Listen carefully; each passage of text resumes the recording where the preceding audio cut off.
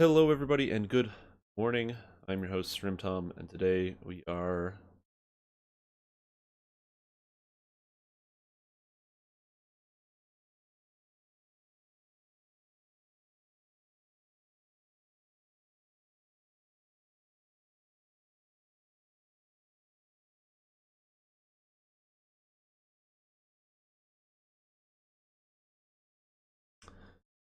doing some stuff.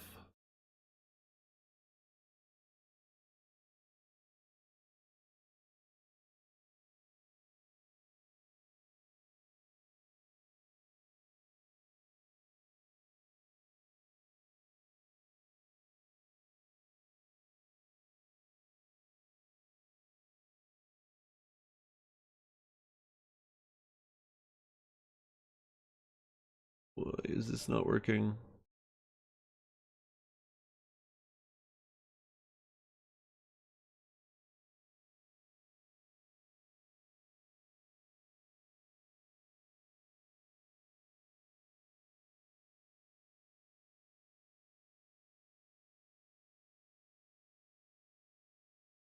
Hey, what's up, Labo? How you doing?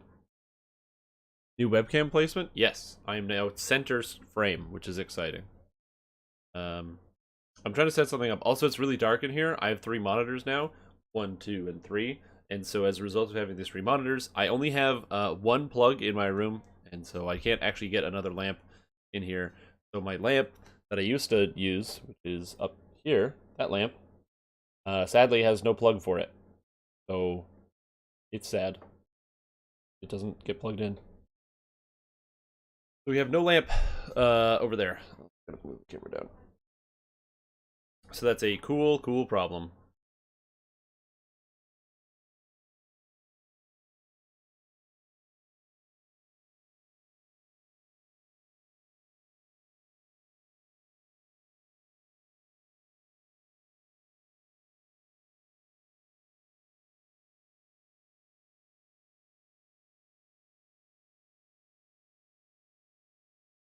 Okay.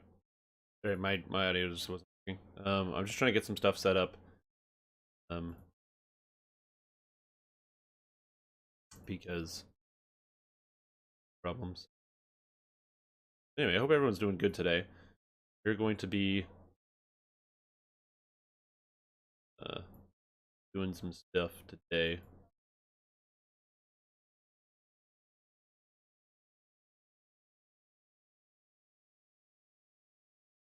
Good.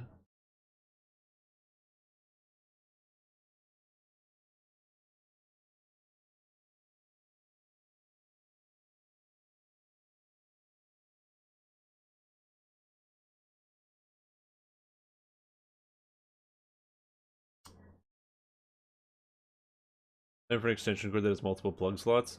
Yeah, that would be a good idea.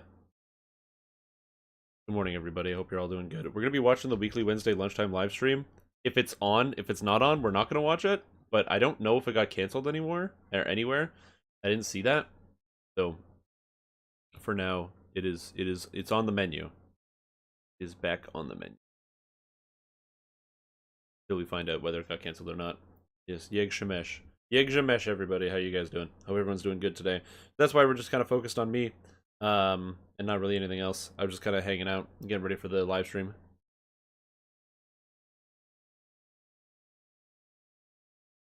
Bro, 200 setups every day, that's way too many. You're gonna hurt yourself, man. I can't even do one. Sitting up in this chair is too much for me. I don't know how you can make the decision to do 200.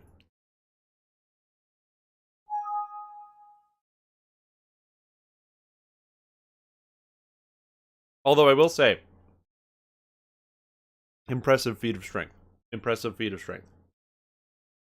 I don't think there was a DDO patch. I'm just gonna double check. There's a Lotro patch that we talked about.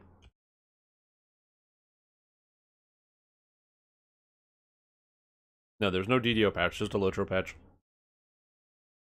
It's just update 48. I don't know when we're gonna get 48.1 or 48.0.1 or something like that. We'll have to find out, but you will see. But yeah, I'm currently just waiting for the DDO stream to go live. If it doesn't go live, we'll be doing some other stuff. But presumably the stream will be going live soon-ish. Yeah, so I hope everybody is doing well today. I'm doing pretty good. You know, it's a good day to be alive. It is Remembrance Day in many places, like North America. So if you're like me, and you live in Canada, it's Remembrance Day here.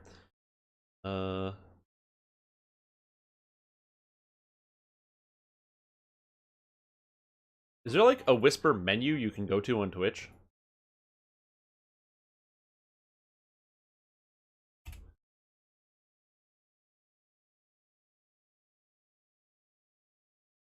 So I can see all my whispers instead of just having this tiny little box. I hate this. This is the worst.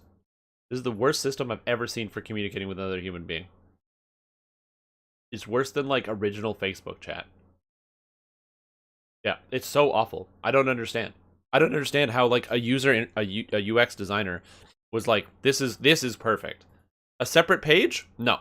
A page where you can see it in larger text? No. A page where you can do formatting? Has to be this little box. So if somebody writes something that's a lot, you can't even like appropriately see everything. Oh, and then oh god, this is the worst. Let me just copy this entire message. We're gonna be looking at a build here in just a minute, but I have to copy this entire message into a notepad so I can physically read it because I literally can't read it. Oh, it's so stupid.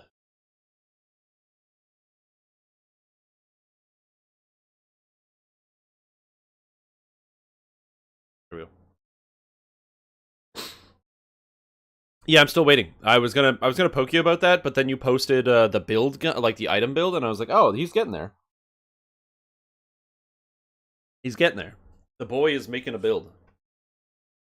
But yeah, after whether the weekly Wednesday lunchtime live stream is active or not, afterwards we're going to be looking at basically recreating a build that is supposed to be a hand axe character.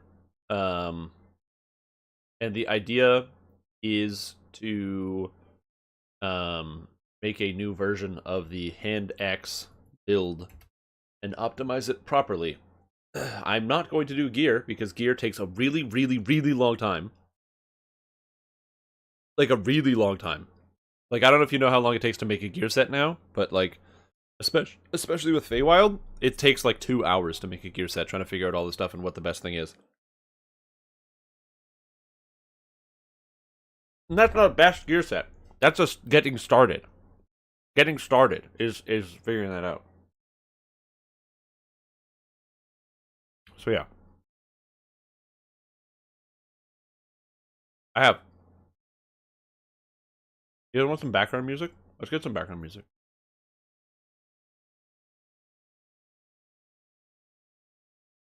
This may be hella loud.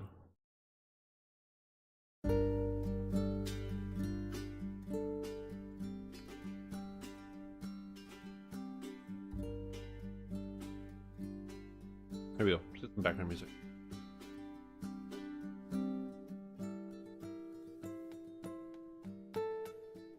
Yeah, I've seen you guys going at it in the channel. I want DDO to upload the Feywild soundtrack. Yep. Yeah, that's what I'm doing. What I'm doing right now is eating, preparing for the live stream. Is it because I woke up recently? No. That's preposterous.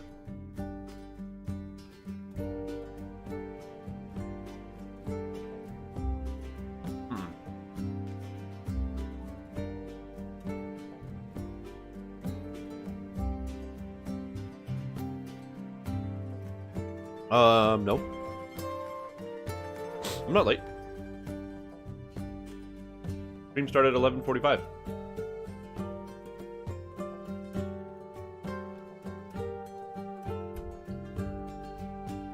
You want a refund? Okay. Sounds good. I also want a refund. Can I get a refund too? Yeah, I mentioned it last night. I forgot when I made the schedule that it was Remembrance Day. And it is actually against the law in my city to have your business open before 11 a.m. and or sorry, so I need to make sure I didn't do that.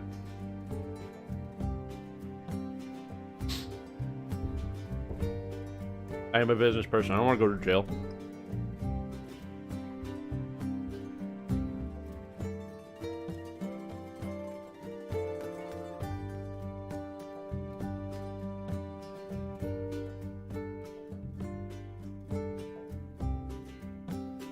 Why don't I refund it? I'm not the guy to control the refunds. It's not my job. It's somebody else's job.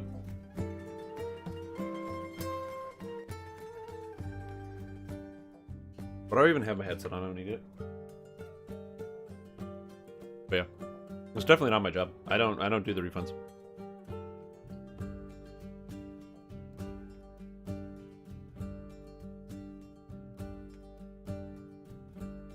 Tell you that your Acid Ranger sucks if people don't follow the build. That's very true. Man, I love it. I love when people are like, man, I tried out this build and it didn't work. And I'm like, oh, that's not good. I'm sorry. What didn't work about it? And they're like, well, I changed this and I changed this and I took 5 levels of rogue and then it didn't work. I'm like, well, okay. Oh. Oh. What?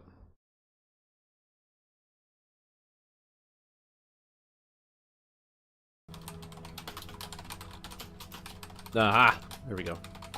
Boy is here.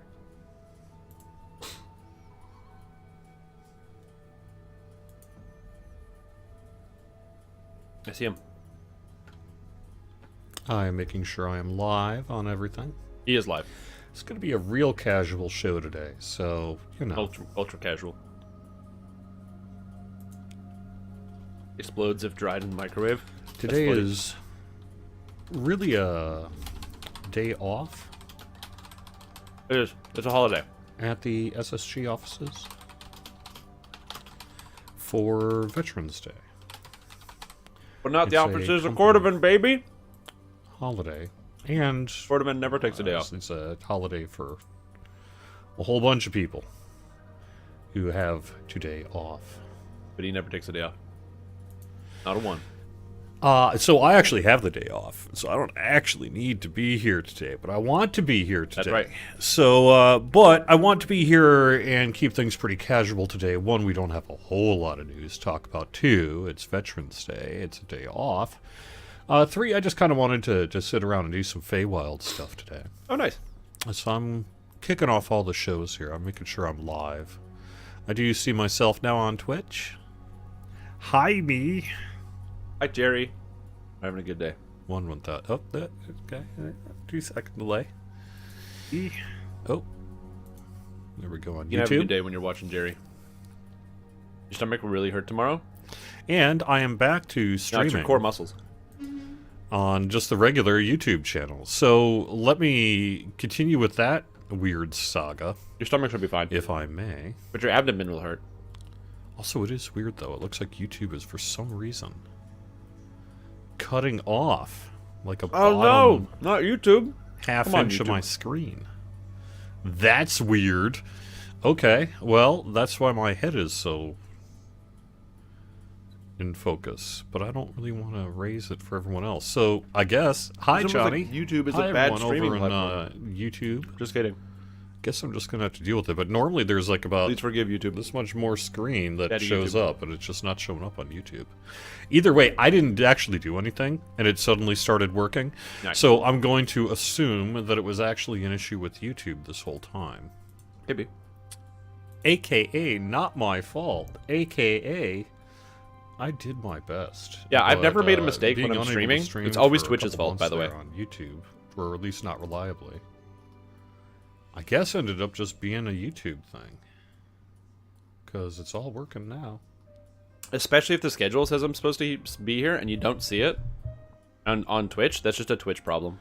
Every time. I'm trying to... Every time. AKA not my fault. AKA... The parts that always come back to me are always the best. Alright. Hey, I'm live on everything. Is he on Argo? When you saw the chessboard in Feywild, you were looking for a white rabbit saying, I'm late, I'm late. I thought that too. I thought there would be some pretty good stuff I don't think he's on Argo.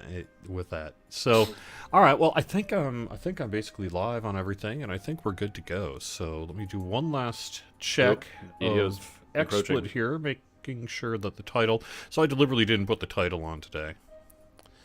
Because this is only a sort of a weekly Wednesday lunchtime live stream. This is a WWLL. Yeah, I type it I should have the day WWLL off every time. instead edition. Yo, is he drinking Welcome scotch? everybody to the weekly What's my boy Wednesday drinking? lunchtime live stream on Twitch, YouTube, and Facebook. I am DDo's community manager Cordovan, and I'm going to be with you here for the next hour, just running some stuff in Feywild and hanging out with you on this Veterans Day. We do have the day off work as SSG, and I know a lot of people in the United States and France and elsewhere do have the day off work as well. So if that's one of you, hope you're having a good one. Oh, sorry. I'm just going to be kind of taking it easy today. We don't have a lot of news. There's a little bit of news I could talk about, but we don't have a lot of news. And I just kind of wanted to relax a little bit and have a real casual stream for the next hour. Nice. So I like here's that. why I wanted to do that. We might not need to watch the whole thing, but you know, if he's So I hanging didn't out, technically have. I could have just sort of said, you know what, let's not do a live stream this week. But I want to be here, and the reason I want to be here is because I would like to thank each and every one of you for a couple of different things. he's probably going to talk about the. Let me get Extra to Life. the first one first, and that is last Saturday we did our Extra Life Game Day Marathon. Oh, so And it went exceptionally well, and everyone had a good time, I think. Let me put myself a little more in the camera so I can speak to you. Why is this camera all like short?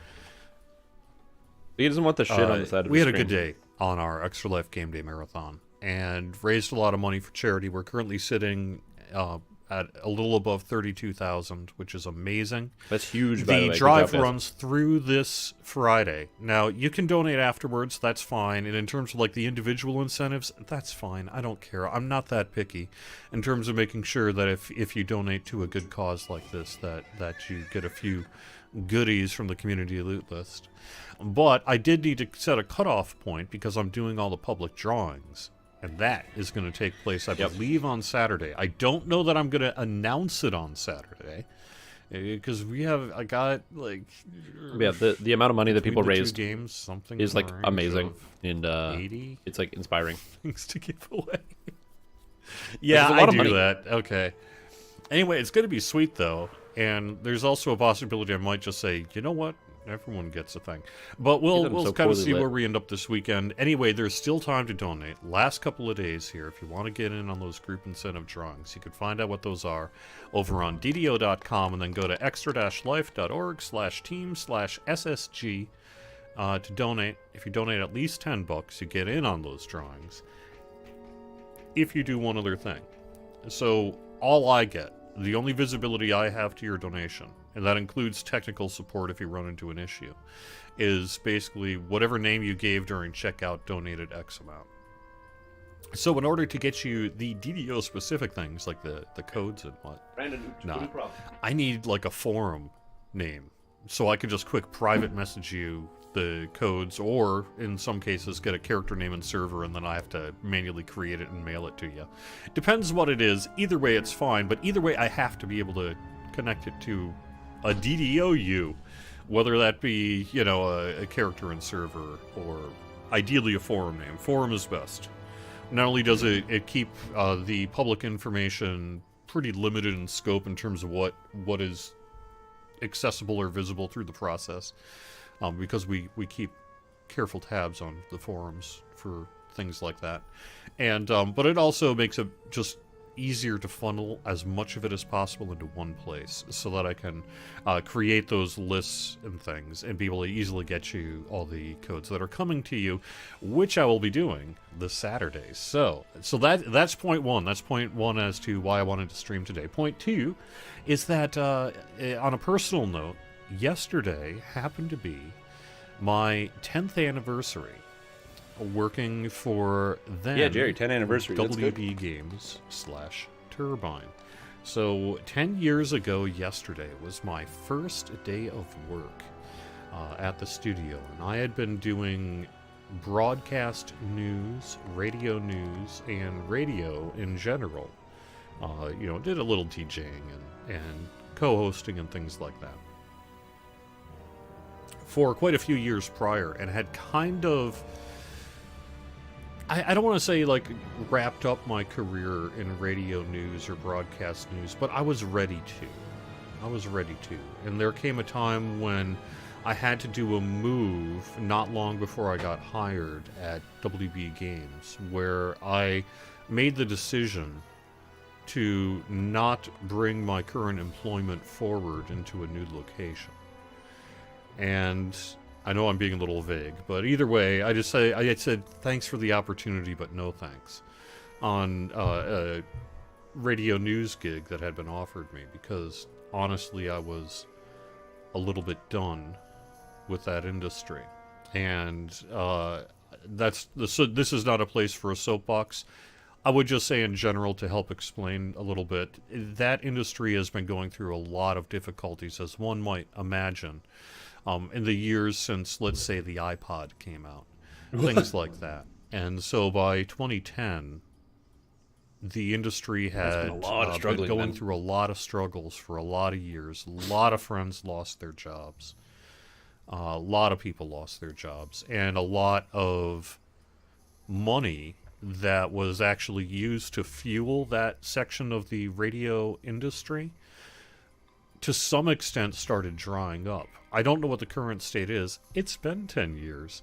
But at least 10 years ago, you saw things go from, you had 4 people in a newsroom to 2, then from 2 to 1, then from 1 to 1 part-time, and things like that. And in some cases, radio news disappeared altogether from a lot of radio stations. So I happened to be doing that during a time of great transition in the industry, and had been really ready to move on. So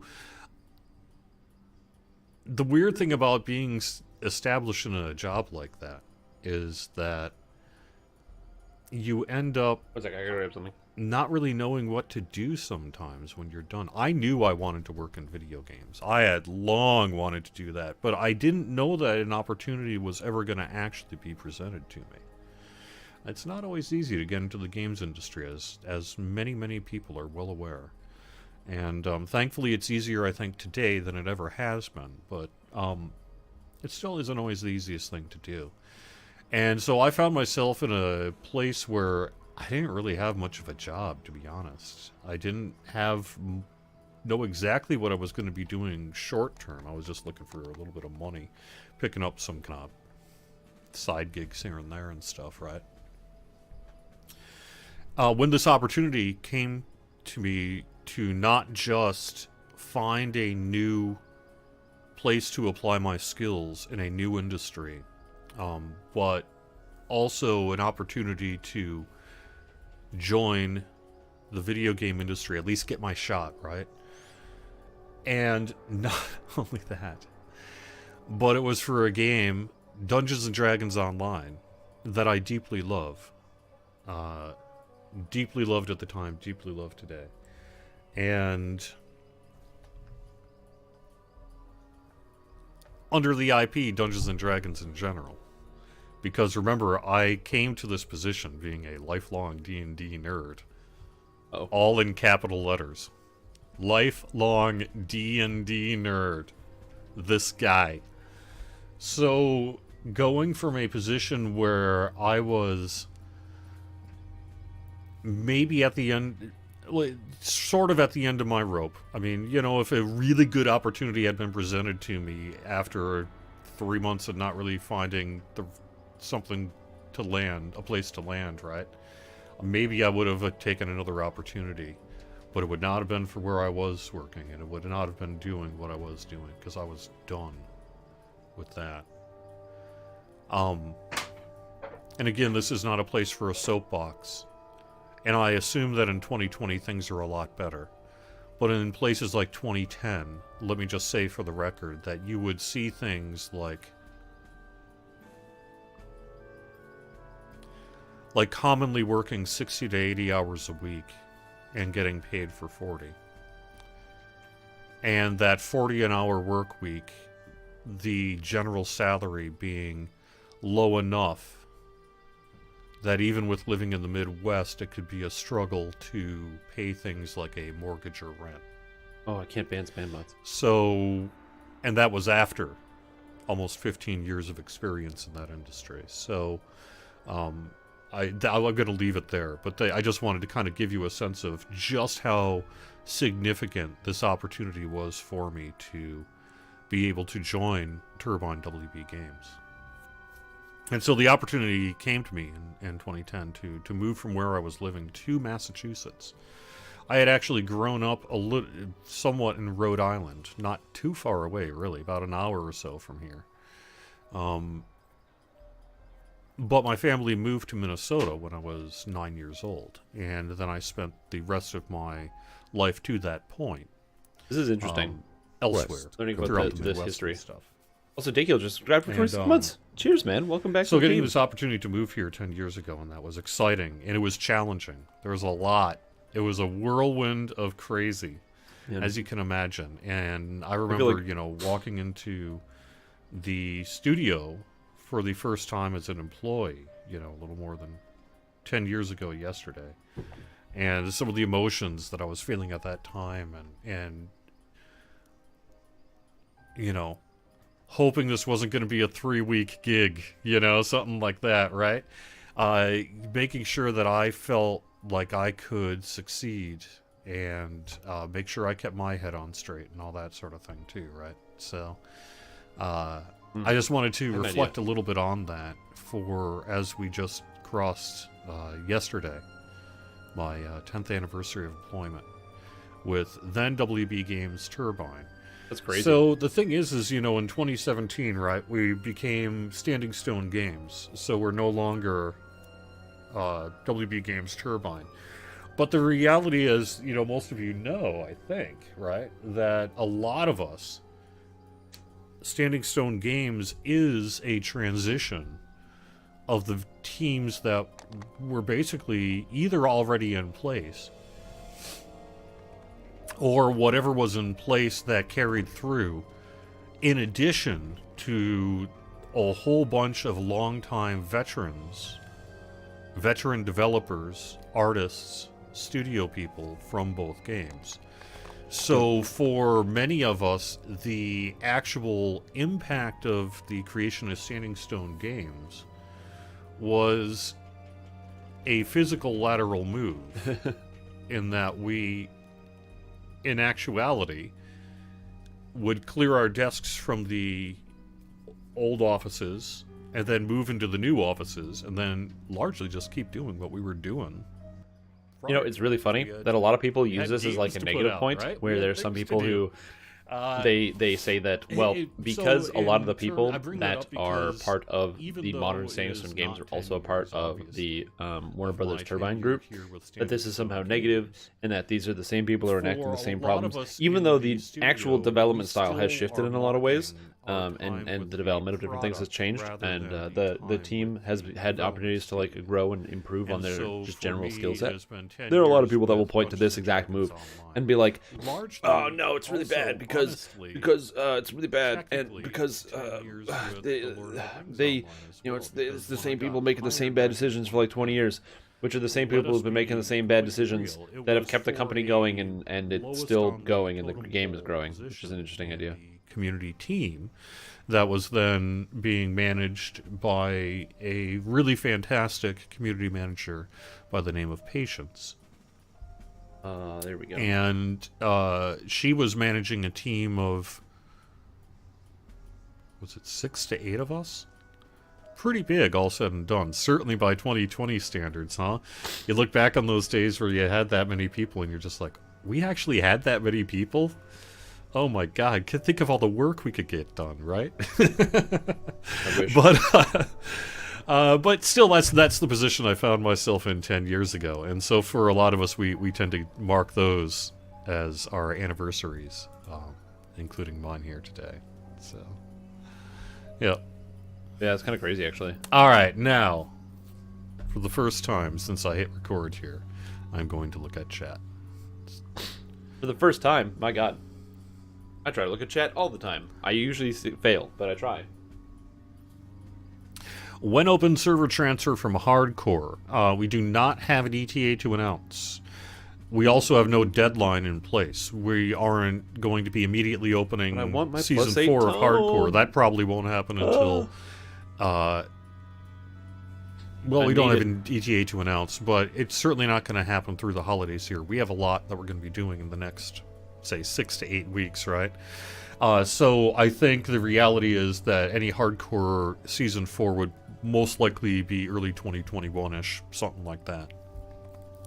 So we have plenty of time to get this addressed. We know what we need to do. It's just a matter of getting it done through all the other work that has to be done at this time, up to and including, say, releasing Fables of the Feywild. So now that that is starting to get behind us, we have a patch incoming that I can talk about in a little bit. We're going to be working on that hardcore thing, since it really wasn't... When you have to juggle a certain number of priorities, right? Things that, while certainly of community interest, can be slightly pushed down the road so that you can do things like release Fables of the Feywild.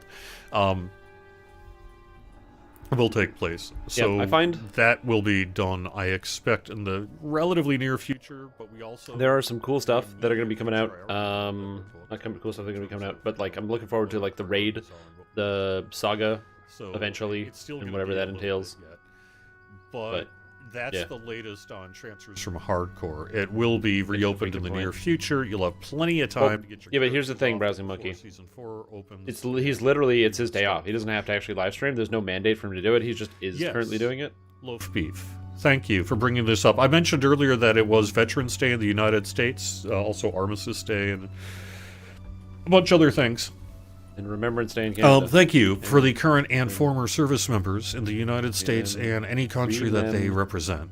The people doing that work are absolutely worthy of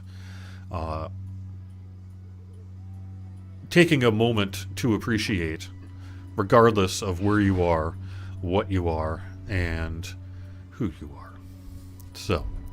there we go. And a moment of silence, Canada, if possible. And let me actually briefly turn off the game audio as well to make sure that that is included.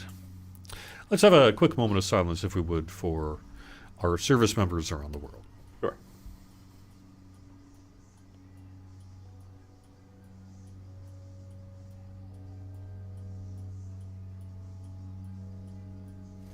All right, thanks. Okay. Good moment. I don't think... Quick question. In the monster manual, blink dogs are lawful good 3E, so doesn't that make us evil for killing them? I would want to check on that, Craig. RPH. I believe they are... Blink dogs are definitely So these would be based good. on the 5th edition blink dogs. Wait, are they? I don't know.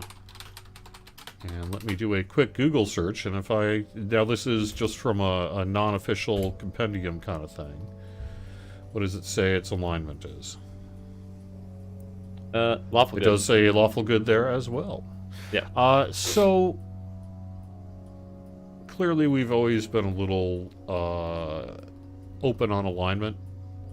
It I doesn't think, matter in if general, blink dogs are lawful good, you they're have the monsters. option not to kill things that are attacking you, and things that are lawful good, that believe that they are operating on their lawful good alignment, would, you know, fit those goals. So if you're being attacked, you can choose to... Like, consider that things in any situation... You know, if the blink dogs are guard dogs and they're designed to guard something, they are doing a good job. They are good dogs, and if they attack you and kill you, then they attack you and kill you. You know, because you're doing something wrong. Any info as to when the bug that was introduced with the 8-hour login will be fixed? I still have to adjust your settings every time you log in. It's such a crazy problem. Yes, that should be fixed in the near future. I do not believe we have it fixed in place for this next patch, but let me call something up real quick that I've been intending to do. Oh. This is the one bit of news I've got, really, for we got the some news show here today, which is but that yeah, we have a patch incoming. There was a time this week that it was hopeful this patch would be released this week, but the reality of having Wednesday off of work along with some last-second things that we wanted to make sure got into that patch pushed it into a time yet to be determined that could be next week. Let's put it that way. So probably patch next week. Probably. Do the math. But I was just going to say, so important thing about this, you might notice that Jerry talks, like a politician. He's got kind of a smooth, soothing voice. He worked in radio for a long time, and when you say stuff on the air, you are and doing things like that, you have to make sure you're measuring what you're saying, especially when you work for like a larger company or representing an industry or a business. If you're representing yourself, like I am, I can say whatever I want. I can mumble, I can act like an idiot, and people will be like, that's a personality, yeah, that's great. But then if it's some larger corporation, they might be like, oh, this guy represents his corporation? I don't like this. So, learning to speak slowly can be a skill that you need to acquire over time. I'm not that good at it. It's actually really funny. If you watch some of my YouTube videos, it sounds like I speak slowly when I do my descriptions of things at the center of the video. That is actually just some movie magic of me speaking very quickly and then adding gaps and breaks to make it sound like I'm speaking more measured than I actually am, because I'm not good enough at it yet. I didn't make this up. I just have to find them. But I agree Here with we you are. About the slowness. I don't know what he's doing. What did I do wrong? I wasn't listening. Okay. Here we are. The most important piece of information in our Update 48, Patch 1, otherwise known as Update 48.1, release notes, is that we are working to make, fingers crossed, the Saga available. So we will have the Saga added in our next patch. Saga reward. We're also doing a bunch of text and kind of minor polish work now that we've had an opportunity to pick up a few things. We're fixing an issue with Favored Enemy, Lawful, and Chaotic Outsider. We're going to be... Well... Come on. I'm going to hold back that release note until I actually see our final build, just in case it's not in there. Spill the beans. Sorry about that. Spill the tea. We are going to be fixing an issue with spell power and turn undead properties. So randomly generated armor, robes, breaches, docents, and shields will have a lower chance to appear with spell power and turn undead, and a higher chance to appear with defensive effects. What? Defensive effects on a shield? Give me spell power instead? Nope. So that's going to be, there's still going to be some people who don't know how to make magic items very well throughout the game worlds, but with the random loot system. Whatever, sell it for plat. Anyway, it's going to have a higher chance for defensive effects now. We're doing a bunch of kind of quest fixes, quest polish for Feywild. We're going to be fixing an issue with resistance augments. There's an issue with resistance augments? Also, Voodoo just hosted a little bit of VO timing issues. I didn't do that. I'm just restreaming it, like a couple of optional order of operation issues.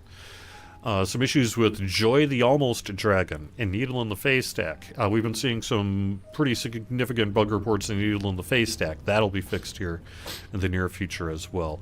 We're going to be fixing a couple of animation issues with shifters, specifically dual wielding. Is going to have a couple of things there. So that's the kind of stuff that'll be in the patch. We'll have the formal release notes when we get closer to it, probably. So I want to take a sec to talk about what he just said about the armor thing. So apparently he just said that there's going to be a lower chance for spell power items to appear and a higher chance for defensive stats to appear on armor. To give you a point of reference for this, if you look at the breakdown of items, about half of all items also hello Voodoo Spice rating, thank you, are spell power items. Like, just half of items that Arcade is drop. Still saying you haven't logged But we in. have a It's bunch up of to 8 spellcasters. months now. Is that something that is happening? But if you with think other about like people? where Is you're getting your not. spell power, most probably it's on your weapon. A person in Twitch chat. Like in most So cases, it's on the you weapon, are or like an orb, or you're saying it dual is wielding not- weapons or something it's like just that. for the timing thing. As opposed to armor. So just reducing the chance just makes it so more armor is going to As be long better as it's on a average than trivial issue for less you, good. Let's do a quick reinstall. But if that isn't trivial for you, then I guess it's just a display issue.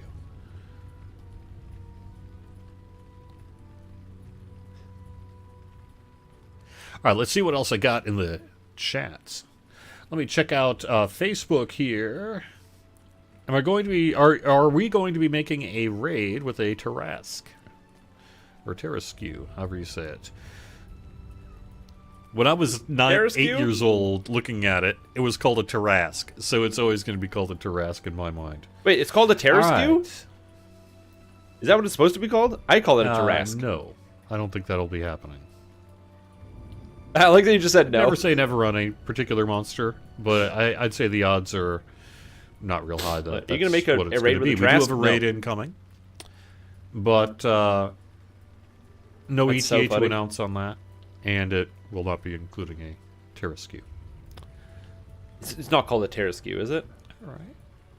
No way. How to pronounce Tarrasque?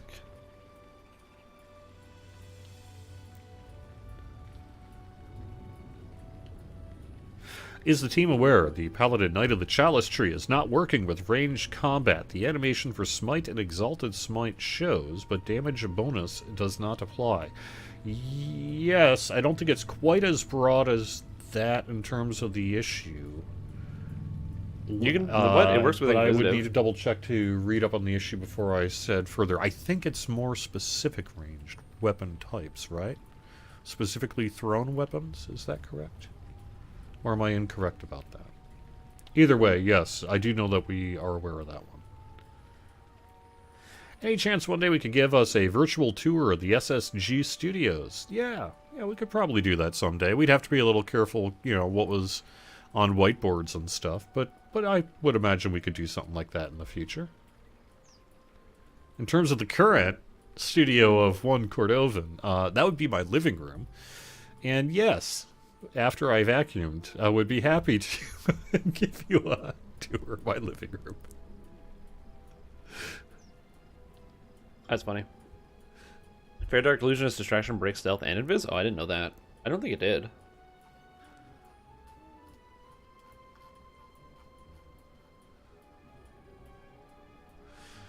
Alright. Cat hair for days, yes. Yeah. If you have a cat in your house, there's a cat hair everywhere. Cat's right there. Fate Arc Illusionist Distraction breaks stealth and invisibility. I believe that may be working as intended. I could get the cat, but it will attack me in the face. Shield is So I not can't giving do its that. extra PRR, correct. Yeah, it sounds like a bad installation to me too, Fallen Nashova, regarding Starchild, your question. That's what has me, because I have not been seeing that. I haven't really been looking. After a while, that stuff kind of just gets buried in the background unless you're specifically looking for it. But I have not...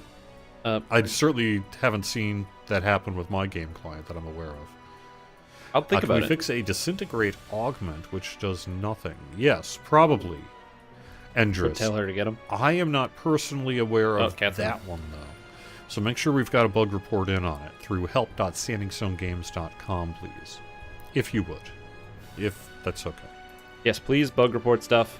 Don't tell Jerry. All right, and I am not seeing, unfortunately, I'm not seeing my YouTube chat. What happened to my YouTube chat? Either I'm not live, Yeah.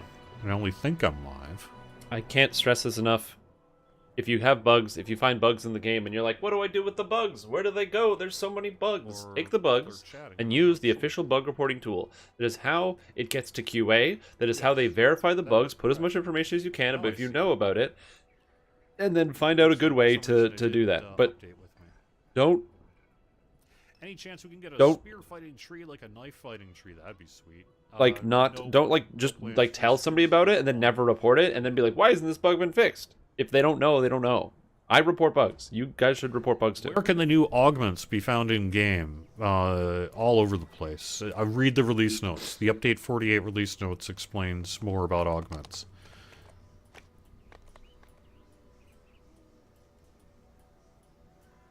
Just report bugs when you find them. Someone saying in YouTube chat, as a former radio journalist, I feel you. Radio was a lot of fun and a great place to starve. It was. Yes, that is absolutely true. My right, God, your DJ that you love that works in the afternoons or something is probably getting paid peanuts. Peanuts! I remember one of my first jobs in radio, just to again give you perspective, that the pay was so low that the radio station's own sales manager had to offer me a super duper deal on rent from one of the guy's own properties, because the guy had a side gig doing rental properties. And the guy had to cut his rent in about half in order to make it so that I could live in the place where I was working, based on the amount that they knew they were paying me. So there was a nice little eye-opener as to what to expect in the wonderful world of radio salary. Hey, I don't pay you enough so you can like have an actual life, but you can live on my property and pay me back the money that I pay you, and basically just work for free. Holy moly. That is also not an uncommon thing. Company owners are more than likely to own property than people who don't own companies. I don't have a list of the new augments. There's many, many of them. I would say hopefully the DDO like Wiki I used to work in sales, and I used to deal with a lot of people that own companies. Almost every person that I dealt with also happened to own 1 or 2 properties that they managed, because you make a lot more money that way. God, I hope so. Listen chart. Okay, thank you.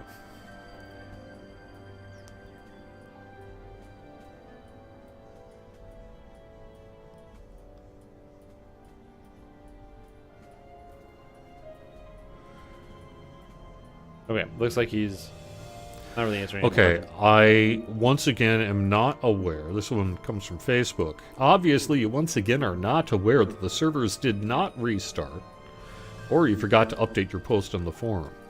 The answer is I am not aware that the servers did not restart today. So, also remember chat this is is showing. my day off. That's actually really funny. What a consequence. Noon live stream, hence why I was not aware that we did not actually do a restart. I did, however, receive an email on Tuesday afternoon saying we were going to do a restart. So, hence the downtime notice.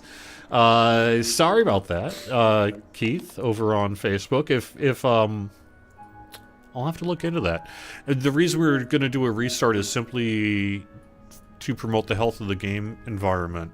Normally, we would not have done a restart this week because we were hoping to get the aforementioned update 48 patch 1 out. From this. But so now that is... there's nothing really going on. You know, he's relaxing. He's having a good day today.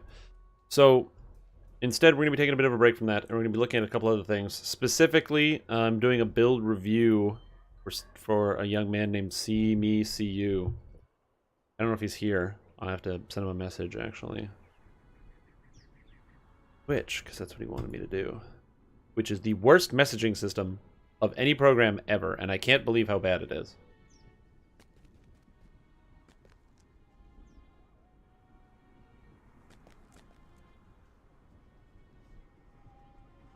I was going to watch the whole thing, but, you know, he's doing stuff, so yeah. Probably playing with Voodoo, that's fine.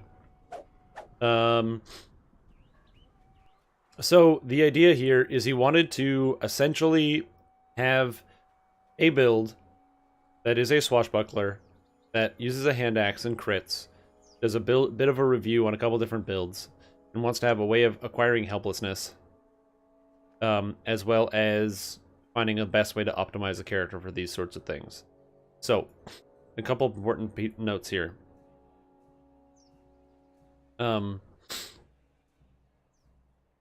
So yeah, so there's a lot of interesting builds here. And basically, for this type of character, a lot of things have changed. Obviously, these posts are old posts. A lot of things have changed since this time. For example, for hand axe builds, barbarians are gods now. So you really want to be a barbarian and also a swashbuckler at the same time. So something like this, yeah, is not too bad. Is there a date on this build? Rogue, Barbarian, Bard. Why is there so much Rogue in this build? Yeah, you go Tier 5 Frenzy Berserker for Focus Wrath. That makes sense. You go Assassin for Killer. That seems wrong. Swashbuckler. Harper Agent. And you get Know the Angles. Yeah, Intelligence seems fine. Although I probably wouldn't use that for right now. I would probably make a couple adjustments to this build. And also you don't use Ethereal Plane anymore, because Ethereal Plane is no longer good. So this is an important thing. And while Sneak of Shadows, again, something else you don't take. So these are like major adjustments from changes and nerfs to a couple things. So yeah, so that's the idea here is you want to change up your build to kind of fit what is good. And so for a character like this, you now have a lot of unique opportunities. I think there are some good reasons to go Bard instead of some other options. One of the main reasons you want to go Bard is because instead of going something like Rogue for all the extra sneak attack damage, which admittedly is good, instead of going extra Rogue, but instead by shoving in a whole bunch of Bard, you get yourself the ability to freeze monsters extremely well at a low cost. Really, the hard part is figuring out where exactly to spend your points, and the freezes are very potent because you can essentially lock down any target and get extremely high single target damage on that target and critically strike more than almost 30% of the time. Actually, I think it is exactly 30% of the time you critically strike, which is pretty damn good. So yeah. Also, this is just wrong. Killer plus 20%. If you are soloing, you will usually have Killer active. If you're playing in any type of group, you will not have Killer active. So I'll just make this screen bigger. But yeah, if you are... There's a whole bunch of problems with this post that I'm finding. Where's this post? Where'd it go? There it is. This is this 20% killer is like a major incorrect statement. So that's something important to note. Also, opportunist is not bad though. And 1% some swashbuckling. You can twist Halo blows. The other option is Rage as well. Go Raging and go Strength and ignoring all that other stuff. So there's a lot of weird options to go. I think Strength is one of the better options, depending on how much Barbarian you put in. There's kind of like two paths you can take now. I think that, and another thing, is that this is intelligence based on Harper from 2019. This is before the Harper change that made it so that it no longer stacks with Insightful damage. So right now, Insightful Deadly, I think, is plus... What, it's like plus 10 or something on items? I think that's right. How much is Insightful Deadly? I don't know. EDO, Insightful Deadly. Insightful Deadly is 9?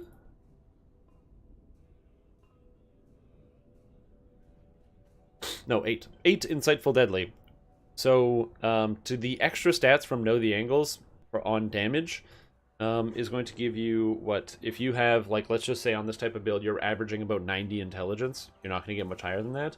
90 intelligence is going to give you a plus 40, which is going to give you a 20 for Know the Angles, so you get an extra 12 points of damage over top of a regular build. 12 points of damage is very good. How exactly is that going to come together is kind of tough. So let's take a look at some of these ideas and kind of merge some of the different points together. I think that going with intelligence, for me personally, is not the way I would love to go on this type of build, simply because even though it can be, you know, reasonably good to get that extra little bit of damage, I think that just in general, the idea of giving up on a lot of the powerful Bard-based crowd control, or just crowd control in general, like this character has no CC, so you basically just die, which is something I'm not a huge fan of. Like, you fight one monster, and you can't crowd control a single thing that comes out to you. Like, this guy doesn't have any knockdowns, any stuns, anything like that. Even in terms of feats, does he take Dire Charge? Yeah, this Dire Charge is the only thing you can do to protect yourself in a build like this. And what do you do if the monster makes her save? Or what do you do if your Dire Charge misses or screws up? Well, then you're just instantly dead. So these are all problems. So I would probably shuffle around a lot of these points here.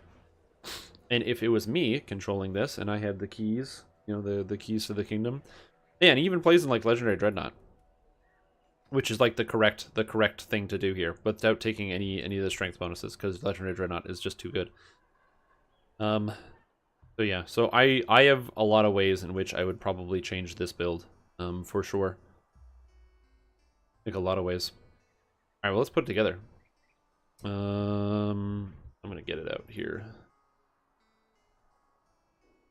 How do we do this? As I said, you have to ask yourself, okay, what are the original builds focusing on?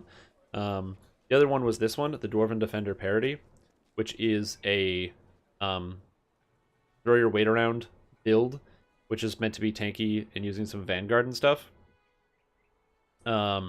Which is like right here. Again, I don't think that this is a good idea either, because you're going to be splitting your damage. And also, if you're doing anything other than strength, you don't want to do any... Yeah, there it is. Int-based damage. Int-based damage does not apply to shields, so all of these Vanguard points don't do anything other than Stunning Shield. And Stunning Shield is nice, but you know what's better than Stunning Shield and has a shorter cooldown? Your Bard stuns. So that's why I would want to go Bard on a build like this. So let me load this up.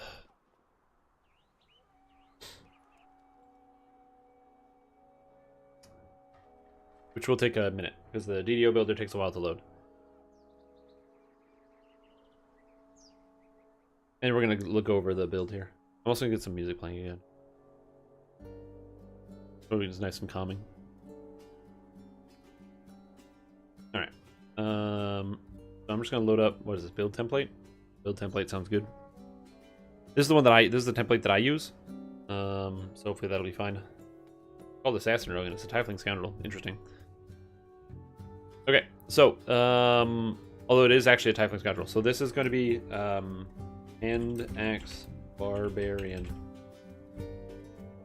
thing.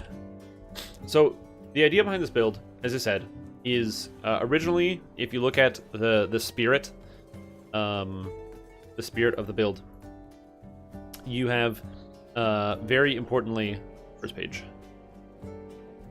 The idea here is a self-sufficient Zerger using swashbuckling and stalwart defender stances that can tank EE raids. You can't tank EE raids with this build. You're just not going to do that. Like, because the game has changed now, where bosses are going to be hitting you for, like on Epic Elite, they're hitting you for like 2,000 damage. So you're not going to be tanking raids with this character. Old raids, sure, but not a lot of the current content. But that's okay. Ooh, look at that. 1,500 health pool. This guy has no idea how much health he's actually going to get, because you're going to be getting like closer to 3,000 health pool probably with this type of character. And the idea was to do strength. And he's got a, PRR around 100 or more with past lives. Ooh, this guy doesn't even know what 200 PRR is. So we'll get there. And look at that, 18 to 20 times 3 crit profile. Oh, 2014 is beautiful. It is a beautiful time to be alive. And there's a Dwarven Bard Fighter Rogue. This build is going to be changing, so it is going to be not a Dwarf, because Dwarf is not the best option here. Dwarf is a good option, but this build, again, focuses on going into Dwarf for throw your weight around to get you Constitution to damage, not Constitution to hit. This is more before you needed Constitution to damage, or Constitution to hit. So, for example, this guy... Ooh, photo bucket. Look at this watermark. Oh my god. Is this even here? Oh no, it literally just links to photo bucket. That's hilarious. But he's got 78 constitution, this guy. He's got lots of health. He's got 1898 health. Although I can't see his actual attack stats and his damage and stuff. But it says, he's a tank and he can solo stuff. Let's see what's going on here. What's this? Epic Elite. Solo. Breaking the ranks. Full screen is unavailable. Thanks.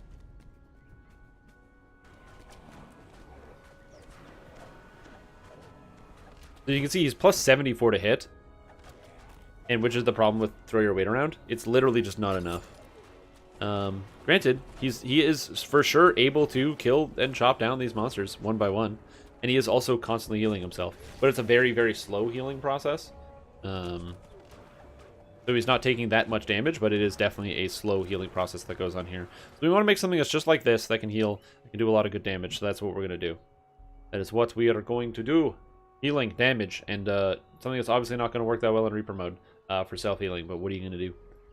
I guess, how do we do this? Lawful Good, Tiefling Scoundrel? No. Probably neutral, if anything, but Tiefling Scoundrel is the play here. Tiefling Scoundrel is powerful because it does a lot of different things that's very good. One of the things that it does in a very good capacity is work with hand axes, surprisingly. If you didn't know, as part of the racial free enhancement tree, let me just load it up here, you get this ability called Dashing Weapons, which increases your damage with hand axes, which is very convenient. It also allows you to gain additional points of charisma. This character works out very well. And you also want to be focusing exclusively on charisma. Strength does not really give you much of a bonus. Same with dexterity, constitution, and who's messaging?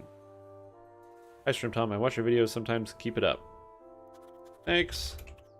Smile. Alright. Tomes aren't going to factor into this build, but I'm assuming that this is going to be a 36-point build. If it's not a 36-point build, essentially you just drop your points out of charisma to have a lower charisma. But I think this is probably fine. You will, if you don't have tomes, you want to make sure you actually have enough dexterity to grab precision, because precision is an essential feat. Oh, hey, CBCU, what's up? I was just talking about it, where basically I went through, in case you missed it, and you didn't see some of the other stuff that I talked about, I went through both of these two builds and I talked about the different ideas. This build is interesting, but it's old. It uses ideas such as not needing more than 70 to hit, which is a problem, which is why you can take things like throw your weight around. And then, and the ideas are interesting, but again, they have some flaws. And then this hand axe build is based off of some older concepts. It's only a year old, but some older concepts, such as know the angles being as valuable as it is today. If you have a 90 intelligence, know the angles is worth 12 deadly. Is it worth 12 deadly to have no crowd control in your build? And that's something that I think the answer is no, it's not worth it. On top of that, this build also works off of old unnerfed things, such as Scion of the Ethereal Plane, which is now not very good. So the sneak attack damage notwithstanding, your character doesn't have quite as much strength. Additionally, this is a solo machine, in theory, because Killer is not good if you're in a group. It's good if you're soloing, but it's bad in a group because Killer is not going to proc very often, since you're just not killing the monsters. That's just how it is. You don't get to kill all of them. You want to kill all of them, but you're not going to kill all of them. So that's something to keep in mind with this build. On top of that, so like I said, this 20% double strike here is probably not going to happen. You don't take improved sneak attack. Ethereal plane, again, just not, it's not happening. These things have changed a lot. There's better items than Van Richten's Cane or the Crab Shell Buckler now. So there's been some changes. So the way that I would do this is not an intelligence-based build. I would actually do this in a slightly different way. I would do this as a charisma-based build, and there's a couple of reasons why. One, the Fade Dark Illusionist gives you access to charisma to hit and damage, which means you can scale that off of all of your attacks. And the reason why that matters a lot is because bards get something that is really powerful called the Freeze. The Freeze works on basically everything. It works on constructs. As long as it's a physical creature, you can freeze it. So if it's not a ghost, so if it's a construct, if it's an undead, you can still freeze it, which is extremely powerful as a crowd control effect, and it's very easy to get to maximize. So again, the idea here, welcome back, is you want to start with this build something like this, and you want to be a Tiefling Scoundrel. You don't generally want to be a, you want to have enough dexterity to be able to take precision eventually, but you don't need strength, you don't need dexterity, you don't need intelligence, you don't need wisdom. The only thing you're going to be using is precision and the balance feat line. One of the reasons why I said Tiefling Scoundrel is because they gain bonuses to their charisma, which is important, and on top of that, they also gain bonuses to hand axes, which is how the build is working. So why not get the things that are inherent to the build? Now, if we actually look at the levels, this is the favorite soul build I was using. Whoops. We're now going to change the different levels. Bard is going to be our first level of our heroic class. Thank you. So Bard is changing. Yes. Load, please. This program crashes all the time. The next class is Barbarian, and the last one is Rogue. So the idea here is you want to have 5 levels of Barbarian. You want to have, or at least 5 levels of Barbarian. You want to have 2 levels of Rogue, so you get access to Evasion, because Evasion is just good. And also being able to do traps. You could do traps without having full intelligence gear if you just use Legendary Green Steel Crafting to craft yourself from level 26 on a plus 39 to all stats item. That's pretty good. And then, of course, Barbarian is the bread and butter. So for this character, as I said, you want to get the Barbarian and the Rogue stuff in as soon as possible. You start with a level of Bard because that's just convenient. This character level, instead of being Bard, how do I change? This is going to be a Rogue. There we go. You get your Rogue level right away. Then you can throw in a bunch of Barbarian. The reason why you'd want to throw in pretty much all your Barbarian right away is it gives you access to all of the... you want to throw in as much Barbarian as soon as possible because it gives you access to a higher base attack bonus, letting you take feats. You pretty much want to just get all of these out of the way and finish off with Bard later because the Bard stuff is not as important as the stuff based on your base attack bonus.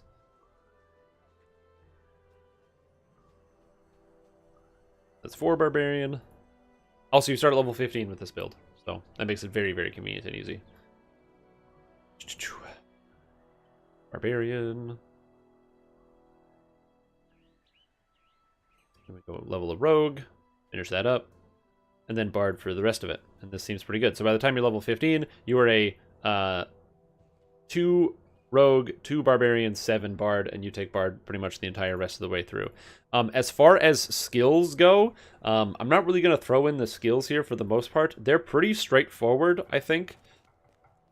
Stuff like Balance needs to be maxed at all times, because Balance is how you're able to take your feats, so you need to max out Balance.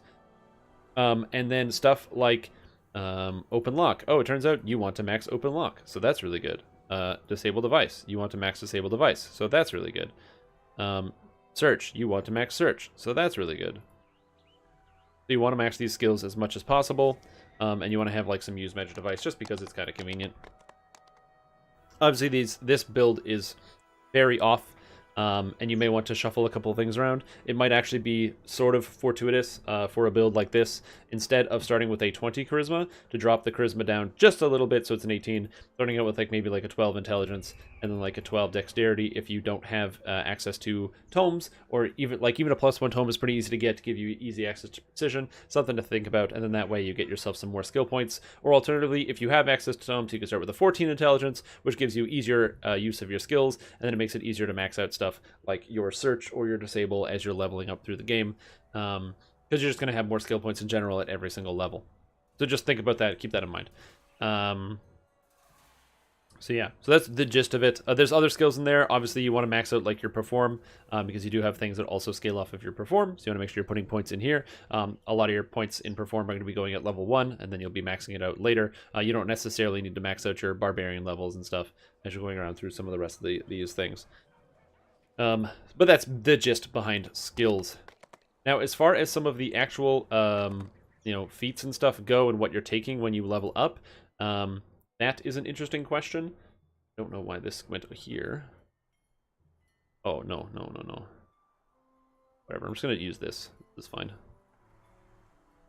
Okay, so at level 1, you can't take Precision. You don't really need any of the spellcasting feats. The only spellcasting feat I would consider taking if you wanted to would be Quicken, because Quicken is reasonably good. There's also Shield Mastery as an option to take, because your character, of course, will be using both Shield Mastery and Greater Shield Mastery. So you can grab Shield Mastery, you can grab Quicken. You want to have Quicken eventually at some point. Outside of that, as far as your feats go, you can also... Oh, and I forgot, also single weapon fighting is also an important thing. You need to make sure you take that. Let's just do single weapon fighting first. Stay focused, Room Tom. Stay focused. For this level, then you can, as you start to move into Barbarian, then you can consider taking Shield Mastery. You want to take all the Shield Mastery feats, which means your feats are going to be quite tight. So you want to have, like, Precision. You want to have... I don't think I can take Improved. No, you can't take Improved yet. You want to take Shield Mastery, which I can't find. Shield Mastery. You're not taking Past Life Arcane. You want to take Improved Single Weapon Fighting, because you want to have all of the single weapon fighting abilities here. You want to take Improved Critical with Slashing Weapons, because you're a hand axe guy. You want to take, if possible, Greater Single Weapon Fighting, and you want to be grabbing 8 of your epic feats improved shield mastery. Again, you don't really need Quicken for the leveling process because the healing from what you're doing is not really that relevant from your abilities. The only heal you're casting is Rejuvenation Cocoon. Pretty much everything else is staying outside of what it is you want to do. You don't need any of those extra additional feats or anything like that. At level 21, you're going to take everyone's favorite feat, which is overwhelming critical because of all the additional damage that you are given. And now at this point, you have a couple different options. I personally think that it's probably best for you to nab Quicken Spell around this point because quickening your Rejuvenation Cocoon is really, really nice. However, you can completely avoid Quicken on this character. Instead of taking something like Quicken Spell here, grabbing either if you have different past life feats, one that might be beneficial. So for example, one that's really beneficial for this type of character is like Completionist, if you wanted to take that. Another option of something that could be beneficial, Force of Personality as a good defensive feat, as a great option here. It also works out. And then another one that I really like is Inspire Excellence, because it's like Completionist, but for every single person in your entire group, which again, is pretty good. So you got to consider exactly what it is you want to take here. I would probably go with Inspire Excellence because it's like Completionist, except you don't need Completionist to take this feat. I like Epic Fortitude, so I would just definitely leave that there. As far as the earlier leveled feats, you have to look at what are the items, and the item you're probably using is, I think it's what, Typhoon or whatever it's called? That legendary hand axe? What's that one called? Whirlwind? Not the Sinister Hand Axe, not the Forgotten Hand Axe. Oh man, do you guys remember the Forgotten Hand Axe? Oh geez. That's not a good weapon. Tornado, that's the one. You're probably using Tornado, because it's currently the best hand axe in the game. Only mildly, the Sinister Hand Axe might actually be a little bit better, even though it's supposed to be an offhand weapon, which is hilarious. But yeah, so you're probably using Tornado on this build, and since you're going to be using that, Tornado doesn't have any damage reduction bypasses. It's just slashing and magic. So you will want a way to bypass immunities. So first of all, you want to make sure you're grabbing perfect single weapon fighting. Actually, do you want this? Do you even have Vorpal? You don't even have a Vorpal weapon, so you don't even need perfect single weapon fighting because you don't Vorpal anything with this character. So you want perfect 2-weapon fighting. At 28, there's a lot of different options. You could take a defensive option, like Elusive Target, which I've taken before. I would never really take First Blood. I don't like First Blood. I don't think it's good enough to consider taking, because there's very few fights where you need to phase a guy really quick. So that's not that great. The Queen's Guard is offhand. Did they nerf it? Oh, it's not on the wiki. Is that one of the new ones? Is that one of the new weapons? Magical training, take points in Fey Dark Illusionist? Yes, you do, but you get it out of your enhancement tree. You get it out of the enhancement tree, Venom Nom. That's why you don't need to worry about actually taking the feat. But yeah. So you could do that. I like to take Pierce Adamantine because it's very convenient because there's always Adamantine monsters, and then that way you can also have good and cold iron augments or DPS augments. And then at level 29, hey, guess what? It's the best feat in the game, Dire Charge. There's no information yet. Oh, is that the raid one? Yeah, the raid hand axes are only relevant when the raid comes out, and we don't have the raid yet. So don't plan for that. As far as your legendary feats, you're taking Scion of Arborea, because again, Ethereal Plane got changed. It is not as good as it used to be, and you have all of these stats. So I would recommend going with Scion of Arborea at this point, over top of Scion of the Ethereal Plane. And then as opposed to Epic Reflexes, I actually personally really like Epic Reflexes, so you should probably keep that. You could also consider taking Epic Damage Reduction, depending on what you think is best for your character. Similarly, you can swap out Epic Fortitude for Epic Reflexes, and then just twist something, a tier 1 twist, to get your no failing Fortitude saves on a 1, which is pretty good. So that's essentially your leveling up process. So now you ask yourself, alright, so this is how I'm leveling up, but how am I going to be spending my enhancement points? Because you have a lot of different enhancement trees. You need the Spellslinger tree, you need the Swashbuckler tree, you need the Ravager tree. No, I don't need. I need the Frenzy Berserker tree, and I need the War Chanter tree. So these are the different trees that you're planning on using. Oh yeah, and the Fey Dark Illusionist tree. There's a lot of trees. Do I have access to the Fey Dark Illusionist tree? Yes, here we go. This is a very, very long list of things. So here is exactly what you need to be taking. Number 1, you can't put points in the Fey Dark Illusionist tree because you don't have magical training. But Spellsinger Magical Studies. 1, 2, 3. Boom. Now I have access to the Fey Dark Illusionist tree. So that's what these 4 points are for. So you're always going to want to spend this. Also, Frenzy Berserker, there are a couple things you're going to be taking every single time. You want to grab the Cracking Attack because it's just a good ability for you to use. You don't really use your rages on this build. You'd essentially only use them for Scaldic Rage and not the real thing. This character doesn't want to be raging. It just wants to be Scaldic Raging so they can still cast spells, which uses your Bard Songs, so you don't actually need additional rages. So you can take something like Die Harder if you want. Extra action boost is good for this character because you will be running a lot of action boosts. Grab yourself Body Blow. You can grab more Constitution you want. You grab Sprint Boost because Sprint Boost is Sprint Boost. Grab yourself some extra attacks. I'm honestly not even sure what you would want to use here to get yourself up there. Maybe you grab Blood Tribute because it's just convenient and good to have. Get movement speed every time you action boost with Athletics. I have no idea where you're supposed to spend points in this trade to be good because you're not a strength-based character. In theory, you could take Supreme Cleave, but like you're probably not going to use Supreme Cleave that often, and you just want Focus Wrath for the most part. That's where you're spending your points there. Out of the actual Swashbuckler tree, you want to make sure you're picking up Swashbuckling because it's really good. So for this one, you don't need On Your Toes, Tavern Shanties, Limber Up, no. So you want to grab Blow by Blow, which is an attack that gives you additional critical threat range, and you do a lot of critical damage. That's kind of one of the most important things. And I guess you could grab an extra dodge here. It's pretty free. Swashbuckling is, of course, essential for this character build, and you want Action Boost Double Strike.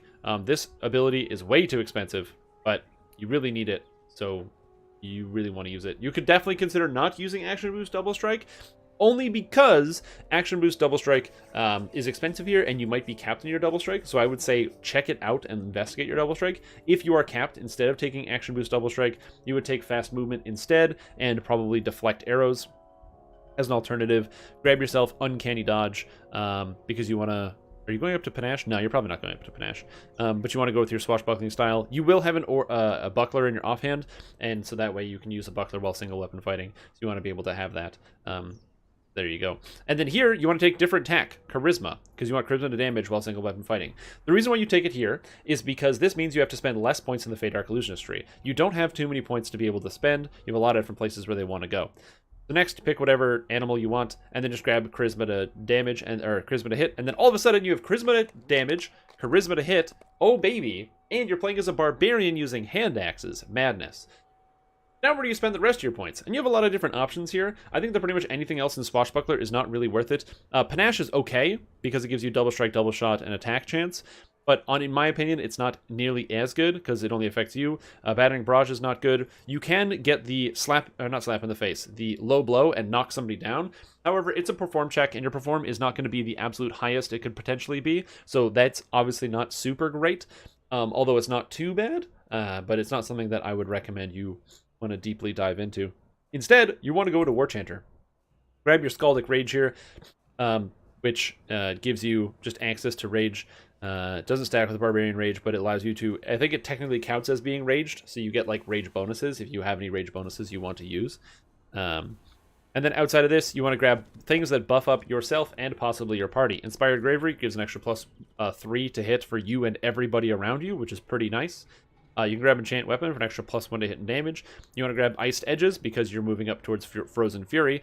And Song of Heroism is God tier. It gives you +2 on all saving throws and skill checks and immunity to fear all the time, which is an amazing ability just to have in general. At which point then you can grab Frozen Fury. Now, if you want to grab even more damage because you do have some points left over, you can move up and grab the Recklessness, which is an extra 6% double strike if you wanted to do that. Alternatively, you could also grab Fighting Spirit, which gives you additional damage or additional temporary hit points based on your Charisma score, which is pretty good. And the final alternative is instead you could spend some points in the actual Tiefling Scoundrel tree, picking up some of the improved damage from dashing weapons, getting extra hit and damage here with your hand axe, which is not too bad. This is a very tough call where you want to spend your points. This is everything you physically need with this character, so asking yourself where you want to go is a good question. You don't really need this ability to cast spells while using medium armor without dealing with the arcane spell failure, because you have proficiency and it's very easy to get augments and a single filigree and just eliminate all of your armor woes with this type of character. So I don't actually recommend you take armorer because you're already going to be proficient. Then at this point, one of the things you'll notice is this build has basically no charisma built into it. So then you can start pumping charisma if you want. So you can like pump charisma, grab charisma, and just get a bunch of additional stats that's going to help out your melee damage and your extra stats. Again, this is all heavily dependent on how many racial points you also have access to. If you have basically no racial points, then it might not be best to spend points on the Tiefling Scoundrel tree and maybe move up on the double strike. If you already have like this double strike, then just pump your points into the racials, grab some of this stuff instead. And this only costs 1. That's hilarious. How much does this cost? That's a 2-pointer? Man, I didn't realize that was a 1-pointer. Wow. I know something like acid resistance, what have you. So, but somewhere around here is probably fine. So, but yeah, this is kind of where I would start. This is like the baseline, and then you can take extra stuff as you need. Whether you want to get more mana out of Fey Dark Illusionist, get an extra +1 to hit and damage, and ability to turn your weapon into force. It doesn't matter. This is kind of the gist of it. So you've got most of the damage and the stuff that you want, and you have this freeze. Again, one of the reasons why I recommend the freeze, and why I think it's so important, is because this is 6-second cooldown, 1 cost on your mana, and it freezes anything that is corporeal. Does it freeze Forge Wraiths? No. Wraiths? No. Shadows? No. Specters? No. But every other monster in the entire game? Yes. And that is incredibly powerful. And you can use this all the time. It's just you just slap a guy and then you start knocking them down. So when you're asking yourself, how do I make targets helpless? What abilities am I using? Color Spray and other spell-like abilities, you're like a melee guy. You don't have to spend your points and your items trying to figure out how to get illusion DCs. This is a waste of time. Stunning scales both Frozen Fury and Dire Charge. So now you can hit whole groups with Dire Charge, or if you have one monster, or if it's like an undead, you just instantly freeze it and then chop, chop, chop, chop, chop, it's gone.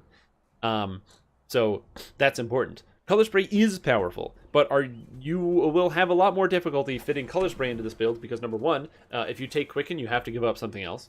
And then 2, you are using Epic Defensive Fighting, which means your Color Spray is only melee range, so it is actually a smaller range than Dire Charge, which is something to consider that you always have to keep in mind. And 3, Color Spray doesn't work against like undead and constructs versus Frozen Fury, which does work against undead and constructs. So if you wanted, you definitely can take Color Spray and then shove Illusion Gear into your build and also shove mana into your build and also take Quicken, because if you don't, what happens is you go to throw out Color Spray, and in that time the monsters walk up to you and go and you're already dead. So you need to have Quicken, so you go like that, but it takes time, and you got to make sure you have those abilities. So again, you absolutely can get Quicken out of here. This will also give you immunity to magic missiles because you'd have to go deeper into the tree, which is very good, something to consider thinking about. It also means that instead of spending points to grab Smooth Flourishes, you would basically just take Familiar's Flourish, and you've got my back. Just to get yourself up to greater color play, which just takes the points at a Swashbuckler, so it's not that many different points. But again, it depends on what you focus on. In my opinion, it's better not to go the color spray route because of Epic Defensive Fighting, holding back your color spray. But if you want to do that, again, please feel free to go ahead and do that. And then you have points left over. So this isn't all the points spent. This is just kind of my mock-up on how I feel like that I would be doing it. Exactly. And the whole tweak, by the way, this character is 1 feat change to grab Quicken, and also changing around enhancement trees. It is a very small tweak. The frame of the character still functions entirely. You're still going to be using Frozen Fury, you're still going to be using Dire Charge, and you're still going to be using all the charisma to hit and damage shenanigans. Now, as far as the actual spells that you get, hard spells, look at all these immunities. Look at that, all this stuff. Or like all these different abilities. Oh, man. So as far as the actual spells that you get 4th level spells, so your character will have Dimension Door, your character will have Freedom of Movement. Auto Sphere of Dancing, your DC will get at highest 65 to 70, which is not enough to dance anything. So getting monsters with your spells is kind of a wash. So you can grab yourself Cure Critical if you want, or Break Enchantment is probably where I would go with this. Cure Critical is good for leveling, but Break Enchantment is where I would go, because by the time you hit 20, you will be able to roll, like again, the problem with the game right now is you have to hyper-focus. You can't do the melee and also do the spell casting. You really have to pick one or the other. So that's why the melee CC is kind of the direction that you want to go, because you're focusing on the melee stuff, and you're already going to be in melee combat. You can grab Haste if you want. This character will have access to Displacement, which is really nice, and you can cast it all the time. Good Hope is an amazing ability. And then you can grab Remove Curse or Cure Serious for leveling or whatever it is. It's also important. What else can you grab here? You can grab Rage for some extra hit points to make yourself more tanky. You don't really need Heroism, because that's not really the point. You grab Blur to be able to blur yourself and other people, and then all these other spells don't matter. And then for level 1, you can, again, take Color Spray, but the DC is going to be very low, so I would not recommend that spell. And all these other spells really have no impact other than maybe Remove Fear, which, again, you don't really need to cast. So your spell flexibility is great. These would be what I would say were kind of like more of the essential spells. One of the reasons why you cast Good Hope, by the way, is because if somebody casts Crushing Despair on you, it like skips that step. That's nice. Melee worked well with Helpless. Yep, exactly. So, and then the last thing is, I believe, Epic Destinies. So this character, you don't want to play as a character in Shadowdancer. You do want to play it in Legendary Dreadnought, because Legendary Dreadnought loves axes, okay? Headsman's Chop is really, really good with anybody that uses axes. Also, Legendary Tactics is really good. Also, you don't have Action Boost Power, and you don't have Action Boost Haste on this character build. So getting all of those things to be combined is very, very good. Now you have a couple options here. You can take Unusual Tactics to get +2 DCs to your tactical feats, as well as +2 to perform if you wanted, and Assassinate. This is an option if you wanted to take this. I would probably just go with the extra Constitution here, or even grabbing the, depending on where your hit chance ends up lining up. Oh no, the program froze! I find that this program does this all the time, where it just freezes and stops working, and I'm like, oh no.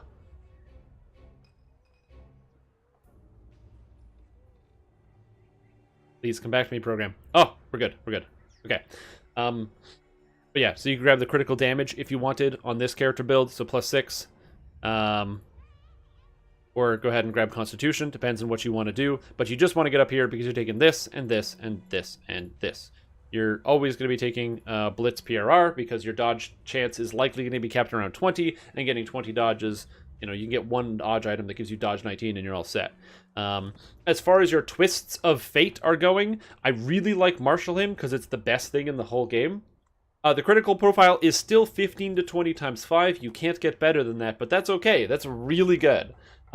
Except the difference is this character has more ways to create helplessness than before, which is really, really nice. That has an extremely high amount of health from all the extra barbarian levels and the extra bard levels, and it has way higher hit chance with this character as well. So abilities you can use. You don't need to twist extra action boost. Instead, you can twist Rejuvenation Cocoon. You don't really need to twist a Dance of Flowers, because you can, but you're using a hand axe. Instead, I would probably twist something like, oh, do I not have that ability? Draconic Incarnation, Dragonhide. I would twist like Dragonhide to give yourself no-fail Fortitude saves on a 1, so you got +6 on your Fortitude saves, and then balanced attacks.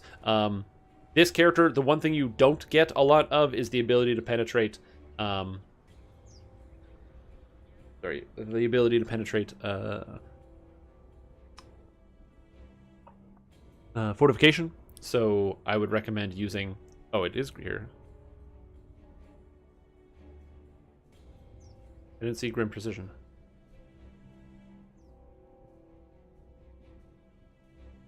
Oh, it's because Shadowdancer is set as my active destiny. That's why.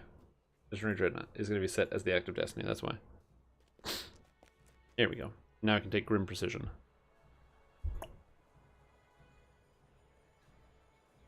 Which the light was updated. I know, exactly, 100%. I agree. You can twist in Sense Weakness. It really depends on how you want to go. If you do want to twist in Sense Weakness, you're dropping something, whether that is +3 to hit and or +6 to hit and damage from First Harmonic Chord, because +6 to hit and damage is really good since you actually have your own aura. This is very, very potent. Or you're dropping Dragonhide. So let's just say hypothetically, you're going to be dropping this. So you drop out this point, boom. And then instead you're grabbing an extra tier 4. Instead of Grim Precision, you would be taking Sense Weakness. Sense Weakness. Hey. Hey, Fury. Get in. There it is. Beautiful. Then you could be twisting in Sense Weakness if you wanted. And then you'd probably still want to take First Harmonic Chord, because this is +6 to hit and damage.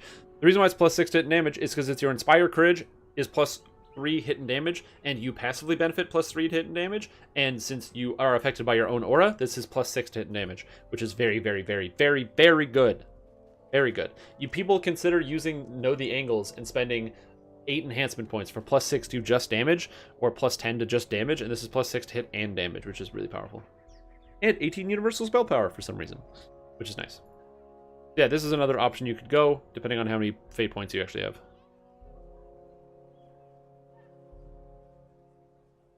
My latest evasion tank, thanks to the Fate-Hosted Winter Light Armor. Oh, the joy it shall be. I knew it. But yeah, so this character here, like I said, is designed mostly to attack the monsters and crowd control stuff, do a ton of damage. It all depends, as I said, whether you specifically want to use whether you specifically want to use like the freeze or not the freeze, the spellcasting element to it. I don't think you want to go with the spellcasting element, but you could. Now, here are some weird quirks of this individual character build. So equipment. I'm not going to go into equipment too much, but if we look at hand axes, there's a lot of hand axes in here. The one that you're probably going to end up using most of the time was Tornado. As you can see here, it has the Shriek for the extra damage. It doesn't have Slicing Winds or Sirocco, which is really interesting. So Legendary Slicing Winds and Sirocco, basically Slicing Winds adds a little bit of damage over time that's almost 0. And Sirocco is the awesome knockdown. Now, here is the thing with this. Actually, that's true. Yeah, you could also do Favorite Soul if you wanted Divine Might, because that is a huge boost to this character. The goal was to keep... All of these builds were rogue builds and had the trapping involved. I assumed that was core to the build. I didn't mention that. But yes, I assumed that trapping was essential to the actual character build, which is why I went with the rogue. If you want just straight up more damage and a much stronger character who can crush more things, I would definitely recommend going with the... Hold on. I would definitely recommend going with the other option. So just keep that in mind. Like going with the Cleric Favorite Soul Splash. Or either one is fine. But yeah, Tornado is good. Cool fact about Tornado, it has a knockdown effect. Why does this matter? Because, as it turns out, for Filigrees... Oh god, is that really over there? As it turns out, for Filigrees, if I click this... There's actually a Filigree set, which is really goofy and stupid, and I've never used before, but you may also like this. Hold on. This is really funny. Next Fall. So Next Fall, he does plus 2 attack and damage, plus 5 melee power, and plus 5 to attack and damage versus trip targets. You should not seriously consider using this Filigree set. It's a bad Filigree set. But, if you have Tornado... Every time you roll a 20 or a Vorpal attack, you're going to be knocking down a target. And if they're knocked down, that gives you plus 5 to attack and damage against that target. Again, this is not good. This is a bad idea. But it's kind of funny, because you're probably going to be able to get an easy set of all of these Next Fall Filigrees, because no one wants them. They're complete garbage. You have like 13 slots. You can have Prowess too. Prowess is already a part of the set. You're using the Prowess set. We're in Legendary Dreadnought. If you're playing Legendary Dreadnought and you're not using Prowess, get out. Uninstall Twitch. Stop it. Legendary Dreadnought is designed for Prowess. But I'm saying you can also use Next Fall. And if you wanted to use Next Fall and be a full... You could just... This is like an extra tier of meme build. If you wanted to do that, you could then also... Because the Sirocco knockdown effect only works on Vorpals.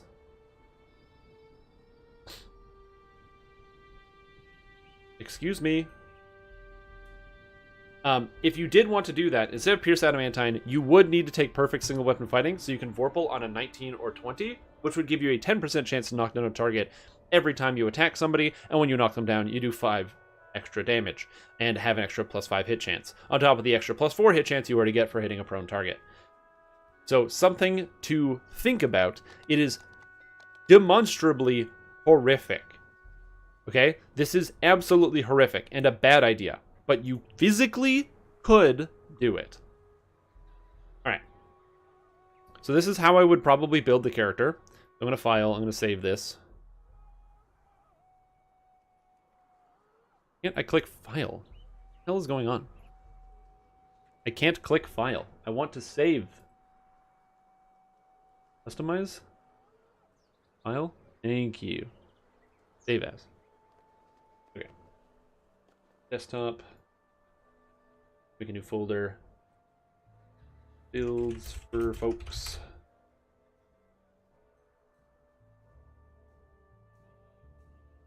See me, see you. Bard 1. This is 1? No, I don't post these builds anywhere. I probably could. That's a good idea. I probably could. So this is the first version. If you wanted to do this differently, and which is the higher damage version, where you cannot do traps whatsoever, then what you would do is you would change this to Favorite Soul. Or Cleric. Doesn't matter. They're both fine. If you do Cleric, you get a domain, which is basically useless. If you choose Favorite Soul, it's also basically useless. It doesn't matter. Favorite Soul gives you more mana, so my gut reaction is Favorite Soul. But yeah, you pick a faith. Doesn't matter which faith you pick, they don't affect you. It doesn't matter which feat you pick, it doesn't affect you. But then the benefit of doing Favorite Soul instead is huge because the crap, a load. Is now with Favorite Soul, you can grab Night Shield. So you automatically have Night Shield now, which means you're immune to magic missiles all the time instead of having to get wands. And also, from enhancements, this just barely fits because it needs all of these trees. You swap out Occult Slayer for War Soul. You grab Might Foe and Divine Might. And now, with Divine Might, with this character, you are going to gain attack damage and DC of tactical feats equal to 1/2 of your Charisma modifier. And this bonus is really good because, one, this is going to help you out a lot with itemization. You no longer need Insightful Accuracy, Insightful Damage, or DC of your tactical feats. And it's plus 20, basically. And necessary is the 12 Bard here. It's not super necessary. You probably can swap out for less Bard. 9 Bard, 5 Cleric, but what domain bonus would you want? On point? What's on point? Oh, this? Oh, attack with critical threat range, but -1 critical threat modifier? You probably should take that, yeah. Oh, you can get animal domain? Interesting. Ooh. How would you separate the levels, though? That would make you way tankier, too.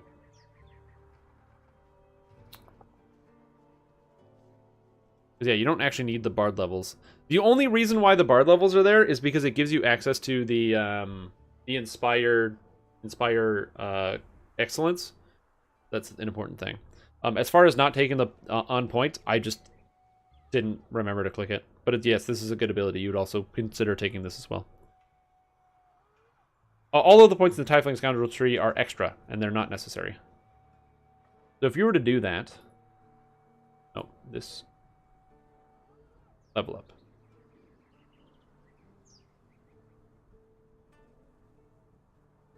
Yeah, we're gonna... Now we're going off the rails a little bit.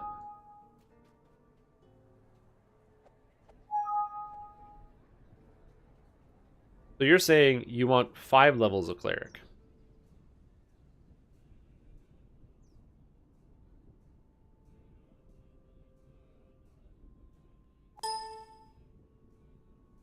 You don't use Song of Freedom. And you get Inspire Excellence as well.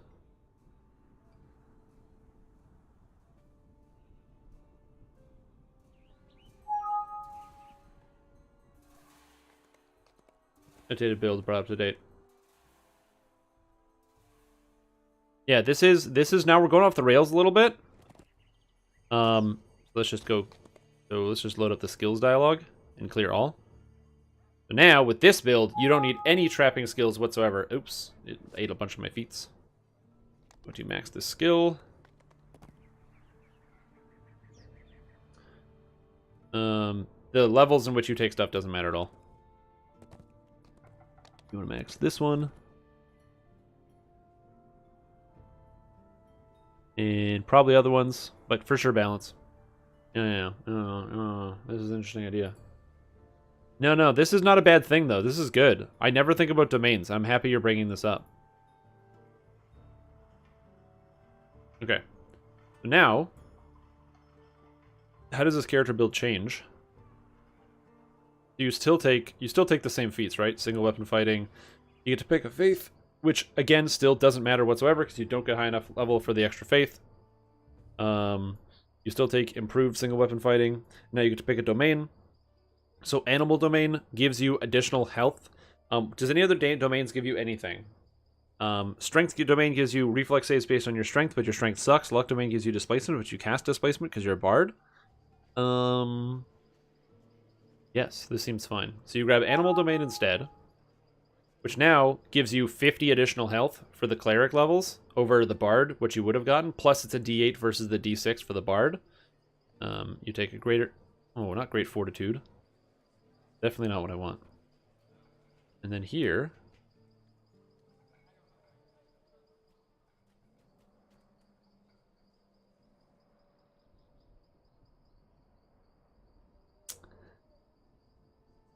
What did we do?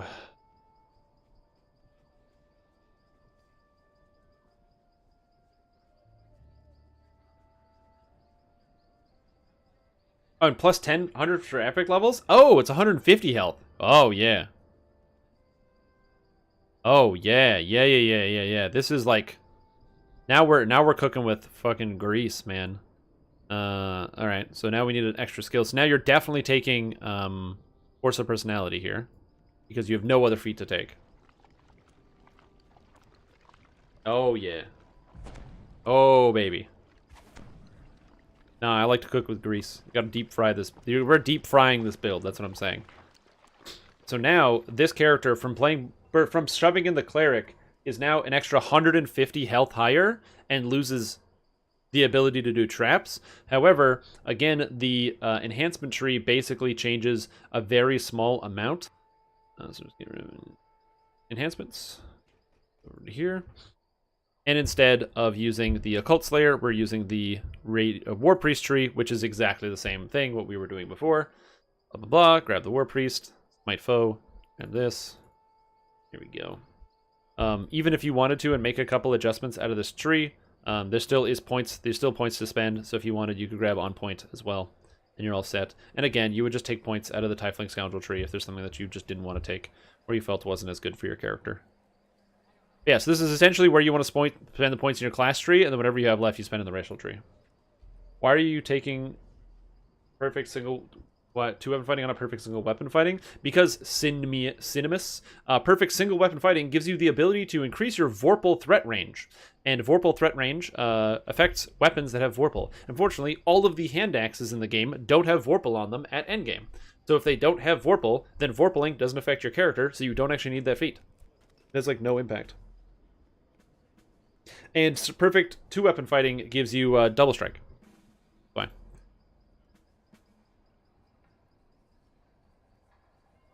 You could, again, instead of taking Pierce Adamantine, you could take perfect single weapon fighting, because you do still technically have the Sirocco effect to knock monsters down. It just depends on what you're going to use with that. 1.45 due to Windsor and epic defensive fighting. Yeah, it's pretty good. Not even doing Battle Axe anymore. What about going Labyrinth on Edge and going Q-Cree?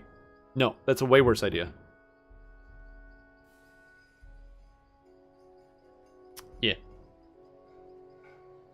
So something around this range is probably where I would go. And then as far as actual equipment goes, we have this huge nightmarish labyrinth right now of items, and a lot of people are going to try to fit in winter set because there's a lot of winter gear that's really powerful from the new expansion. So what I would say to you in terms of items, strap on a Part of the Family set and call it a day, and then build as we go. But this is going to take a while to come up with the right sets. Although, important note here, move this down. This is going to be Shield Mastery. Yeah.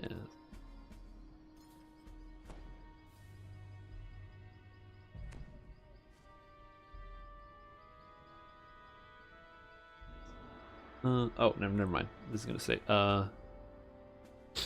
This is going to be force of personality. And this is going to be precision. And the reason why we do this, I'm min-maxing right now, is because I don't need intelligence anymore. Excuse me. Hello?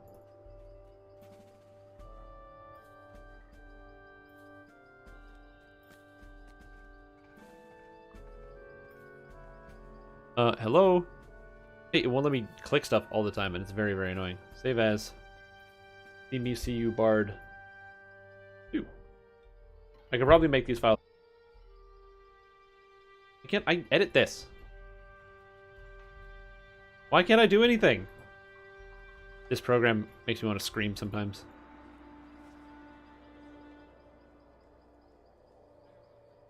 And you min-max it like so. Yep, you can always just take two perfect two-weapon fighting, which is good. But yeah. And then bam. You get your maxed. Very strong. This is heavily reliant on having a +5 tome. If you don't have a +5 tome, by the way, you take 2 points out of charisma and start with a 14 dexterity. And it's the same build. But if you do have a +5 tome, or higher, then you min-max it like this. You have 8. There you go. So then you're all set, yeah. I don't have a +8 tome. I have a +7. We're wasting bard levels. No, we're not. We got lots of bard levels. Look at them. Look at how good they are. And you need bard levels for your DCs, buddy.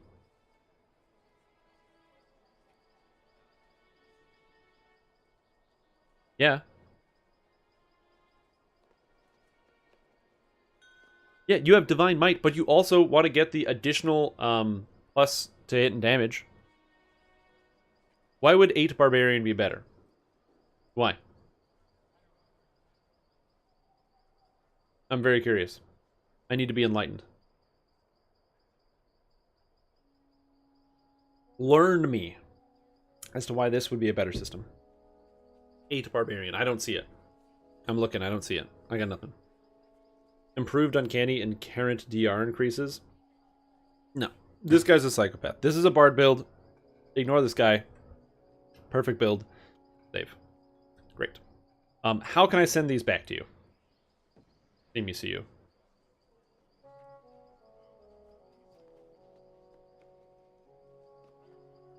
What's the easiest way for me to send these builds to you? Because I have these files. Sure.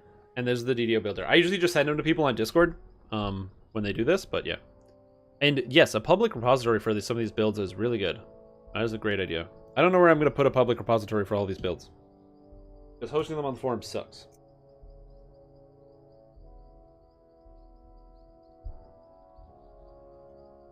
What's the best way to I do it? I literally just go onto Discord, and then I just right click and I just drag and drop the file into Discord, and it just automatically gives it to them. Make a website or a Google Drive? Yeah, I'll just make a website. Not a bad idea. Am I building this for someone? Yes, I'm building this for See Me See You in chat. Are you See Me See You on Discord?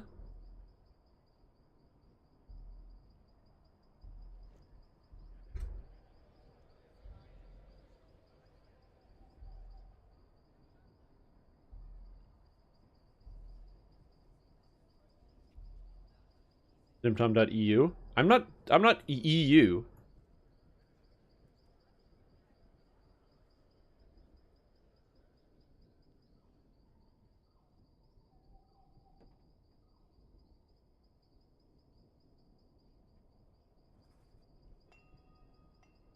Or send me an email, whatever you want to do, and I'll send both these files to you. You're gonna purchase the domain? Oh my god. General in my Discord? Oh nice. This is you. Nice. Right click. Message. Now I have a message set up. Here's my files. Take my files. Desktop. Builds for folks.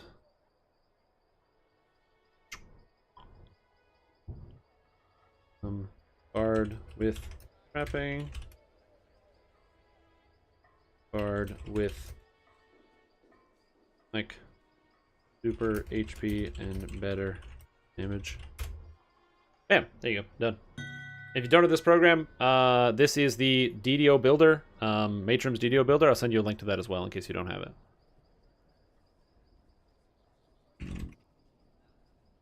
Sure. And in case you don't have the builder to use, there it is. It's a very easy download. It just sometimes freezes up a lot, which is annoying. That's it. That's usually how I do it. It's just so easy. It's just like bing, bang, boom, done. 8-barb is better. Yeah, but then it's barbarian build and not a bard build. That's gross. The alchemist, do you think it's better Nuker or Thrower? Nuker. Nuker is absolutely the best one by 100 miles. It does more damage, faster damage, and it's AoE. No questions asked. Better. In all cases, it's just better. Wait, what happened to my stats? Come back, stats. Alright, and now we're gonna actually play the video game. Who'd have thought? I can't close this program. It is controlling my computer. Thanks for the time. You're welcome. I hope you learned something. I hope you had a good time. I hope everything was good. And I'm apparently a smoking lifeguard. That's awesome. Yeah, I hope you learned something. I hope this was a useful experience for you. I'm crashing. Oh no, it's just the game lagging. Yeah, so I hope that was good, and I appreciate the bits, man. Thank you so much. Absolutely. Hey, man, saving lives is stressful. You gotta smoke. You gotta smoke one, you know.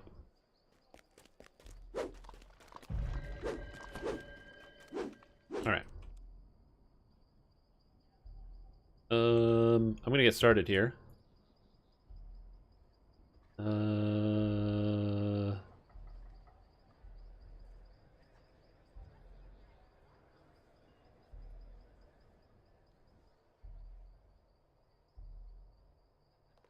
What is the requirement for doing one of these build sessions? You greatly enjoyed it. Oh my god, is the servers freezing up? What the heck is that? Is it a whistle? No, it's smoke. That was definitely a cigar. Do I have an extra monitor now? Yes, I have now 3 monitors. I have 1 monitor and 2 monitors and 3 monitors. Look at that, those 3 monitors. However, I only have 1 outlet. I don't mean like an outlet that has 2 outlets on it. The top one doesn't work, so I only have the bottom outlet. So I have my power strip plugged in there. I have my monitors, my computer, my speaker system, my phone charger, and 1 lamp set up, and I'm just straight up out of plugs. That's all I got in the room. Oh, and I have that plug over there, but it's really far away and I don't have a long enough extension cable. So. The Sinister Hand Axe doesn't accept sentience because it's an offhand weapon. That's why. But wait, what is the requirement for doing one of these build sessions? It's literally a redeemable thing in chat. So when somebody submits a build request daily, then you're all set. I have an open party? Bro, I just logged in. What? How did I have an open party?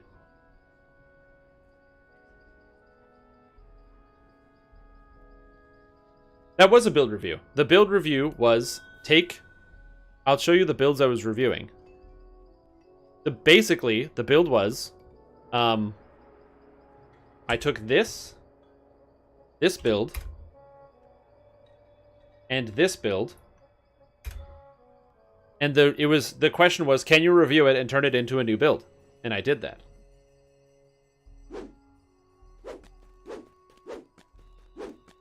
Yeah, that's hilarious. I had no idea. Ghost Party LFM. I didn't even know that was possible. How does that happen? Also, is anyone else unable to move it around? Yeah, Umboa is a smart man, and he's got a lot of good builds. But you know what? Guy couldn't predict the future and didn't realize that a lot of things were going to change, and the builds are going to change. Jeez. Couldn't even predict the future. Okay, I wonder if we'll be able to play the game at all today. We'll find out.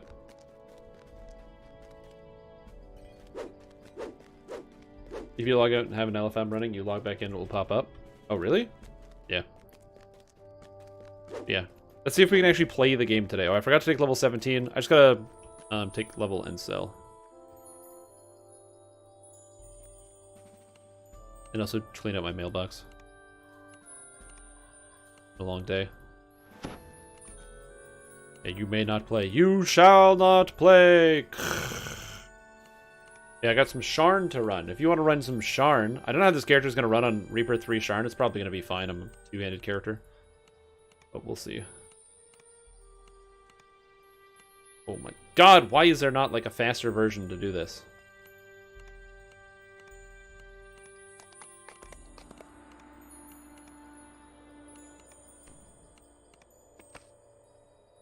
I wonder. Get my auto clicker.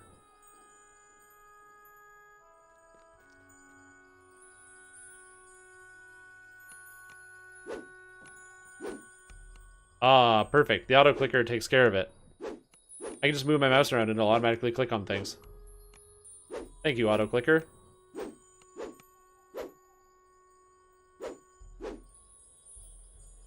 Okay, that is how I'm going to do that in the future. Use the auto clicker for that one.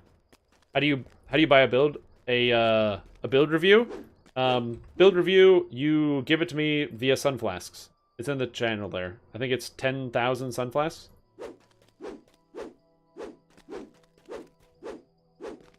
Feywild Illusionist is on there, yes. Okay, I'm just gonna grab level. Grabbing. Oh, whoops. Smells like smoke.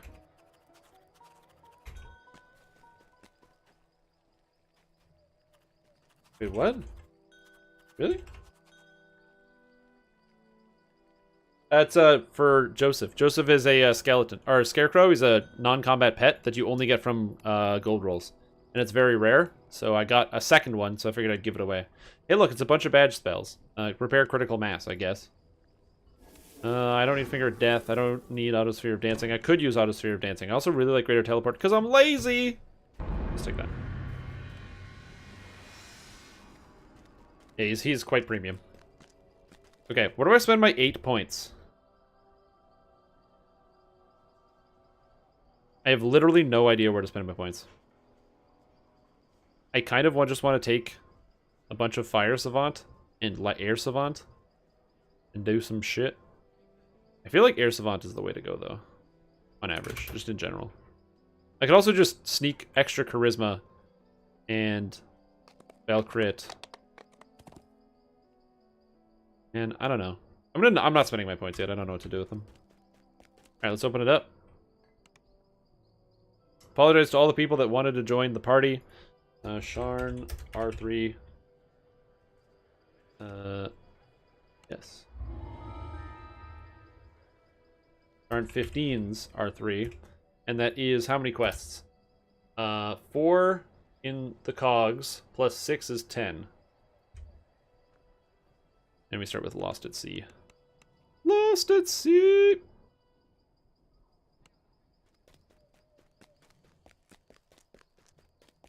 When you did Tiefling, that's the iconic and not the regular one? Yes, I did the iconic specifically because, one, it starts at level 15 and skips through all the gibbery-jew of having to figure out, like, dealing with the fact that your character is going to be really crappy until around level 15 because you've got some barbarian levels. And you, like, until you get to level 12, your character sucks. Dude, your character sucks. Like, when you are at level 12, you now have the extra +2 threat damage or multiplier in your hand axe. You have the +2 threat range. You've got the freeze. You've got the everything else. But until that time, your character's garbage, man. And that's why it's just one of those builds that kind of gets, like, by the time you hit 15, it's really, really strong, which is good.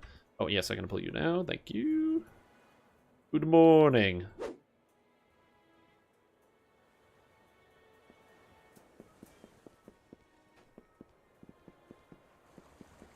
Transfer statement from Argo in a single character's inventory. Yes, exactly. It's a cosmetic item, so you can just equip it. Okay. The game is like straight not working today. This makes me nervous.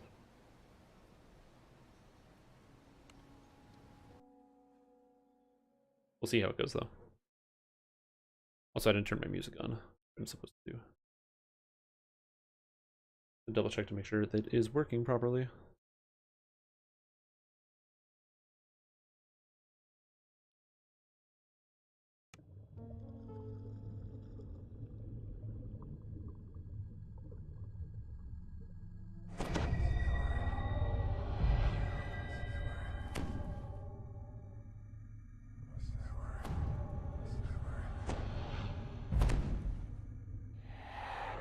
There's like something on my mouse pad. My mouse is like not sliding. I will buff you in just a second here. Are you repairable yet?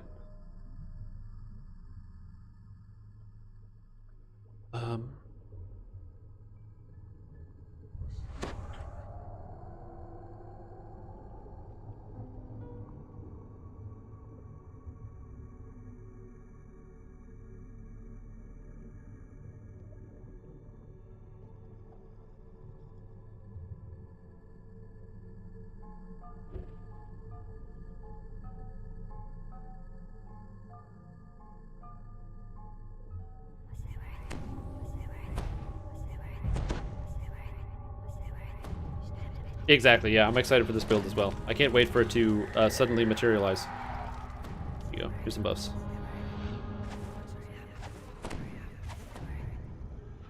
And away we go! I wonder if people are going to late join and then get butchered. Yeah, it's similar to Alchemist. It's like, it's just one of those things where it has, because you need stuff from a lot of different enhancement trees all at the same time, it has a lot of moving parts that make it take a lot of extra time to get started. Wait, crabs have evasion? What? Okay, whatever.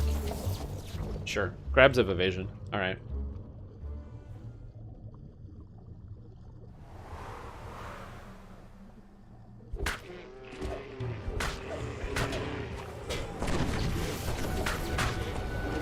Hey, Reaper 3, what up? Except I can't hit the problem I have with this quest is the sea lions, because they're above you, it's so very annoying to hit a lot of the monsters in here. It's a bunch of garbage. It makes me frustrated. It's the same thing with the other underwater quest. If the monsters would come down to you, it would be fine, but if they don't gravity, they get into range, which means they can hit you, and then you potentially can't hit them. It's no fun. And you can't, it's not like you can swim physically up. If this was fully 3D, it would be okay, but it's not fully 3D. It's only partially 3D.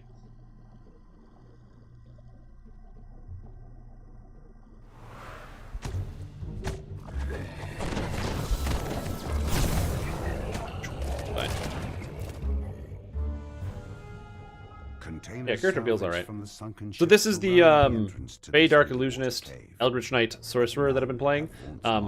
I like the Fey Dark Illusionist, and I like the Eldritch Knight, and I like Sorcerer, so I figured why not combine all of these three things, as well as one of my favorite races, the Warforged race, and because I need my last racial point. And so far it's been pretty good. Got hit by over 100 damage. Damn, dude. And so the general idea here is that whenever I fight monsters, I first go in with the color spray, freeze them up, and then start beating them to death.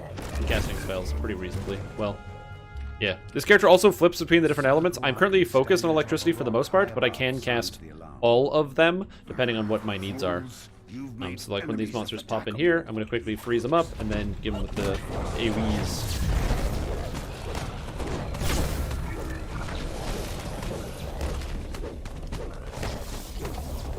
Next up, sometimes my spells... One thing I will say about the problem with the Eldritch Knight is your spells will oftentimes just not materialize.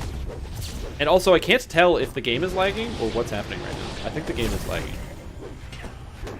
Can you die, please? Instead of being behind me.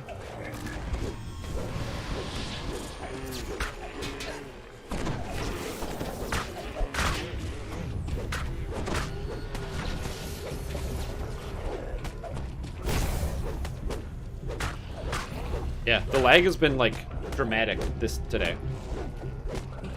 So hopefully that won't be too much of a problem as we go through the rest of this experience.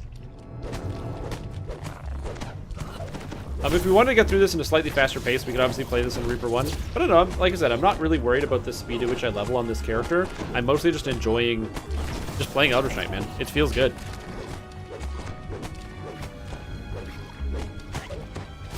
So I'm not too choked about it. I do lost at sea on a fire sword? Yeah, you cast Meteor Swarm. It works anyway, I think. I think it does anyway.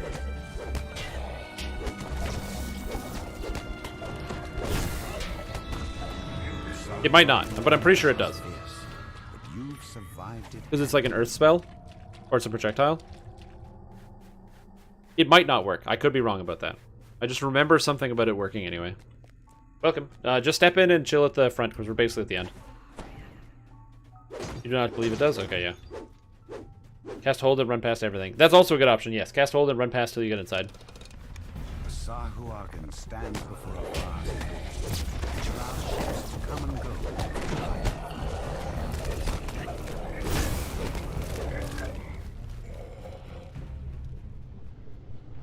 Meteor Swarm works? Yeah. I thought Meteor Swarm worked, because it's like a projectile, so it has weird properties.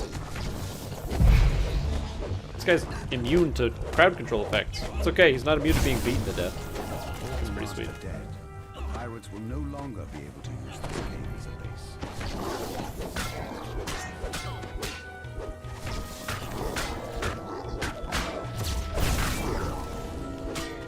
Just wait.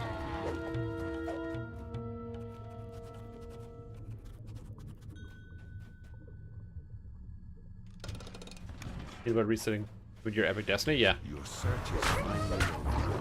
Absolutely. I would not be keen about resetting an Epic Destiny for like one bit of content. I agree. I'm with you on that one. Why is this guy resistant to electric? Because he's a demon soul? Is that the trick?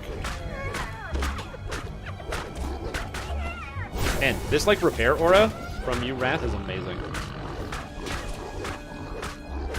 I'm a huge fan. With the Everything's pirates dead. out of the Nice. way, you can finally take a look at Vaughn's cargo.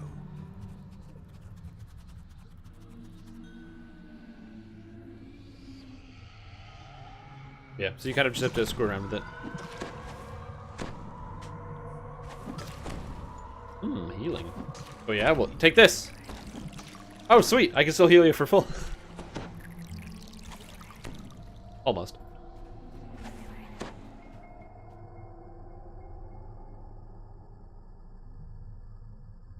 Is everyone in? Hope so. But yeah. So as far as I said, your spell damage with crits you can play at endgame. I don't know if critting is actually the most important thing for Eldritch Knight. I don't know if crits are the most important thing. What I would like to see is either A, somehow to make it so just your damage is increased by your spell critical chance would be nice. As opposed to actually making a crit, although critting would be the optimal thing. If it just crit then on your attacks, then it would be fine. But yeah. Is everybody in? Is there anybody that is not in the quest? Are you guys in the quest? I don't know, I'm assuming everybody's in the quest. People haven't told me, so I'm just taking the item. You've recovered Vaughn's mysterious shipment at long last. Hey, and It must Acolyte's be lenses. very Do you want these? valuable to have drawn 11 such int. attention, whatever it is. You go.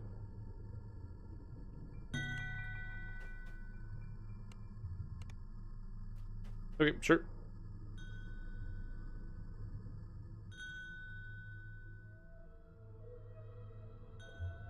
Oh, it didn't show up. Oh, sorry, your thing didn't show up. My bad.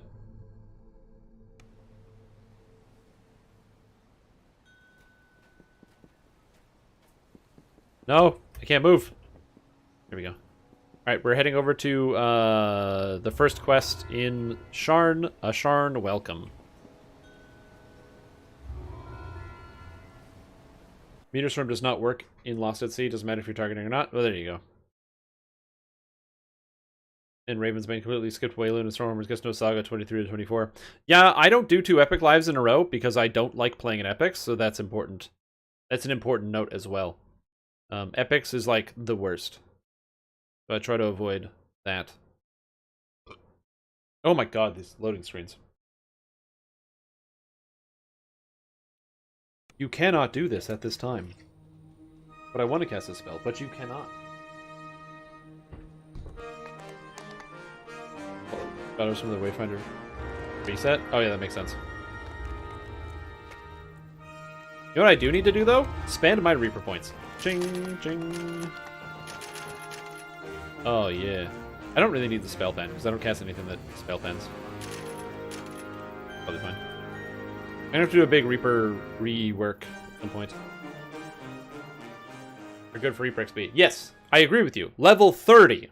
I like level 30. I like Legendary. I do not like level 20 to 30. 20 to 30 blows. It's just no fun. Your character doesn't change at all. And it's just doing the same, like, 10 quests over and over. Or leveling slower.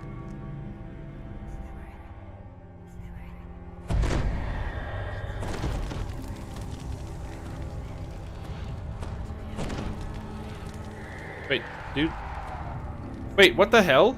Guy joined the party and then just straight left? That's weird. Okay. Interesting. Hi, Sharn, welcome. And, alright. Isabelle Tremont waits for you here, atop one of Sharn's lofty towers. She can help you contact Lucien Vaughn. Isabelle tells you to take the elevator up to the terrace, then speak to Lucien Vaughn. Her employer Really needed wants it for you the to Sea pass Saga? along some Yeah, maybe. information about the Stormreach beacon. EK in general. Boarding house, an island Oh, no, yeah, Elder Schneider works great. Because it ignores the rules, the standard rules of range. Which is extremely convenient.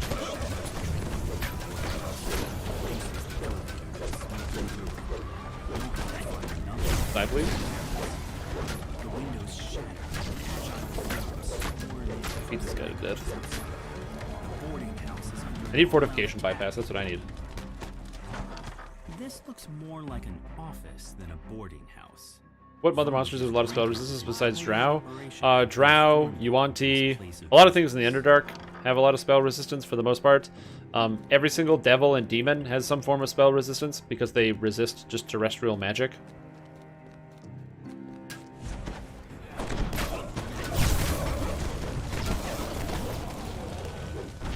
Hey, welcome.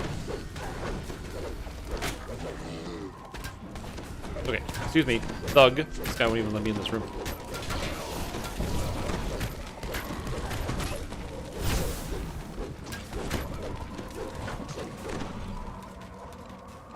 I'm just going to be really happy it worked when you weren't targeting something. That's funny. I was just going to be really happy if it worked in the situation where I didn't think it was going to work.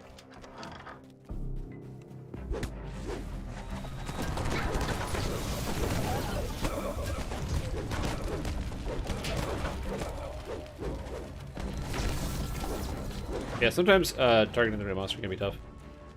For this character, I find sometimes. Because it's not like targeting the right monster, but making sure your spell's landing in the right place. I don't love trying to throw chain lightning straight at the ground. Yeah, I'm probably going to have to do an entire enhancement tree rework with this character at some point later, and just figure out what it is I really need. Especially what elements I plan on primarily using. This character is likely going to be playing in Fatesinger, just because of all the additional spell power that goes along with all the melee power, and a lot of good stats. But it's going to be a tough choice. You can't even throw the spells. I mean, you can. You just use lightning spells for one quest. You just swap out your spells to the lightning version for the one quest. And then when you go... Because you can swap out spells in town. It's not going to be as good, but you get 50% increased lightning damage, so it kind of makes up for it. And it's the same, DC. Like, I agree with you that it sucks, but it's not like it doesn't work at all. It physically functions. Tiefling of Doomfire or this, what would you prefer? I don't know what Tiefling of Doomfire is. I'm going to say this, because I know what this is. A bottle full of fire, exactly. There's also the fact that you can't cast... you could probably throw an empty bottle, though, which is an interesting idea. Oh my god, really? Instant Cyclonic Blast and then Rave between movement? And then Cyclonic Blast into Cyclonic Blast? Can't even get to this guy. Fuck you, sorcerer. Piece of trash.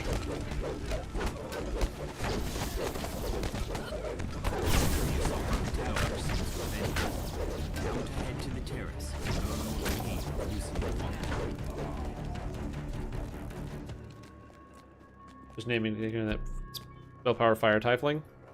Oh, spamming meteors? Oh, like a fire Tiefling fire sorcerer? I mean, I like Eldritch Knight. I like melee. Blasting stuff with the sorcerer is good. They're totally different feelings. It's kind of hard to compare. Like, do I want to be slamming down, you know, fire and meteors and raining them down on my enemies, causing death, destruction, and nothing but sadness and unhappiness? Yes, kind of. But also, I don't know, it's fun to just melee some shit. Sometimes you just want to go... Ugh, ugh. The filigrees you put there are the ones you recommend? No. That because the gear set that's on there was my old rogue gear set. I just didn't change the gear set. That was my bad. If you're looking for a gear set, prowess plus whatever you want. As long as you have prowess, you're good enough.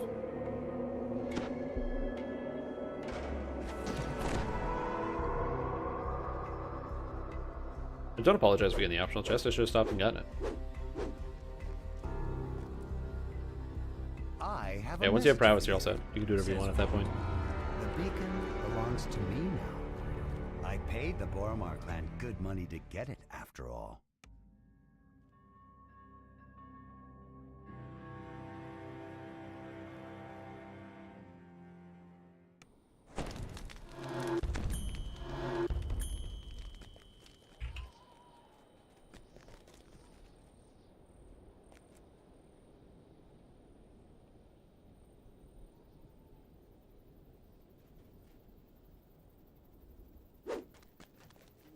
Alright, now we talk to Zelith.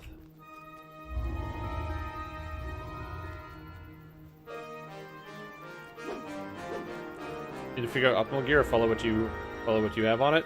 If, like I said, optimal gear is wear the part of the family set from Sharn. If you have access to Feywild, there's good items you can get out of Winter, and make sure you have all the charisma stats. Potentially using a charisma artifact.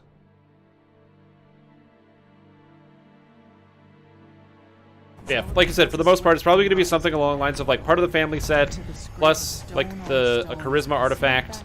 There's like that paladin set of bracers or something. You go with something like that, or like the hallowed castigators. You can use those new winter boots that are insightful constitution and quality constitution. Wear like a belt, the constitution belt, the bronze dragon scale if you want. Use like the collective sight for charisma, insightful charisma. Like there's a lot of weird options you can do on there. And it's up to you to mop up the mess.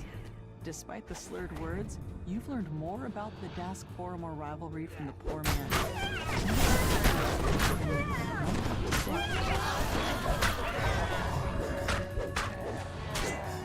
Hey, 5 poison slinger. Yeah, those boots are nice. How do you feel about them pushing back the level cap and increase system changes? I've seen it all already. I want it to be as good as possible. So if it takes more time, it takes more time. As you near the crime scene. Felon must have spent his recent winnings digging himself. So my opinion is obviously Imagine informed, meeting your end but right my after informed getting opinion yourself is that clear. the changes look At really, least he really, really, died really, in really, black. really, really, really, really, really good and healthy for the game. You can see And that he was the killed things that by they're a doing and poisoned the level crossbow cap bolt. increase, and I want it to be His as last perfect as gambling possible. ticket lies just out of reach. As bug-free as Felon possible. just won I'm just gonna big, kill these fucking guys. cleaning up on a match in an underground fighting ring down the Despite clear attacks, I want this to be as good as possible. Please make this good. still in the solid places. There are people that don't want a leveling cap increase at all, and they just want level, like You managed to make it past what do you call it? the Instead of a linear progression, they want a horizontal progression. But DDO doesn't have horizontal progression system set up, so you'd have to change all of the itemization in the entire game, and that's problematic. Down the last of this group of Dask thugs. I would love to have a horizontal progression system. DDO doesn't have that and can't have that currently because we have numbers that go up. You've learned all Not you just like, can oh, about we need to these add first numbers or crimes. something to make expansions more exciting. Not so much that. There's literally, because of our stats, there's a limit on what we can do and what we can add. Games like Elder Scrolls have all the stats are set up from level 1. So it's the entire game is horizontal progression. DDO, the entire game is not horizontal progression. Which means that if you want to have horizontal progression, you kind of have to rework the whole thing from the ground up. Because you can't have leveling up and then it stops at horizontal progression, because if you do that, then you need to have a really, really wide variety of stats that you can equip that are relevant. If not, once eventually someone makes the perfect gear set, it's done. We don't have these type of moldable stats that are hard to figure out. It's just deadly and getting as much damage as possible. That's why there are a lot of people that aren't happy with Feywild. There are a lot of people that have the perceived feeling that the equipment isn't better, and therefore, because the numbers aren't higher, and it's hard to figure out if there's an upgrade directly, people feel very unhappy with the items because they don't feel like their characters are getting better because they've effectively, or in their minds, effectively perfected the gearing process already. Which for some people takes a lot of fun out of the game. Dipped in poison, and a palm covered in slashes. Yet this time a new detail. And a second catches your wayfinder? eye. I don't know how you'd make a Shattered wayfinder. pen bearing Vaunt Arcanotechnic symbol. You felt Some annoyed small by the packages lie in the cauldron. rampant duping a couple No months doubt ago? they were hidden there so Yeah, they but could be duping passed is to not the market an later. SSG problem. That's a Closer look at the player's keg problem. reveals a What happens hidden is players figure it out, and then instead of doing the grown-up thing and reporting a bug, they go, well, this can help benefit me specifically, and then they just dupe items. Armed with your find Like it SSG wonder, does everything in their power to make what sure there's no connects duping in the all video these game, but gruesome that's crimes? literally The like last of a the human heavily being armed problem right there. halfling thugs falls. Another alley stretches before you. Sometimes The players more just you suck. learn about the victims, the more questions you have. You can only hope that Zulka's Crossfire holds the answer to these. The Tiefling stands before you, You know. with a face you remember from your recent adventures. Despite your own shock at So meeting yeah, him again, so increasing the level up Zulkas is willing to level answer cap your is going to be a questions. good thing overall for the game. It's going to be healthy. It is going to Zulka make steps the through game a better dimension door. because His we need face to increase glowing level with a cap. The smug problem that a lot of people are look getting in confused by hand. is they think, no, this is good. The You're status too quo busy is good. giving We haven't had a his level cap in bodyguards so long. Why do we orders. need a level cap now? And we haven't had a level cap in so long because increasing the level cap appropriately and making it interesting is a hard challenge and it takes a long time to do. Not because they've been like, well, they didn't think we needed it for a while. This is a game that's based on levels, and it always has been. Level cap increases are important. If they wanted to rework the entire leveling system and not have a level cap increase, then maybe they could do that, but that would be something different, and I feel like they would have announced that if they wanted to do that. Because we're in a progression-based game. Also, the DDO level cap is not that high. Like, I know 30 sounds like it's a big deal, but it is faster to level up in DDO than, like, any other MMO on the market. We're not at, like, World of Warcraft levels where they had over 100, or Lotro where there's 130 fucking levels in the game, and it takes... You have to walk through, like, 10 million miles of planet to get to where it is you want to go. That is not the case in this game. Dungeons & Dragons Online is a game that has, you know, it's a pretty fast leveling process in comparison to most other games. Instead, she motions for you to enter. You find a security ledger embossed with Vaunt Arcanotechnic symbols. This ledge reveals that every victim had a piece of Vaunt. It's too big of a coincidence to overlook, especially since a note in the margin talked about cleaning up loose ends. That ledger told you what you needed to know. Yeah, so in terms of, like, do I think the level increase is good? Well, sorry, yeah, I do think the level increase is good. I think it's a positive, healthy thing for the game. The last of the attackers. You can't let these petty thugs hold you back. Not when you're so close to the truth. You know what's fun? Leveling up. Catch up with Zealot and fill her in on It's the like clues you when found you're so playing far. regular pen and paper and your dungeon master says, Northwest. you guys, you did a good encounter and adventure today and you leveled up. That's one of the literally the best feelings that you can have sitting around the table. It feels awesome. What, we leveled up? All right, now I get some new spells. Oh, cool, now I get this new ability. All right, yeah. Leveling up feels really, really good. There's a reason why, not just for power progress sake, but also just for just general progression, it feels good to have a number go up. Maybe it's because we're chimps and, you know, it's like, oh, big number equals more fun. Voices. Zealot shakes her head. But at the end of the day, that's the way it works. Yeah, big number, good. Me want big number. Firestorm Conduit. And I'll pay for that. I'm tempted to use this at like level 30. But I'll keep going. Oh, I'll stats! move No, I on don't to need the that. next crime and the next. You can't just stay inside when trouble rains down. So hot. Not even if it never stops.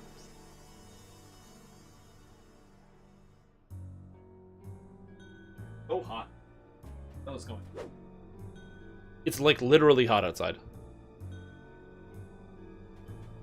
What's the weather? Like I'm sweating. It's 20 degrees! Why is it 20 degrees outside?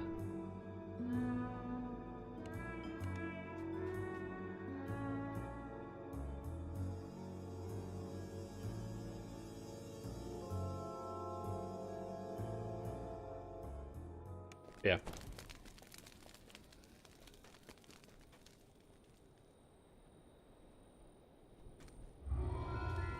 Yeah, that's a lot.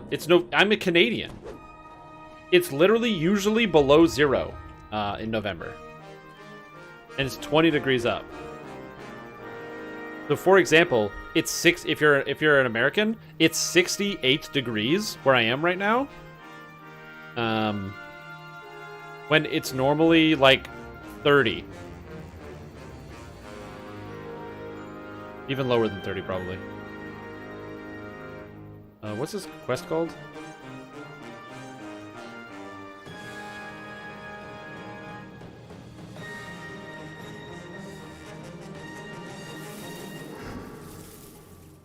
Okay, I'm inside. I just set it up. I don't know why it's so hot outside. So weird.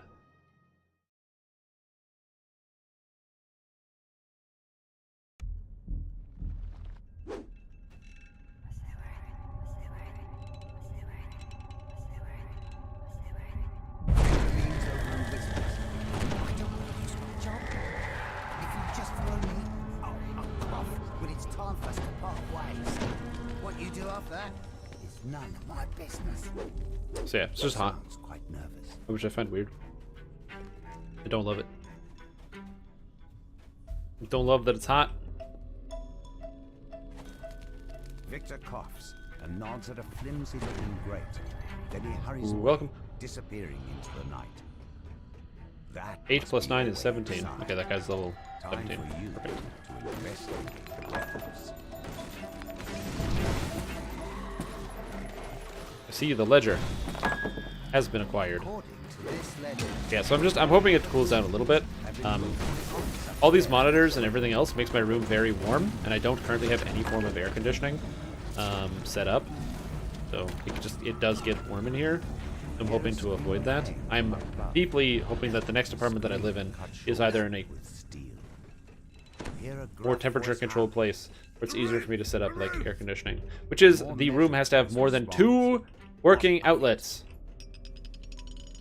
I don't think that is a huge ask. The excited Noel bounces around. Wait, was that really square and square? An otherworldly air of confidence surrounds the handsome being, who appears to be their leader. I've never seen that happen before. Let's pick up the pace, shall we? We still have to destroy the lab downstairs. Portal, please. Portal! Now! Snaps the beam. Hear a familiar voice somewhere nearby.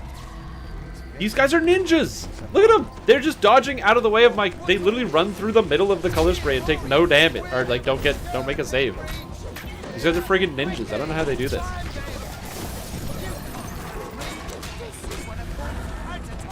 God damn, dude. Whoa! And I'm taking hundreds of points of damage from these art technicians, and I can't do anything about it. Oh my god. And they both made their save? I can't even knock them down? Oh my god.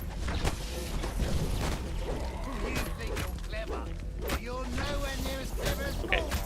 Okay. Technicians. Hardest monster in the game. Holy mackerel. Just like that.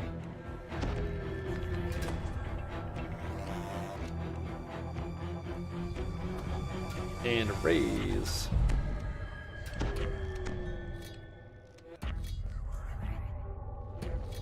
Oh. Those technicians are so scary. You get a champ, and that guy was hitting for 400 damage force with okay, get the hell out of here.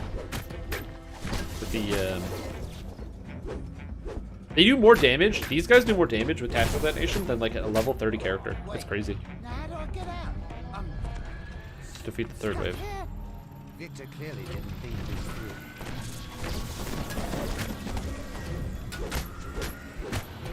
And also they have fortification, which is even more fun. So you can't even just like critically strike them and call it a day.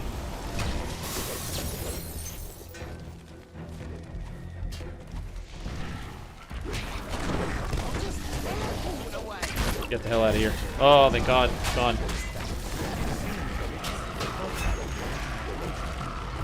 Woo! Get you, monsters. Place your mom just wasn't registering. Pretty sure he's getting pelted. Yeah, there's been a lot of weird lag going on. I'm not in love with some of the lag that's been happening. We've been showcasing a lot of it here today on the stream, whereas it has been just crashy and buggy and not as clean as you'd like it to be. Still, there might be something useful. Now let's go knock this guy over. Hey buddy, guess what? You're not going.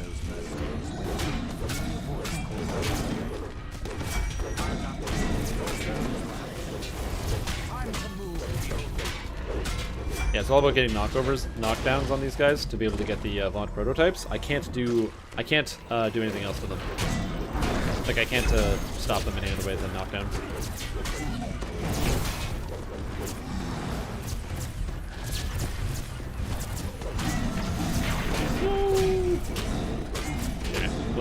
rates.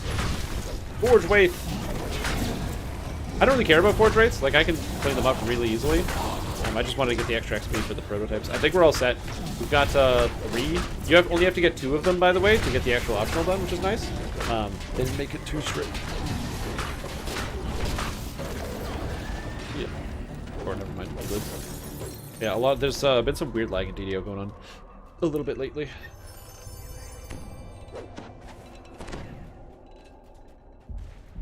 Just kind of weird. Well, it's not really weird. It's very standard in Dungeons and Dragons Online, but you just don't want to see it.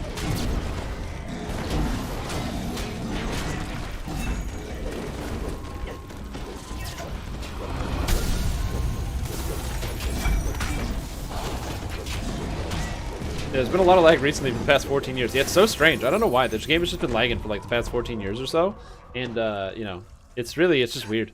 It's just really strange. Hopefully that goes away soon. Yeah, since the dawn of time, the DDO has been lagging. Oh man, that tactical detonation was sick. Is that a fire? Nobody goes in or out until we find them. Don't just stare there gawking. Move!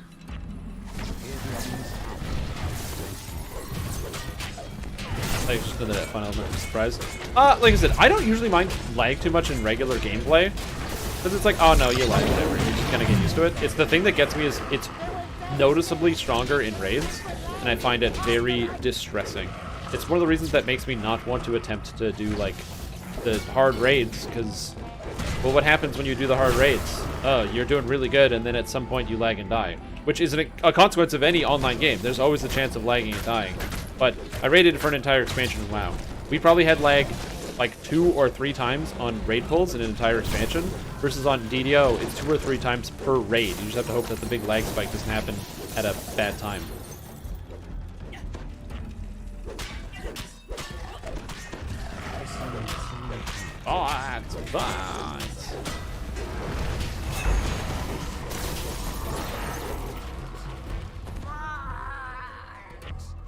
Another element of challenge. That's true. You need a lag-proof vest. That'd be sick. If there was an item that made you immune to damage while lagging, it's like literally called like a lag-proof vest or something like that, that'd be the coolest.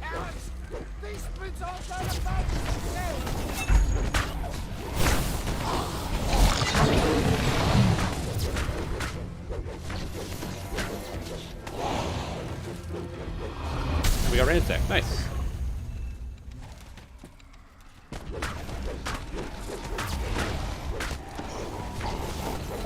Shorts, bare feet, and legs. Shorts, bare feet, and legs. Oh, that's probably a bug then. If the armor isn't displaying, that's probably a bug. It's supposed to display. I have the legendary plate mail of Winter Solstice, and it looks... It's like a... It's not blue, but it looks like a full plate outfit. And then obviously you gotta kill him. You always gotta kill Victor Debonair. He tricked you. He doesn't deserve to live. Fuck this guy. Get the hell out of here. Dude, did I miss with both my double strike on Eldritch Tempest? That makes me sad.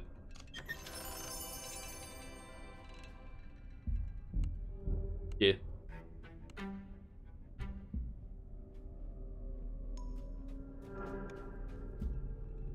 Do you have the Heroic Master Maker set?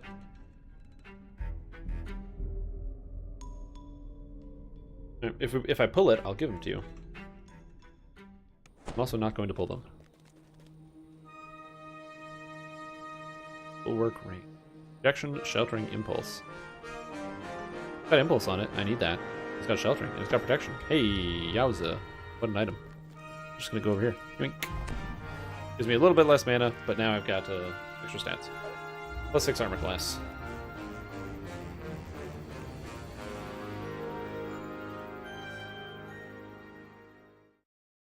I believe I had sheltering 10, so 19 gives me an extra 9 points.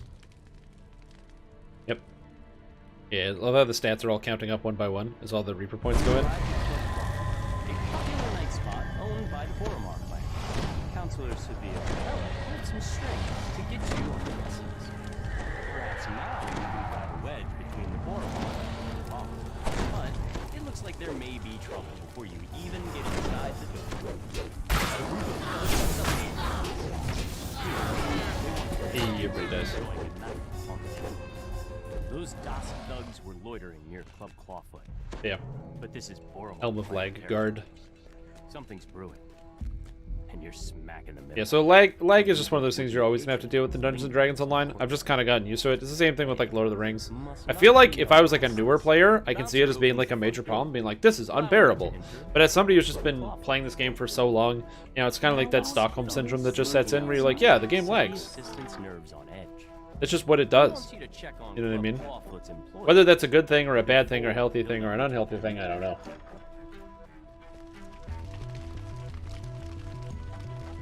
What I can tell you is I'm no doctor.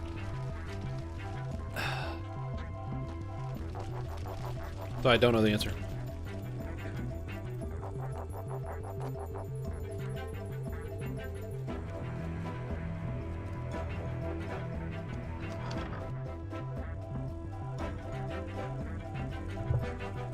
I don't know why I started choking on my own saliva. Oh, I don't even know how that happens. The employees report nothing terribly unusual. You can tell Fenwick that all is quiet. Oh, nice. It's a lever. Wait, this guy is disabled? Oh, he's an artificer. Oh, he's an inquisitive. Yo, I didn't even notice. That's sick. What a dope build. Player inquisitive. He is relieved to hear that the club is safe and secure. He gives you permission to approach Regina. I am not an inquisitive. I haven't played inquisitive in a while. It's been at least, I want to say almost a year, probably. Piercing alarm reverberates through it. I played an inquisitive. Regina turns to you and cries. But I also just generally don't like it.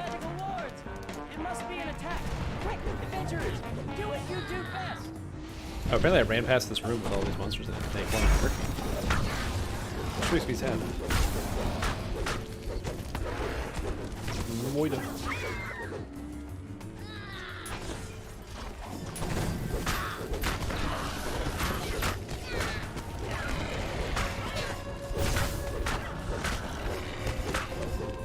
I also find it interesting that the spell singers are the transportation specialists. Like, that the teleport spells are being cast by the spell singers, which are presumably some type of bard who can't get access to the teleport spell unless they use scrolls. Now, granted, just given the fact that in Stormreach you can buy every scroll in the world for an amount of money, I'm assuming that it can't be too difficult for people to get their hands on teleport scrolls to be able to teleport into and out of areas. I also like the fact that monsters can use Dimension Door in ways that players cannot. It's encore.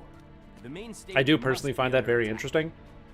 Not like interesting, like, I don't wonder why they can do it. Like, I like the fact that that is, like, you know, in the story that Dimension Doors can do more than just take you to the start of the dungeon, but for the purposes of the video game and keeping things from breaking, we can only throw this into the dungeon.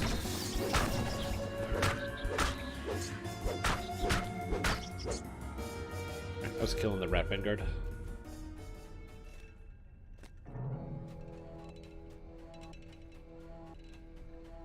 Yeah, I'm feeling pretty good today, other than that little coughing fit that I just had. Ugh.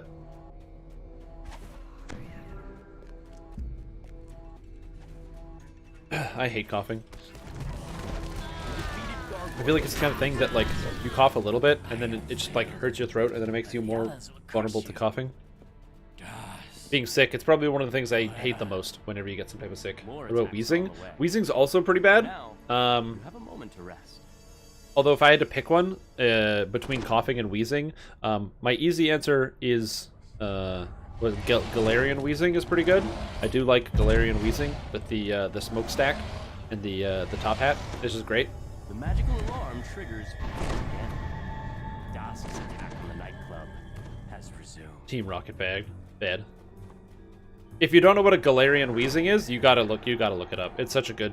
It's one of the alternate forms in Pokemon Sword and Shield of wheezing, and it is fantastic. It's kind of stupid looking, right? I'm not going to tell you that it's like, oh, it's like really it's high art. It's a defining point of Pokemon character design. No, but it's really kind of goofy looking, and it's very entertaining. So that is, you know, that's where my bar is set personally. More dimension doors have opened nearby. I do enjoy it quite a bit.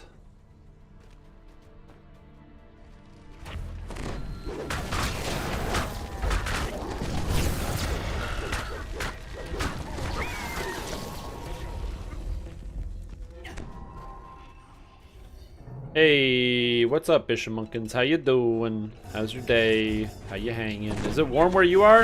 Is it 20 degrees Canadian where you are? Holy shit, it's warm outside today. I don't understand. I don't know why they make it so hot in my country. They need to cool it down. They need to put some ice cubes outside or something. Sounds issue from the direction of the stage. You hear So panic hot. shouts, screams, and There's no way for this garbage. Nope. Go down, spells. Hit the person behind me. That's right. Can't dodge this. Voices. peaceful quiet descends over the night. Cali, so it's usually warm? Yeah, that makes sense. I'm in Canada. It's usually below 0 in November. For your help in keeping her and It is not. Uncle alive, Regina has promised to do everything she can to cut ties between the Boromar. Hey, do you want the attunement gloves from this quest? Arcana Or can I put them on? Can I put them on? Yeah, do you want the attunement gloves? Yeah, it gives you the set.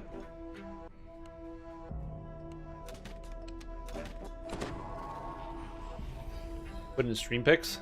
We're gonna post a link of how it looks on me. Your Discord? Yeah. Throw it. Stream pics is fine. Stream pics is good. I usually Oh, that's probably a purple Dragonite bug, by the way. That's so funny, but that's definitely a purple Dragonite bug. Purple Dragonites have goofy appearance problems, and yet that happened. I think it was in Sharn too, where the pants didn't show up on purple Dragonites. Yeah, it's a problem. So I originally created the section stream pics because I went on vacation and I wanted to post pictures of my vacation in there because I don't really post anything on Instagram, and I was like, I'll just post it in the Discord into stream pics, and then it got co-opted into a bunch of things, and then people started posting all kinds of shit in there, and I stopped posting pictures in there, so I don't know what to do with that folder, but it's there, so just post whatever you want. Usually if it's anything related to the live stream, I like things to be posted in stream chat. The reason why is because I check it so I can follow up. So for example, if I miss something goes wrong, live stream crashes, somebody says, hey, you should look into this idea or build this character or something like that, and they want to send me a link to a video, I can very easily find it in the future. So if you're like, hey, Stream Tom, you should watch this video, and you want me to watch it, post it in Stream Pics because I can see it later. If you just post it in Twitch chat, I won't see it later because Twitch chat keeps going up, and then I'd have to travel back in time and be like, Mr. Vault, and I'm not going to do that. This is about your You know what I mean? request to join the Platinum Concord? That's what traveling back in time is. You just like that. It's good for the back. See, this is why I am so happy I got the standing desk. It's like the physical comedy. Walk around. I can shout from the other side of the road. Do as they please with the Five Nations. You guys remember that But what I have to offer you the weather report that I did? By the way, that weather report was so funny rewatching it. what cannot be. I don't know if you guys thought it was funny, but I enjoyed it a lot. Bloodhound sniffing at your heels. You're exposed, Mr. Vault. Not for long, my friend. Allow me to demonstrate. Isabet, please come in. Now, Isabet, I know. Yeah, because I like literally walked away and I was because I wanted to know what the weather was here, so I just went to the window and just kind of like poked my head out. Let me see if I can find it. Try. That's better. Content, please. This is just business, Isabet. Just business. Weather report. I'd prefer Share. that you do your Copy link. housekeeping when I'm not present, Mr. Vault. This is the report. If you missed it, and you're like, man, I want to watch this weather report. I wanted you to see my improvements firsthand. Not quite dead yet. A calibration issue, perhaps. No matter. Urk, Gesh, take Isabet outside. We will adjourn to the yacht. It's time for the next thing to begin. Vaughn's henchman releases a strange whooping bark, and the Alright. darkness around you Now we have to fight these erupts monsters with at wild ranged, which I can't do. responses. An ambush! Damn us for fools! Shouts Casper. The old man as giggling shakes his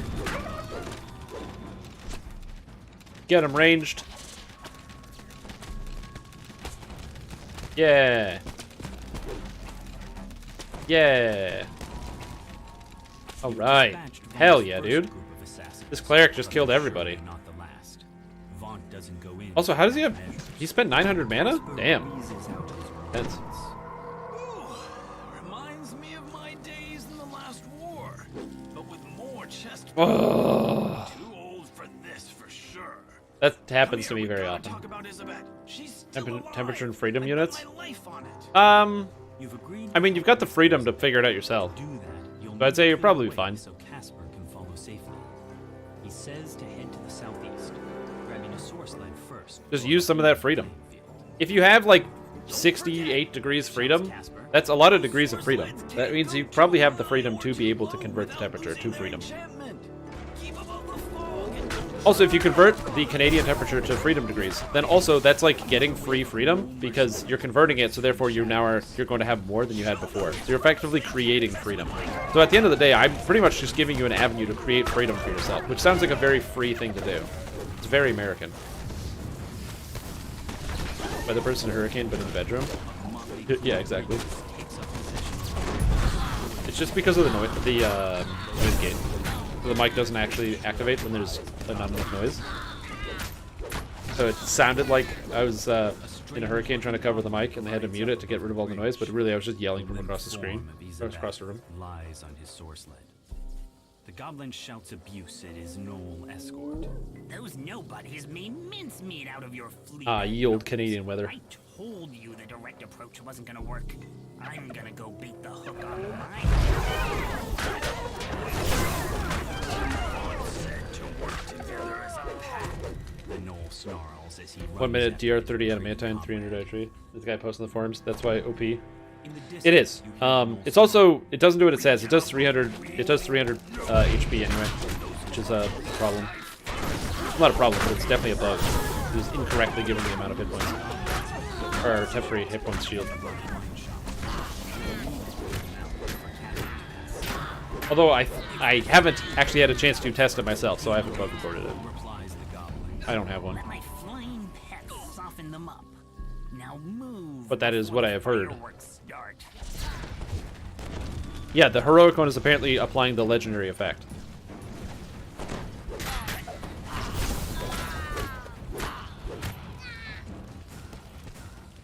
What he's saying.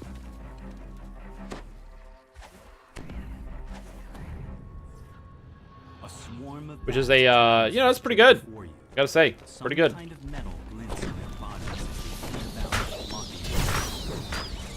An ambush down, but more to come, I'd wager.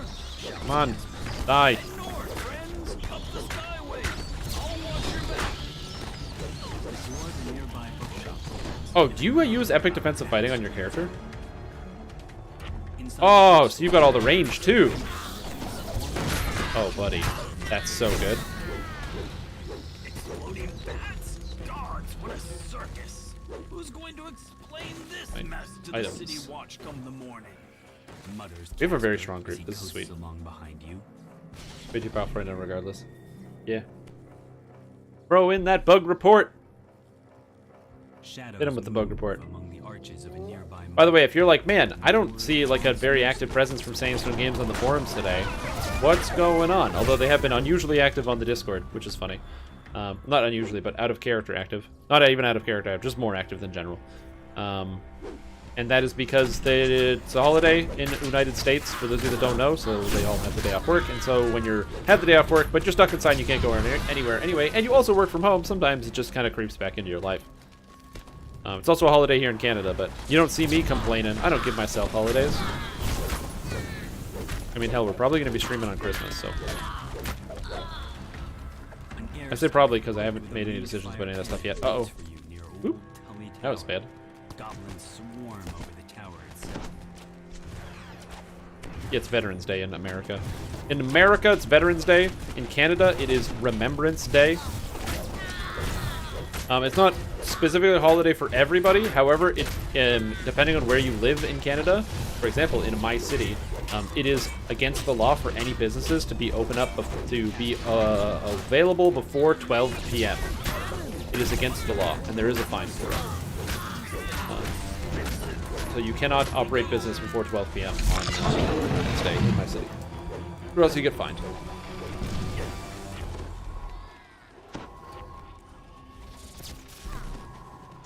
Oh. That guy's alive. Cool. I like jumped out to heal that guy and I didn't have to. Oh, and the Marine Corps birthday. Nice, there you go. Lots of stuff gets older over time. I even get older over time. Begrudgingly. I want to become eternal, but, you know, what are you going to do? And I'm banking on robot body. I'm trying to take, sort of good care of myself. I don't really have intentions to live forever right now because I'm young. But when I'm getting older and the cold grip of death is getting closer and closer, you know I'm going to change my opinion on that 100 zillion%. So that's why I'm trying to do my little part that I can for my own body and be slightly healthier for the future, so that way there's a better future in the future. Future, word future.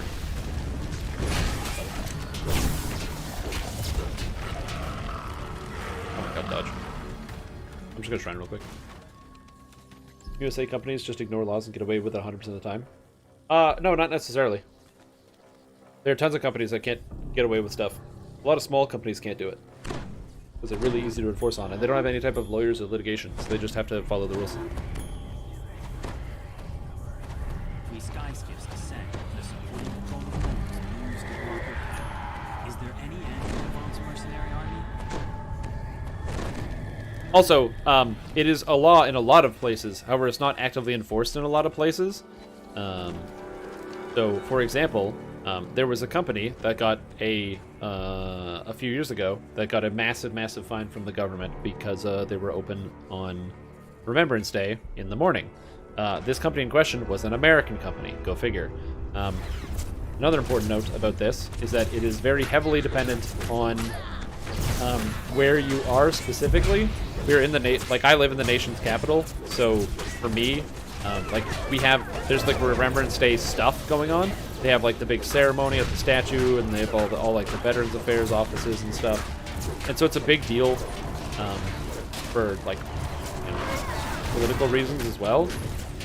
So it's like super enforced here.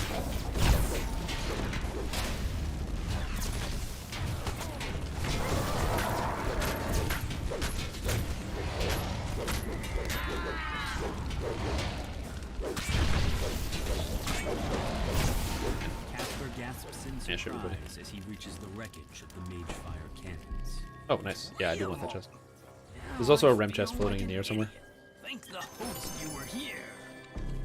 This city watch station is locked up tight and stands as silent as the it's important to just take the time to remember your veterans. At the end of the day, you might be somebody who is not like a big war person. You might not be big on a lot of these other different things. You might have disagreements with what the governments do. But at the end of the day, the human beings that end up being on the ground and doing a lot of this work are doing something. They're doing something that can be very, very difficult. Taking time away from their families and doing, in a lot of cases, very good work. And it's something to remember. How much is the fine? I don't know. It wasn't disclosed, but it was big enough that that American company went, instead of it was a retail branch instead of companies, but instead of doing like everybody else, which is opening up at noon, they just decided to cease operations on Remembrance Day. So they just fully closed the whole day. Almost every store is closed until noon, and then at noon they all open up. Gish collapses from his wounds. Before you can finish him off, a chanting voice calls your attention to the north and above. A tiefling sorcerer completes his spell on a ledge above you. Gish vanishes, reappearing at the sorcerer's side. With another quick gesture, both the tiefling and the gnome Those better mobs hit way harder than those other level. You're crazy. No, they do. They hit really, really hard. I mentioned this before, but one of the things that I really enjoy doing is not playing Sharn. The Sharn monsters and the Sharn area are really highly tuned.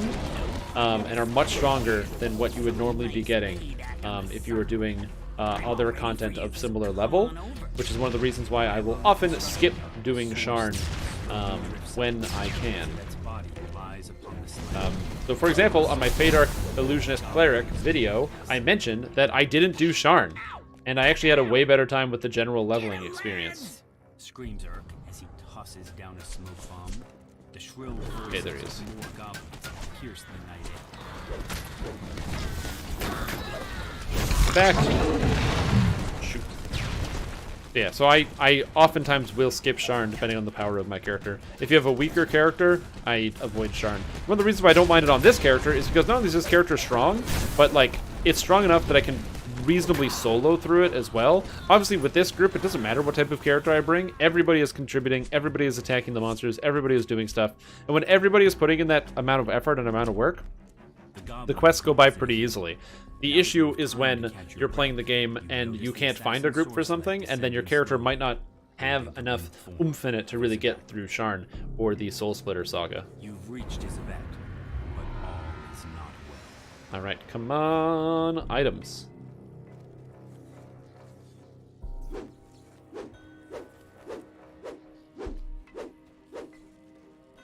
Very well, Dreamer set for heroics, but randomly getting smacked really hard. Yes. She's gone.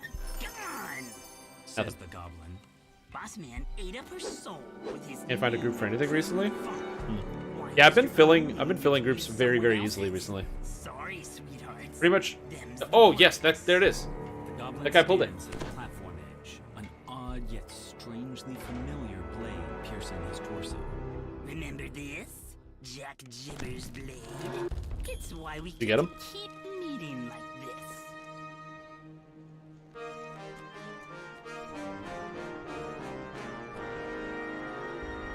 Oh, interesting. Didn't they get pulled?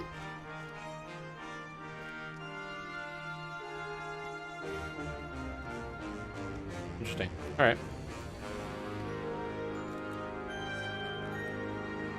Alright, so now we do cogs, 15s, starting with smash and burn. Everybody loves cogs. Lunch is a good idea. I'm a big fan. I've had lunch once or twice, and it's been good every time.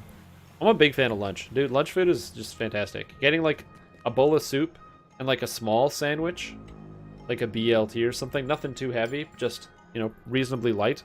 I like that a lot. It's a good time.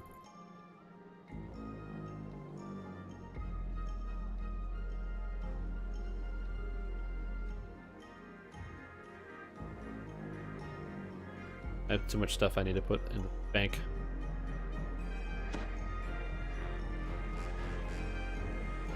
I need my crushed black pearls, right? Yes, I do. I need more crushed black pearls. Or did I buy 2,000? No, I bought 2,000. We're good.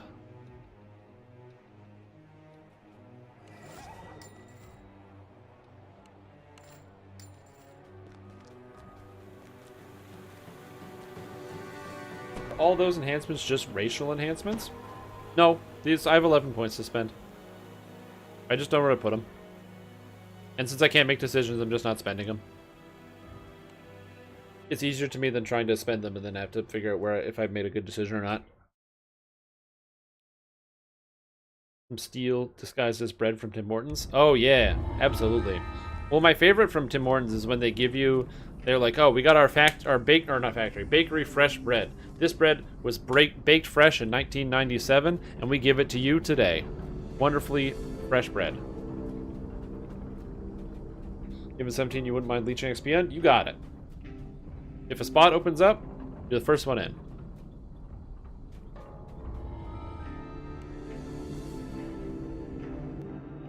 Yeah. Like, I don't really... Nothing is going to make my character stronger, so I don't really care about what other stats I have. You know what I mean? Glass of water here.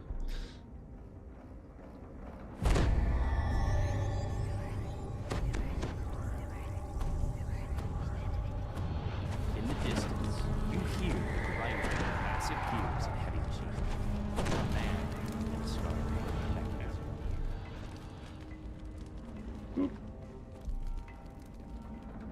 I don't have the ability to cast Feather Falling on myself, which can get annoying. I should be fine, though. You've stumbled across a secret room. And let's boogie. But it hasn't. Yeah, I try not to worry about it too much. Like, if it was gonna have a huge impact on my character, then maybe. Oh, literally someone left. So send me a tell. As we were talking about it. We're done. Do whatever you want. But send me a tell.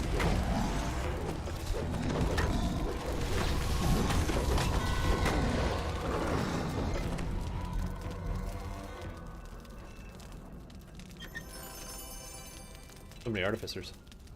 Good class. I mean, Falconry gives some nice generic stuff. Oh yeah, I could just sprint boost around if I wanted. And get some extra hit points. Yeah, I've been maxing this character probably for DPS, so I don't know where I'm going to put that in. I don't know if it's because I want to bend it in another tree for some more damage. Who knows, maybe the answer is know the angles, just to get some more damage stats.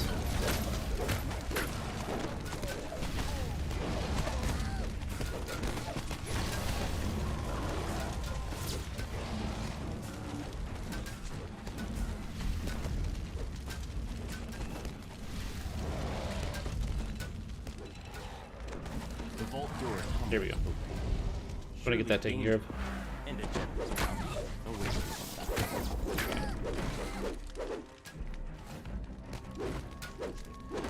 I'm not sure. I know that at 18, I'm spending like 18 points in Eldritch Knight. And there's also something to be said for having access to this right here, Radiant Force Field. It's a 3-minute cooldown, but it's Radiant Force Field. And Radiant Force Field's Radiant Force Field, so like, I don't know.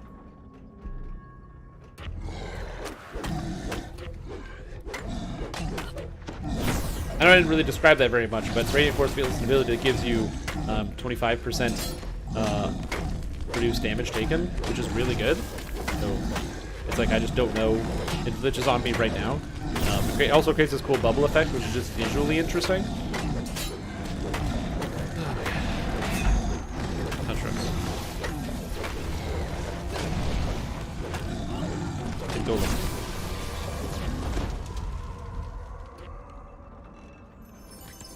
Yeah. Oh, is there another chest? Yeah, there's a ram chest in here.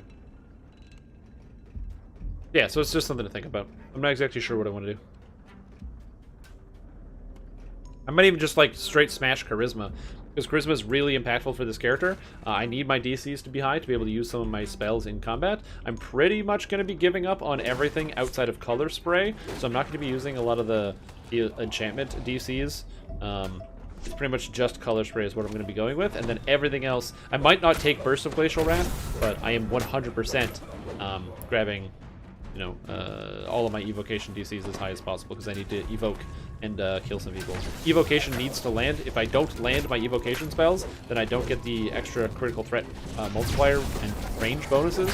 So since I have this synergetic magic, there's something I will definitely think about on this character, which is a crazy thought, and I don't think I'm going to go through with it. But hypothetically, I could skip Dire Charge on this character, since I have access to Color Spray, and everything you can Dire Charge, you can also Color Spray. And instead of taking Dire Charge, take the worst possible feat in the game, Arcane Warrior. I'm definitely thinking about it, because it's an extra 20 melee power. So it's something to think about, but the upkeep on it would be horrendous. Also, hey Wolfen, how you doing? How's it going? How's it hanging? How you feel? Can I instant kill this guy? Hold on, let's see if I can do it. Oh no, somebody else needs to kill him. But yeah, how are you doing, man? What's up? The door is sealed shut with a heavy silver. I'm not even gonna try. I even have like illusion DC bonuses. You can find another source. You pocket the iron key you got. Log in DDO and get a level up. Nice! Thank you for watching my YouTube video. I hope you found it insightful and useful. If you didn't, don't tell me. It'll hurt my fragile ego.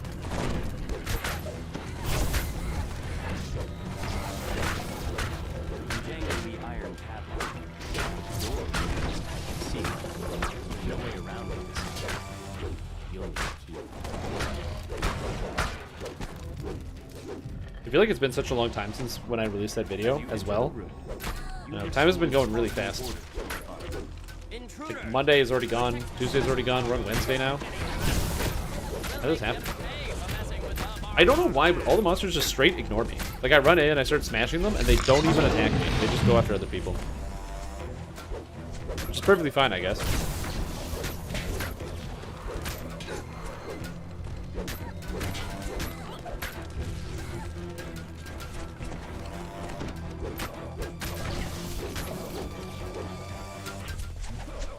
Also, one of the reasons why I like Polar Ray a lot is because Polar Ray gives me access to very, very easy single target damage for keeping up my all my stacks of all my different buffs and abilities.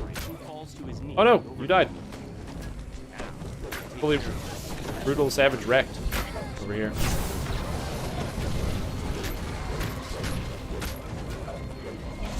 So, this thing.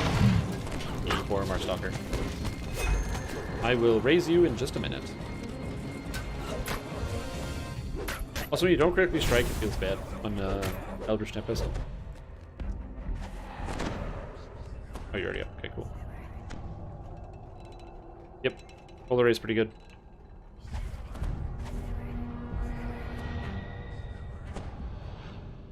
I haven't decided if I'm going to go with a Lightning Ice build or a Fire Lightning build. I think I'm probably going to go Lightning Ice, mostly because fire damage isn't always going to be available and working, and Lightning Ice means I can have both Thunderstroke and Iceberg. You hear distressed cries and the Granted, the benefit of going Fire is this character is likely going to be running Arcsteel Battle Mage, even though it doesn't give the additional +4 to Charisma. It's still very good, and I'd rather run that over Autumn, I think.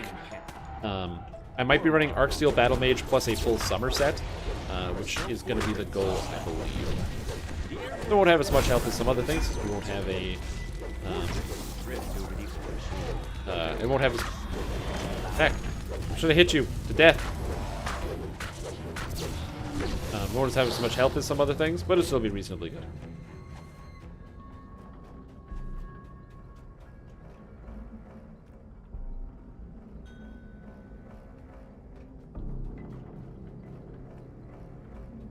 I hate this.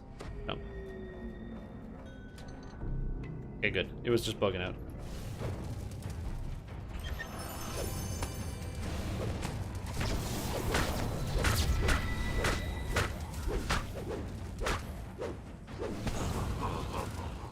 Yeah.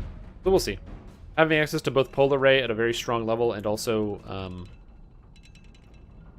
Ice Blast is probably going to be pretty good. Ice Blast, Iceberg, and Thunderstroke. I think the max catch level for both of those is 20, though, so we'll see. That's why we might end up just going Lightning Fire. The downside of Lightning Fire is any point spent in Lightning reduces the strength of your fire spells, reduces the strength of Meteor Swarm. A Meteor Swarm is reasonably good. As far as spell power, I don't even know where I'm supposed to get a lot of my spell power items from. Arcsteel Battle Mage is going to give me access to either repair or... What the... That was a rubber band. Yeah, it's either going to give me access to the repair spell power or lightning from that source. I don't know if I'm going to get it from another source. And then the fire and lightning crit, I also don't know how to get that. Not conveniently anyway. So it's going to be a not a chore, but a interesting problem of trying to figure out where exactly the gear is supposed to come from. What items do I need? Zin Sandmore, are you in the quest? Great. Perfect.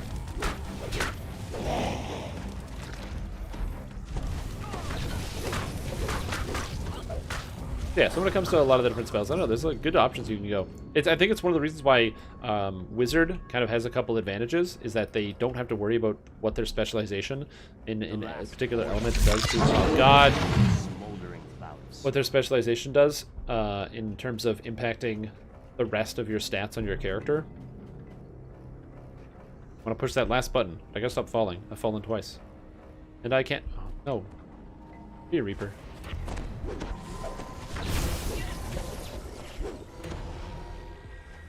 You want jump? Yeah, you want jump. He wants jump. Look at him. How much he wants jump. Okay. Jump. Jump. No! Why does this keep happening? I'm so bad at this. I should carry like a feather falling item probably. Or maybe just get the spell. What do I have? I have Repair Light? Yeah. It's important note with this character, I'm also going to be using a Blood of Dragons once I hit level 20 to redo all of my spells. It's one of the reasons why I try to carry around Blood of Dragons, or collect a lot of them, because the Blood of Dragons is very, very good for allowing you to redo your spells quickly on a sorcerer. Excuse me. I'd like to jump, please. Jump. You feel a sense of accomplishment. Yay, and chest. The last of the special cargo crates is smashed into splinters.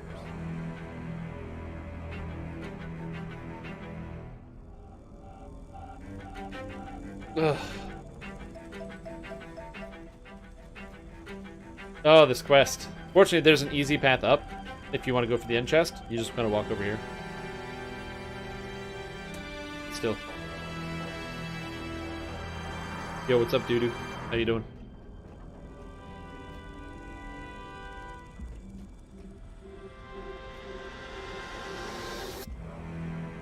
Nothing.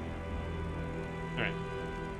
Rals of the Fung-ass Sword.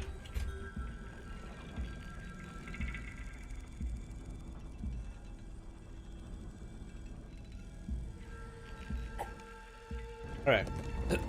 So, here's the thing. They will never answer the question of if they will fix the lag, because... Let me ask you something. Do you think that they want to fix it, or do you think that they don't want to fix it? Right? Because if you... Because the question is implying, because you said eventually, the question is implying that they do not want to fix it. And you're right, they do want to. Consider how much more marketable the game would be, and more fun, if it didn't lag in the way that it does right now. That would be good. That would help a lot of... That would probably help a lot with new player retention and introducing people to the video game. It helps with all of the end game as well. It would have a reasonably large impact on the entire game as a whole. It would be huge and literally probably one of the best and biggest patches they could ever make for this video game if they found a way to stop the game from lagging as much as it does. So do they want to fix it? Yes. Will they eventually fix it? Maybe not. They might never fix it because it's not going to be a cheap fix. There's no way. It reminds me of when Path of Exile fixed desync. They thought it would be impossible. Not they thought, but the player and community thought it was going to be impossible. And then out of nowhere, out comes Jonathan showing up to the meeting being like, hey guys, by the way, here's Lockstep. And completely changed like how they changed how their infrastructure works and invented a new way of communicating between their game and their servers. So yeah, they invented some tech, but then they made this platform work better, and then now it has like less latency issues in a game like Diablo. So is it something that they will eventually fix? Maybe, but the issue is that it's a larger engineering problem that requires a lot of work and a lot of time and a lot of very smart people to work on to fix whatever the major problem is, which may be so big it might require them to make a new video game because the problems could be so ingrained. They might need to have they might need a DDO2 to fix these problems. Muffled moans draw your attention to the south. Perhaps this is the source of the zombie invasion. And so there's, I think the answer is if they had the power to fix it, they absolutely would fix it. If it was an easy solution, and also there's nothing to be said that it's not something that they aren't even currently working on, but it's never like one thing. So which is a question that they'll probably never answer. And yes, they would definitely release Lotro 2 before DDO, that is correct.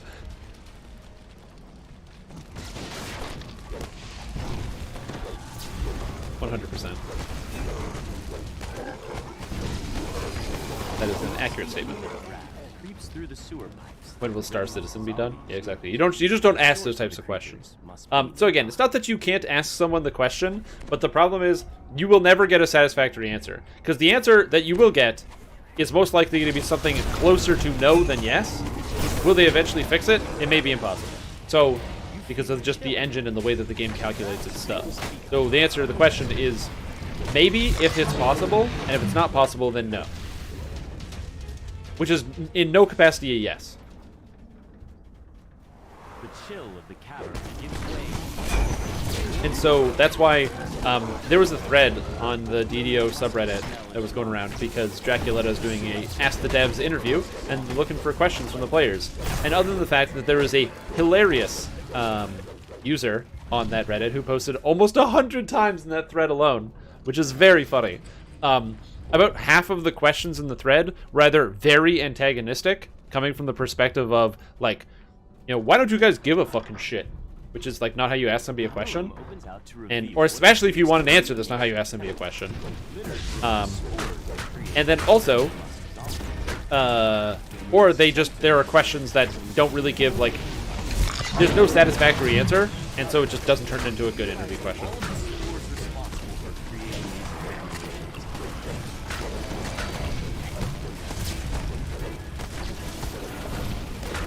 Like, as an example, when I did my my interview with Saints and Games, I did the interview, and one of the questions I asked about was the Bard question. What's going on with Bards? Are we going to see some cool Bard Spellsinger stuff?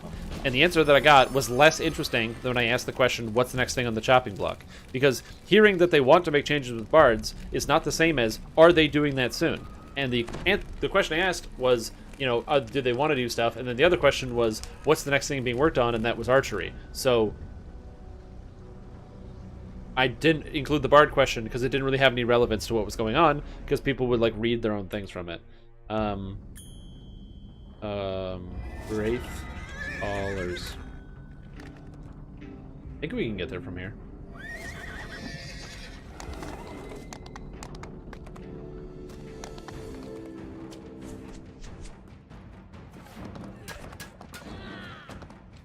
Hey, Rorenstall, what's up? So yeah, so that's why it's something difficult. Also, this very interesting person got very defensive when people asked why they posted almost 100 times in this thread. And they were like, well, I'm trying to help curate comments, because if you're an interviewer and you ask a question that doesn't get an answer, then you don't get asked to come back for an interview. Which is also not how that works. You sit down for like an hour and a half, you chat, and it turns into something that's 20 minutes. Right?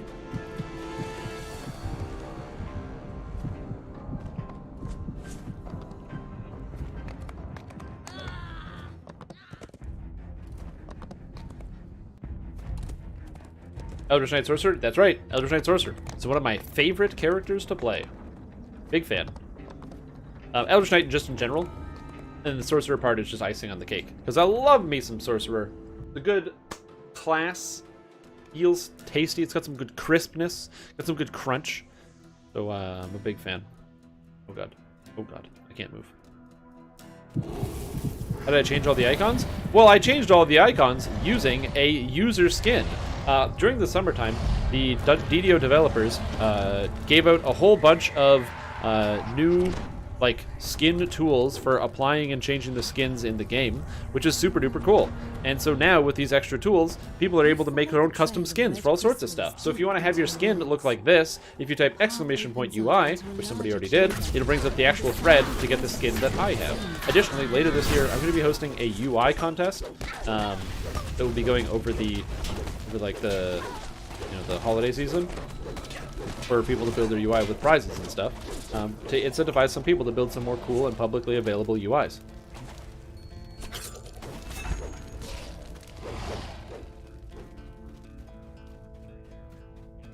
To make sure it's as publicly available as possible, as part of the rules, I'd spent some time over the weekend doodling about it. As part of the rules, it will be that you must have a separate thread on the forums about your UI thing, and then that must be linked in the actual thread for the event.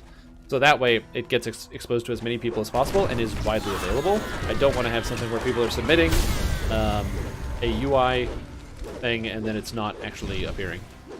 You pull the lever, and the mechanism that controls the door. What's my mostest favoritist character to play? Eldritch Knight.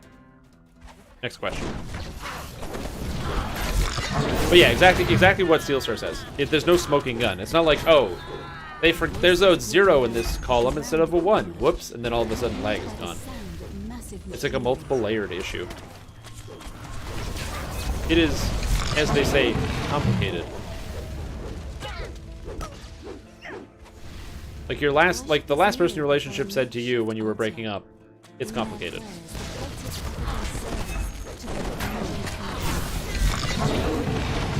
punish those who have wronged them. Yeah, Master Pop ran pretty good on the first launch. Yeah. Intruders Hey, Suffa, what to do? How's everything? deny us our vengeance on the city. Oh, these guys take double damage from ice. Yeah, I'm gonna ice this guy to death. Ice to meet you, buddy. 1872. Oh, He right. cannot be invaded. He cannot be bargained with. Yeah. Vengeance will be Yeah, the his. old enable lag equals As true. the Forge Wraith falls, shocked voices cry out throughout the Ruin cavern. this The scheme cult is... is destroyed, and the city is now safe from their schemes. Yet this If lag, was get not rid of. the only There you go. Forge Wraith. Look at you guys. You're fixing all the More problems. still This is what we lurk need to do. I'm double recalling because it's driven by red their alert. It's gonna be never-ending horrible. thirst for vengeance.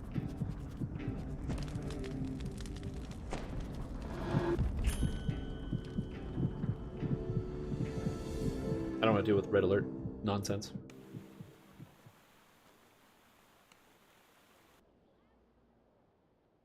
But yeah, if it was that easy, and again, that's the thing. If it was an easy thing, they would have done it, right? I don't think that the people that make Dungeons and Dragons Online are the absolute best game designers to have ever lived, and I don't hold them in that type of regard. But I do think that they are highly adept at handling the game code of Dungeons and Dragons Online, and are likely very familiar with the ins and outs, and can probably do a lot better job of doing something in Dungeons and Dragons Online than somebody who's very unfamiliar with the code, even if potentially more skilled, because it takes time to learn how the actual system works.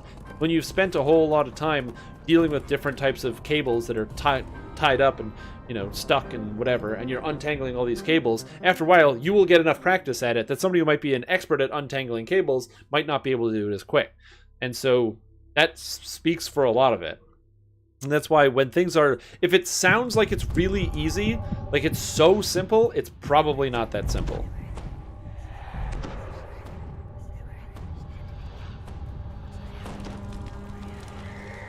After making your way. Like, I'll give you an example. In The Lord of the Rings Online, there is a major patch. By the way, we're going to look at it tomorrow. I haven't added it to the schedule, but we are going to look at it tomorrow. I want to test it out. There's a new patch to the PvP, and they are literally rebalancing all of the PvP, okay? And to rebalance the PvP, they didn't just rebalance the PvP. They friggin' rewrote it. They changed how everything works. And the reason why they did that, they said that they changed up stuff so that they can actually apply multipliers to all of the health values and blah, blah, blah. And you might ask yourself, what do you mean? So for PvP balancing, they can't just like tweak a number by a little bit. And as it turns out, for whatever reason, I don't know. I didn't make this game in the arcane year of 2002 to 2007 when they were probably working on it. I have no idea how the game was programmed or anything like that. But for whatever reason, it turns out that no, there was no option when the game was released to simply just straight up have... did we miss a goblin somewhere? Oh yeah, there's just a guy chilling here.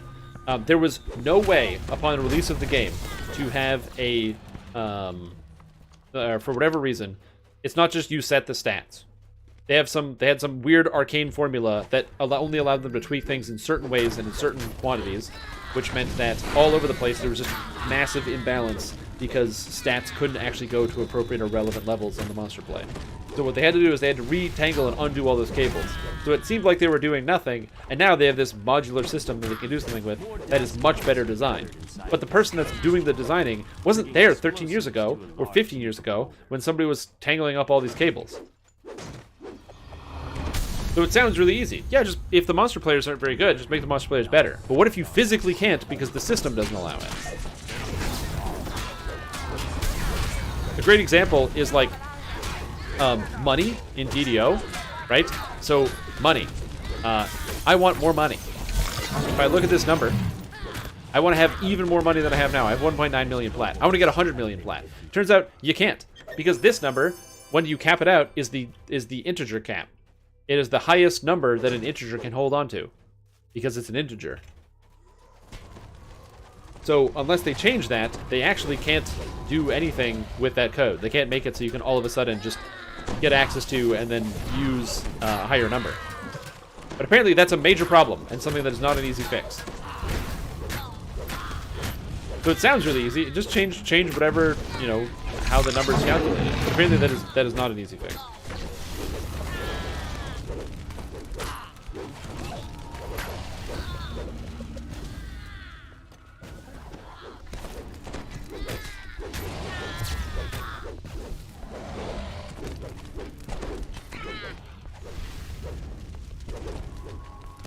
So yeah, I would love to have that change happen. Where's the Dask grunt? Oh, there's another one over here. The goblins in this quest just hide. They're sneaky, man. Crumbles at your feet. Now you have a chance to find out more about the strange artifact. That's why they say that just because someone's workspace is messy doesn't mean they don't know where everything is. Yeah, exactly. My workspace is not too messy. I have currently 2 pieces of garbage on it, some dice, and the sun in my eye. Why is the sun in my eye? Ah! You guys see this? Are you getting this, camera guy? Look at this sun. Hold on. Ah, there we go. I'm like a freaking ghost over here. Oh my god. It's so hard to see. Ah. The sun needs to change its angle. That is no good. On the upside, it is actually much brighter in here. My left side of my face is lit, which is interesting. It hasn't been sunny in days, so yeah.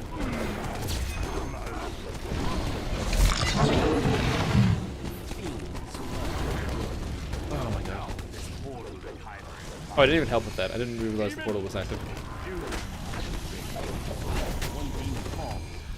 But wait, another streams out of the portal in its place. The ornate artifact shatters, the portal dissipates, and the remaining demons are thrown back into the depths of Kyber. The Rakshasa lets out a shrill gasp. Hey, look, a piece of garbage. Surprised that you managed to best him in combat. This can't be. Okay, taking 16 and running the 16s in Sharn. My name. Starting with no refunds.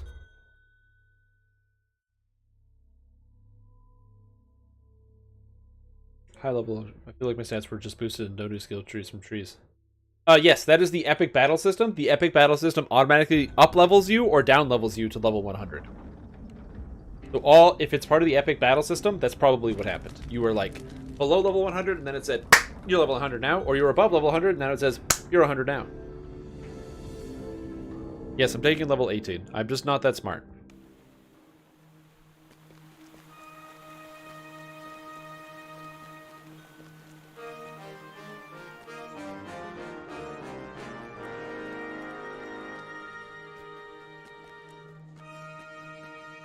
Tendril Mox. Thanks, next level of sorcerer. Boom, bing, bang, bong, bong.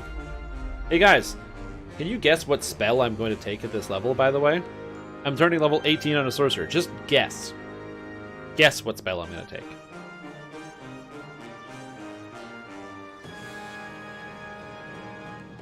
Rend the Soul? That's a good one. Rend the Soul is not bad. You know? Look at that. It's a d6 plus 4 per cast level, and it does that 5 times. That was pretty good. Trap the Soul. Gotta have that soul trap. Is that even on here? It's not even here. I think that's an 8th level spell. Power Word Kill. There you go. I can kill 1 monster. Look at this. Boom. 1 guy dies. No save. Not bad. Oh yeah, of course it's Mordenkainen's Disjunction. Absolutely. Oh, my finger slipped. I took Meteor Swarm by accident. How did this happen? I don't know. Cool. Now we're going to reset this point out of the Air Savant tree.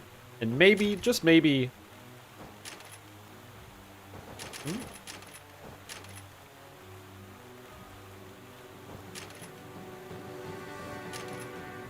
Maybe, just maybe do that.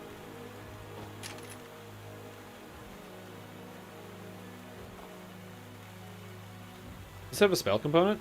It doesn't even have a spell component. Oh, buddy.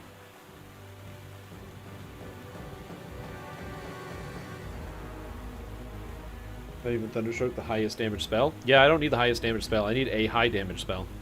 And now I need Quicken. And magic. Quicken spell.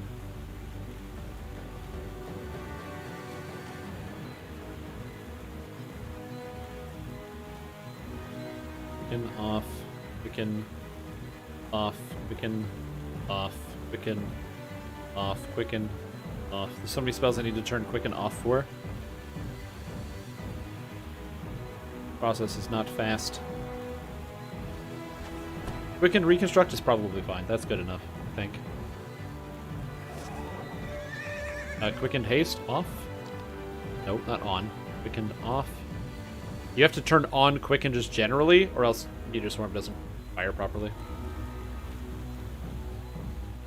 Oh, that guy's leveling up. Well, that guy's not getting back in. He's doing something else. How many Sharn 10s are there? There's 4 and 4, so that's 8. Or Sharn 16s. Refunds. Alright. Go to no refunds. Reduce the max meteors by 1, or has that been fixed? It only reduces the max meteors by 1. By the way, the sun is gone, if you can't tell. It just went past, and now my room is way darker. It only reduces the meteors by 1 if you have it, if it's not globally turned on. If you right-click on Meteor Swarm and turn it on, then it reduces the meteor by 1.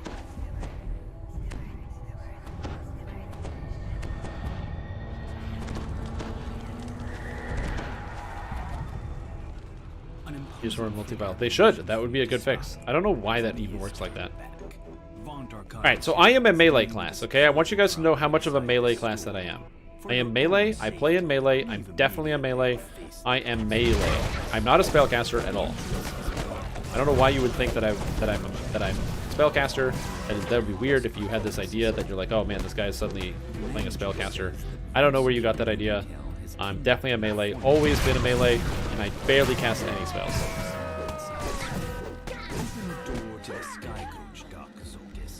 I barely cast spells, dude. I barely cast any spells. We'll be departing. Pretty much exclusively a melee, really. Playing lightning primarily anymore? Absolutely not, no. Welcome. Oh, holy moly, that was some flashing lights. My Meteor Swarm is really screwing with the lighting in here. I'm like turning the lights on enough with my power. But yes, I am just running into rooms and casting Meteor Swarm and moving on. Pretty sweet, actually. I like it a lot.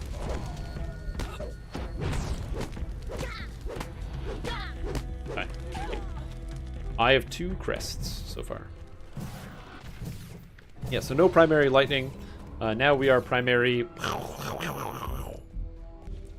Pretty good. Okay, notebook page.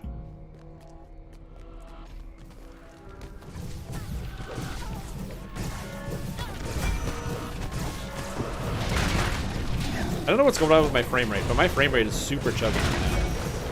Anyway, everything does. I think there's something up with the lighting in this room. I think there's too many objects that are being lit, as you can tell, by like when the lighting is going crazy. When it stabilizes, my frame rate goes down, but when I throw out my Meteor Swarm, which causes the lighting to go all over the place, and my FPS jumps, and then it drops once actually everything is properly lit. So I think it's the lighting effects in this room that are causing my frames to drop. Full repair now. Nice. If I find you, I will heal you. Hey, look, I'm melee. I can't cast spells at range. Oopsie. Sorry about that, guys. My bad. God, I'm not supposed to do that.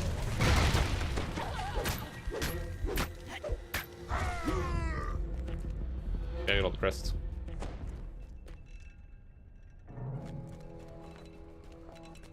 Yes, this character is much better.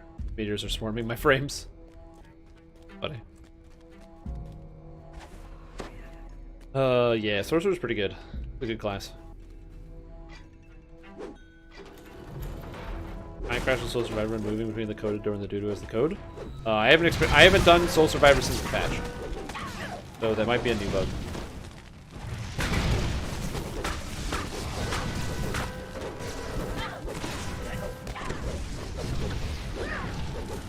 A lot of things have changed since the patch. There's been a lot of weird bugs, so it might be a new bug. So I would definitely consider like looking into it, possibly, or like double checking. If it happens once, then it might just be your client crashing. But if it happens multiple times, I would definitely recommend trying to find that information and report it somewhere.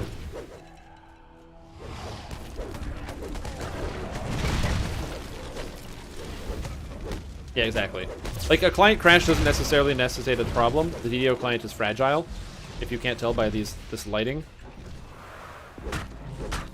But if it happens in that same spot twice, then that might be an issue with the actual quest. And that's where you want to look into it and be like, I wonder what's going on here.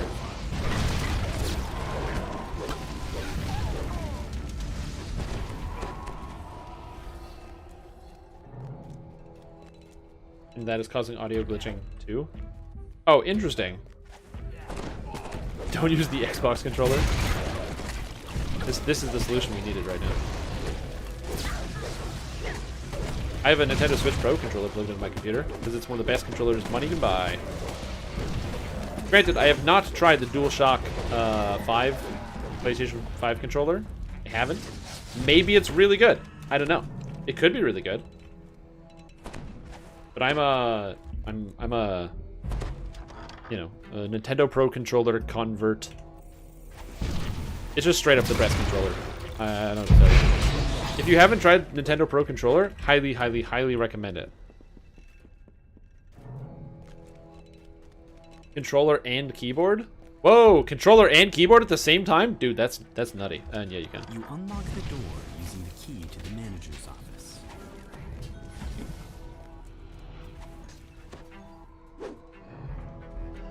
Like, I've heard of keyboard and mouse, but keyboard and controller at the same time? Damn, dude. Do you like keyboard with the feet, or how do you get that going on? Also, everyone died.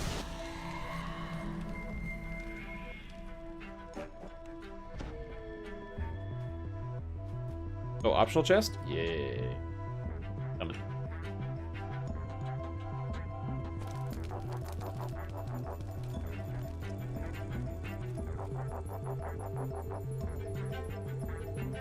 He knows as well. Yeah, you gotta get it in there. Well, that's what the face roll is for. You gotta get your keyboard, just roll that face across. Shit. I've been falling.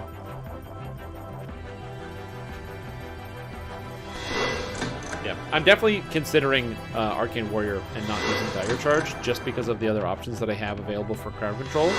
Not saying I'm definitely going to do that, but again, I am considering it. Is it going to be better? Probably not. Do I want my extra materials? Yes, I do. I know somebody who was asking for a bunch of materials recently, actually. Hopefully, they will be able to get more materials.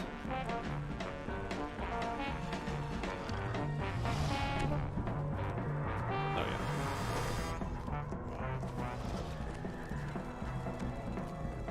The Radiant Idol calls out to you as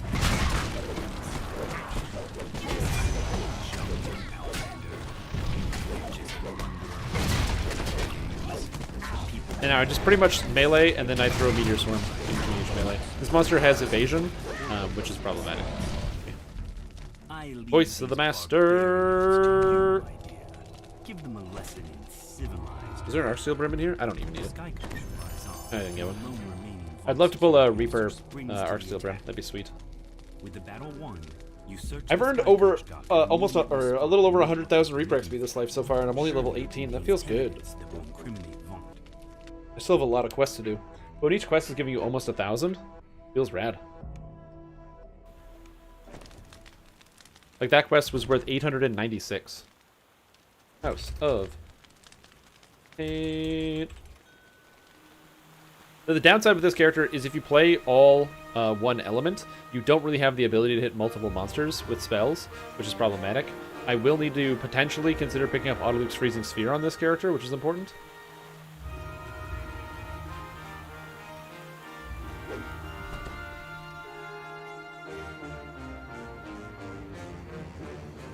Come on, let me in the quest.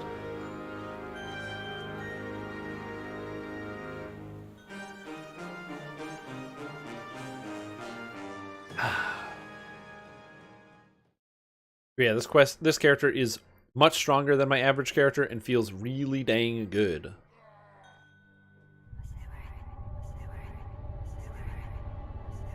Can I get a GH? Absolutely, you can get a GH.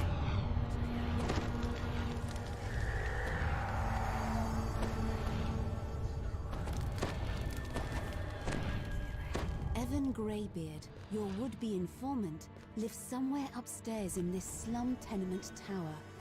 I mentioned this before, but if you haven't gone through all of the information with Captain Talion, you definitely should talk to him. He's very funny. But just keep resetting the quest and going through the dialogue tree. It's very entertaining. The air smells of sulfur. And who in Kyber are you? The gnome demands in a pitiless tone. People gnome that gives you a head start, then goes back to work on the crime scene. Oh my god, dude. Damage is insane. I really should have Fire Shield. Rises from somewhere below. I don't have any cold spells other than I have one cold spell. But my god. Oh! Spooky. Thank you for the protection bubble. You have a sense that you're being watched. Brain cells. What is a brain cell? Your recent encounters It's like a part of the brain that gives you smart, and it determines your smart points. And the more brain cells you have and the harder they work, the more your smart points that you get, or intelligence, as other people call them. You gotta increase that intelligence. Raise it up, man. Raise it up to the sky. This must be the place where Evan went for a drink. Perhaps the bartender has seen him. I don't remember what the last intelligence build I even played was. I'm excited to do Artificer, probably next life. I'm either doing Artificer next life or Only to find Fighter. a man standing in your path. That was the place where they store the brains. The brains. We need to get the brains in there. Back.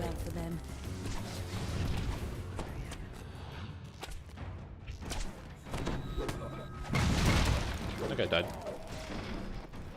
Arty fighter? No.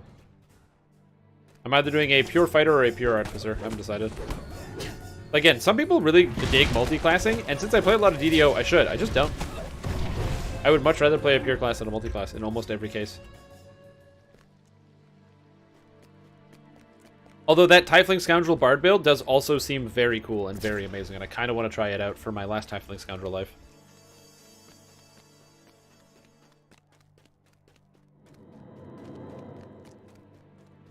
The assassins, they have spawned. A crumbling shrine amidst what appear to be ancient Where is ruins. Thora? It still gleams with the magic of a shard The beggar here. long vanished.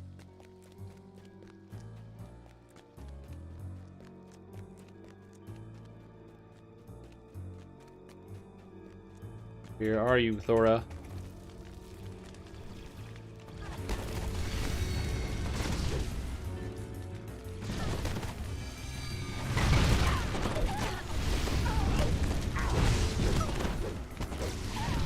I can't find Thora.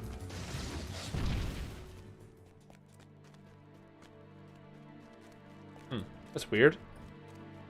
Feel stressed by a multi-class? A lot of times? Well, yeah, because you worry about not having all of the abilities that your character needs to actually be successful or function properly. That's what happens to me a lot.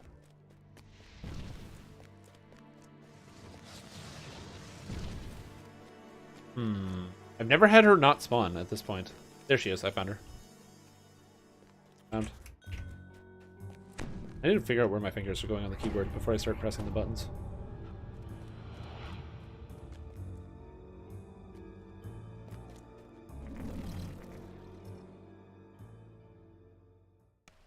Something inquisitive. Yeah, exactly.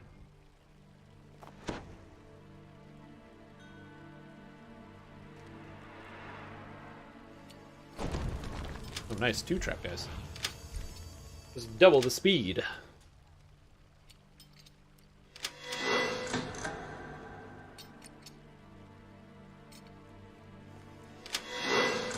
We're just gonna wait. Yeah, that's one of the reasons why when I use universal trees, I multi-class all the time. Like, for example, that cleric build is 18 cleric 2 fighter, because 18 cleric 2 fighter is way better than pure cleric, and in terms of what my build was supposed to do. Is that 8 traps? 8 traps.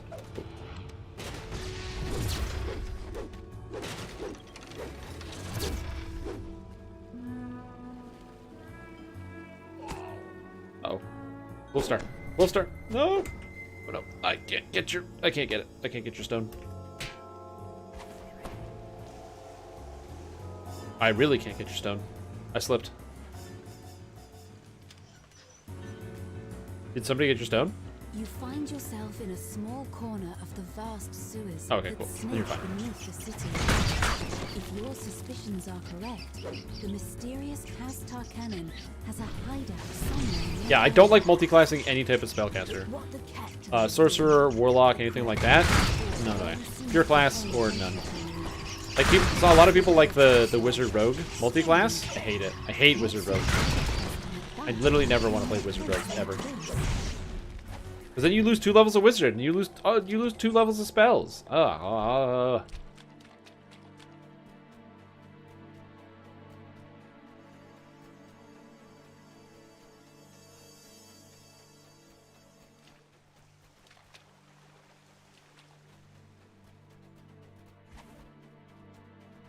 I just don't like it that much. Losing stats because of multiclassing is something I'd never want to do. Ash de Fairashk, bounty hunter, is having a hard time with some kind of pipe contraption. Maybe you could help. There's nothing in multiclasses I don't mind.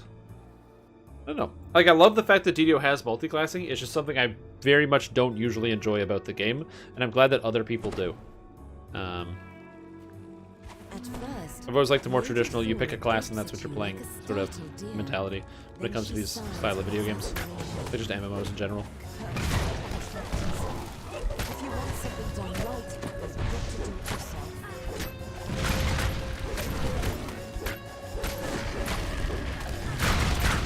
Monk Eldritch Knight probably is very fun. Oh, right. Nice. Eat physical damage, you jerks. What? You're immune to fire. I don't care.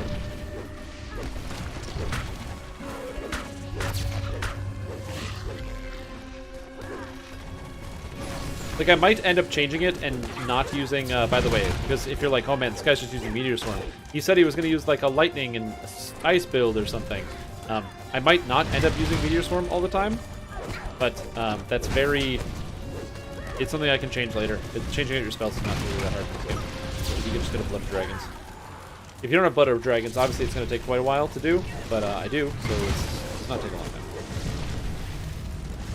The old Blood of Dragons. Very convenient.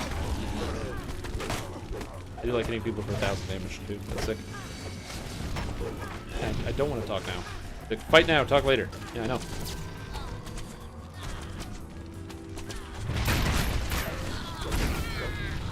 Also, Strike Through is just one of the most fun feeling mechanics. God damn. Just being able to hit multiple monsters at the same time feels so good.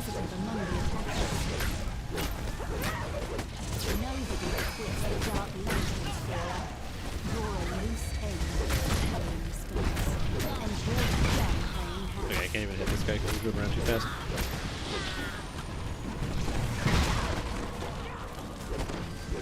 There we go. Hello, assassins. That's all of them, at least Meteor for Swarm. today. We need to keep Voice the moving, Master, everybody. Thor Voice the says. Master. If you want to talk to Evan, you need to do it now. You'll also notice I never put on a Voice the Master. I just have an augment that goes into my gear. That way I never have to worry about it, like putting it on before a quest is over to get that extra XP. I do like that of all the quests we've done so far, I've pulled one named item. Feels good. Oh man, I do want that plasma core, but I walked away from it. It's fine. I already left. I recalled. I live within the consequences of my fast recalls.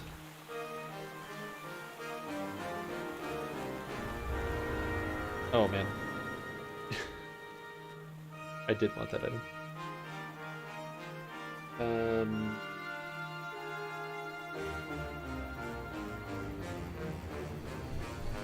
Dire Wolf Belt. Ooh.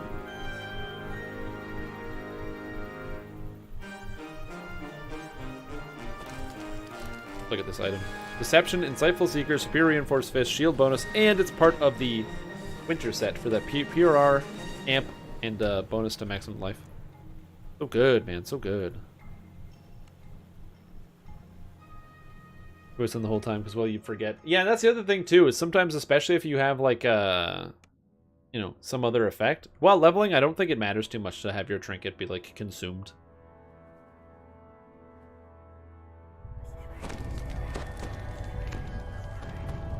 Yeah, it's just useful. It's a good belt.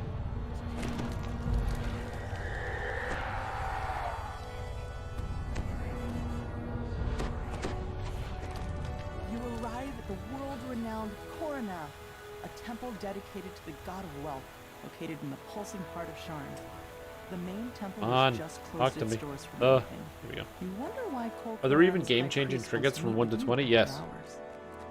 An Symbol of the imposing Slave man Lords. dressed in a True noble Seeing, finery Insightful Con, and opens Dusk, your and then I main slot courtyard. Master's Gift and Heavy The high Fortification in it. priest So it's gestures to the 100% Fortification, Take the sky it's coach the to the Master's end of the Gift, northern it's got corner. Insightful Con, it gives me We'll True deliver you Seeing, to your and it gives me destination. 10% concealment One from of Sharn's most whatever. powerful men has Also turned Iron against Stones. Lucian Iron Stones are also Bond really, really and powerful for the selected early you game. to deliver the killing blow By about against like level Sharn. 13, you can replace most of your Iron Stones, but like the mana one is super good, because you can use it at like level 5 for 200 spell points or something.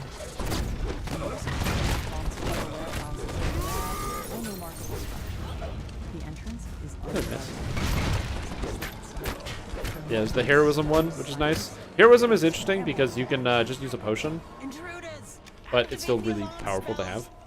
Just a good effect. Iron Stones can't... No, you can farm them out. They are rare to drop from random places, but they're very easily farmed from... what do you call it? They're very easy to farm from... Dreaming Dark. Yep, like you too, exactly.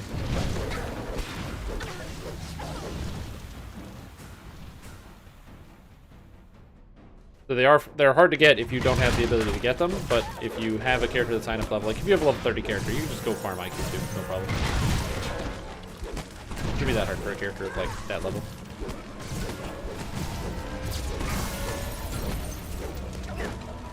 Nope. Oh, why sticky trap? Why? Oh, another sticky trap. Oh, why did I throw my spell that way? I'm having a bad day. My character is just like, he was doing good in all the other adventures, and then this one all of a sudden it just all goes downhill.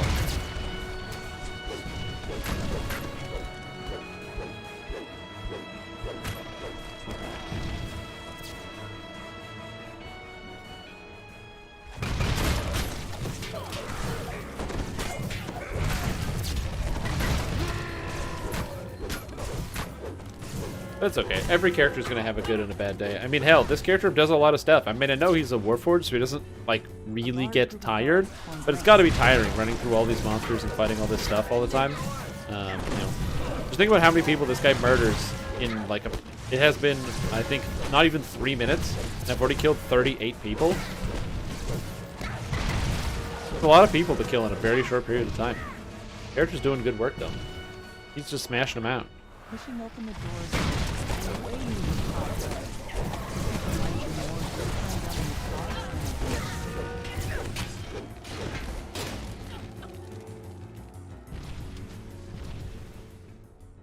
Yeah. I think that Lightning Fire is pretty much my only option, given the fact that this character is going to end up using the Arcsteel Battle Mage set. Most likely. There's a chance we use the Fall and Summer set as a combination. I think there's a Fall/Summer artifact, but I don't know if there is. I think there is, though. Pretty confident that there is.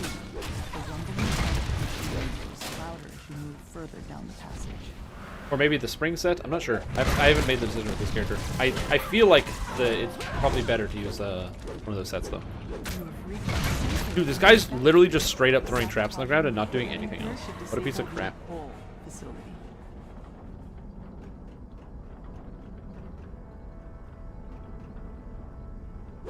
Fighter didn't go roll back. But what happened to my character? Your character's under arrest. What? Like, well, according to your monster manual, it says you've killed 15,000 humans. What's that? And then you just run away. Oh god, look over there. Look, a distraction. Do I even want to know? What my human murder account is? Player races. Humans. We have slain, on my account, 68,000 humans. A lot of humans, man. A lot of humans. Oh, thanks for the prayer. Rapturous heat and concussive force tear through the building as the main men. Autumn Spring. Okay, so it's an Autumn Spring set.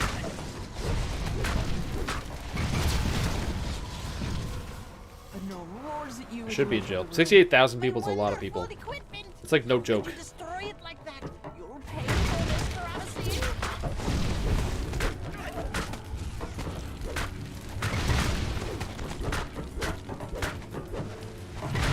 The massive construct emits a strange metallic grating sound. I do like the fact that I can't critically strike constructs, but I can hit them with meteors that can critically strike. That feels good. 2 damage to continue its assault. Yeah, I'll need to take some time to go over what some of the different sets are and what you can get. I think the main issue is that I want to get the 10% artifact bonus to crit with repair, lightning, and fire spells is really strong. I feel like that's probably the way that you want to go. Even though putting points into Lightning Savant does actually reduce the damage of your fire spells, which is unfortunate, or Meteor Swarm. I don't even know if I need to do that. That's not good. Alright, to Jeeks Boromar. One here. Time to reach for the sky. Yeah, the bubbles are great. I really appreciate it. If this looks like it's really easy, and I'm just like smashing through everything, it's also important to note that I have a very, very potent support character who stands behind me, giving me bubbles and heals all the time, which is a very real thing and very helpful.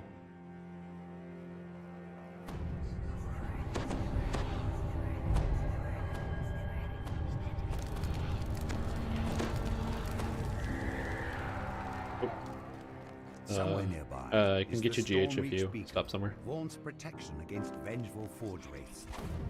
The beacon will surely be under heavy guard. Absolutely, yeah. That's why I like the monster manual. It does record how many people you've killed over time. And it's a big number. Quest completed. Does the monster manual Smiley work even face. if you haven't done it yet? That's what I want to know.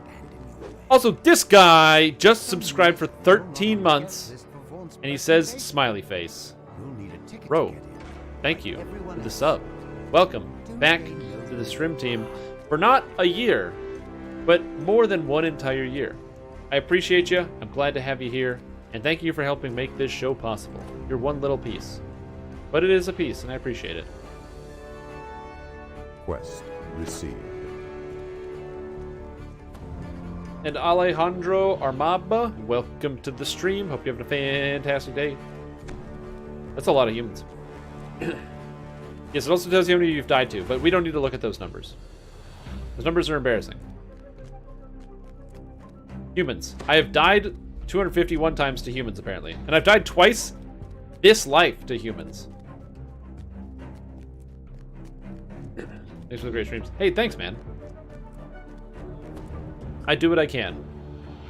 Are my streams great? Well, yes.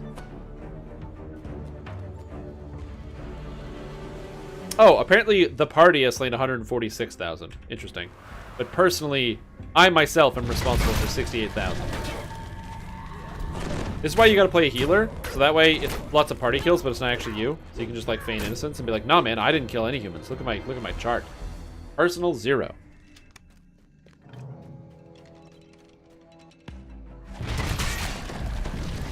Hate that I still can't beat these technicians down. Are they dispel magicking me? I didn't know they did that in this quest. God damn it.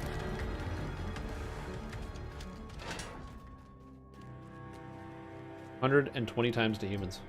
Yeah, humans. Well, there's a lot of humans, so if you're gonna die to anybody, you're probably gonna die to one of them. There's just so many of them. They're everywhere. They're like friggin' rats, dude. They're just crawling out of the sewers. It's impossible to keep track of every single one. Back, back.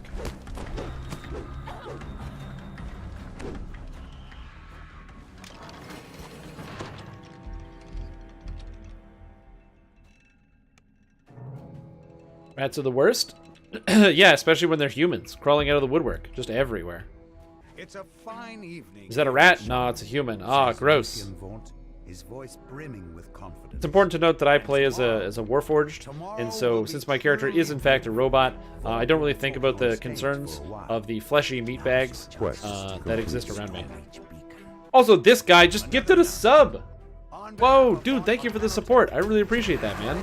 And welcome to the Shrim Team Zarimi. I hope you are having a fantastic day. If you're not, you know what?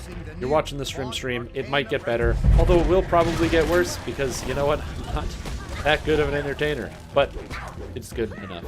But dude, that's awesome. Thank you so much. I really appreciate that support.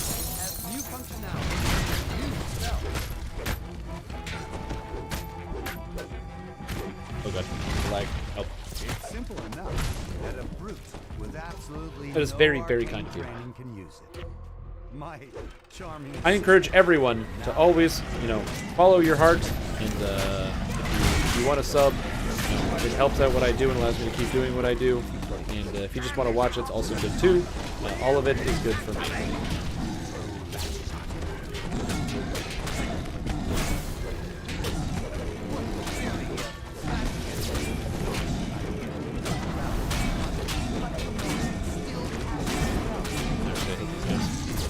Golems, by the way, iron golems heal from fire damage. That's why I can't do any of my fire. And instead, I'm just literally beating these things down. I don't have fortification penetration on this character because I don't have precision yet. I will be taking precision at some point. I just haven't decided exactly where that point is going to be. Also, this golem has dodge chance. So this is just a whole heap and help of bad stuff. So essentially what I'm doing here, for the most part, is just landing a couple attacks, or landing a spell on him to keep my melee buffs up, and then just beating away. Right.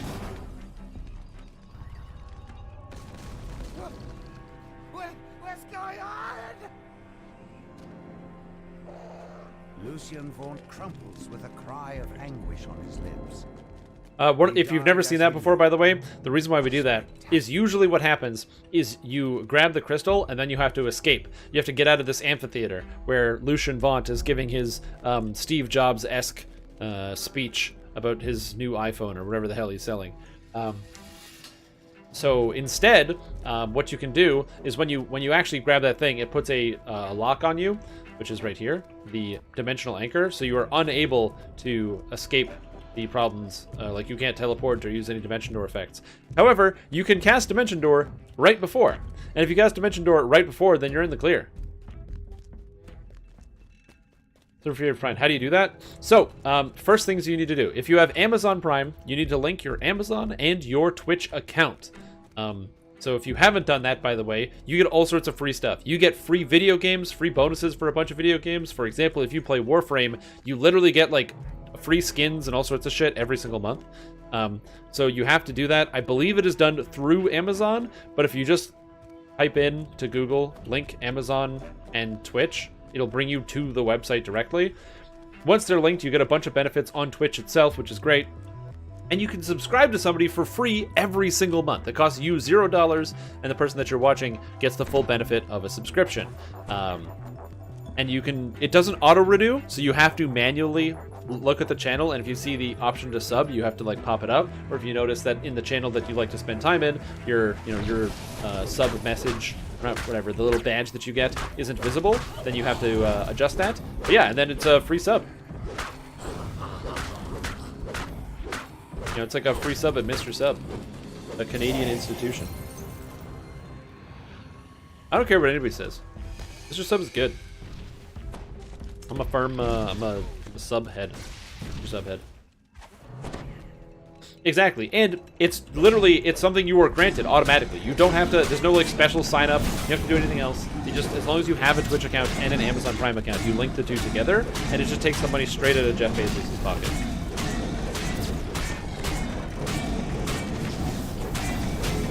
Very correct. Thanks, man. I appreciate that. If you can figure it out, how to get it done, it takes like a minute to get done. But then once you're done, you can do it anytime you want, and you can sub to whoever. So if I get into like 2 horrific plane crashes and I don't make it out, because the first one, you know, I'm a tough guy. I'm a tough cookie. First plane crash ain't gonna do nothing. But if the second one gets me, And then all of a sudden you're like, oh man, what do we do now? I have no one else to subscribe to. You can now subscribe to somebody on a different channel. You've already put in the legwork. Think about that. Yeah, first plane crash ain't gonna do nothing. I'm sturdy. I'm made of steel. I've eaten lots of 30-year-old bread from Tim Hortons. Voice of the master.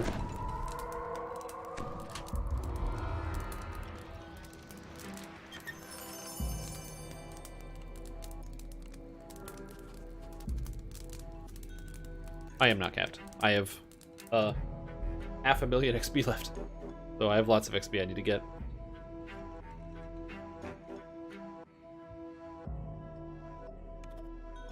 Alright, I'm gonna quickly get a... I'm gonna hit the washroom, and then I'm going to do some more stuff. We have been streaming for 4 hours in total, and we have taken no breaks whatsoever during this entire live stream. So, since we've taken no breaks, I'm gonna play a quick ad here, and then I'm gonna come back. I just gotta hit the washroom to get some more water. And since I haven't even taken a break, that means I'm not drinking enough water, which is unhealthy, and I don't want to be unhealthy, because I do want to live for a reasonable amount of time. I'll be back.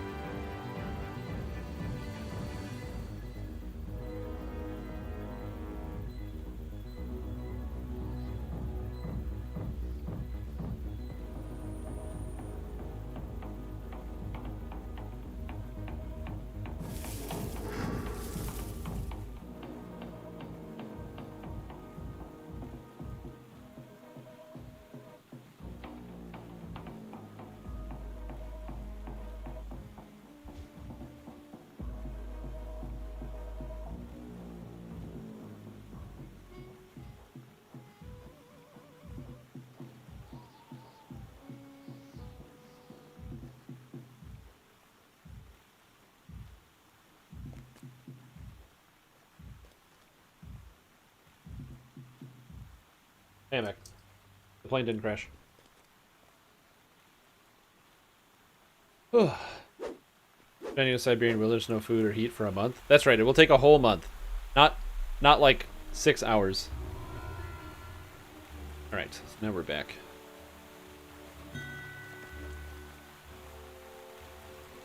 We're on 5 of 8, and the first one we're gonna go do is...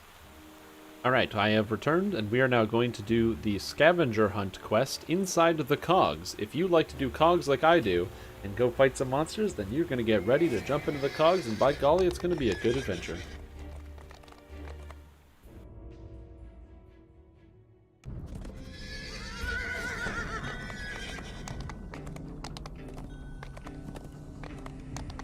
Alright, and that's it. Now we are full again. Welcome back.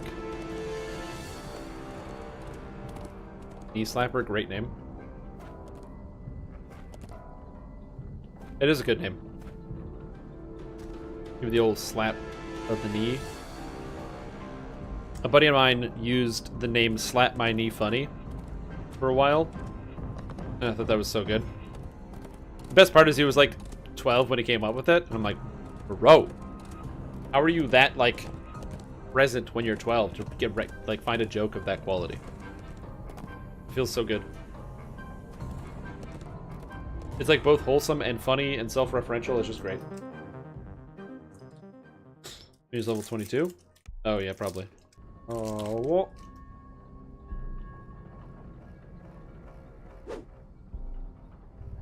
Oh.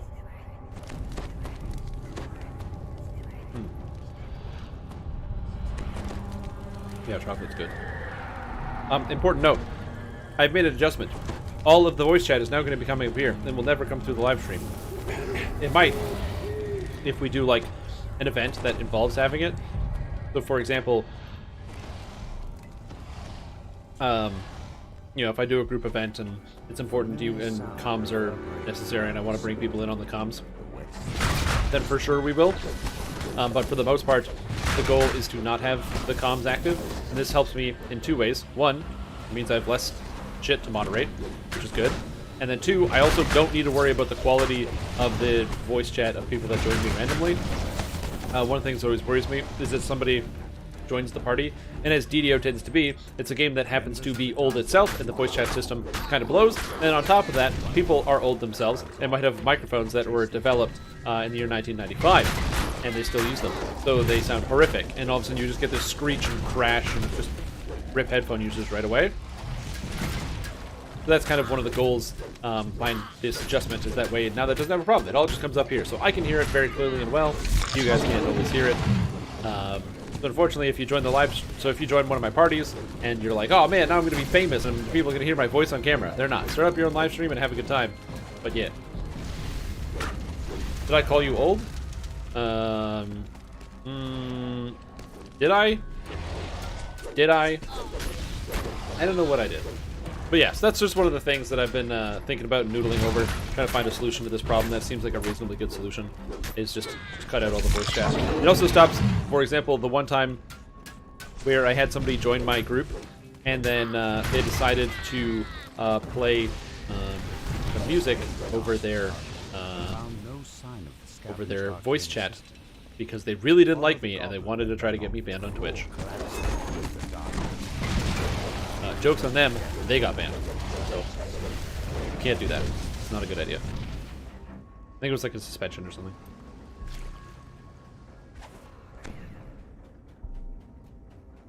And now I never have to deal with that ever again. Way better. The Dusk Thief flees into the main trash disposal room. There's a blood-curdling shriek from beyond the door, followed by a deep rumbling that sounds strangely like a pet. This massive chamber is filled with refuse from the upper floor. In the middle of the room stands a grotesque rumble. Mojo topples to the trash. Yes, there are in-game chat and communication rules, and if you break them, you can get banned for certain things. Alright, we're gonna wait for Thin Samer to get in quest.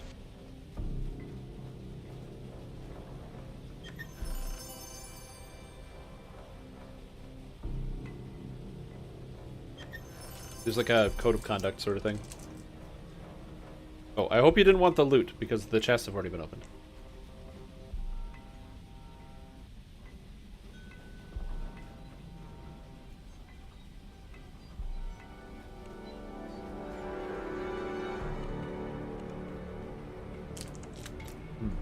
Dumpster fire. Anyone need that?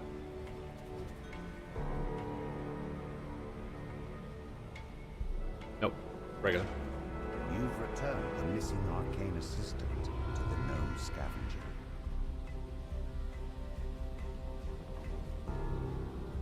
Five, 4, 3, 2, 1. In the backpack it goes. The magma must float. But yes, it is interesting. Like I said, people will go to incredible lengths to do things. I don't know why you would do that, but yeah. After selecting a dialogue option, I don't know.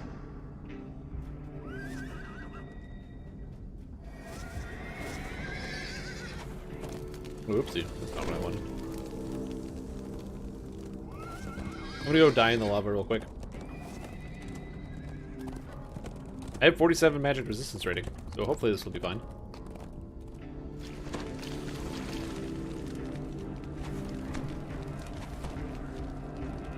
Alright, I'm having crazy rubber banding issues right here.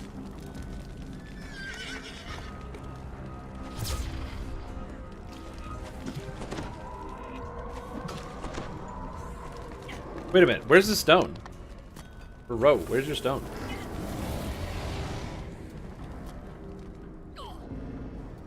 What the hell is going on?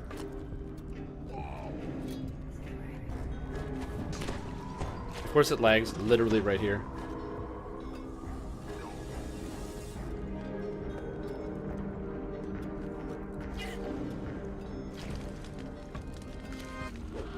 Wait a minute. This part of the map didn't load yet. I was wondering what's going on here, because the door's not loaded to the dungeon. It looks like the dungeon area didn't load properly. So in front of it is literally a death trap. And by going in there, you rubber band in the lava till you die.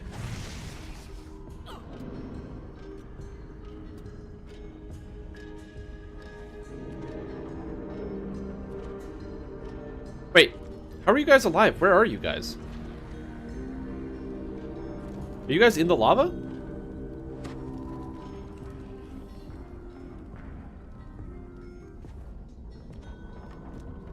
Oh, they're down there. Okay, I think it loaded. It looks like it's loaded. I see the door. Yes, it loaded now. Okay. That's crazy. Are you under the map?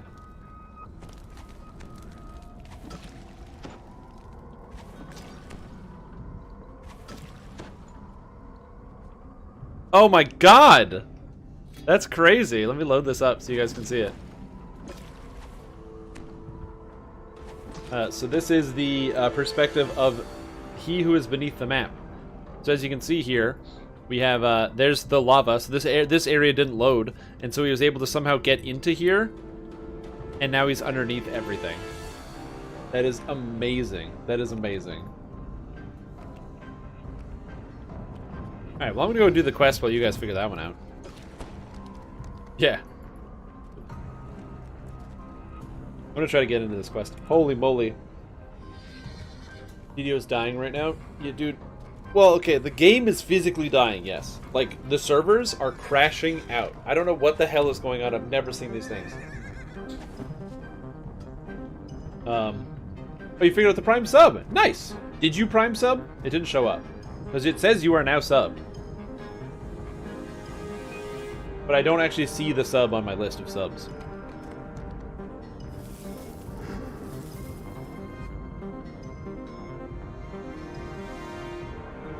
Yeah, Dido is having crazy problems right now. I'm only 500k away. I just gotta get there. It says you're subbed. If it says you're subbed, then you have the benefits. Sometimes they don't. It doesn't load for some reason. There's like issues with the tracker, or it takes like a day. I don't know exactly how it's supposed to work. Where's Wolf? There you are. That's the only downside about this character is the melee range buffing. The foreman turns and opens the door. Railton's disappearance could only mean trouble. He was figure out what's got the magma running cold like that. For countless years, these sweltering caves have served as That's a Fey touched guy. Hey, what up? return to the magma. Melee, melee, melee, melee. Alright.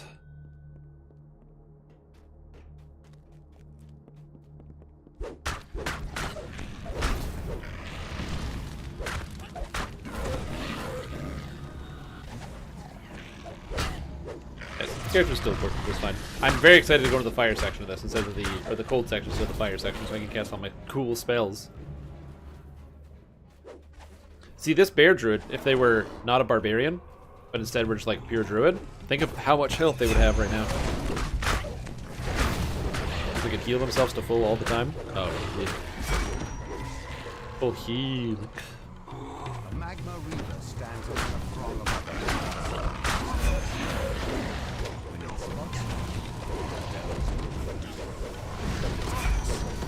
It's okay, we have like a crazy healer in this in our wonderful artificer. Alright. A blast of chilly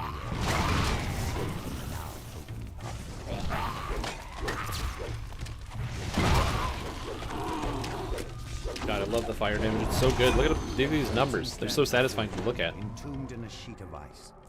No doubt the creature Big fiery explosions. But how did those wind Oh man, is this the Warforged Tank Officer? Hell yeah.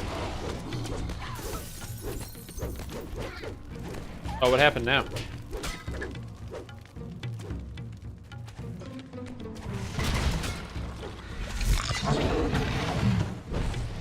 Well, that's no good.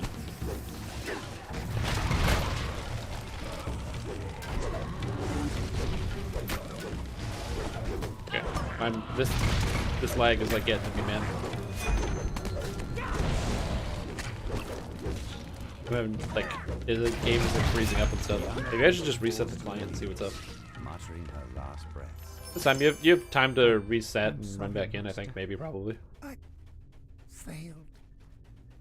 This master. Alright, now we gotta kill Jebazook Knackle, a horribly named character with an excellent name. Definitely sounds like a gnome. Jebazook Knackle.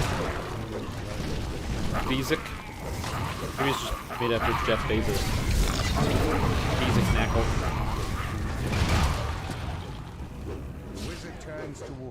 Alright, we can wait for you guys to get back in before we finish, because we're like just chilling here. Have you made it past? Not just my apprentice, but those Boromar thugs And then they my can get back in. Icenians But as man, well. this is interesting. I feel like this quest is... It can't be the highest kill count quest, because obviously there's low-level quests where players are getting butchered way easier. But what I will say is that even though this quest is a... it's a high kill count quest. The whirring device continues to freeze the lava flow. Even though this is like the high kill count quest where people die in this all the time, I think that it's like it's not going to top a chart on hardcore. But what it will do is it will have like highest percentage of people just dying to crazy stuff. It's probably like between the 15 to 20 range. Probably the highest death rate is the lava in front of this quest. It's murder, dude. Murder. I don't even like know how to quantify it. So get my repair spell power to have a decent level on this tune. How much amp do you have? I mean, that's pretty good. That's some good amp. Look at this amp. Amp.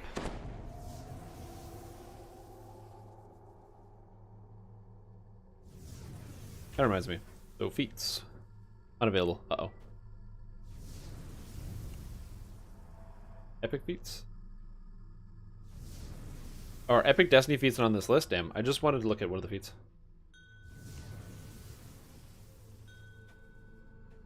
Oh, look at the aura. Oh, baby. Oh, repair aura. Feels so nice.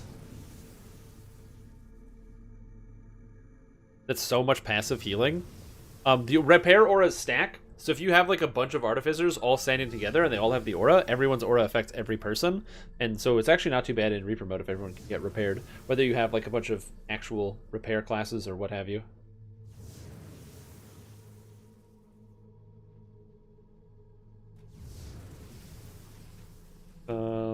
me just check something. I want to check real quick.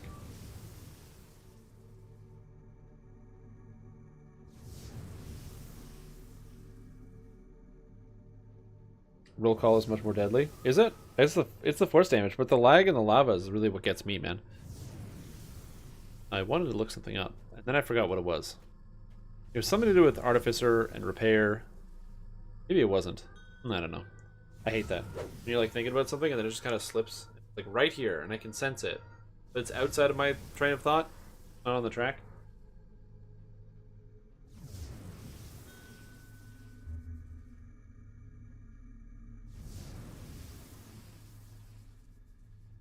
Five quizzes, one per year Renegade Mastermaker? Absolutely.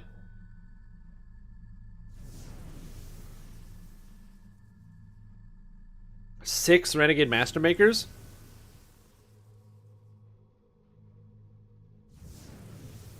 That would be a crazy idea. A party with 6 Renegade Mastermakers, all with the Aura running? How exactly does it scale? Enhancements. Oh, I want to look up the feat. That's what I was wanting to look up. Yeah, Artificer, Renegade Mastermaker. It is Generation Construct. Allies equal to your Artificer level are repaired for 1 hit point per 3 Artificer levels as long as they're near you. So it's a total of 6 at level 18.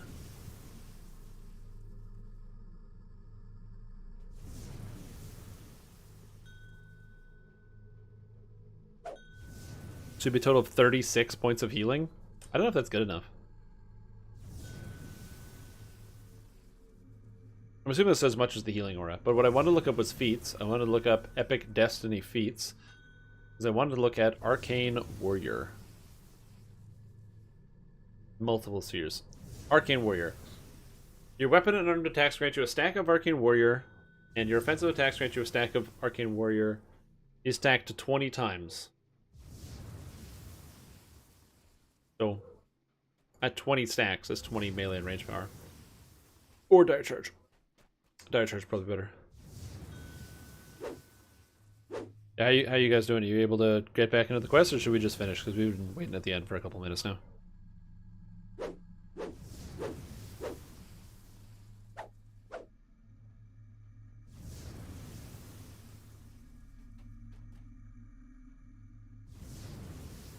Alright, we'll finish up and we'll catch you on the next one.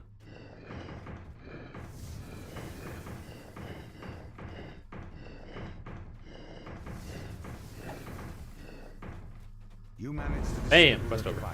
halting the flow of frost. Security detail and fight? I don't know. You can Black feel satin warmth waist slipping wrap. back into the cave. A sign I don't need this, that but somebody things might. are returning to normal. Yeah, it's a tier 5. Yeah, it's a tier 5 Renegade Mastermaker ability, and it heals you for 1 point or repairs 1 point per 3 Artificer levels.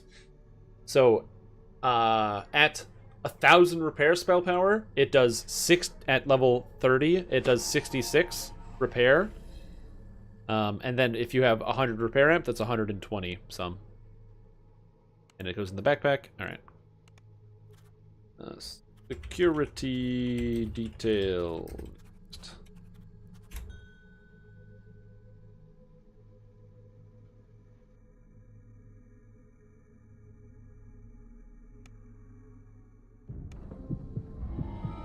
Oh, man.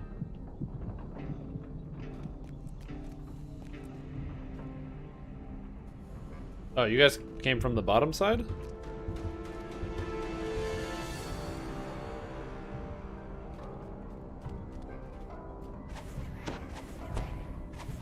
It's okay, I got you. I'm right here. I can help you clear this stuff out.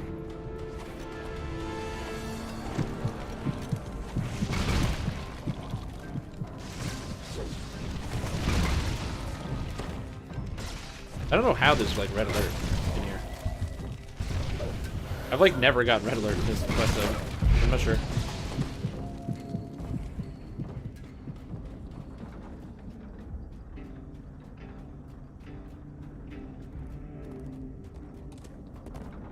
Are you able to climb up that hole, or do you need a spell? I want to help this guy, I just don't know how. Is he stuck?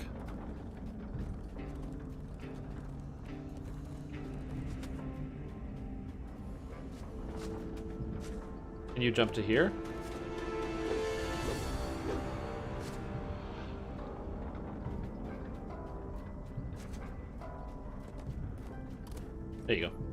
Problem solved.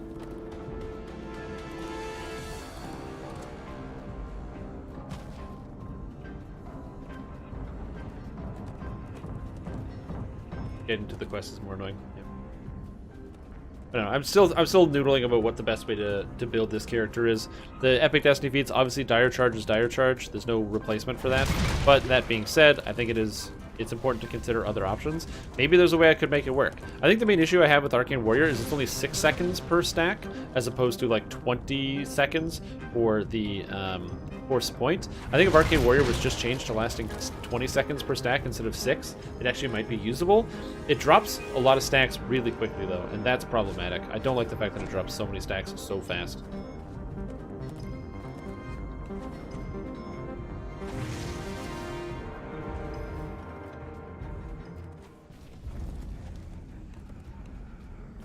I don't know how we're still at red alert. This is perplexing. Oh, there's vengeance.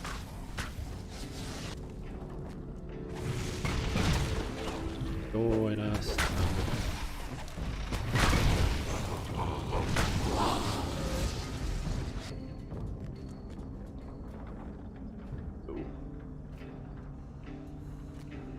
And of course, yeah. I don't know. It's just it's a weird feat. What is it? Arcane Warrior actually has a description. Your weapon armor attacks grant you a stack of Arcane Warrior plus 2 universal spell power. Your offensive spells grant you Arcane Warrior with melee power. These stack up to 20 times, and they last 12 seconds, which is interesting. You may gain no more than 1 stack per second. And dots generally only proc Arcane Warrior physical with the initial casting. And non-spell effects that proc it, apparently there's monk effects, so all of the monk stuff. Favorite Soul Archon Light Ray procs it? Whoa, that's interesting.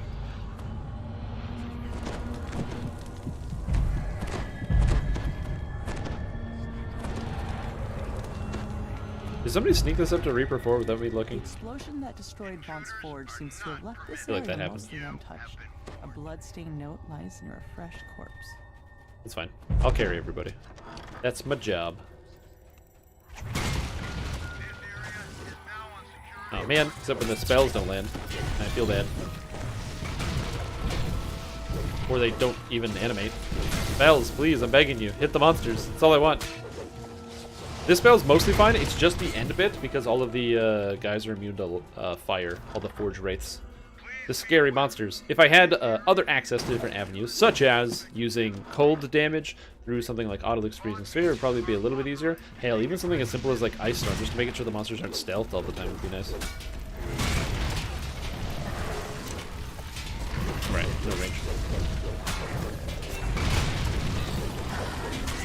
Bad boys do a lot of damage. I need to hit a shrine around here. I'm like almost out of mana. Because I was just casting so many spells on the way over.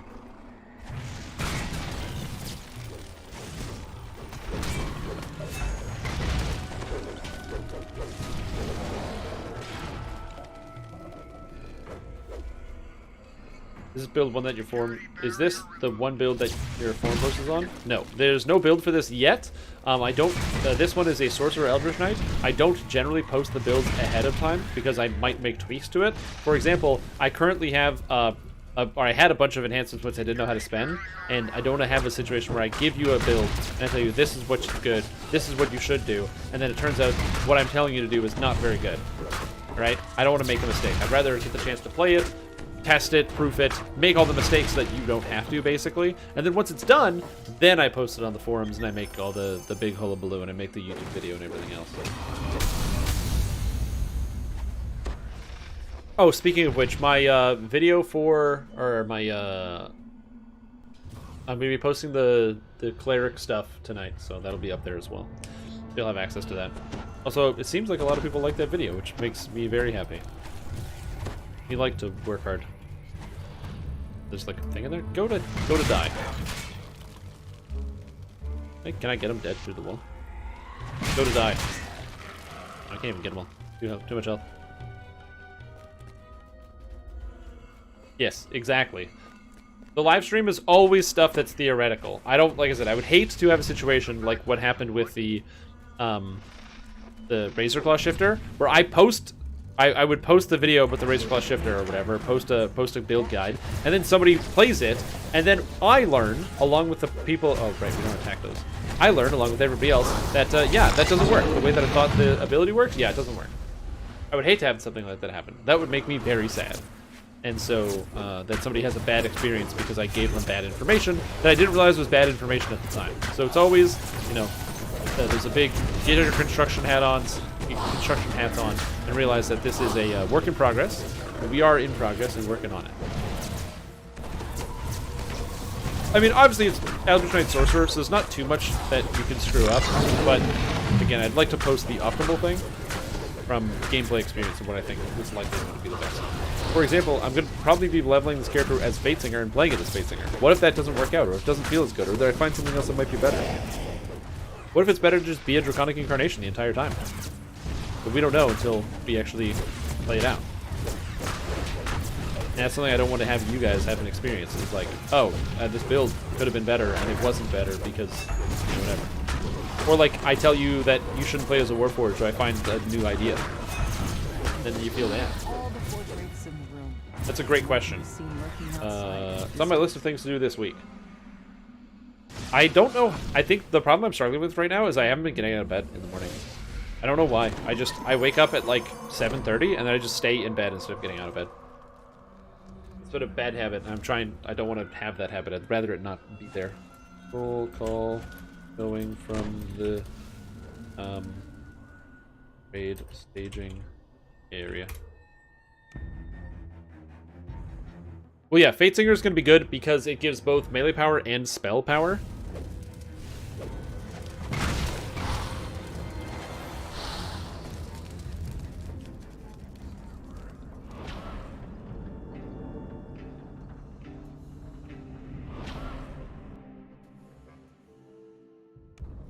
Because each core gives 10 melee power and 10 universal spell power, which is really good. So Fatesinger, each one, 10 melee power and 10 universal spell power. Also immunity to charisma damage is just fine, and an extra 25 universal spell power on top of that. So just by being in a Fatesinger, you get 85 spell power and 60 melee power. Then I don't have to twist Marshal him, so I can twist something else, which is really nice. I get to pick up Turn of the Tide, which is +4 charisma and 40% weapon damage, which is good. I get a greater shout spell-like ability if I want to have crowd control, if necessary. And then Magic Attunement, I can just make I can swap out Quicken if I want for another feat and get all my stuff to be quickened. I can have it all be emboldened, which is basically just +2 to all DCs, which is also pretty good. Or +75 spell power on every spell that I cast, which is also, again, pretty good. So I have a lot of good options when it comes to my spells and my abilities in Fatesinger. I like it a lot, and I think it's going to be very fortuitous to have. Especially for Fatesinger is one of those enhancement trees that you really want to have the extra points in. One of the things I am not actually going to be doing in Fatesinger is taking Bound Fate. Bound Fate is really good, but I won't have a lot of Bard songs. And also I don't want to apply it, because I'm lazy. I'm going to let somebody else do it. Hey, what's going on, buddy? How you doing? This cavern is bare aside from 2 circular doors, one of which stands. You'll have to navigate the... Oh no, we have a suicidal artificer here. Hostile security forces control the heights. It looks like the lost students have triggered the Wings alarm system.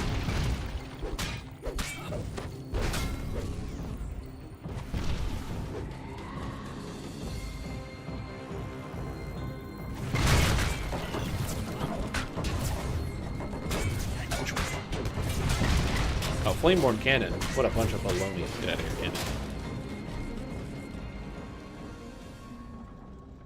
You teleport back. Alright, now we grab this, which I believe forces us to go down.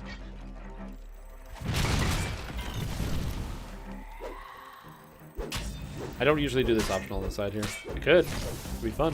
Do all the optionals in the quest. Doing optionals in quests is so old. It's kind of interesting that this quest doesn't give Moorgrave University rep. I'd like to see that. Because there's all of the Moorgrave University students. I guess it's fine as is. I don't really care too much about the reputation gain of an individual quest. Quality and are the most informative. Thank you. I'd like to think I put some amount of effort into my guides and do the things. Again, I try to do that as often as possible, but then I just find myself in these situations where I know I should, but I just haven't updated the thing because I'm just not getting out of bed, so I have less time during the day. Then I feel stressed because I have less time, and then I do less things, and it's really stupid. So it's a dumb problem. There's one there's like a solution to the problem, and once I get there, I'll be good. You decided to make a tune on Argo? Nice! Argo's a good server. I like it. It's where I play the game. That's the only thing I can tell you about Argo. Oh my god, let me out of this thing. I don't know why there's so many people that keep like jumping and falling back down. Ugh. I just want to fight the monsters.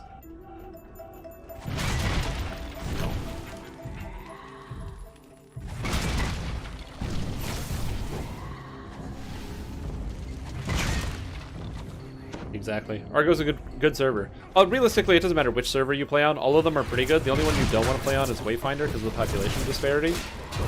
But every other server doesn't really matter. They're all kind of the same.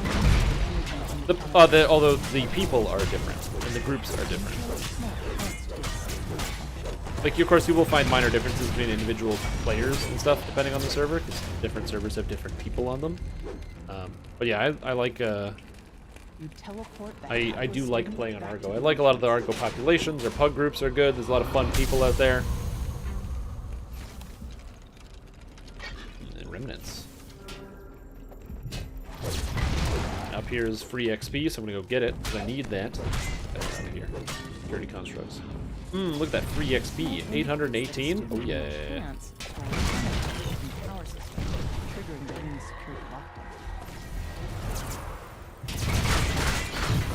You might be like, oh my god, this guy doesn't actually do any melee damage. He's an Eldritch Knight who only casts spells? What? I don't only cast spells on this character, however, most of these monsters are constructs, which makes them completely and fully immune to my physical damage,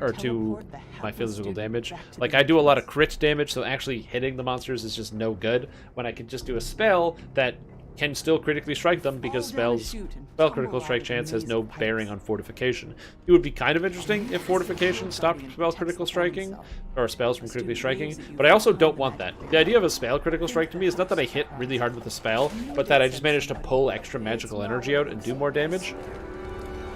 Cold and personal voice that emanates from the Shield Guardian. Intruder, power system. Unauthorized pistol removal. Eliminate threat.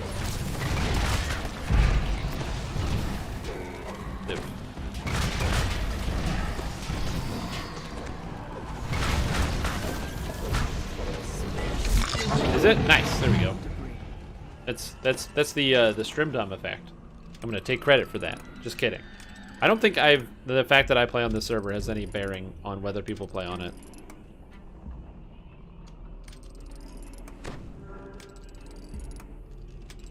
Yeah, I don't know much about like the other servers in terms of like a lot of the population. I know some people, like I think I know almost one person on every single server.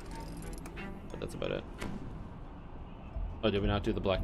Wait, what didn't we rotate properly? Oh, I did one extra rotation on the white. Oh my gosh.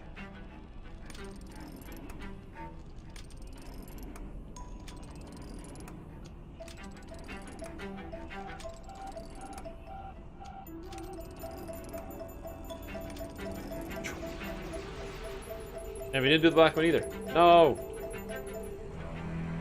No, just twist it until it's done.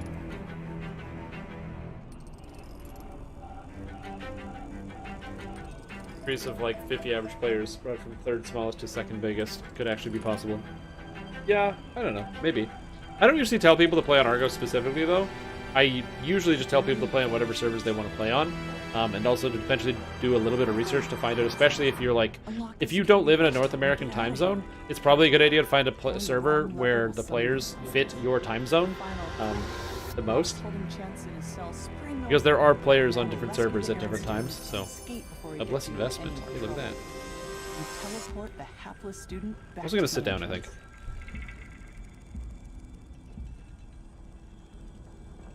Oh, Argo is the server default right now? It's kind of interesting. Whether it's not, or it's interesting that it's not Wayfinder. Because they could make it Wayfinder. That camera real quick.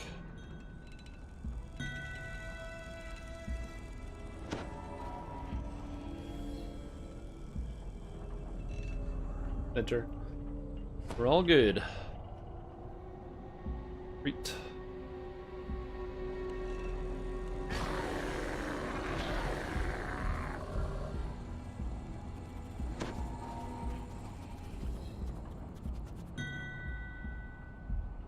Oh, that's all of them, I forgot. LOD chain next. Let's do some LOD. Loads of dust. And I got 2 sagas. Am I going to pick XP for the saga, or am I going to pick craftables for the saga? I think I should probably take craftables. What takes longer? Getting 70,000 or 150k XP, or getting 2 saga bonuses? Probably the saga bonuses. I'm going to get those. Let's go back to the cliff top. I'm going to go just make sure I grab the craftables. The compounds.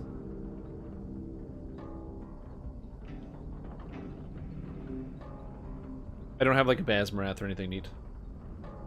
Is it? Yeah, sure. But this is again what I was saying. So you see how it was on the loading screen? I wanted to check, so I typed /logout, which brought me back in game, and then that determined whether I was actually loading or not.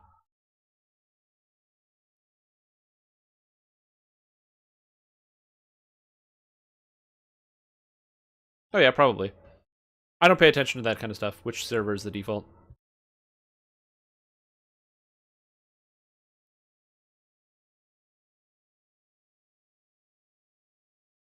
Thalanis. Lots of people land Thalanis.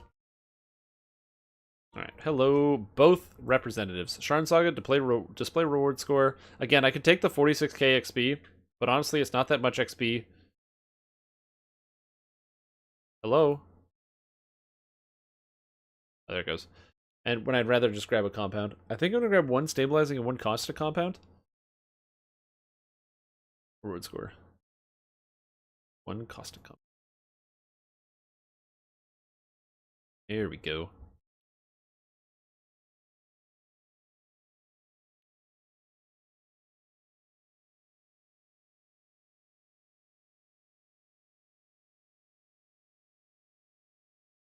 All right.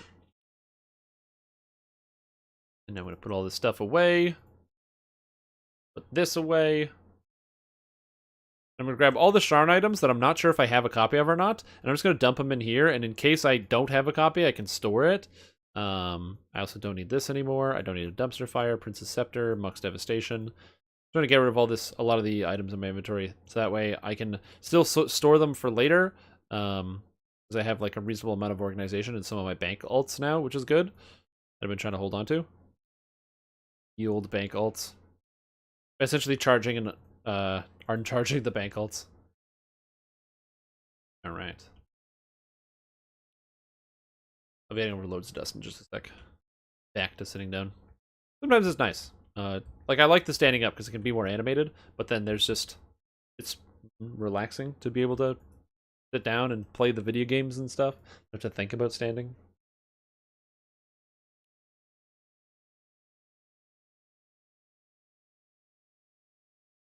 Sell everything. Don't even read it. Don't even consider if it could be better for your character. Just sell it. That's the DDO way. What? Random loot? This can't be better. Sell. Tears. Oh, right. And these Dragon Fragments. Greater Hero for an extra 2,000 platinum. And then, because I'm late, because everyone else is already at the quest, go ahead and grab a teleport to the Stormreach Harbor, and it's like you're already there. I do enjoy me some teleport. So I don't know how, but I will eventually find a way to get another lamp plugged in. So I'm not going to be sitting in the dark forever, but it might be like close to forever. So am I walking?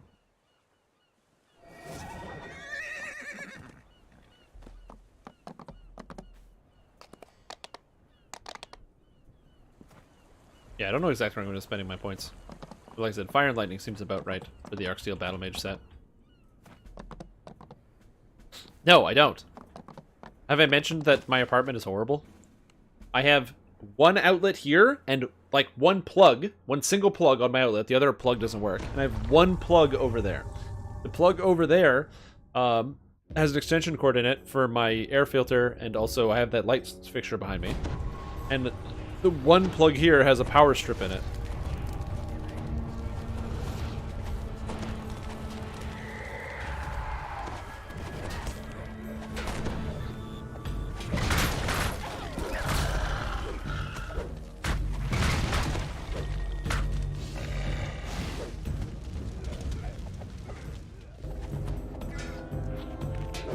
make another splitter. I don't know what I'm allowed to plug in, or like what's a good idea, like electronically. I'm not an electrician or certified to do anything, so I don't want to just start plugging stuff in and cause an electrical fire. That's where I'm worried about it. Yeah, I don't want to start an electrical fire. I can't afford to fix that problem. That's why I said I'm going to find a way that works, or I'm going to find a way to fix it, but I'm going to fix it in a way that will work for everything. I don't want to have a situation where I cause an electrical fire and then, you know, I shall go this way owe a bunch of money the rest of this to somebody. filth. You go the other way. Or it makes insurance harder to acquire.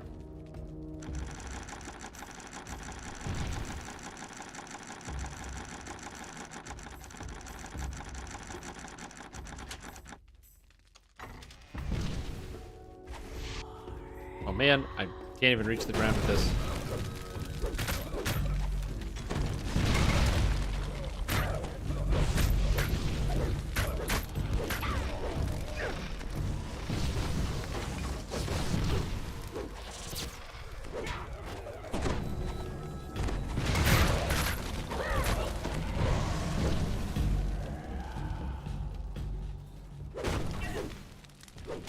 You guys can enjoy your discussion.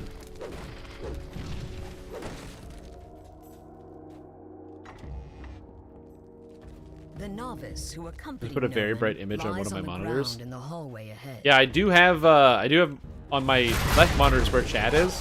So over here on the left side of my face it's unlit, and everything is in dark mode. So I could change it into stop being in dark mode and make it as bright as possible. I guess that's technically a workaround.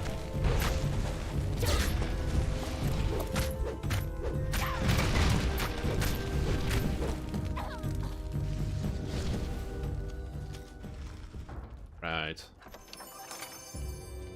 And I gave you repair, or your greater heroism, so you should be good. Ow! That hurt. Unless like an empty warehouse. 300 damage. God damn it, dude. 300 damage. Whew. A dank chill pervades the lower level. These guys, unfortunately for them, are very much not immune to fire. They're immune to lightning, but not fire, which is a big mistake. They definitely want to be immune to fire.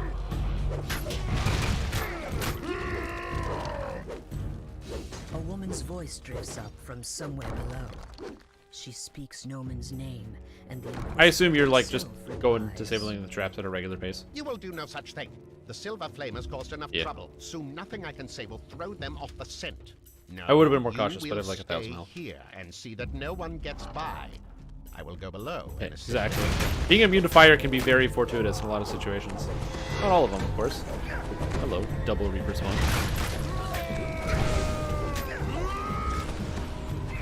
Like I said, this character will end up, especially on some of the higher Reaper mode, just hitting a lot of traps, or not traps, shrines. Oh my god, what is happening? But the benefit of hitting a lot of shrines is that my character pretty much at all times of day or night is going to have like a reasonably strong, you know, and robust pool of spells that can always draw upon, which for me is really important. Like, you know, some people are like, oh, I just don't want to have to hit a shrine during a quest. I don't care if I hit a shrine during a quest. If I beat the thing, and I can always be casting all my spells all the time, that sounds great. I'd much rather hit an extra shrine every once in a while.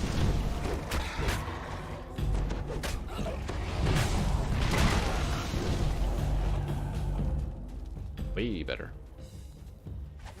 Am I gonna hit the shrine? Yeah, I'm gonna hit the shrine. My mana.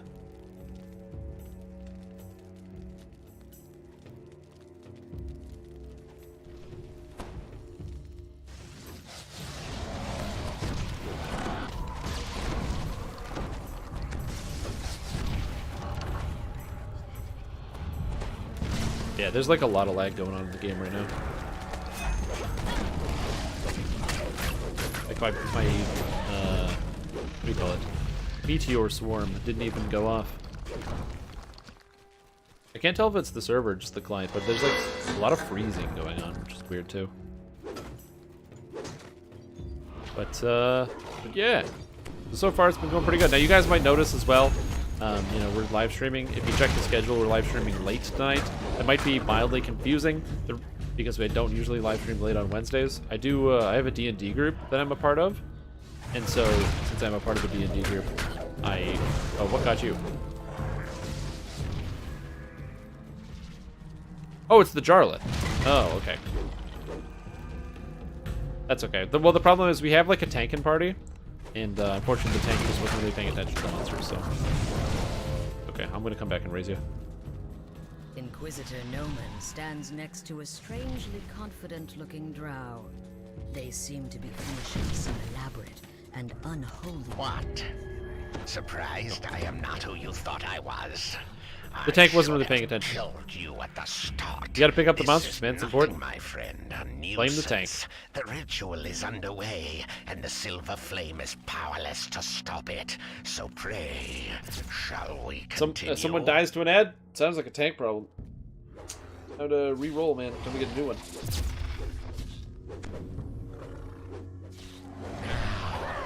Give yourself. This says it lasts for 12 seconds. Maybe it's not too bad. Because we're gonna try out Arcane Warrior and see how it goes instead of Dire Charge. And I don't know if I actually need to have Dire Charge is the thing. Like, I'm kind of excited about trying something that doesn't just explicitly use Dire Charge. So that's one of the reasons why I wanted to have this minor paradigm shift.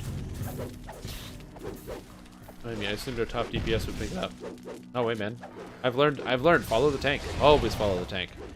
That's a lesson you learn pretty early. I like how just everybody has a radiant force field right now. It's so cool.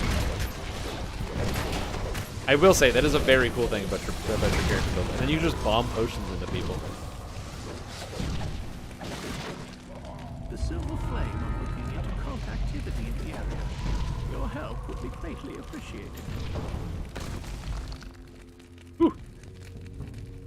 400,000 XP away. Oh, and I got an upgrade tome. Look at that. That's pretty convenient. I didn't actually do my daily dice rolls. You think I'm going to get another special kind of tome? It's always possible to pick up another tome. Let's find out. Daily dice roll. Silver roll. Ooh, I got a 40. I got 200 XP. It's not what I wanted, but it's good enough. And a gold roll. Spell. Where is the Silver Flame? I got a 5. We'll have to Good enough. steps for them. Oh, I didn't get the quest. Come on, film this. Again, I do like the fact that you now get an extra 5% XP just for every person that happens to be in your party as a VIP. It's really nice. It affects your Reaper XP as well, which is cool. You know, it just encourages more grouping and stuff. I kind of do like the idea of always having a buddy bonus in effect, but also at the same time, there's part of me that's like, this is also still good. You have entered the nether. Am I going to 30? Oh, I'm going to 30 and probably fully gearing this character, yes. By the Silver Flame grows on the path ahead. Well, that's currently the plan anyway, is to fully gear.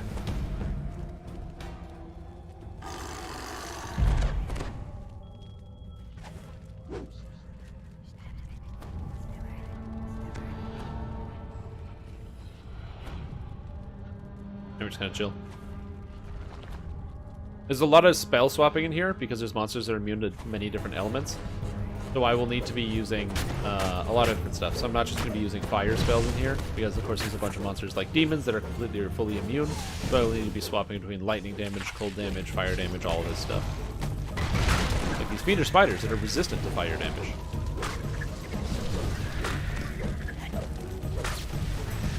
And also are immune to fucking damage because it just jumps behind me every time I do anything. God, that's annoying.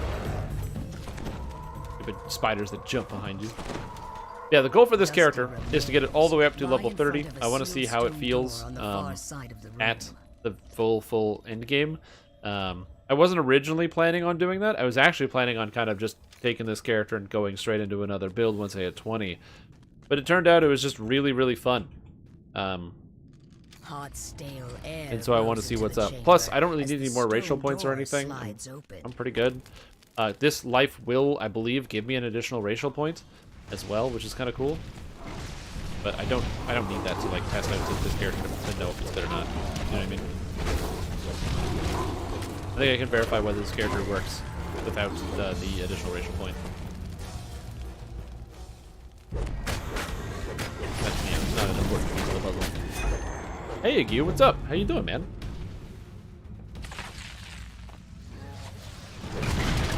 How is your day going?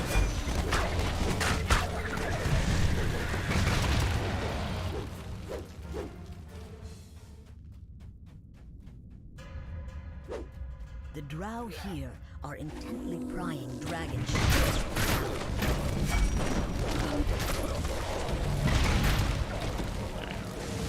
No, stop. Heal. Cure. Oh, the leg. Help. Oh, and that 95% DR? Oh, feels good. Oh, nice.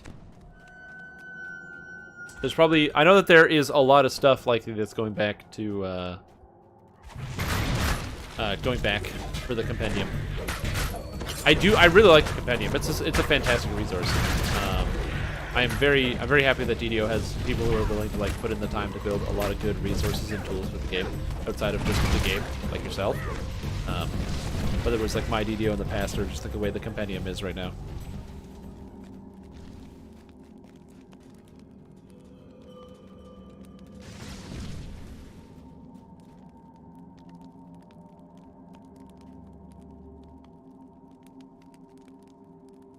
Oh, nice. Yeah, categorization is awesome.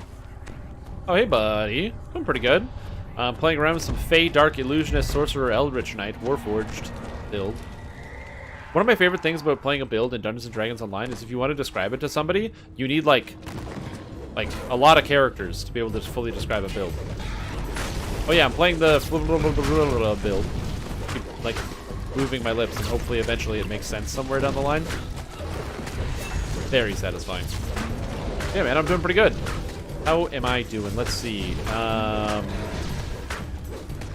What's new with me? I am playing Dungeons & Dragons Online, enjoying that one quite a bit. Tomorrow morning, I'm changing up the schedule. We're going to be looking at the Lotro PvP changes that are on Abulla Roar. If you haven't heard about the Lotro PvP changes, they look pretty interesting. And apparently there's creeps with 2 million health, so I want to go check out what the heck is going on with that. So I want to try that out. Other interesting things. And also, in Amdan Damul, on the Tier 3, we got the first boss down to 85% health, which is an improvement over the previous weeks. So we're getting there. It's taken a bit of time, but we are getting there, which is exciting. I don't know what the enrage timer is on that boss, but I'm hoping we'll be able to overcome. We just need a bit better AoE and control. And then in the DDO world, hanging out, we're doing just doing some leveling. I'm really enjoying Feywild, and I'm excited to get this character up to level cap. I want to see what this character is capable of doing when you really like get in and get all of the gear for it. And so that is going to be kind of one of the main goals for this character in general, is I want to know how it's going to perform when I have everything. Because I like Eldritch Knight. I think it's really cool. It's one of my favorite playstyles for sure.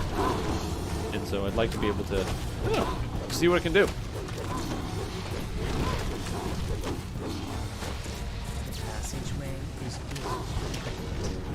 That's pretty much it. How about you? Things are going pretty good over here.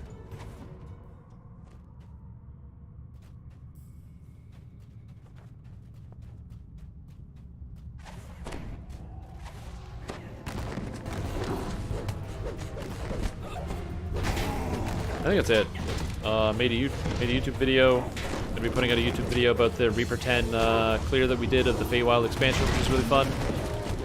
I rewatched some of it, and it is really enjoyable because the final quest in the chain, which is called Immortality Lesson, we went through that, and one of our players had actually never done that quest before, and it was his first time doing it, and it also happened to be our main tank, so the first time doing it on Reaper 10 was awesome, and we explored the entire thing. We did all the optionals and everything. The only optional we couldn't do, because I'm not even sure if it physically works, because I haven't gotten confirmation yet, is there something about a curious door you have to find? And we did not finish that optional because you have to like find doors that appear and disappear in different places.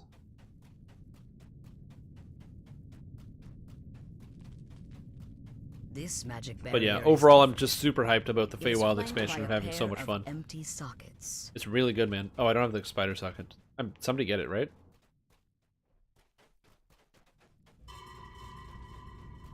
Like I can't do anything.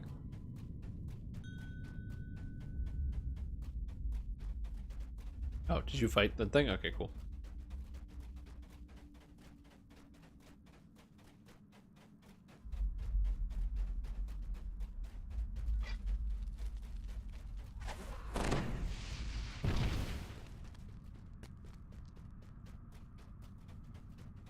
You've been in the Curious Door? Oh man, I have not.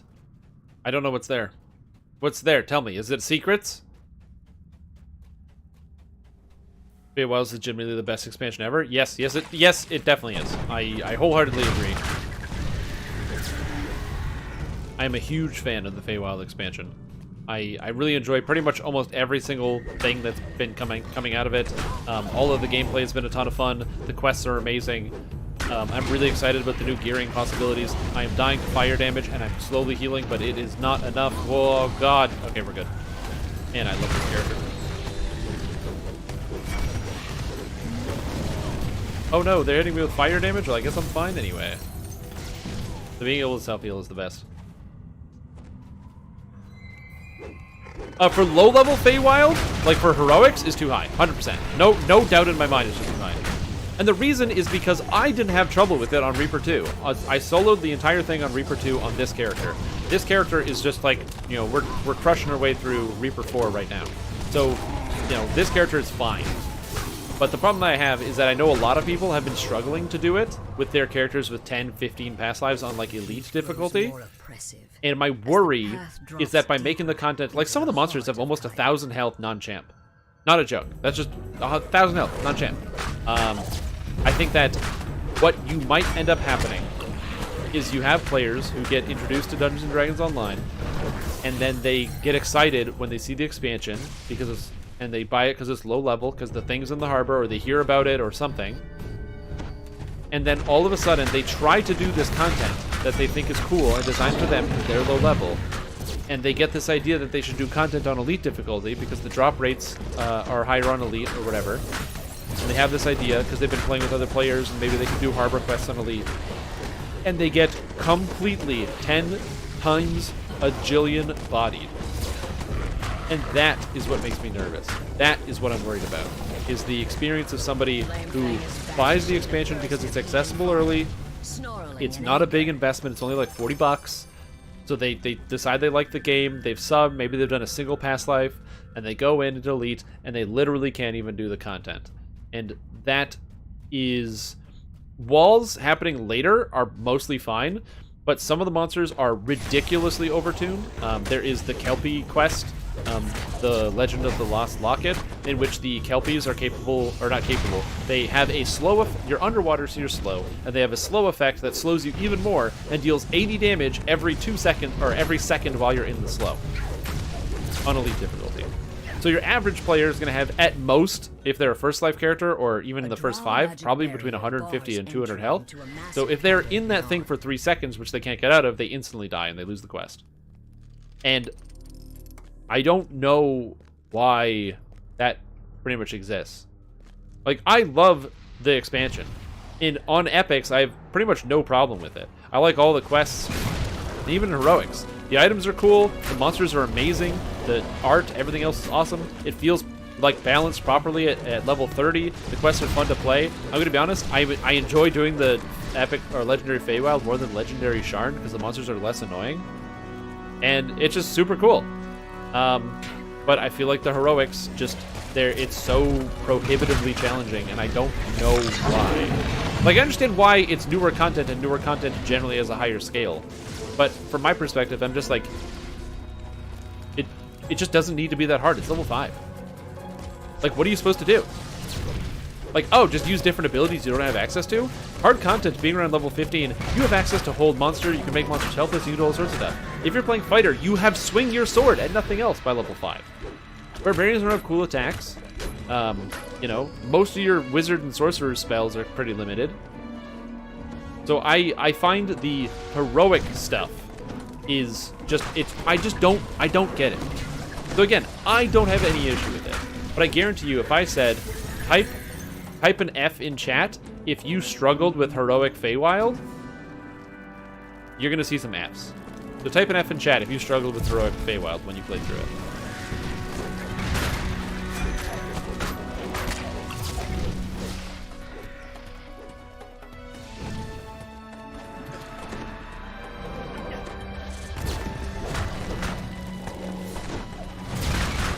Was looking forward to this expansion. I mean, the thing about the raid coming out later is we we did just get like 3 raids though. Like a month before the expansion dropped, we got like 3 raids. It's not that bad.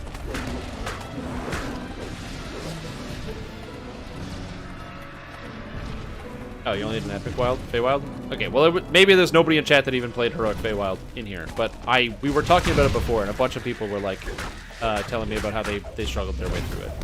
Again, I didn't really struggle through on this character, except for the one quest that is insanely problematic.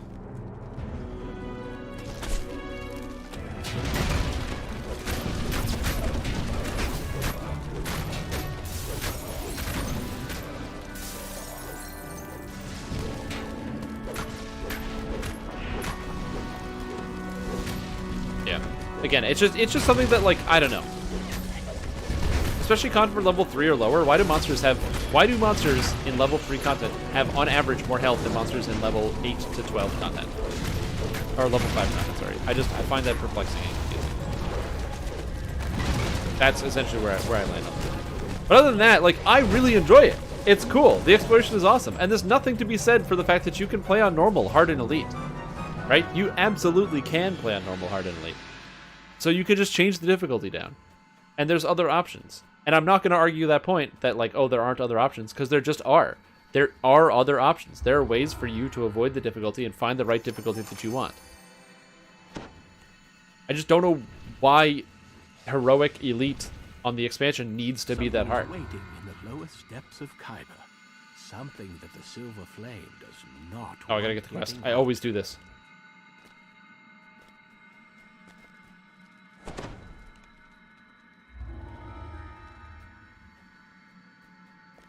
Yeah, but the Feywild, like, the loot is awesome. The whole Fey twisting mechanic is fantastic. The quests are amazing. It's beautiful. The music is awesome. The legendary Bill Champagne decided to descend from the heavens and bless us all with the best music DDO has ever gotten.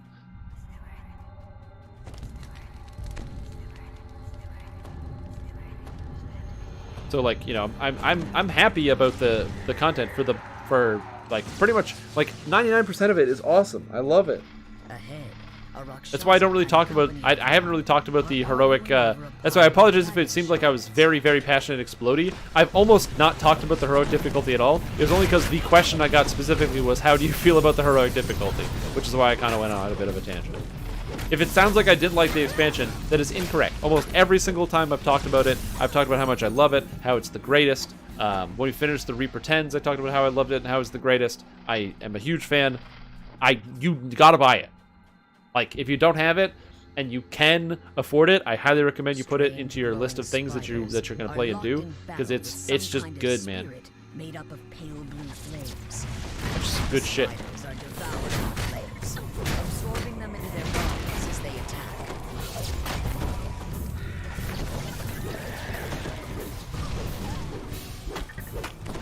You have saved the flame creature from its attackers. Like the spinner of shadow struggles against her weakening bonds. Yeah, that's my Below opinion. her, glowing spiders scurry about, devouring the flames. The spiders consume the last of the flames. And you find yourself. And now I can actually buff people, because now they're going to stand still for like 3 seconds. The spinner of shadows has broken free. Buff. At last I am free from that disgusting flame. Yeah, so for me, like, Feywild is amazing. I love the expansion. It's awesome. I'm a huge fan. And I can't wait to see what else we're going to get after Feywild. And I can't wait to see what we're going to get in the some of the later stuff. Like, I'm so excited, dude. I'm so excited. Glares down at you with contempt. The stink of Eberron is on you mortals. I will turn my attention to your world in due time. But for now, it pleases me to let you live. Someone must witness my return and survive. Destroy these intruders, my lady! One of the Rakshasas growls. We will report your glorious release to the world. Now that us Everyone's going to have their different experience, and everyone's going to feel different, but it's so good. I can't say enough good things about it. Right? I will do no such thing. Like, I'm a complete loser that hasn't left my house in months, and all I do are play video games. So you'd think I'd be like, video games, you know, whatever. This new video game sucks, and I should be jaded and want to stay in my house all day and not do anything, like, we're all upsetty spaghetti about whatever. But I can't be. Shit's so cool, man. Back into the darkness. You feel her grasp on you slip as the silver flame guardian I'm speaks. gonna go fight the thing. Hold, demon. You have not escaped yet.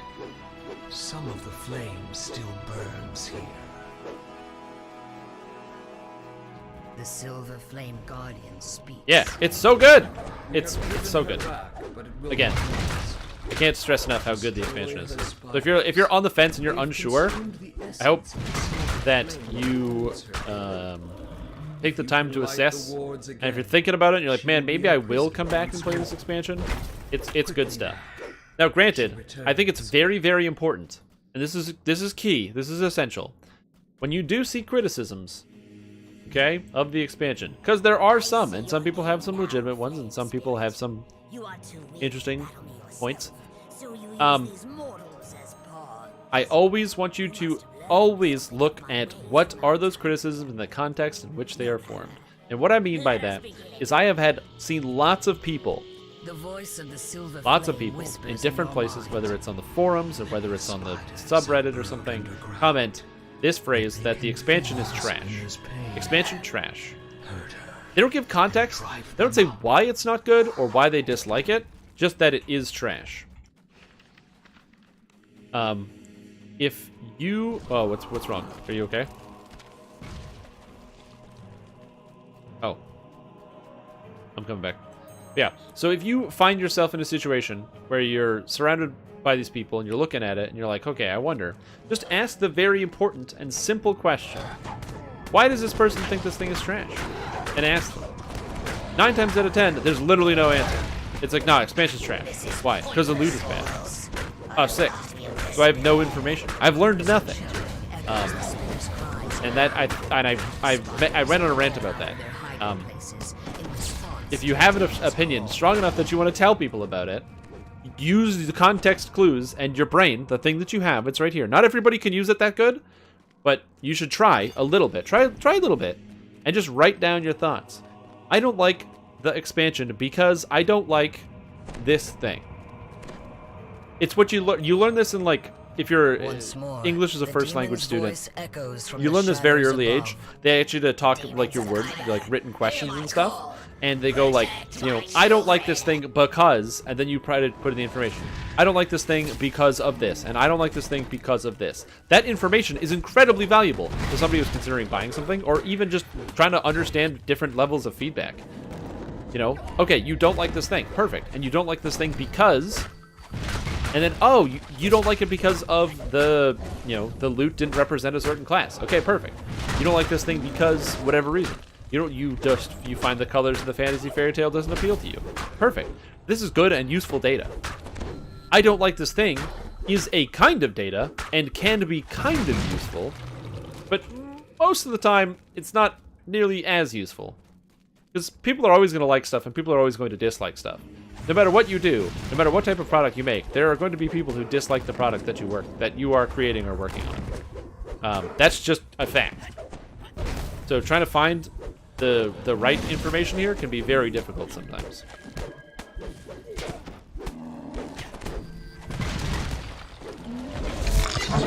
Way too specific? So what do you mean they're almost impossible to wear a 7-piece set?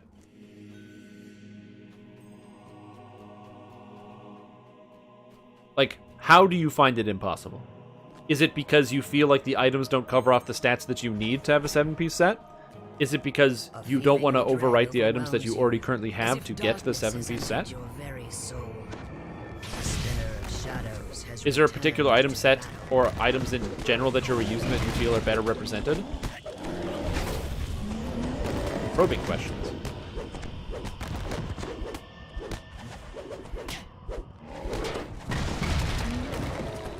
Where am I going? Over to the right. Now, so the Feywild expansion is not 100% delivered. Yeah, we know the Raiden Saga. Now, to be fair, I don't think that there's anything wrong with the raid, like, not releasing with the expansion, because World of Warcraft raids don't also release with their expansion, and Destiny raids don't release with their expansions. Like, raids don't release with the expansions because it gives people time to play the non-raid content and get ready for the raid.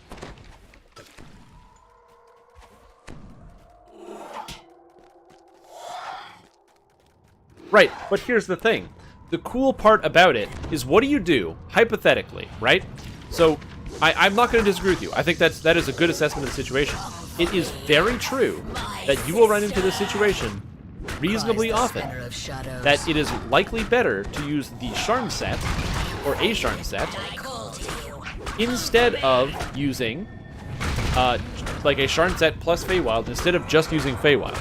I agree with you. That is likely going to be the case in almost all cases. Right? Then you might ask yourself, why do these 7-piece sets exist? If the 7-piece set is not going to be as powerful or as strong as having a Sharn set with the other stuff.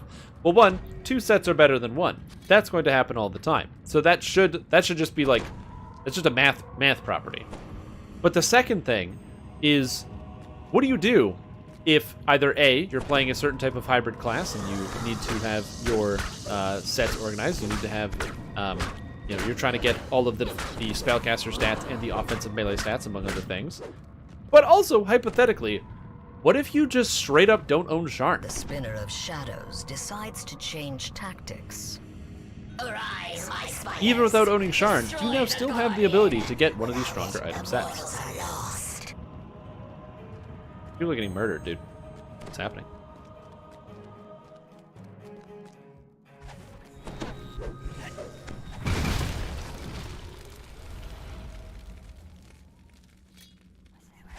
Oh, don't run away.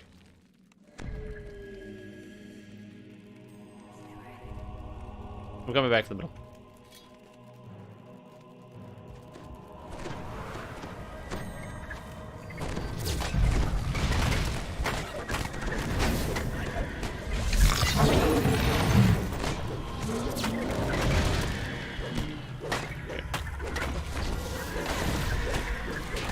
Got most of the stuff covered. After we're done this, I'm gonna use the shrine. Mana back. Chaos Hammer. Why did I choose to be lawful good?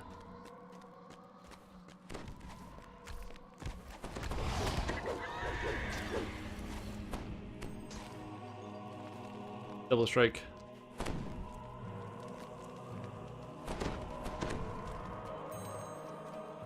DCs at 6s. By the time it's not possible to wear Feywild without getting useless stats out as well. What constitutes a useless stat? Again, I'm asking these questions because I'm trying to understand, right? I know that there are a lot of defensive items with a lot of different stats, but I've tried to look over a lot of the item sets. I don't think that if every item set comes with 13 items, an item for every single slot,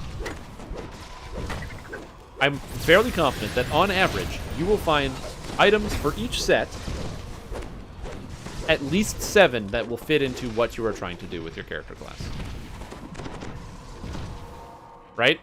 So, as an example, in the winter set, I would be hard-pressed to believe that there are not 7 tank items in the winter set, the tank set.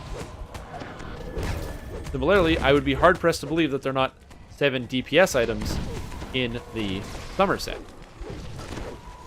I can definitely believe that there's like at least 1 tank item in the summer set, and at least 1 caster item in the summer set, for sure, absolutely. The Crown of Leaves, a fall item, is a melee DPS set with accuracy and deadly on it, but it's in the fall set. However, it's a set that is designed traditionally, or seemingly traditionally, for melee and physical damage characters. Time for you to finish. I think that the idea is that some items are more efficient from previous expansions and levels of content, and so it makes it hard to give up those items. For example, you want to use the part of the family set because the items can also be very efficient, giving you things like the Hammer Fist, giving you Insightful Deadly and Insightful Double Strike on one single item. So you could use a set of gloves from, Summer, or one of the not raid, but one of these sets of gloves from like the artifact gloves that is even part of 2 sets. But then you would have to give up on these other sets of stats that you might actually already want. So, and you also have to give up on this potentially very efficient statted item, which then gives the perception that the items don't exist, that there are no good items to fit in the set.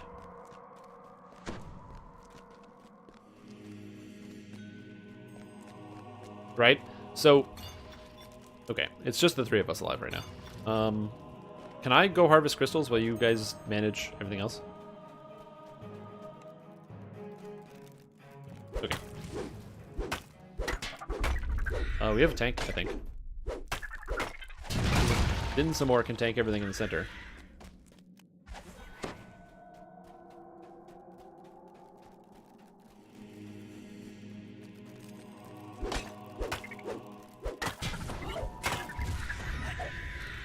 Oh! God. Fucking spiders that jump behind you is so annoying. Stop doing this.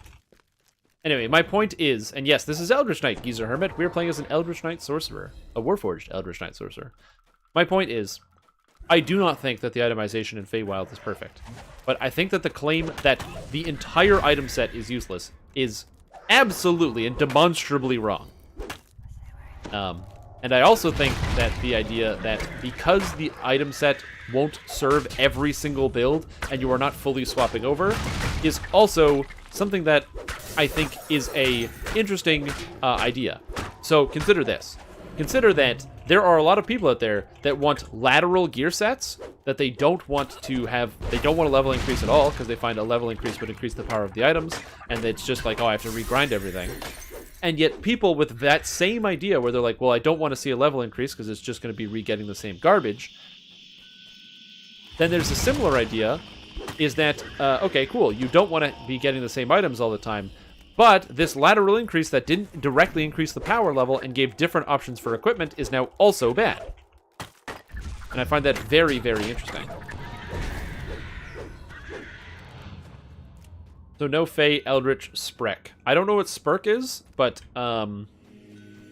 Eldritch. I'm a Fey Dark. I use Fey Dark Illusionist and I use Eldritch Knight. I'm just grabbing one more crystal and coming to the center. Right? So that is essentially kind of where my thoughts go about this process. Again, I don't think that the item set is perfect, but it's a lateral system. So the item sets are not going to be a direct upgrade. You are not going to get better items out of the Feywild, Fables of the Feywild area. You're going to get new items that can potentially give you the opportunity to build new gear sets and to potentially figure in extra stats that you didn't think were possible before. And try out different character builds with different item sets. Ignites, and brilliant light fills the cavern. The spinner of shadows shouts. It is a shout of triumph. That sounds like a very good resource center. Once again, you are held in an irresistible web of force.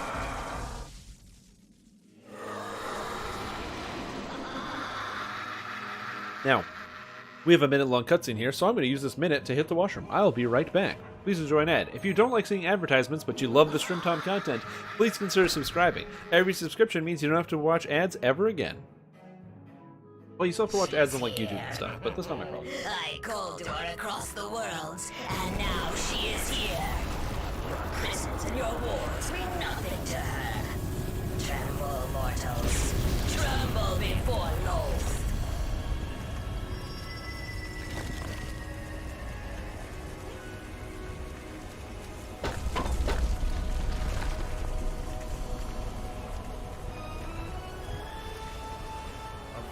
Of vast power booms from inside the breach. There you are, sister.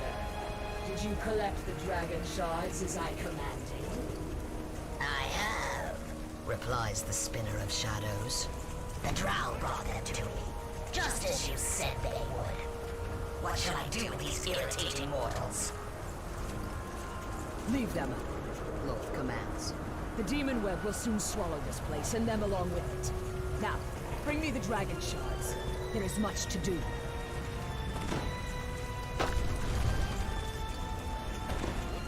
Loth's voice fades away. You suddenly find yourself outside the prison, standing before the Silver Flame Guardian.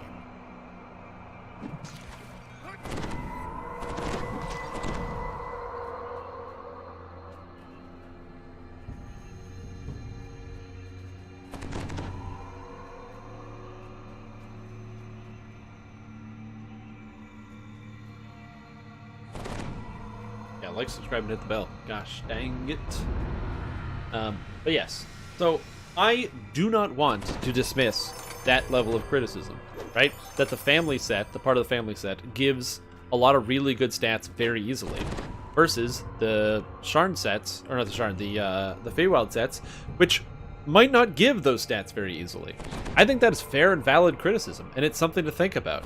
That's something I think that SSG knew was going to happen when they released the expansion, was that, you know, Sharn had think about the fact that Ravenloft had good sets, and then Sharn had even better sets. The part of the family works for every single equipment style possible, and is just so strong as it has every single stat you want on it. Maybe they went with that too early. I think, and when you think about it like that, and you realize, oh, maybe they went with that too early? Yes.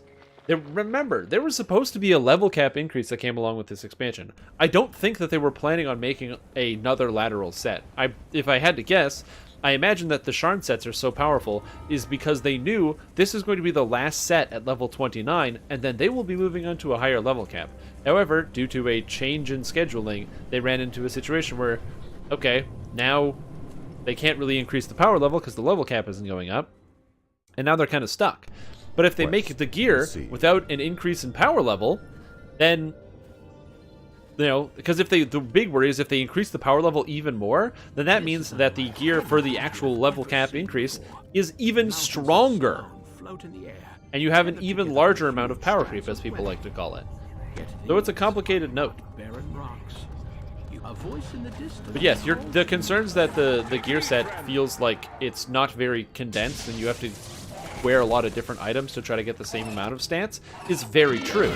But the upside is now you can combine something like a lot of people are going to do, which is the part of the family set in combination with the winter set, which basically just means you get 20% health now without having to farm out legendary green steel. You know what's easy? Getting 4 items from the winter set. You know what's not as easy? Farming out, which are that are all bound to account. You know what's less easy? Farming out 4 legendary green steel items, 2 of which don't even give you any stats to get health. And then all of the friggin' heart, or the runes you need to buy those stupid hearts to cleanse them. She and her sister, the Spinner of Shadows, are the source of thy and also, current troubles. Woonwagon, welcome to the stream. Hope you're having a fantastic day. Yeah, it's just one of those weird, complicated scenarios that I don't think there's an easy answer to, in terms of what is the best way to have this gearing system go, what is the best thing to do here, but this is kind of like the first almost sort of attempt at a lateral shift, where instead of going directly up, they're making a horizontal gear set that is meant to be of the same power level, and because it doesn't meet every single player's expectations, they're receiving some backlash. But the problem is the backlash, unlike the comment that you just gave me, which was helpful and insightful and let me understand your position and get it, and so are you, I suspect. You know, there are a lot of less insightful comments out there and less inspired comments and thoughts. Occupied with her sister, most like. I must leave while I can. Find thy way to Evening Star. I will meet you there. 'Tis a dangerous journey, but... yeah, but caster DCs are so high it doesn't even matter. Dangerous journeys. Oh no, now my caster is at 116 instead of 120, but then I gain 20% health. Ah, God. Somewhere in this chaotic maze lies the path. Can I help you with an alchemist bombardier? Sure, what do you need help with? The hunched creatures ahead make some strange and disgusting sounds as they root the old bones. They produce even more disgusting smells. Right, but consider that, you know, now you can pick. You can buy Sharn and have some gear, and you can buy Feywild and have some gear, and you can buy Ravenloft, you can have some gear. But each one is a self-contained amount of items that are good enough to get you going.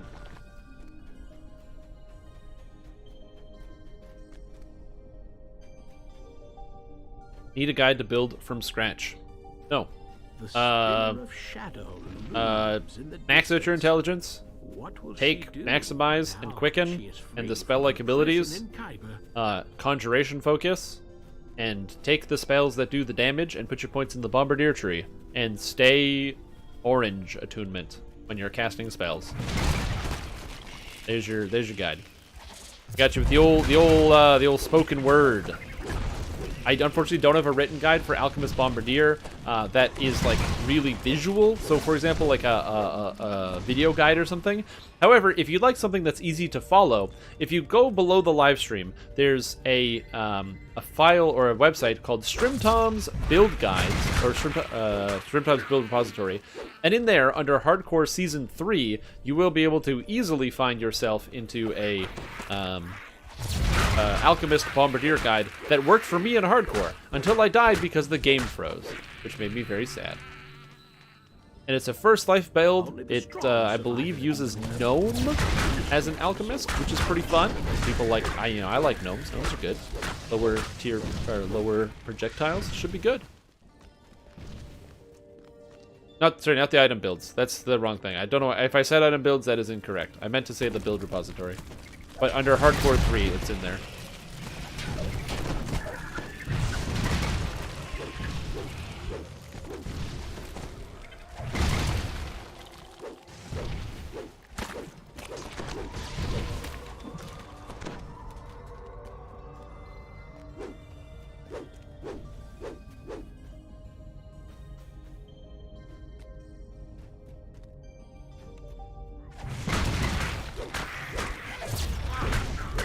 But yeah, that's pretty much what we got there. Quest received. I'd love to tell you that there's like an easier and better way to max out your character and to be like, how am I supposed to build an Alchemist Bombardier? But it's really straightforward. You can use any of the spell powers that are available. There's 5: Acid, Fire, Cold, Electric, and Poison. All of them are good. It doesn't matter which one you pick, because once you hit level 12, you bypass all immunity with the spell power that you pick. There are ones that are better for endgame than others. However, that is itemization changes and not build changes, so your build doesn't matter. So like, it's not like, oh, I took the wrong feat for poison damage. They all use the same feats, they all use the same metamagics, they all use everything. So it doesn't matter.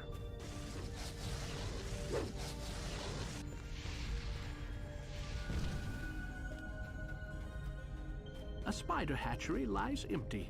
The brood it bore has already consumed the weak in the slow. Then spurred to the new, fight for its survival. Fragments of long-forgotten worlds lie ensnared in Loth's web. This will be the fate of Eberron unless you find a way to repair the rift that is slowly consuming your home.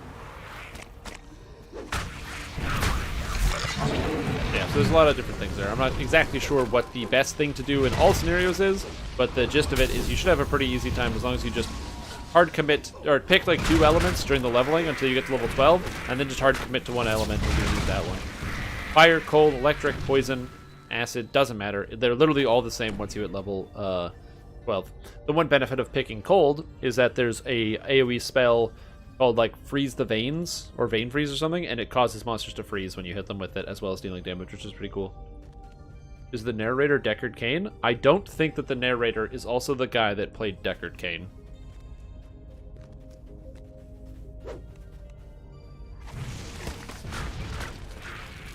Ooh, monsters. Get out of here, monsters. Get out of here.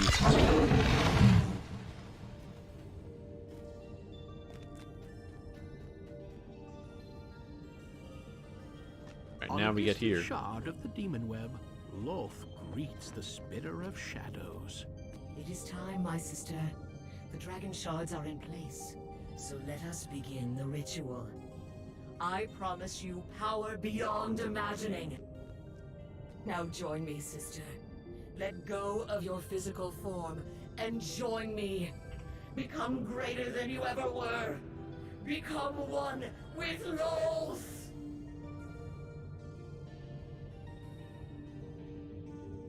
Loth vanishes with a piercing burst of magical energy, and for an instant you stand transfixed by the strange scene.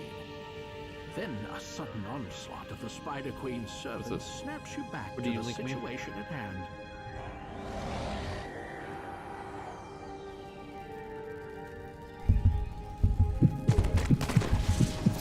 What the heck is going on here? What have you posted in my chat? There's some form of smut? My goodness gracious. you know what the age limit for this chat room is? I don't. I didn't set.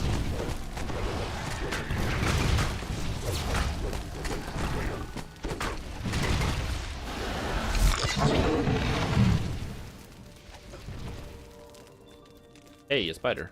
I've had the bug where... Hey, get it? Bug, spider. Anyway, I've had a bug where sometimes the spiders literally fall beneath the ground, and then they slip onto this, like, plane down here, and they disappear, and then the door never opens. But yeah, Alchemist is very, very straightforward. It's like... It's the same as any other caster, except it's... You can build it with any of the elements, and you don't need to think about your feats really at all. Oh yeah, and then you get all the free feats. So for example, like at level 4, you take like the alchemical study for pyrite, because pyrite is the element that you use. So that's what you take. You find yourself in a vast cavern of stone deep below the surface. If you are to find Elminster, you must first make your escape from the vastness of the Underdark.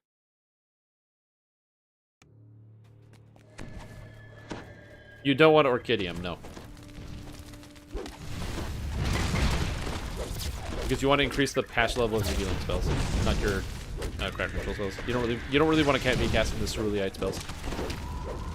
And then other than that, you might be wondering, okay, well, how do I make the different colors? And aren't alchemists complicated with their whole reaction system? And the answer is, they can seem complicated, but the way that they work is the spells are colored. All of the background of all of the spells are all colored.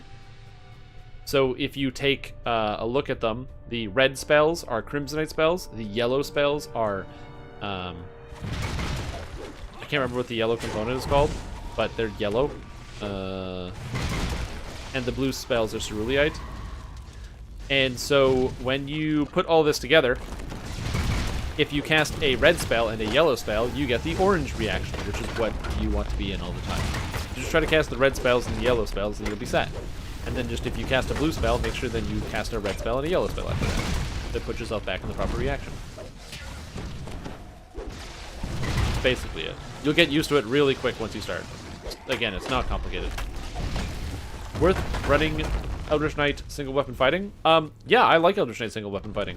That's how I did. The first Eldritch Knight I ever played was a sword and shield. So not even Eldritch Knight, literally sword and shield. And that worked really well. It was really strong.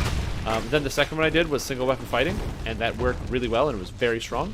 So you can't really go wrong with Eldritch Knight. It's super easy to play. All of the spell styles work. Because you might think to yourself, oh, well, I don't have enough AoE, so what am I going to do if my AoE sucks? But your AoE doesn't suck. You're an Eldritch Knight. Just cast Meteor Swarm. Oh no, I don't have AoE with my melee. That's fine. You have AoE with Meteor Swarm.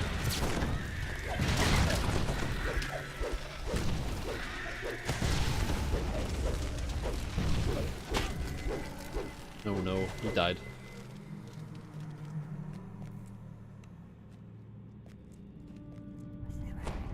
Why am I not running guild buffs? Am I not? I thought I have guild buffs. Yeah, I have an hour and a bit on my guild buffs.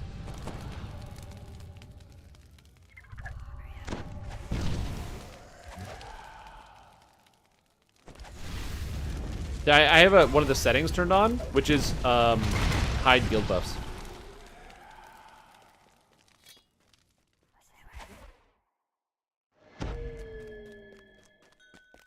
Hiding guild buffs is convenient because I don't have to have my guild buffs be visible. Drow. They don't look anything like the drow you've encountered back on Eberron. And they also don't look pleased to see you.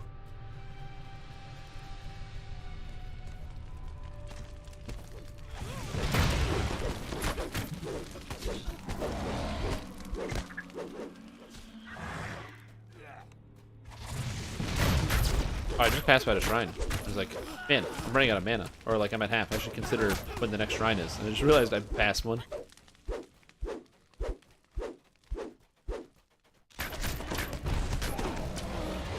Wait, I killed that guy? What? Wait, how did I kill that guy? I was here and he died back there. That's so funny. Oh, that's so funny how that just happened. Because of the server lag, there's like a bit of a disconnect. So I was in front of the guy on my client, I attacked, then he moved on the server side, and then I guess he received the damage and then died? I don't know how that works, but that was very funny. What's it, delayed 1,000 cuts? Yeah, exactly.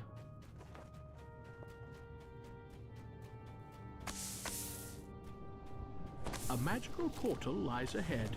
If the scouts are right, it will take you closer to the surface.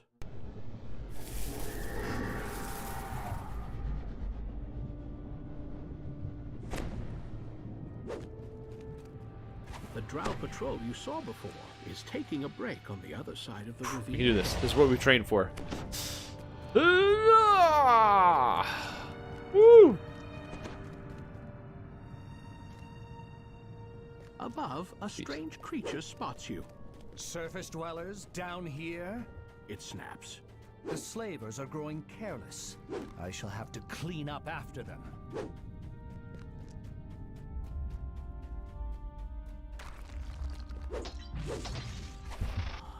Dang it. I gotta stop doing that.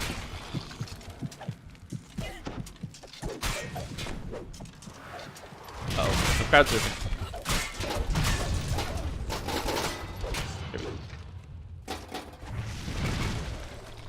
Oh no, our friggin' tank guy died. I probably could have saved him and done something about that. I did not, though.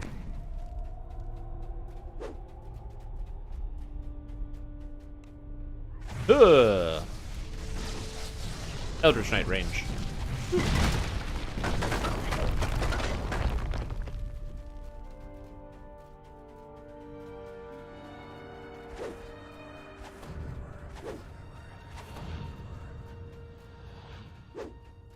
Only the strongest survive. That's me.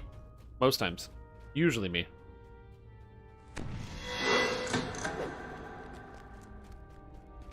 Two spiders stand guard in front of the gate, almost as if they had been ordered to do so.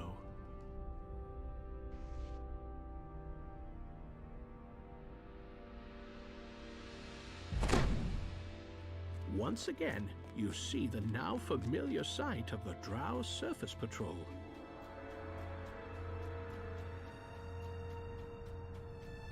A small but well-guarded Drow outpost lies up ahead. These corpses appear to have been left behind as food for the local spider population. There's a secret to finding the woman in black in House of Pain. One of my mates said she's on a spawn timer. She's not on a spawn timer. There actually is a secret. The trick to finding her is that she only spawns after there is a group of assassins that spawn when you move past where there's like a maze. And if you... she only spawns when you get to that spot. Oh, I didn't buff myself. Sorry, I was like kind of spacing. So when you move... or not a maze, there's like that puzzle that's there. And when you get to that puzzle, that's when she spawns. There. Yeah, the puzzle. When you move past the puzzle, you'll hear this like... and it causes a bunch of these assassins to spawn in. When the assassins spawn, that's the cue for the game to know, okay, cool, you have found out that you now have assassins being hired after you because you talked to Talion, and Talion is, of course, a bad guy, but you didn't know it, and there you go. Well, you kind of know it. A fresh breed, but you might not necessarily know it. Turns to confront you. More fodder for the slave pits.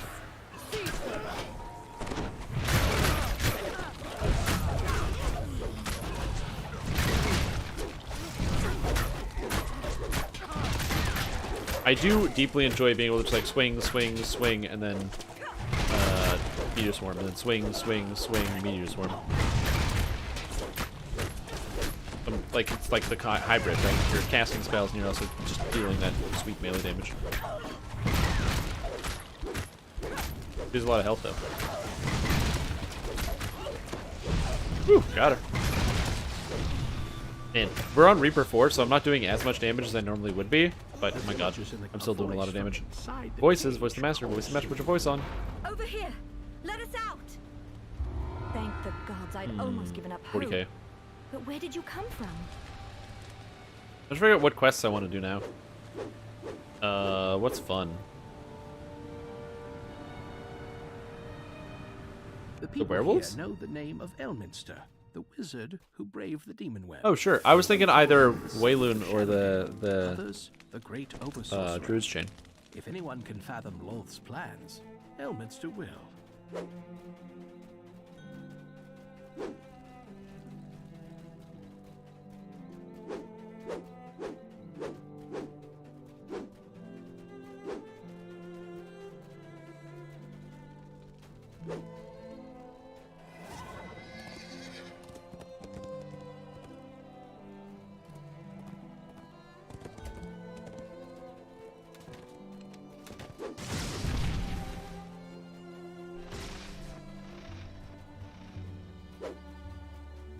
Wayloon? Yeah, I could do Wayloon. Yeah, we'll do the werewolf quest and we'll do Wayloon. Werewolf quest, then Wayloon.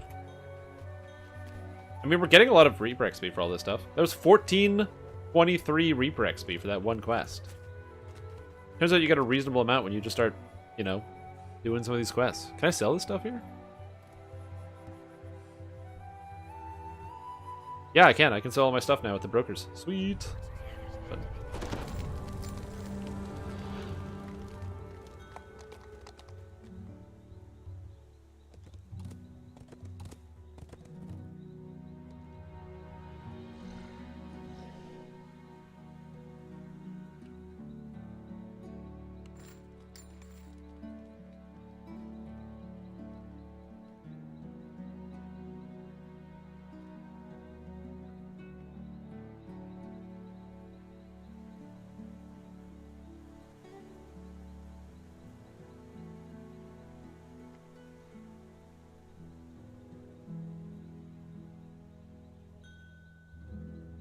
wait, what?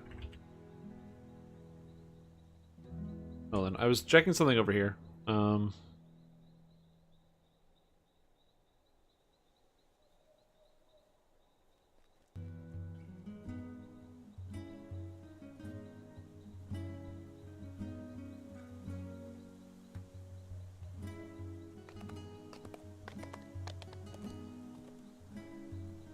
That's weird.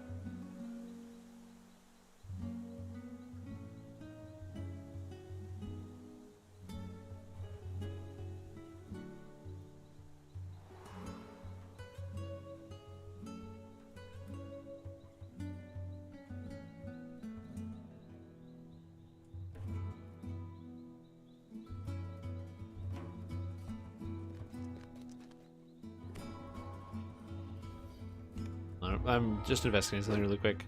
My side screen. There we go. Better.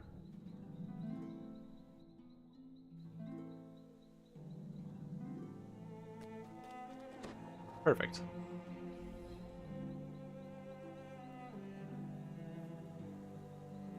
Okay, alright. I had a bit of a problem. To investigate real quick. Thank you for your patience. But yes, that is the skin that I'm using. It's posted there. It's very cool. I like the user skin. It changes up stuff. It also makes the general user interface a little bit darker, so it's easier to look at for very, very, very, very, very long periods of time. And when you sit here and you play video games all day, every day, that's pretty good. 6 Reaper points? Dude, that's sick. Are you capped? Alright, but if you, as long as you don't care.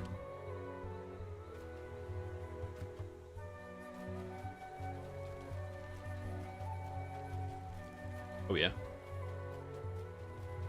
Well, that's what we gotta do, is I'm gonna farm out all the items on this character on Elite, and then do a full round of Feywild R10s. What? First time with a 50% pot? If you practice at the Wayland Prison, that's good experience for the Phasmophobia Asylum? No. How about you go to the Phasmophobia Asylum? Why don't you post a video of you doing that? Oh, absolutely. Once this character gets up, I'm gonna gear it. And then I would love to be able to do that. But I need to gear this first. It's a multi-step process. This is not one step.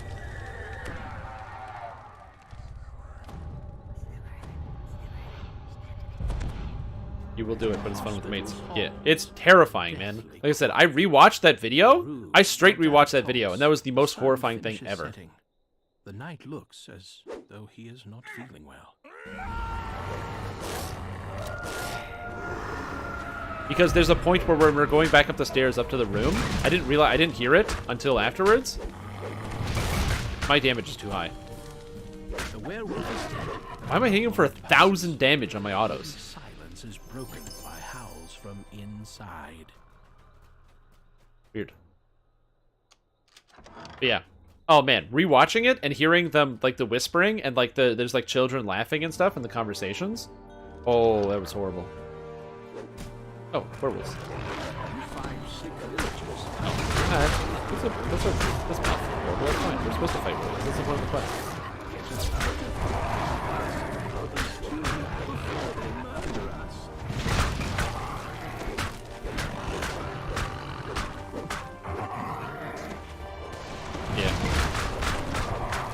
It's a good thing, or hopefully, that I don't know if I didn't see it, but we only saw one ghost that night.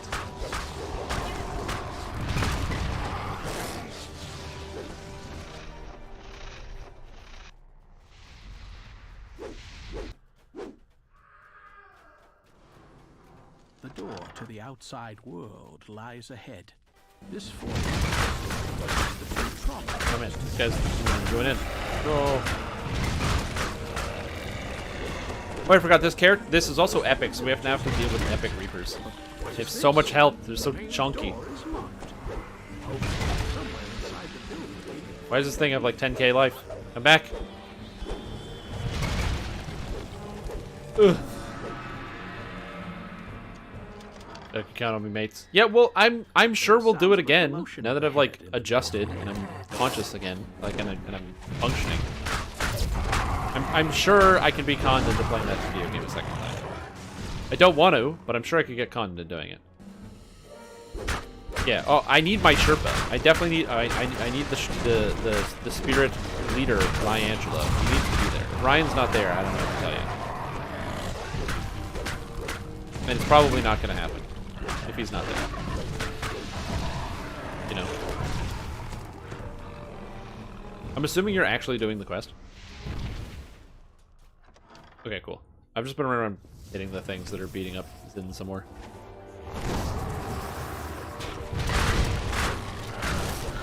I would just like to point out that we also have 3 Arties in party. This is an Artie party right here. This is also something that you don't see all the time. Artificers are a good class, and I have nothing bad to say about them. Like I said, you don't get Artie parties all the time. Uh-oh. Is there a shrine in this quest? I don't even remember. Oh, and I missed. Oh, good.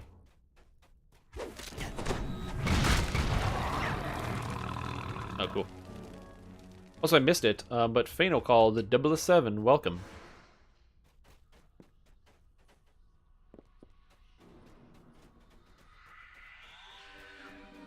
More useful in high heroics and epics. To the priest's chambers. Yes, I agree. Shut tight.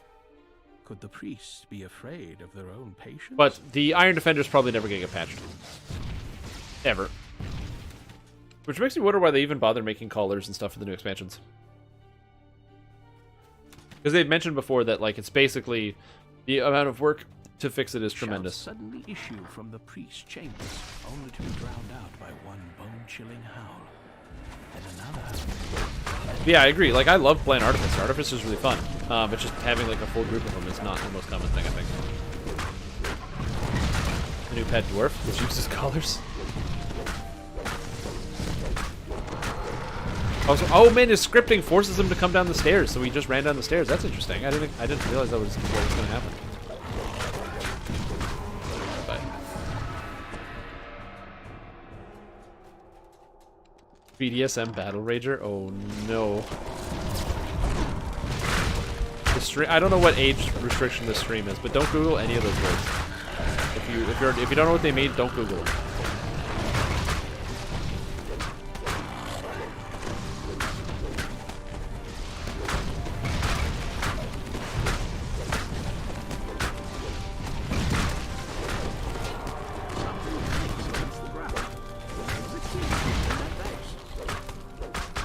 All ages in the audience. It's fine. It's a live stream. People can be exposed to lots of different stuff. Yeah. I don't know. I am looking forward to playing Artificer. I'm going to be playing Artificer next life. Maybe. My next 3 lives are certainly going to be Hiefling Scoundrel, Artificer, and Fighter. I just don't know exactly in what order. Also, where's this shrine in here? There's a shrine in here? Oh, okay, yeah. I was like, where's the shrine? I don't see it. Now I do. Also, I don't know exactly why we're doing this, but 992 Reaper XP? Hell yeah. Sounds good to me.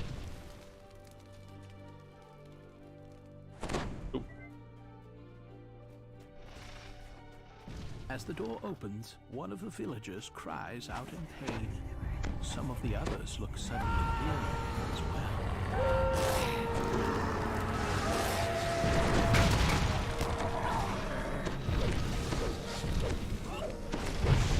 Grinding racial pass lives with Warlock right now. Not too bad. I don't want to do like a racial pass life grind, you know what I mean? Help. Like, I just enjoy playing the game, so I don't really try to think of it as like a grind. I just think like, oh, I'm making a new character, and my new character is going to use this race.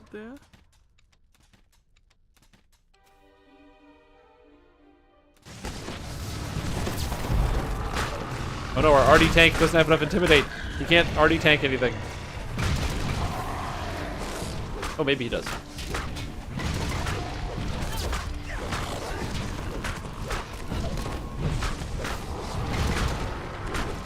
It's easy button for grinding racials. Yeah. I also, at some point, I really want to do the, might be fun for hardcore. I'm going to see if I can get a Nintendo Entertainment System controller, so an NES controller, hook up to my PC. Just get a USB one, I'm sure somebody makes one. And then potentially, maybe even on hardcore, do a character where I play Warlock, but using an NES controller. Because that's how many buttons you need. You need jump, and you need shoot. I'm going to see if I can make it happen. Yep, I got aggro.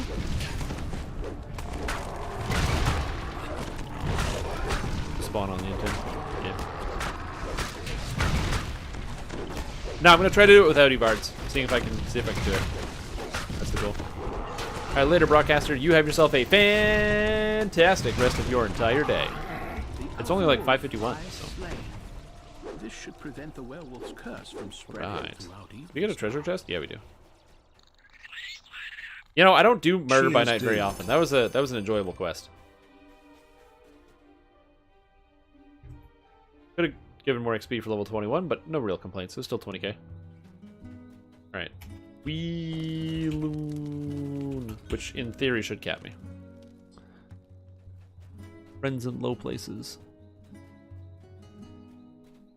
Apparently we're doing R4. Let's just R4.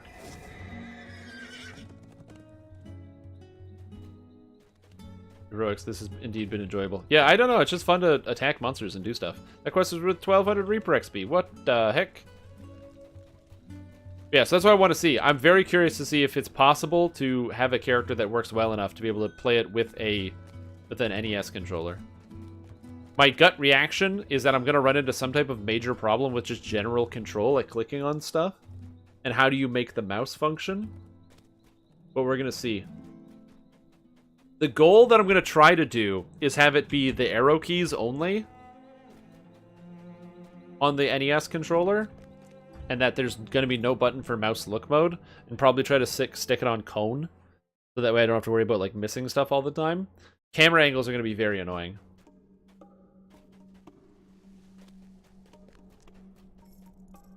Get an N64 controller. That'd be fun.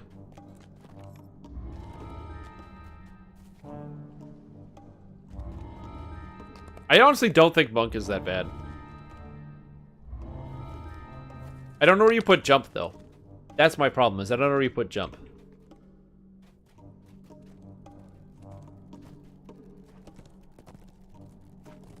No. And those are 15.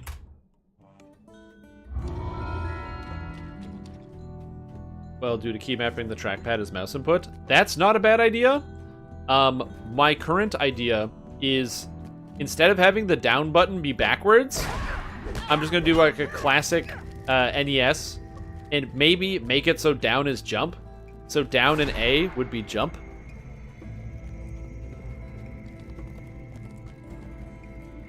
Instead of like actually having it as jump. Because there's so many games where down, or even just make down jump. Because there's so many games where down is jump in the original Nintendo. And I think that could be kind of funny.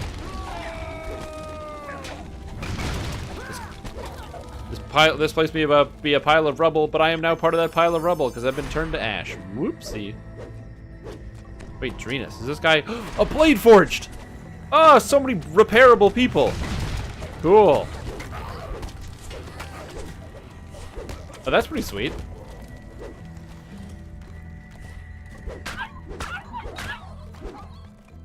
I'm not attacking dogs, you're attacking dogs. Yep, I haven't tried using my Nintendo Switch Pro controller. Though I should definitely consider doing that. Oh, I gotta plug in my phone. My phone is like literally out of battery. It's like, I don't even need this phone. I almost never talk to anybody on it. And everybody I do talk to, I can just conveniently contact via Discord as well. Yeah, well, with the Nintendo Switch Pro controller, you can just probably use the gyro aim for the mouse. Like, you can... I'd have to probably install it through Steam to get it to be proficient with the gyro. But you could probably get that done. Oh, yeah. I forgot.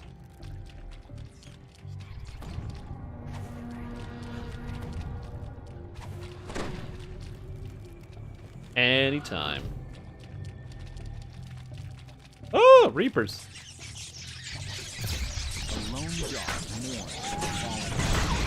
So wait, does that mean that the special Reapers don't spawn until R5? I thought they spawned on R4.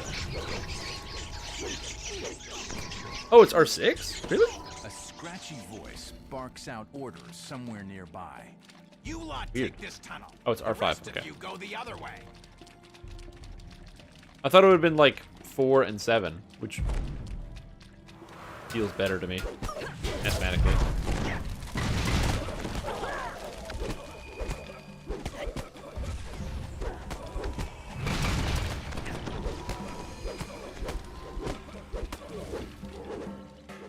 Seems weird. Man, I'm gonna feel bad when I stop using this weapon. I'm probably gonna use this weapon all the way up until level 30. Culvert.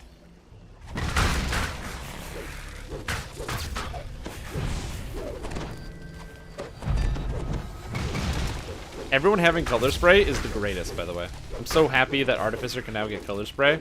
I'm probably gonna work that into my melee Artificer build somehow, because it's very good. What defensive spells does Artificer have? Color spray.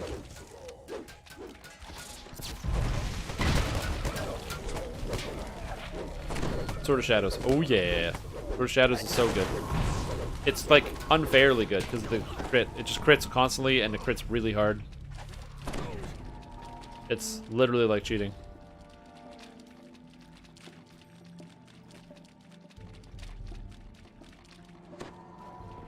The snake crest on the ground may be of use in reaching Harvest Hall.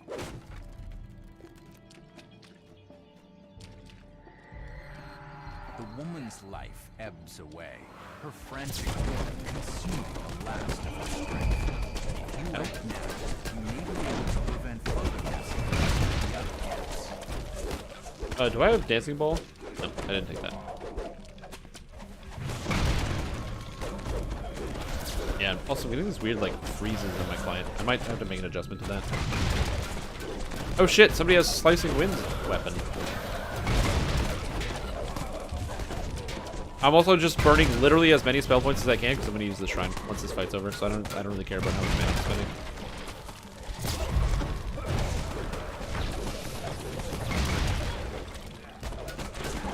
And after this, yeah, I'm probably going to reset my client after this quest. I don't know why it's freezing so much. Thanks you for protecting the camp.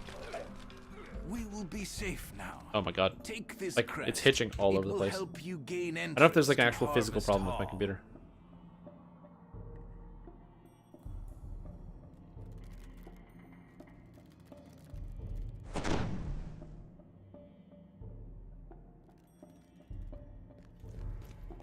Sweet. I do like bonuses.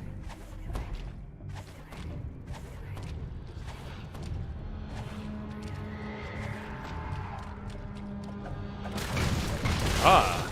A strange glow suggests I am immune. Unusual about Poisons. the corridor ahead. What kind of person has to deal with poisons? Not me.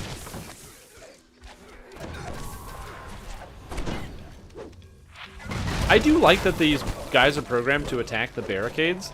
I don't know, it feels very real. Like what's happening in the quest is actually happening. They're like, you know, they're trying to get past and actually break into some of these camps. Although I will say it's very good that you guys stumbled in here in the nick of time to help them out. The Wayloon natives. Also, what is Wayloon native? Does that mean they've been in the prison for so long they just live here? Who are the Wayloon natives? May be of use in reaching Harvest Hall. So wait, if the Wayloon natives, does it mean they're also criminals? Aren't they also bad guys? Oh, prison born. Criminals drop down right. Oh.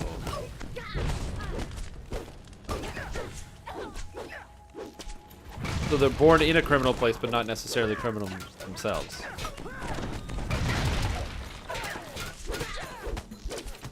Kind of like Australians. As the gate defenders fall, the criminals force the gates open, pour into the camp.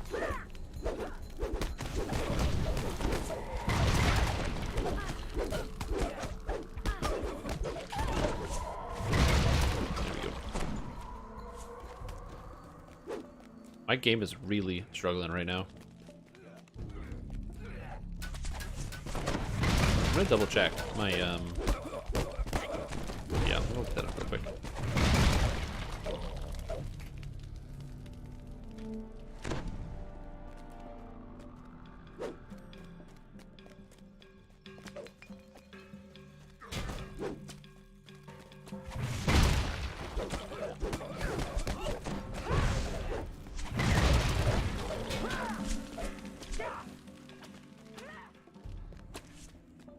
Yeah, so I'm watching. I'm like literally monitoring the performance of my machine. It looks like it's just the client that's freezing and hiccuping. It's not the actual. Like, there's nothing that changes within my actual stats when everything is going on. So I'm probably just gonna need to reset the client at some point. Something is freezing. I don't know what.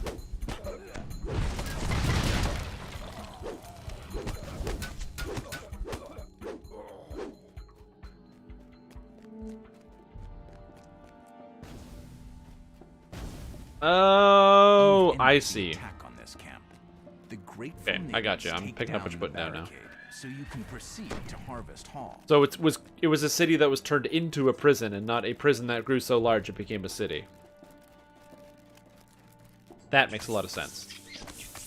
Yeah, I'm not big on. I don't know much about like the Cormyrian lore and that stuff. I didn't pick up any of the sockets, so rest. You picked up both. Perfect.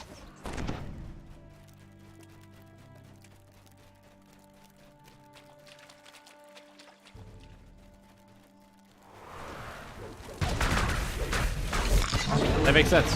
That makes perfect sense to me. I gotcha. Well, explains why this place is so horrible. Full of so many monsters. Bad people.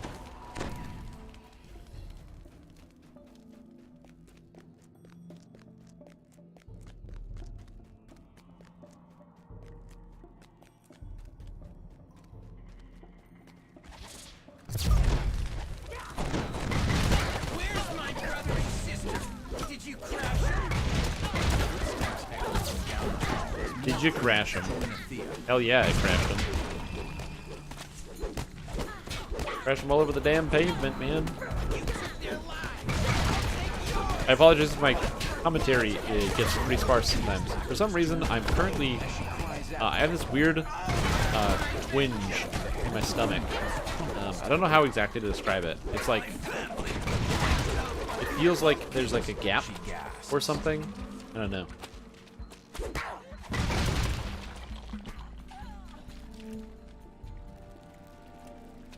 Weird, like this weird feeling of emptiness. You've routed the criminals very weird, and ended and it is mildly distracting. Destroy the Wayloon. You are welcome to use Harvest Hall as a place to rest and recover from now on. Acidic feeling, no. Food, hunger. That's what it's called. Yeah, hunger. That's the one that it is. It is definitely a hunger feeling. Hunger is very weird. Creeps up on you. Get more salt, lower the sugar. That's a genius idea. I'll lose weight by just eating exclusively sugar instead of salt. Its inhabitants claim that they have nothing to do with either the Shah worshippers or the criminals. Alas, they know nothing about the relic I'm after. So, I bade them farewell and continued my search. Yeah, exactly. There's no fat content in salt. I don't think there's fat content in salt. It definitely 100% kills you if you just eat salt. Absolutely. Causes major problems with the body. Oh yeah, I forgot to reset my client. And I really need to do that.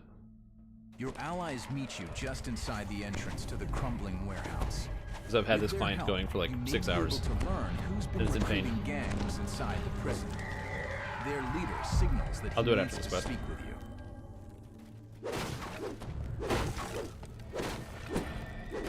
A sudden explosion tears apart. Maybe it was just that section zone. of the building. My client seems fine now, Then, actually. A mysterious voice calls out. What kind of Meteor Swarm, it's so good. Never mind, it's still glitching out. Still alive? A voice calls to you from a nearby rooftop. This isn't over. In fact, it's only begun. While you busy fighting, I captured your fellow spy. Don't delay, says the voice.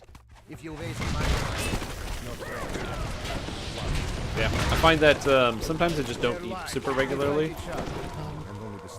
It's a holiday here, and my roommate decided not to, she didn't feel like cooking, so we're ordering some food.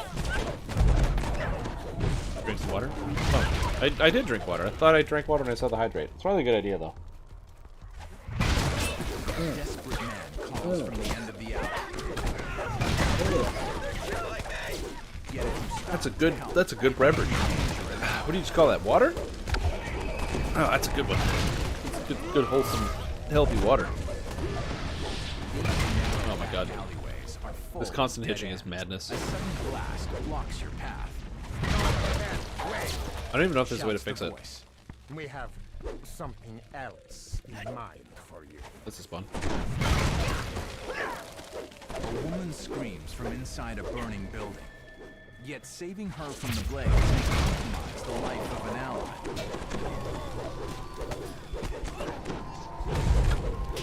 Give my regards to the lizard folk.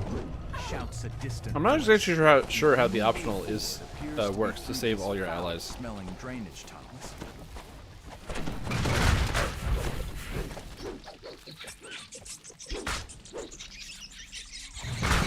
Oh.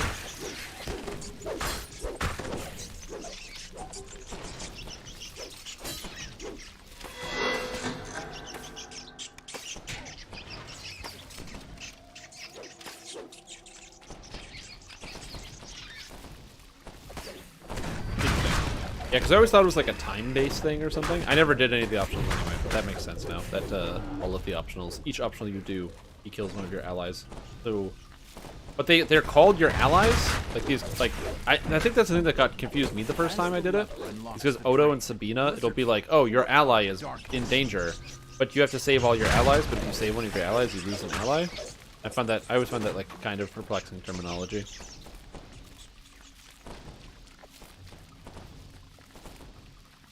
I also love the debuff. What's that smell? It's just -2 charisma. A gate unlocks in the It's great. Okay, your hide goes down. Why did your hide go down? Because you smell bad. Was this guy playing a stick rogue? Yo, what up? 1000 HP stick rogue. Shifter. Ooh. Cartwheel charge. Oh yeah, and he's doing the tumbling and everything too.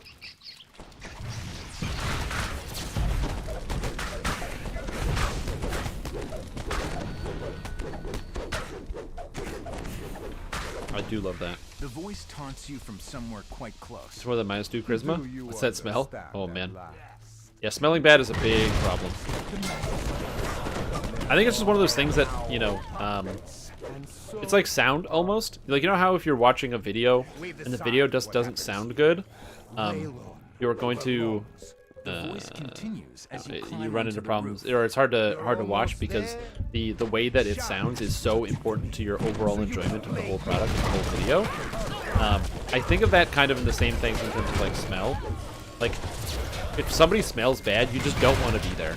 If somebody looks bad, or like it's kind of hard to understand them, you'll be patient, you'll figure it out. But if somebody smells bad, it's like, no, this needs to be fixed. I hate this. I used to work at a gas station for a long time, and you interact with a lot of people who happen to smell really bad.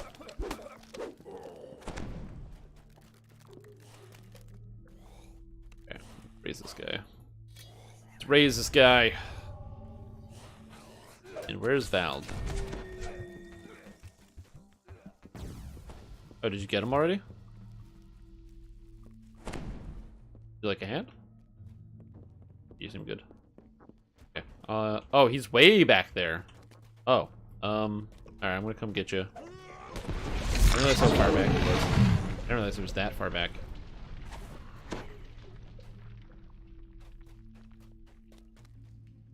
Hand them a bar of soap. Yeah, I wish. That'd be sweet. If I was allowed, when people, if every time I talk to somebody who smelled terrible, I could literally just send them, like, just give them a bar of soap, that would be the greatest. It'd be extremely satisfying. No worries, I gotcha.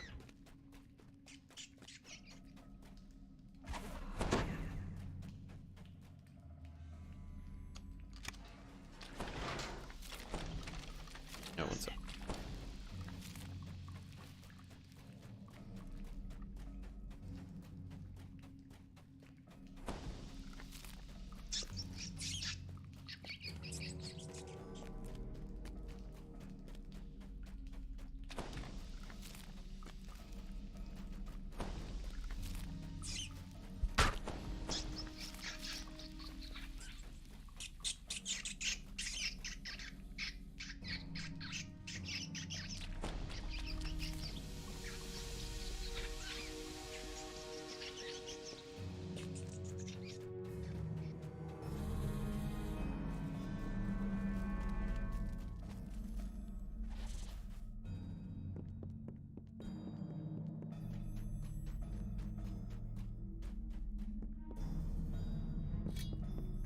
I'm juggling a lot of balls right now, so I'm maybe not rezzing this guy. Not because I don't want to, but because I'm just doing a lot of pieces, individual pieces at the same time. Meet me up on the roof. As you reach the rooftop, Okay, the I voice think I'm good. calls out once And he's again. back. We're all set. Now we can get the raise. You can now Woo! see that the There we voice go. But yeah, every time somebody smelled bad that I interact with, if I just gave them a bar of soap, one, that would be incredibly rude, and two, I would love to do that. Come speak with me and finish your lesson. Or I have to talk to this guy.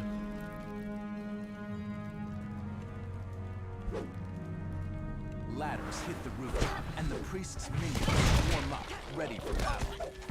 Knock the ladders down. A water bar of soap and a car sponge. Oh, that's so funny. I love the idea of a car sponge.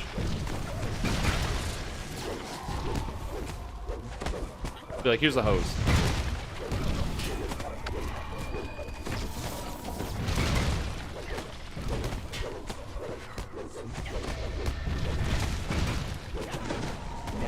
Convey the point. No, but the problem is also there's some people out there that just literally don't give a shit if they smell horrible. I have to assume that that's true.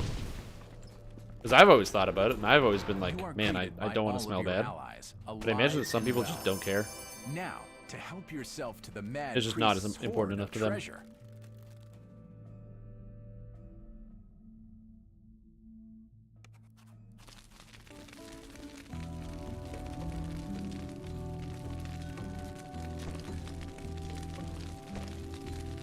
Not bad, I hope.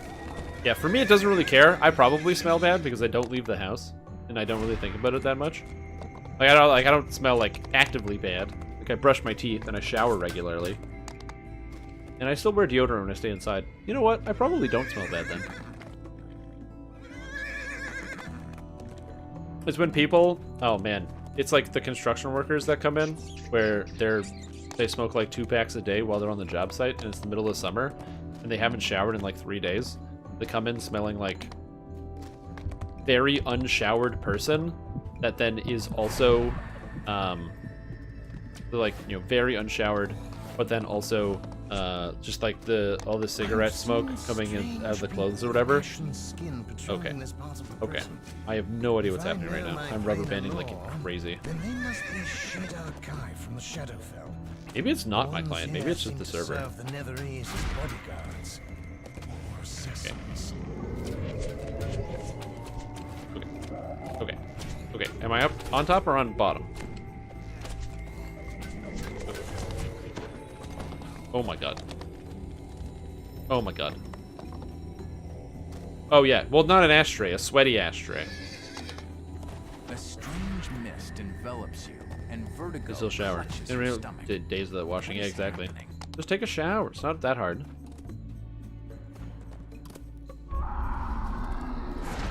You can make it.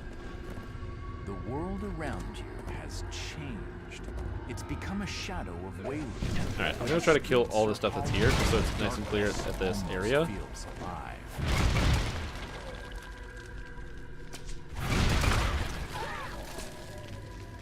There we go.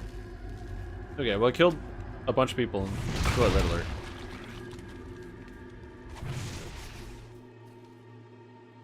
Okay, white dotted. I'm gonna come help out and clear out some garbage. Eek ashtray and wet socks. Oh man, and like I said, it's like stale, you know. It's like somebody it smells like an ashtray. You know, they smoke a lot in their clothes, and then they like let it ferment for a few days.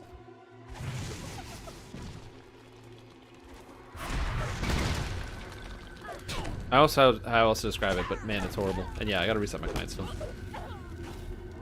away.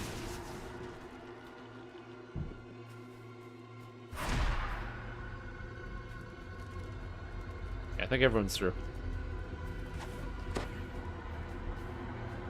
I forgot how little jump I have.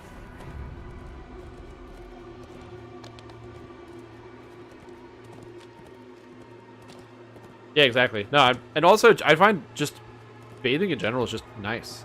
Man, a hot shower is relaxing. That's how I like to cool off at the end of the day. Just like, oh man, that was a good hard day. I did a lot of work today. Shower. Ah, good. Okay. Client reset time.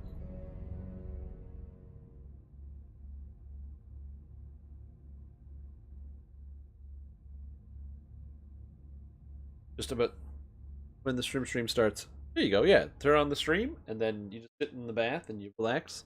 I don't take in any form of media while I'm in the shower. I just use my own mind, my imagination.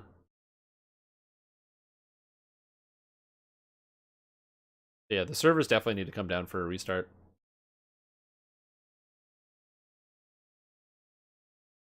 Hopefully they will sort that out eventually.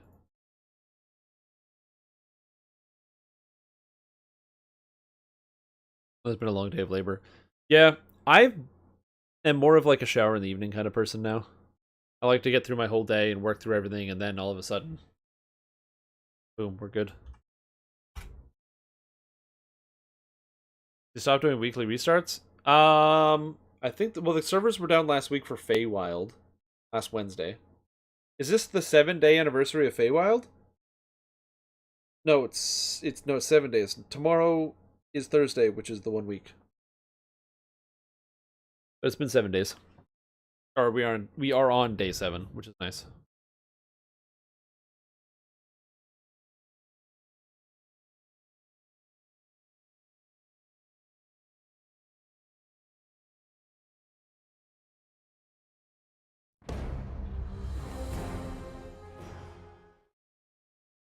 A hot shower followed by a cold beer. Hot shower and cold beer.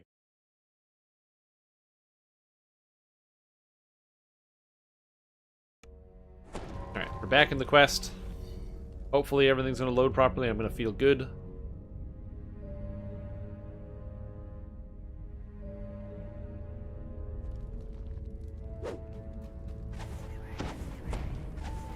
Hot beer and cold shower here in England. Always upside downy England. They're goofy ideas.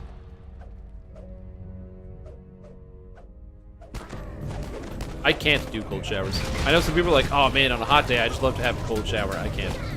If the water temperature is at all cold, I can't breathe. I literally start suffocating. They did reset today. They did not actually reset today. The servers did not come down. Yeah, the servers need a shower. The servers need a cold shower. They said they were bringing the servers down, but they didn't actually do it. So there was the announcement, and I think it's still up, but it didn't actually happen.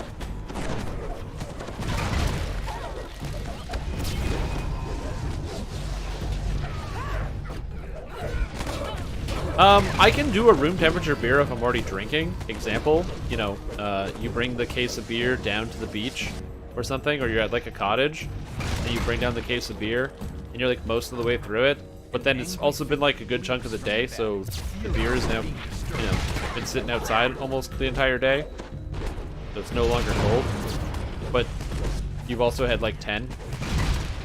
You're like, yeah, you know what, whatever. Just goes in.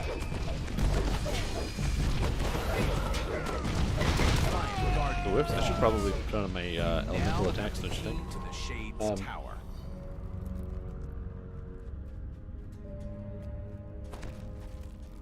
Stellar Temp Ale? Yeah, I don't know about that one. Yeah, I find that's just a situation that'll happen. You talk to somebody and they're like, no, wait, I can't drink vodka. I hate vodka. I like every time I drink any type of vodka, it makes me retch. I hate it. And then it'll be like, you know, a few hours into the evening. And it's like, oh, what are you drinking? Vodka. Because your alcohol-infused brain has no decisions, does not, or so your sober brain has no control over what your alcohol-infused brain decides to drink. Fuck, dude. What got me? I took like 500 damage and then something else. Necrotic Ray for 400?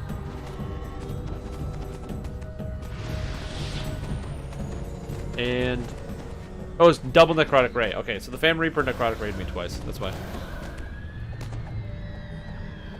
There's a double Necrotic Ray. Okay, I'm gonna raise myself. Fix this problem.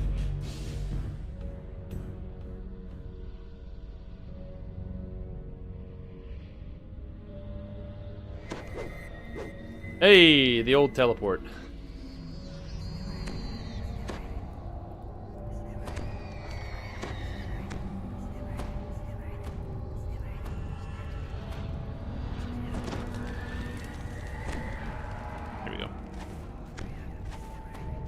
Back this bad boy on.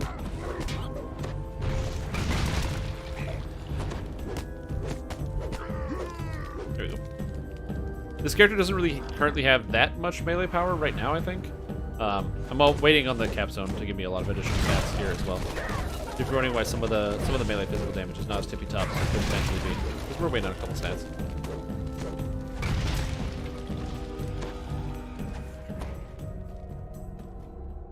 Yeah, this character destroys a lot of the shadow altars and things, so that's why I'm going to be doing those. Bad guys.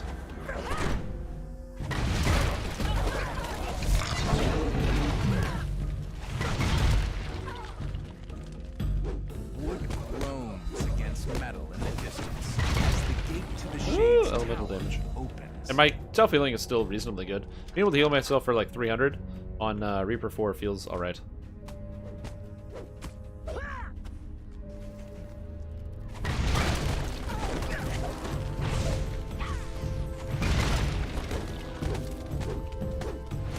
Yeah, your damage really does get reduced on Reaper mode, though. And apparently I can't even hit that with my sword attack, which is kind of weird. Or my meteor swarm. Nope. Done. Reordered pizza. And I can smell it in the other room. I'll have to go get it in a bit. Probably once this chain is over. Either once this chain is over or once the this probably isn't going to give me my level cap. I'll probably have to run Sane Asylum. How close are we going to be?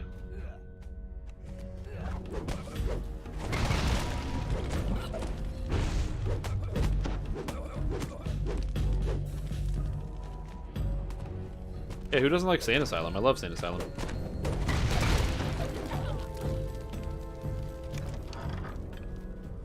This quest plus Thrill of the Hunt plus the other quest is probably going to put me... I'm 200k off.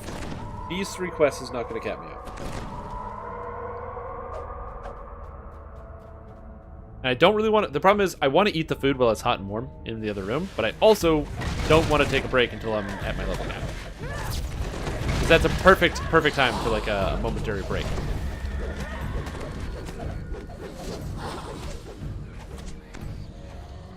Insane Asylum, insane XP per minute. Oh, is no one raising this guy? Or is he ready to die? I don't see him. Oh, he's downstairs. Oh, I'm coming. I didn't realize nobody got you.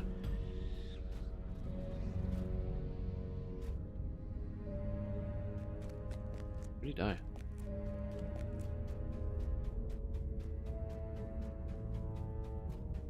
Yeah, I like Insane Asylum. It's a good quest. Pretty easy to farm.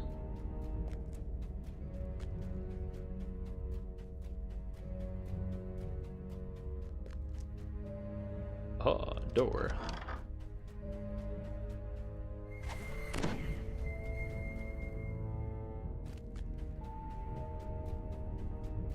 And destroy the last Shar altar, get all that extra XP. Sometimes it's not too bad to split up the group a little bit, because if you can physically split your group, then you can get like optionals done while you're doing the main quest, assuming it doesn't slow down too much. Because I find sometimes, let's just say you have like 3 AoE classes, you really only need 2 of them, because the third one is just going to be throwing out a little bit of extra damage, but not really helping too much. But if that third AoE class can go do an optional or do something else, honestly, it's not too bad. Breaking breakables, whatever it is.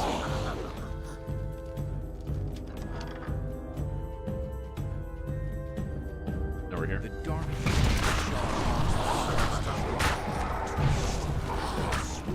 also gotta raise the skill.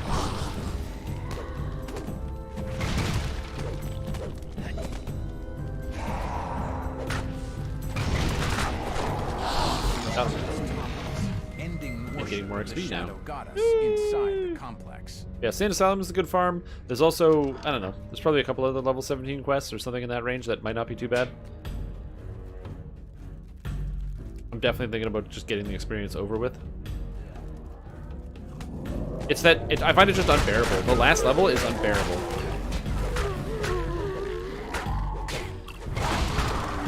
I don't know why. I think it's just the excitement of being like, I'm almost level 20, and then I can play it in an entire part of the game that I complain about every single time I play it. Because I much prefer heroics to epics. I can't wait to be there. Hey, look, it's a giant worm.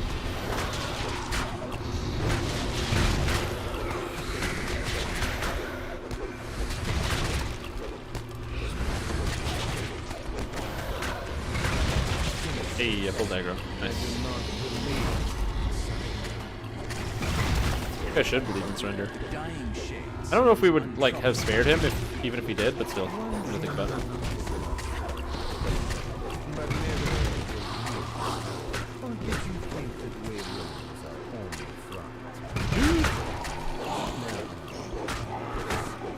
Back. Before you can question him further, the general slips into shadow forever. Thrill of the Hunt. Fight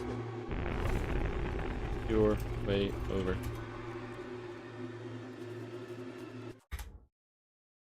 Are you guys at your level cap? I'm not a level cap guy. I'm not running XP pots. No pots for me. I'm only running like XP percentages, like 0%. Yeah, exactly. They do make some attempts to add low-level gear. For example, like they add Catacombs gear at level 23 and other stuff like that. But they're not like full and complete gear sets. So you can craft yourself out a level 20 gear set that you can use by the second you turn level 20 with new stats. And then you don't really use anything else until you actually reach the level cap. Is how it goes most of the time.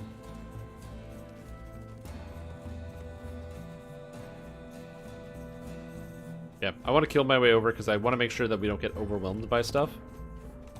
Like these Shade Archive here.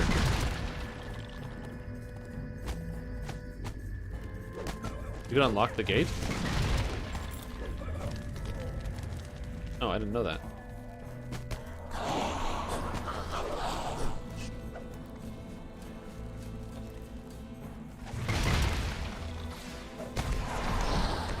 god.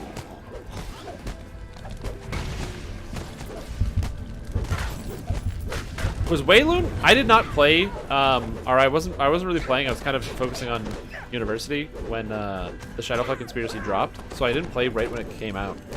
So I don't really have a good memory of this. Was it this laggy when this expansion released? Like, did it have these types of performance issues when it released, or is this something that happened after?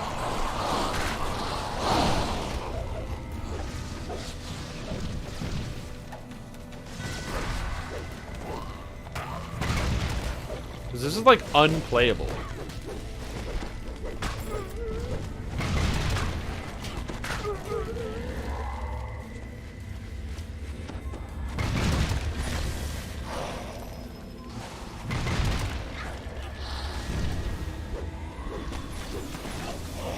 I'm just trying to like make it to the quest.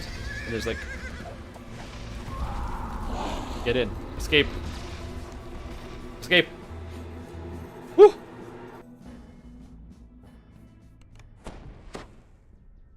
Because that area is an absolute nightmare.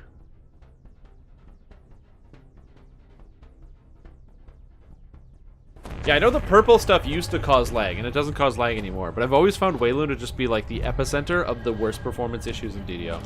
Wayloon and Thunderholm are the two worst, in my opinion, are the two worst zones.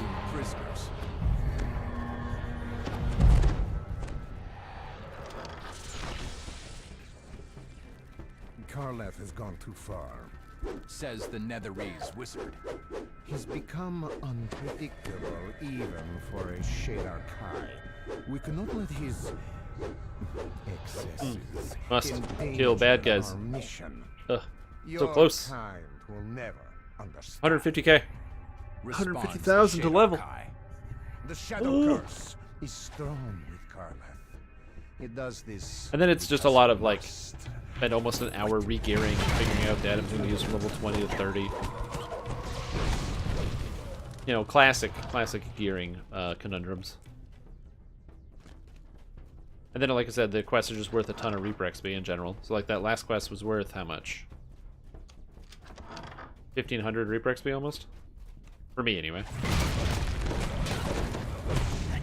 Searching the clutter reveals nothing of interest. I find it interesting that there's an actual check. I'm assuming the move silently check is if you make the check, you don't actually aggro the stuff that's in the room, which is kind of an interesting concept. Searching the clutter reveals nothing of interest. Thunderholm Slayers was running. Nothing of interest. Oh yeah, for sure. It's still very bad. I don't run Thunderholm Slayers with more than 9 people. I never use them full time. And if there's a Warlock in party, I usually ask them to just, like, wait at the start. Like an Aura Warlock, I usually just tell them to wait at the start.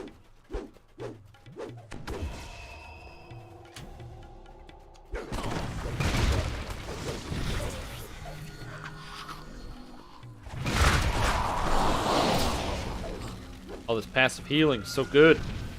Passive healing. I'm not casting any heal spells. My health just comes up by staying next to you guys. Down below, the Shadar Kai commander addresses yeah, the cellar's pretty bad. Prisoner. Okay, I'm a sorcerer. Really I go did boop, like boop, boop. You know, it pains me to think how you'll be torn apart.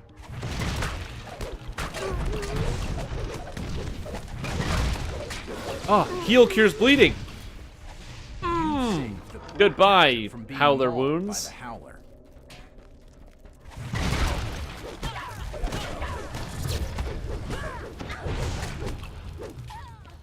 God, I love that. That's so good. Oh, can't open door? Guess what? Can now. It's so sad that you can't hit these through the door anymore. It makes sense. I'd rather you didn't hit them through the door. But that was cool when you could.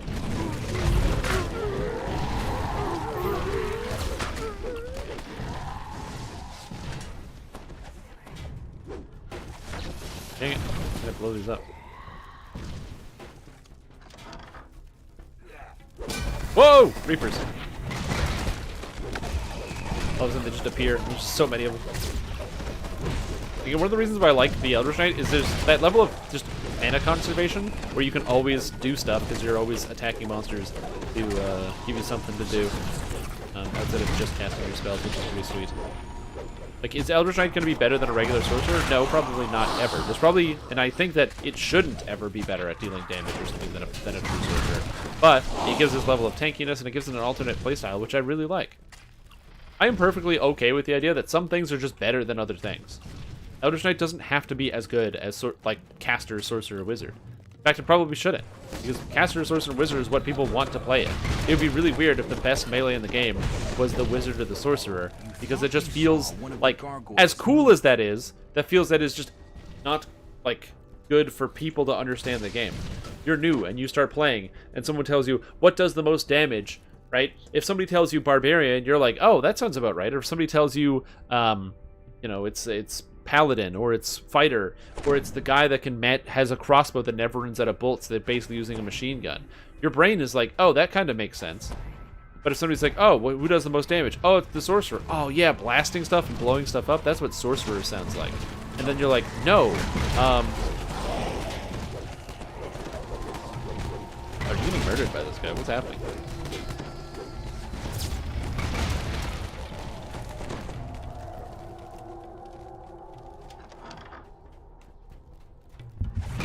Oh, chains. I know that feeling. Building chain build. But it's like, oh yeah, it's sorcerer. You blow stuff up, and someone's like, no, no, no, you hit people with a sword with your sorcerer.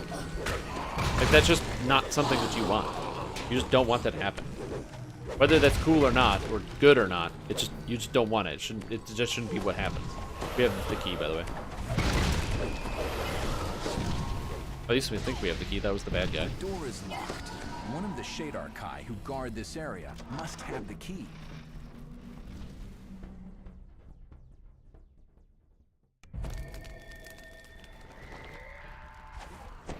Karleth stands before another prisoner trapped in a cage.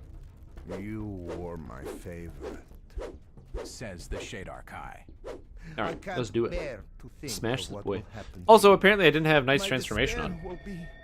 Because they're logged out and logged in, so I was just missing melee power and +1 crit multi, and I don't want to talk about how much I was missing. Karleth moves to attack. His face is a mixture of rage and joy.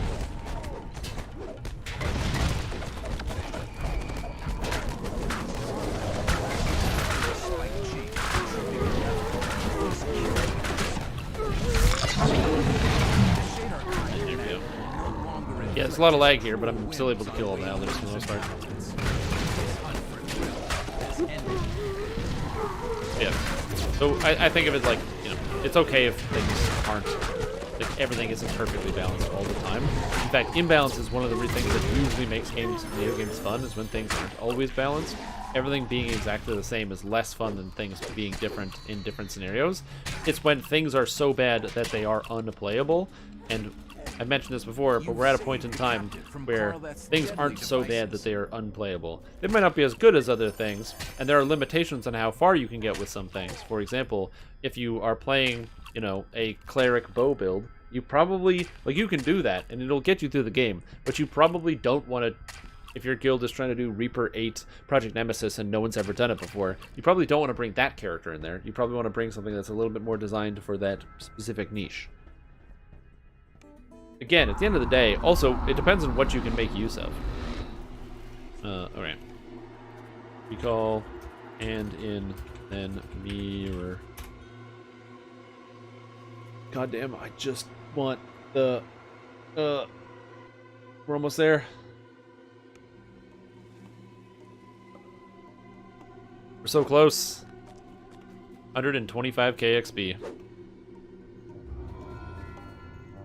Yeah, the gate's open. Look at all this guild renown I'm getting. Oh, guild renown. Oh, look at that guild renown. That's some good guild renown right there.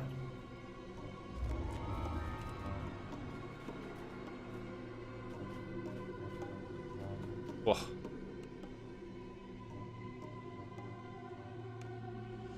What am I favor at right now? I'm up to 2,500 favor. Dude, this character is going to hit like 3,500 favor by the time I hit level cap. That's sweet.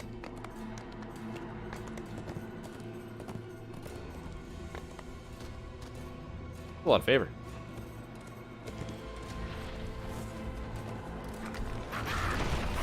Oh. If you want to lose the meme, you just have somebody quit the guild and then come back.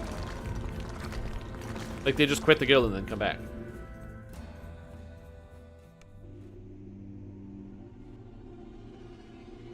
Do you jest?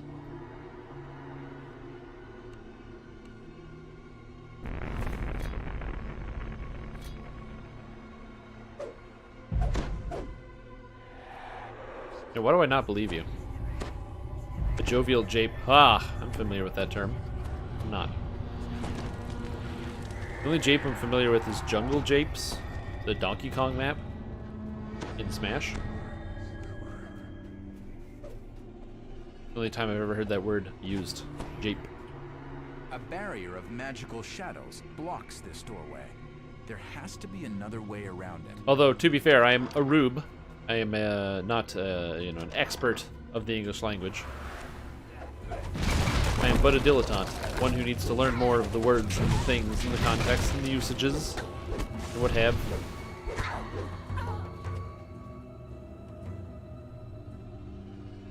Use the mirror, good times. Oh, that's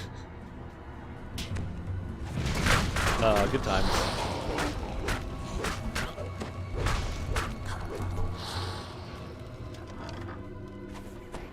All right, let's boogie. This door has been blocked off. You will have to find another way around. Man, this sorcerer feels so good. I'm just running through areas where that normally I would have been so scared. But now I'm like, what? Reaper 4? Who cares?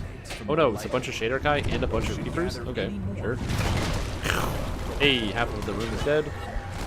Hey, almost all the room is dead except for the light bearer who got his health back, and we're done. Away we go. I should put on Death Ward though. Death Ward is pretty much the only thing that I need to make sure I have on. Without Death Ward, I will die 100% of the time. And there's something fun about that. Not dying. The fact that this character is so successful at what I'm trying to do.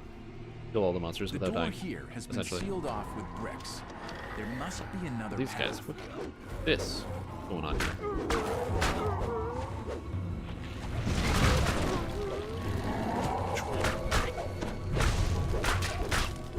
Also, with my like level 10 items, I haven't changed items since level 10. I'm at plus 87 to hit right now, which is pretty good. Oh no, that guy's gone.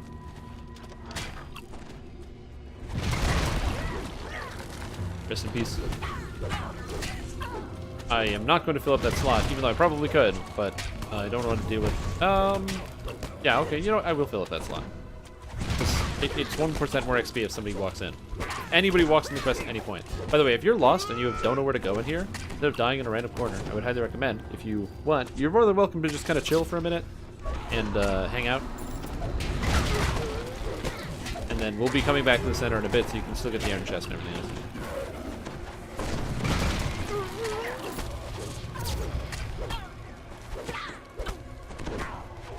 This quest is a 3D labyrinth, and I have no intention of, if somebody dies in somewhere I'm not familiar with, trying to go figure out where they died.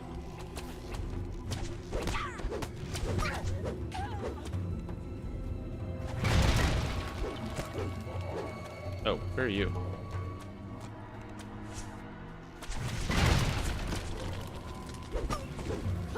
There he is. There's the boy. Get back into DD after playing. Watch your guide on the Pale Master and playing it now. Very helpful. Oh, nice, Mushroom Doom. I hope that it has been helpful for you and that you've enjoyed the video guide and that you will continue to enjoy DDO. I really like this game. It's pretty good. I've been playing it for a long time and it's somehow held my interest this whole time. Is it because I have an addictive personality? I don't want to know the answer to that question, although my therapist probably does. Instead, I like to think about the fact that this game provides a constant stream of innovation and new ideas that you can always tinker with. It just really scratches that itch in terms of, you know, character creation and coming up with a whole bunch of different ways to answer the same question. How do I get my character from level 1 all the way up to level 30? Inevitably, so I can die in raids and then spend most of the time dead and let other people get me raid gear and loot and XP for me. These are all great questions, and they have a lot of different answers, and I find that so intriguing, that whole process.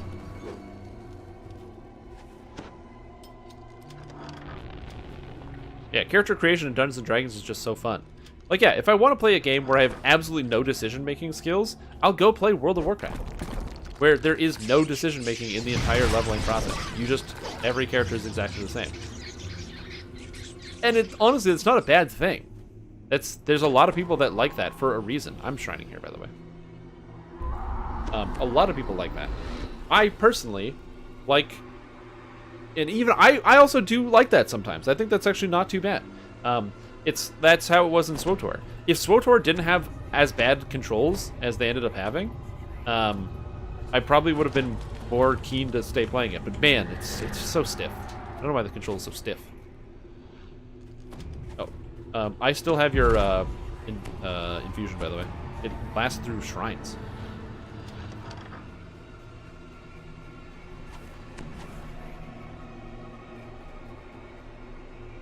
This build is through a mirrored, or sorry, not build. This is the Sorcerer Eldritch Knight build using the new Fey Dark Illusionist tree that is featured in the Fables and Feywild expansion. That's how you get it. And so I'm currently using that, and I'm having a lot of fun with it so far. I really enjoy the Sorcerer Eldritch Knight, just Eldritch Knight in general. Sorcerer is cool because it allows you to cast spells really fast. It's a lot of Reapers in one room, isn't it? Well, guess what? I'm a Sorcerer, bitch! What? Oh, you thought you were Reaper 4 and you could kill me? Oh, God, I'm so sorry. You can't. You can't. I'm too powerful. Get the hell out of here. Get out of here, Shades and Reapers. Here. It is a lot of damage, though. Fire resist. Acid resist. There we go. Beautiful.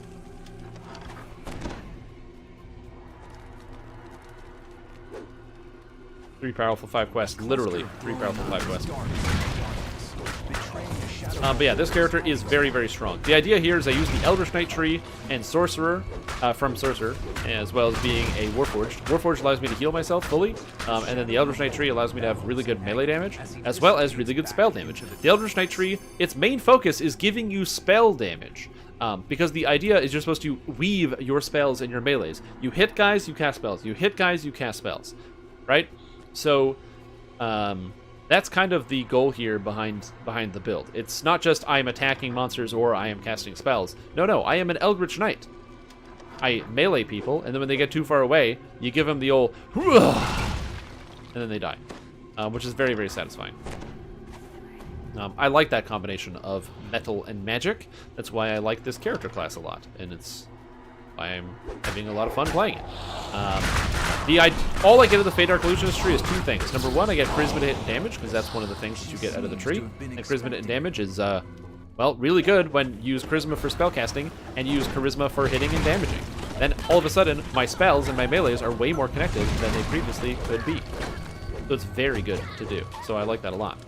The other thing that I get out of it is Color Spray. Color Spray is just fucking busted, and it's so good, and you should use it.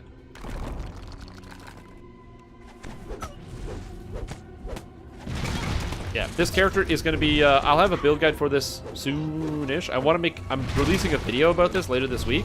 It's not going to be the full build, I'm just going to talk about it, kind of, and in my experiences. And once I have this character figured out all the way to 30, I'll probably put up the build for it. It should be taking maybe a day or 2 to gear. Before you can deliver the final blow, I have a bunch of ults, so I can ransack chests. The assassin was too proud to accept defeat by one such as you. But yeah, I always play the builds before I actually release them. And make a video or a build guide for them. Because how bad would it be if I was like, guys, let's play this Warforged Druid. It's going to be awesome. You're going to be a bear druid. You can be ultra tanky. You get that adamantine plating. I put that in the build guide. People see it. They reincarnate into it. And then after they reincarnate into it, you know what happens? They learn that even if you're playing as a bear, and even though there is an effect that makes it so you can use metal armor, as a bear druid, it turns out that effect, no matter how potent or interesting, doesn't work because druids, the metal armor ability to bypass doesn't affect their actual metal bodies. And so if you take adamantine plating, you brick your character and can't cast spells or enter animal form. Does it work? No. But I would have written the build guide, and then you guys would have played it and reincarnated into it and been like, oh, now my character's bricked and I can't even play this thing that I want to play. Then you'd be mad. Then you'd write a comment and be like, I don't like this guy. He gave me a bad character build, and now I had to play through Druid. And honestly, it was still pretty good because Bear Druid is very overpowered. But still, it doesn't matter. I'm still really mad about this thing, and it made me sad. And now I have to go play this character. I'm gonna drown my sorrows by drinking, a cup of soda, and also eating a tub of chocolate cookie dough, which is really tasty and really, really delicious, but then also it's going to increase my cholesterol levels, and the doctor says I can't do that anymore, and really this game could be responsible for that. In this build guide, I am upsetty spaghetti.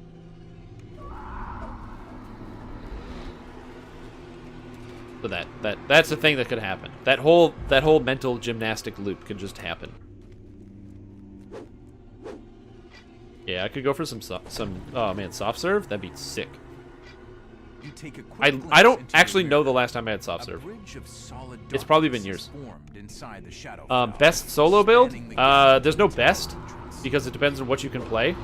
But really, really good ones are Warforged Eldritch Knight, Sorcerer, or Wizard. The Warlock of any flavor, any kind of Warlock. Assuming you're a spellcaster, so you have the spell casting stats, you're maxing your charisma, but Tainted Scholar, so Blasting Warlock or the Aura Warlock is all good. Alchemist is extremely good for soloing. Barbarian is great for soloing. Paladin is great for soloing. Melee Druid, Wolf form or Bear form is amazing for soloing. So you have a lot of very strong options on your hand. Basically, any class that has the ability to heal itself and deal a reasonable amount of damage in a short period of time. So as I said, classes that are good. Stuff like Barbarian and Sorcerer and Wizard as a Warforged. Classes that are bad. Fighter, because Fighter cannot heal itself. So it's not that the class itself is bad, it's that for soloing purposes, if you cannot heal yourself, that means that yourself goes lower and lower in HP and not higher and higher in HP during combat, and that's bad.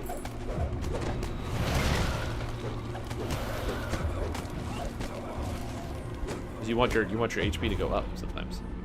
Like, you can't always go up, but you want it to go up when it's possible.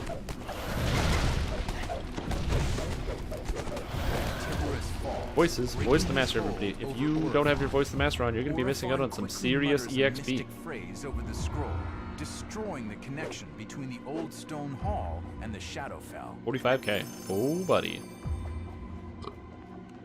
Insane Asylum is not going to do it. Did I forget to take a saga somewhere?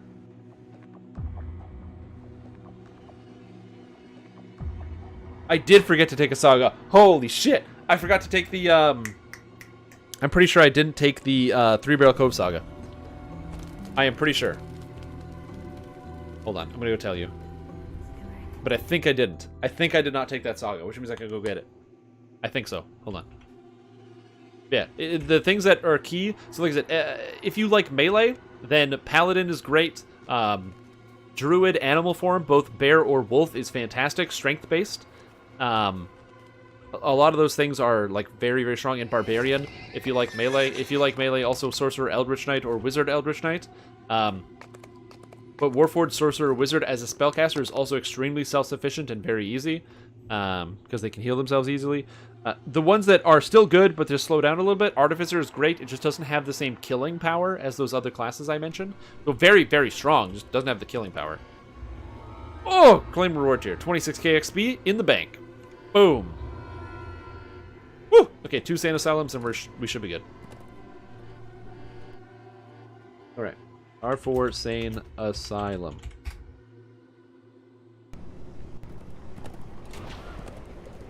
Yep. Woo! We're so close. I'm so happy I forgot to take that saga.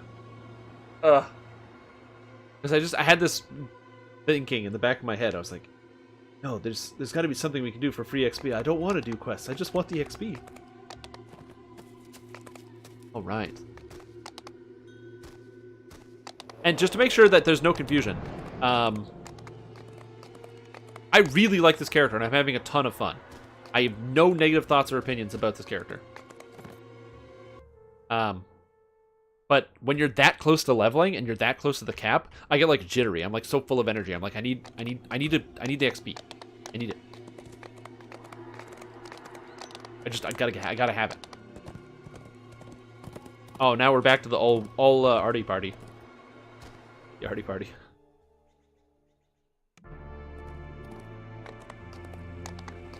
And we talk to Horace Nebel. Hey, what up? And we teleport back to the market.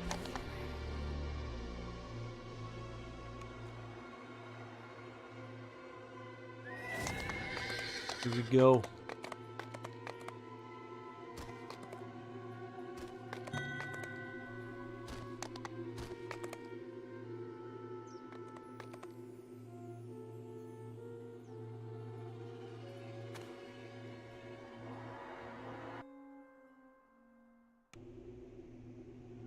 Well, I have to respond to a tweet.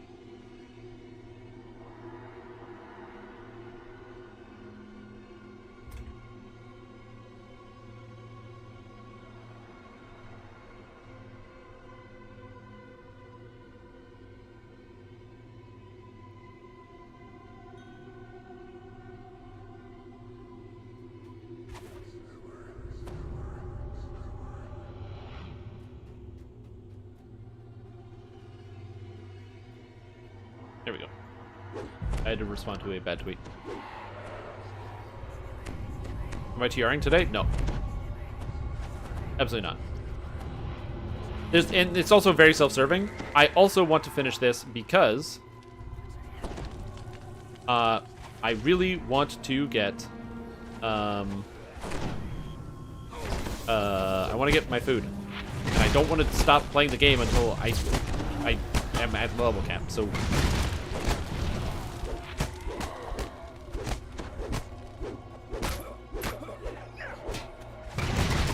go. Die. Infernal Pact. Oh! So glad everybody else is so tanky. Okay. You're level 10, almost 11. What's the best level for content in that level range? Usually around level 10. I like doing the quests. I do quests 2 levels over usually on Elite difficulty or Reaper mode. So I would say for you, there's a lot of good level 8 quests in the Anvil Fire Inn in House Deneath, Stromwald's Mine, and Stormcleave Outpost. Yes. Yeah, so Stromwald's Mine and Stormcleave Outpost are both pretty good. The Vault of Night chain starts there as well. So you get those quests inside of House Kundaric Enclave, and they're near like the big pyramid. You can talk to what's his face, the knife, at the base of the bank, and he'll give you the quest chain, and then you can then go ahead and get the rest of the quests from there. Oh my god, you guys are just healing me with your auras. Oh, auras. Necro 2 is a quest chain. It doesn't solo very well. So if you want to do Necro 2, that is inside the Necropolis. There's some quests in there. Again, they don't really solo well. So if you do want to do that, you can. You will want to make sure you have a group, because several of them require more than one person to be able to do. Sorodusk Isle is also another good one. I love Sorodusk Isle. If you haven't done that as zone at all, I highly recommend it. Oh, I'm trying to kill this orderly. Can't come. Which one's this? Can I go back to fire damage? Yes, I can.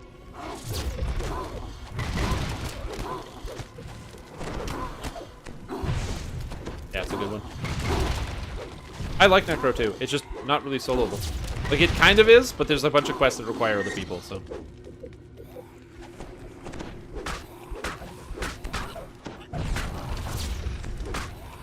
Only a 4 on me. Big Tempest hit. Now this guy, he does not like fire damage. Oh, good though. Gonna like fire damage.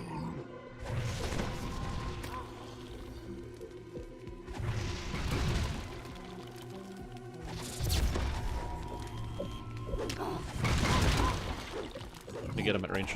Good.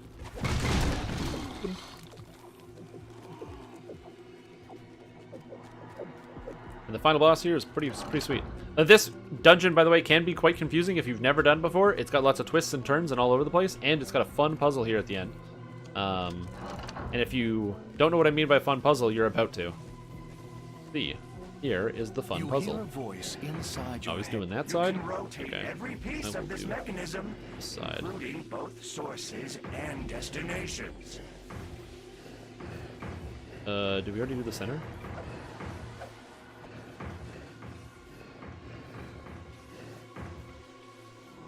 Ah, well done.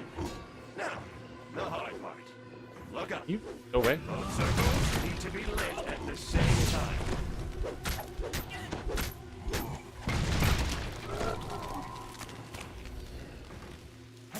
Ah, thank you. Sorry. Distracted. I always do that other side first and then follow it back.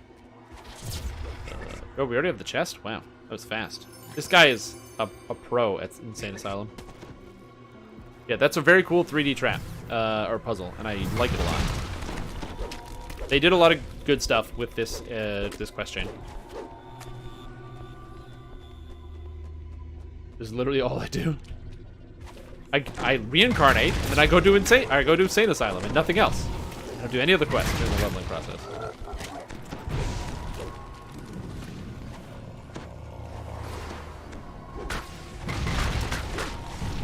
Oh, that's probably fine.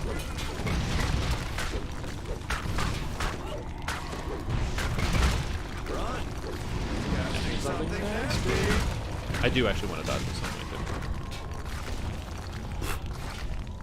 Says the man. Oh, and my curse didn't go away either. Cool, I love that. Casting something nasty. Damn Reaper.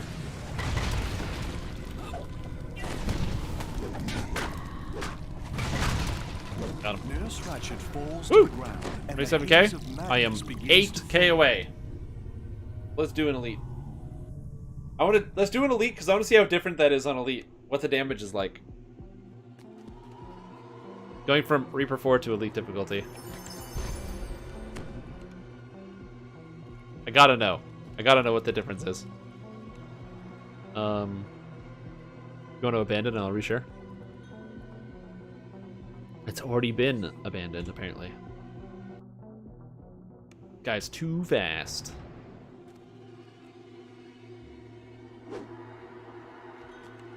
Elite difficulty. Alright, so this is going to be how this character performs in elite difficulty. If you play on elite difficulty, this may be a more your speed style of content. Again, my gear is designed for Reaper 4, so we'll see how this pans out. But this should be pretty fun. So we're going to get all the guys together. Give them one of these. Hey, one spell. And one melee. Dang. Hate when you gotta throw in that extra melee when you don't wanna.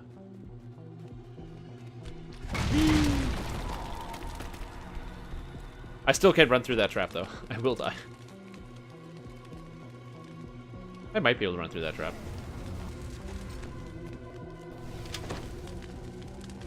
And then I can run through the trap.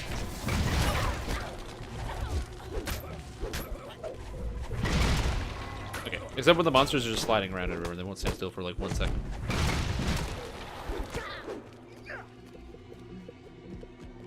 Feels good. So far, anyway. Then we swap belt, swap thing. I'm gonna melee this guy. Cold damage.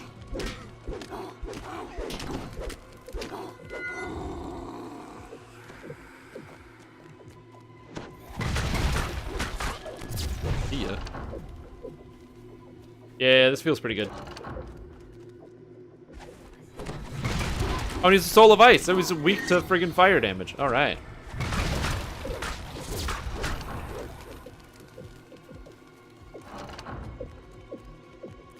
This is going to be great because I'm going to be killing this Daydream from here. Almost. He's dead.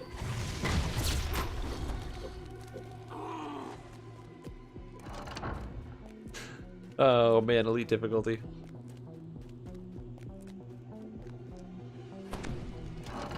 Yeah, this character build will likely work. If you want to play this, it'll probably, maybe not, probably on a first lifer.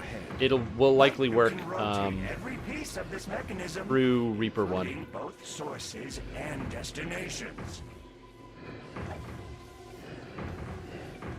Oh, whoops. Why'd I do that? Ah, well done. At last, I'm free! It's not over yet. Need this treasure. I gotta have it.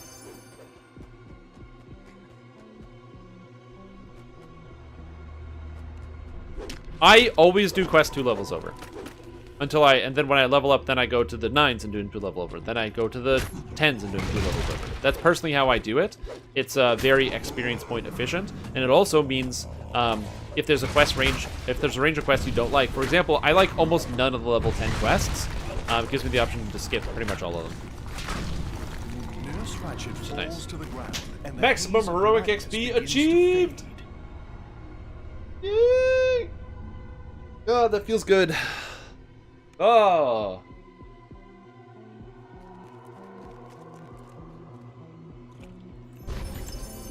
God damn. Thanks for the hydrate, buddy.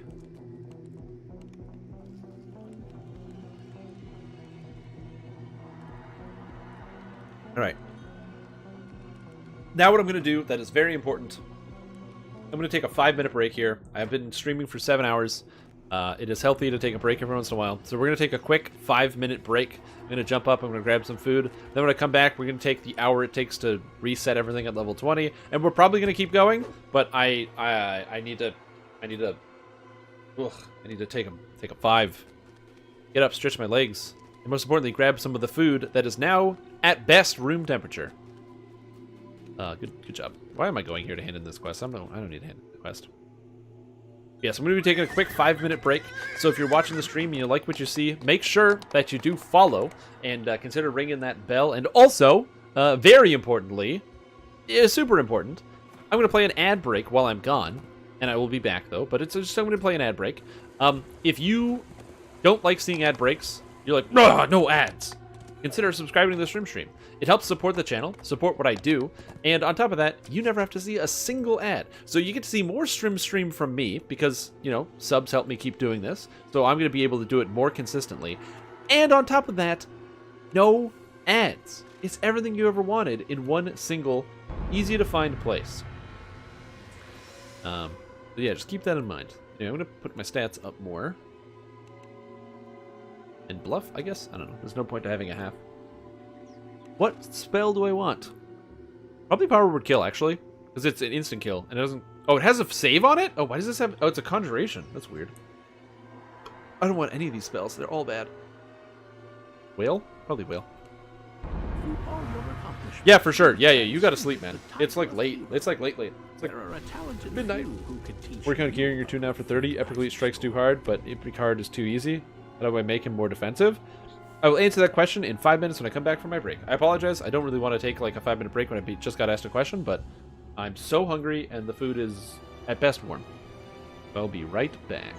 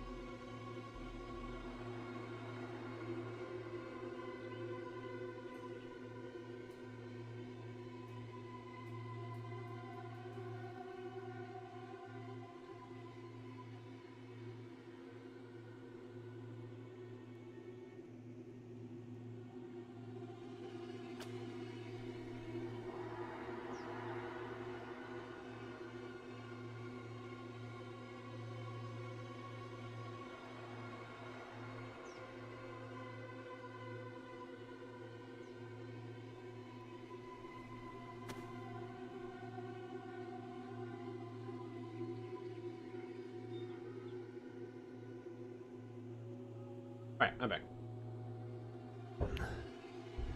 It was way longer than I expected.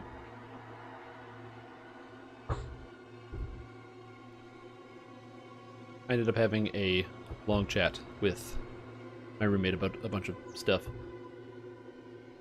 Ooh. Delicious pizza.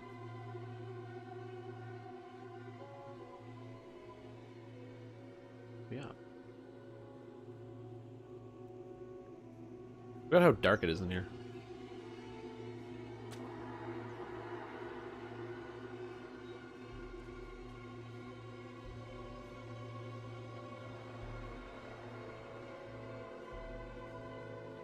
I don't know what to do with this.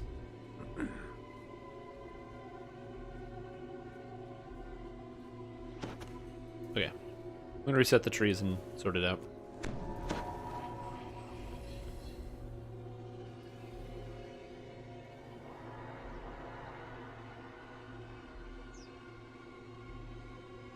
You need charisma to hit to get charisma to damage, so this has to get done.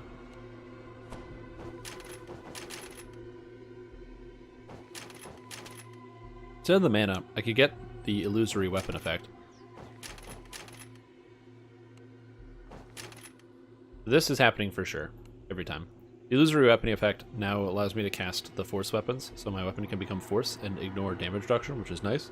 I'll only use it against oozes and stuff, but that's pretty useful. Eldritch Knight, you want this, you want this, you want this, you want this. It's a damage boost. Wish Destiny. I'm planning on using Fate Singer, I think.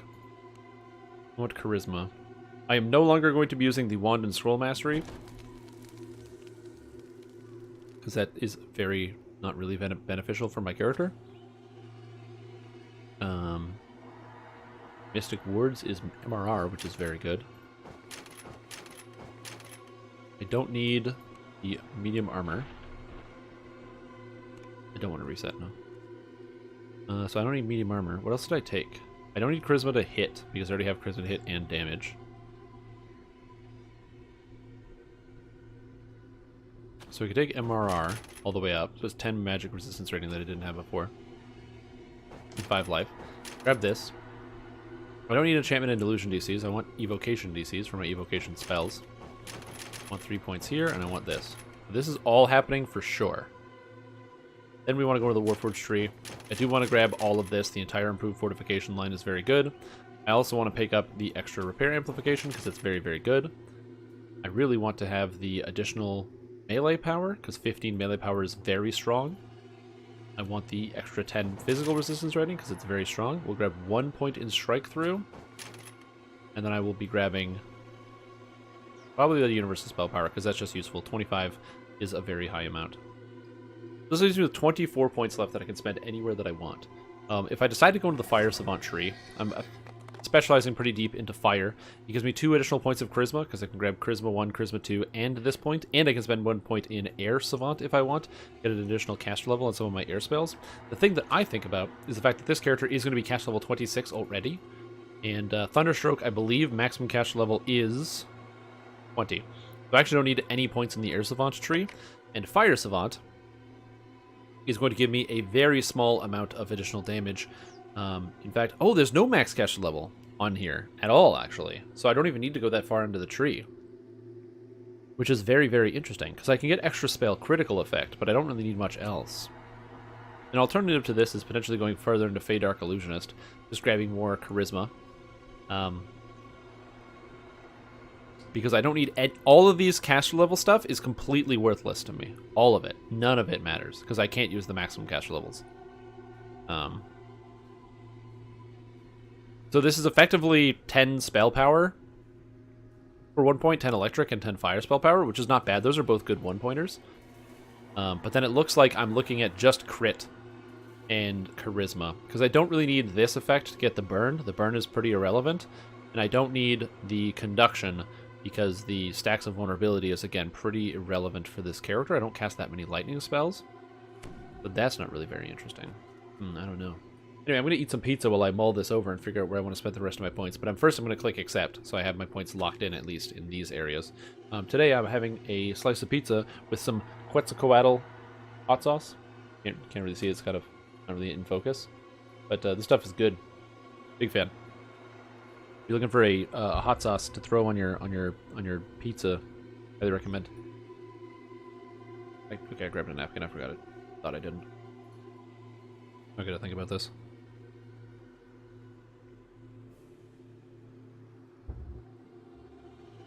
Extra 10% strike through and forward straight not worth it. It could potentially be worth it. I don't know what my strike through needs to get to for it to be worth it. Can I hear my game sounds? I should be able to hear my game sounds.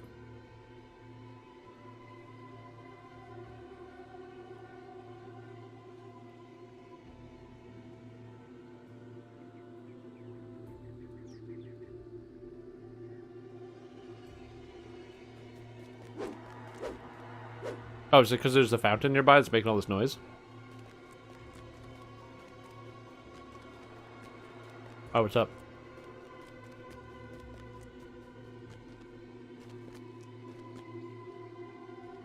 Oh, the Wayland music. Oh, yeah. I can log on and log in and fix that.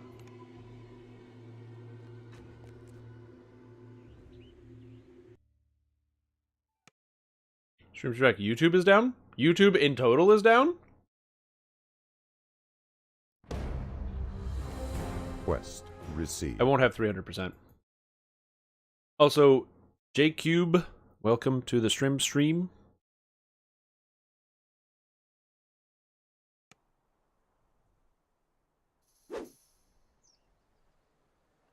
Okay. Strike through is 115.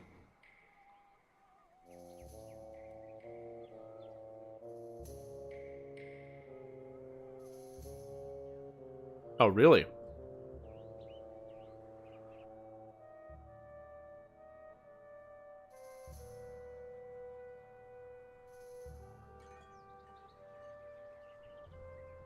Interesting.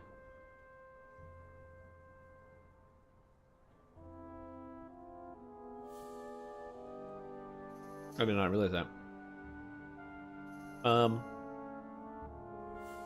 But no, I don't need to check out that YouTube thing. I wanted to check, what does perfect two-handed fighting get?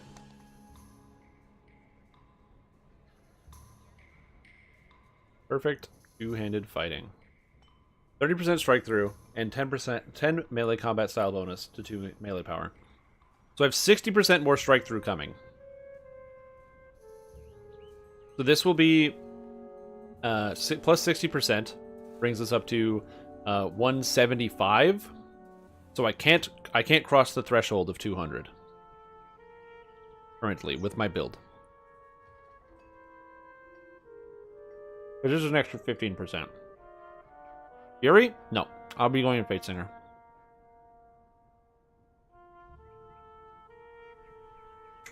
I'm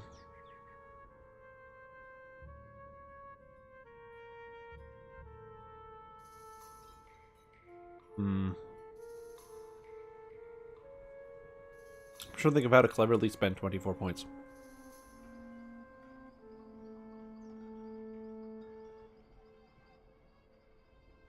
As crazy as it sounds, Harper Agent might not be a bad idea. Because I don't need the extra cash levels, and I might need the spell crit. But Harper Agent gives me access to 4 points of charisma, as well as some melee range power if I wanted to go for it. Or melee power. Just be an extra 6 points of melee power and 4 charisma for 24 points. I can probably get more than that somewhere else. I'm not taking power attack. How does Fury influence Eldritch Tempest? It's very good. What's the grub? I'm currently eating some pizza and some hot sauce. So I got some delicious, well, not delicious. I got some cost-effective Little Caesars because there was a deal on where they have no delivery right now, which is great. And then I've got some hot sauce. I got some Quetzalcoatl. Great product. Highly recommend. You don't have this hot sauce in your house. What are you doing? Go get one.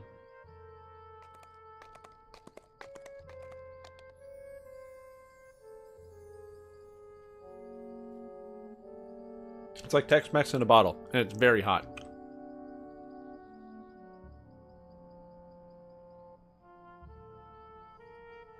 Alternative to this is spend more points in Fate Arc Illusionist to pick up extra charisma instead. Actually, with 24 points, I could actually get Familiar's Reach if I wanted to, although I can't use Enlarge, which is very funny.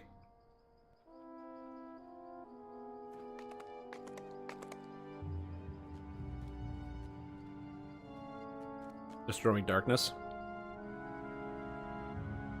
It's throwing shade, man. It's shadows.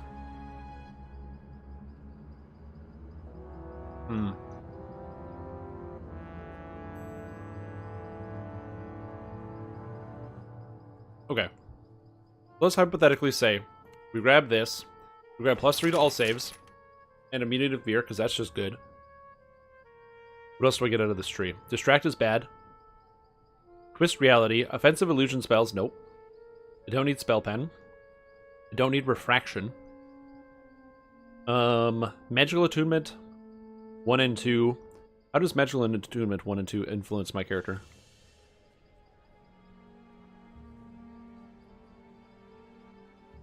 I don't cast any force spells, so it's not worth it.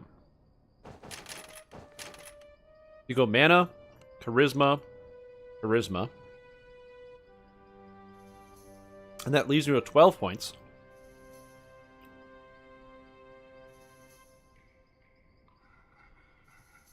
And I don't need cash levels on this.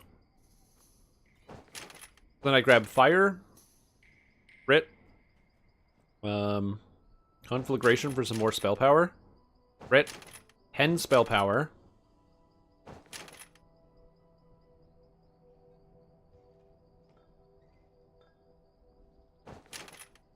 And then it's charisma over 10 spell power.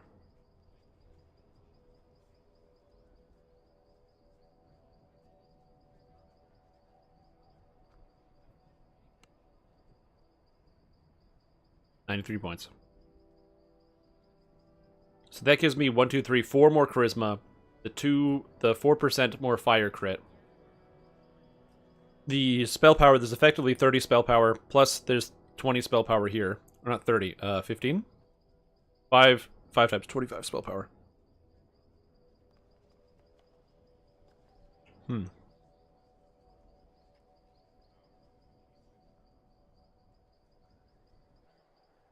That seems right.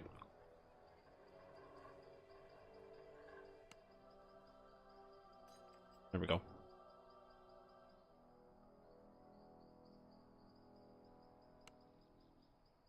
All right, perfect. Now we're going to pick an Epic Destiny. What do we do with the Epic Destiny here? Also, this hot sauce is so hot.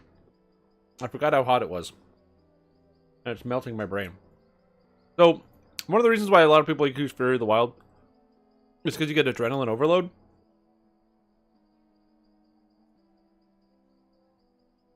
Your next attack has plus 400% damage and deals plus 16 critical threat range. So I use that with Eldritch Tempest to do a lot of burst melee damage. But, hypothetically, I really like Fate Singer. Because it adds a lot of extra damage. I can use this to get Charisma as well, easily. For my spellcasting. Plus, Magical Attunement 2 can give me plus 2 to all my spell DCs.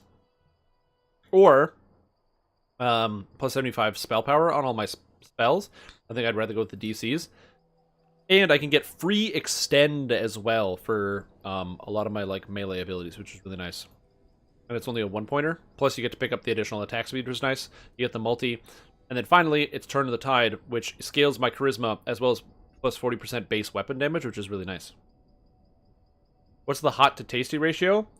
The Quetzalcoatl is the upper limit of what I would like to eat comfortably. So I could eat a whole plate of whatever this is, but it is very hot.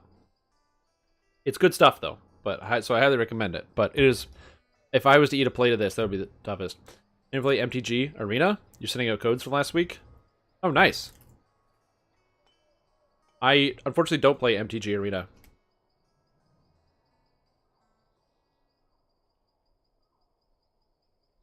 The only person I know who plays a lot of MTG Arena is Linabelle.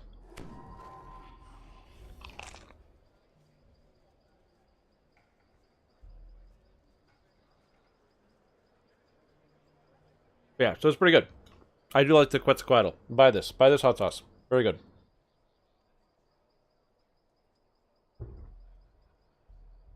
Oh, I'm sorry.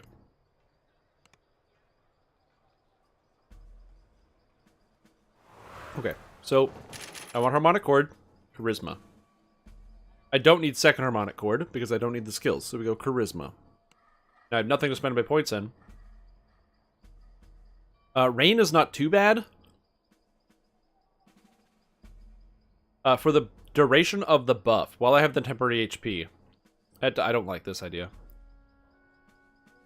I have to have the temp HP to get this extra damage, so it's not going to work out well. Charisma. This is 1 physical resistance rating each and 10 amp at max. This is +3 to all saves. I want this. Probably go with this. +1 to all spell DCs. Oh, +2 to all spell DCs. Extend. Blade Song. 10% mana cost reduction.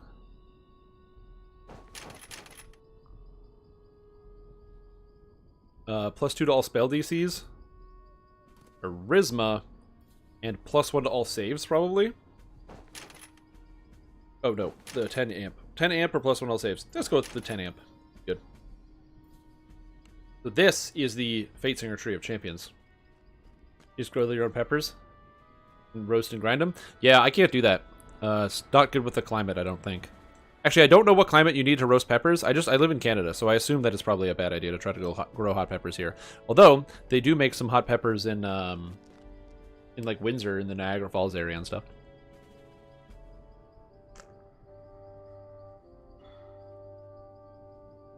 I think it's a little warmer out there, though.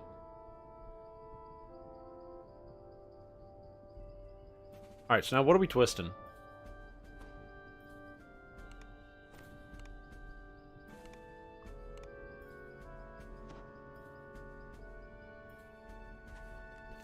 the balcony of your apartment? Oh, nice. There you go. I don't know anything about agriculture or growing things. So, take everything I say from that perspective as a guy who knows nothing about it.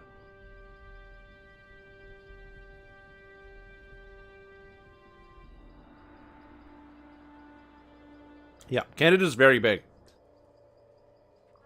No matter where you are in Canada, you can experience all of the seasons. Just depends on where you go.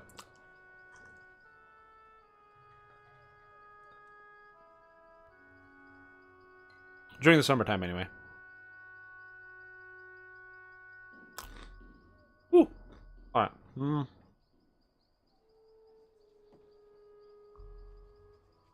So, things I'm considering as a twist. Energy burst because it's energy burst. Pretty self-explanatory.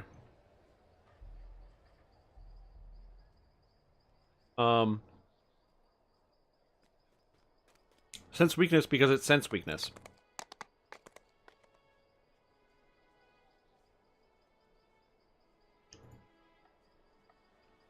+2 to spell DCs.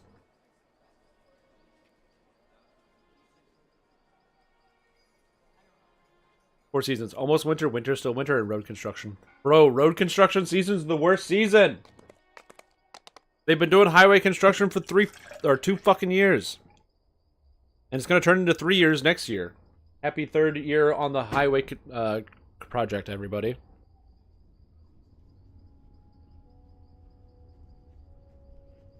Seed, soil, water. It's that easy. Toronto? No. I live in ye old nation's capital. Live in Ottawa. Toronto sucks. Like, it's an okay city, but ugh, the traffic is unbearable. Like, the traffic in this city is not too bad. It'll take you in the worst time of the day at most an hour and a half to get from one side of the city to the other. But in Toronto, it's like, yeah, it's just traffic. It takes me 2 hours to get home from work. I'm like, what the hell? I can't deal with that. From Quebec. Oh, nice.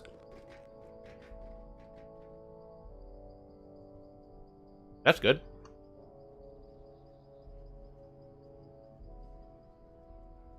Yeah, you might have heard of this road called the 417 with the Trans-Canada Highway.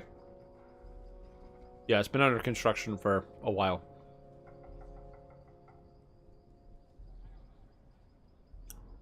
Yeah, I kind of want to get Spell School Specialist.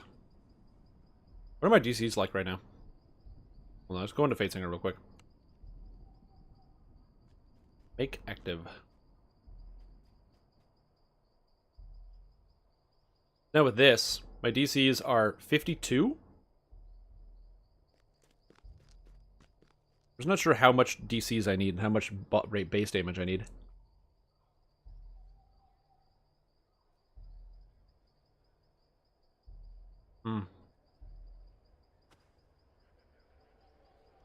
Also, I'm trying to decide if Energy Burst is better.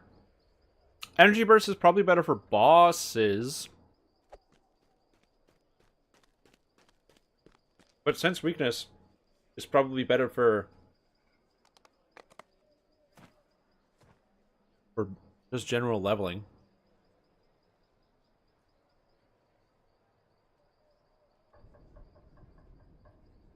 Well, bosses are never the hardest part. It's always ads that are the hardest part, and champions and stuff, and reapers. I don't really know what Sense Weakness.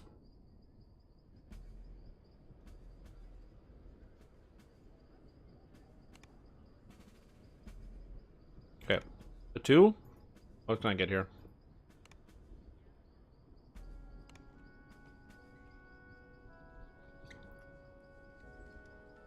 I can get a 2, I can get a 1. I'm thinking Magister for the 2. I can grab an extra 1, and I can grab an extra 2.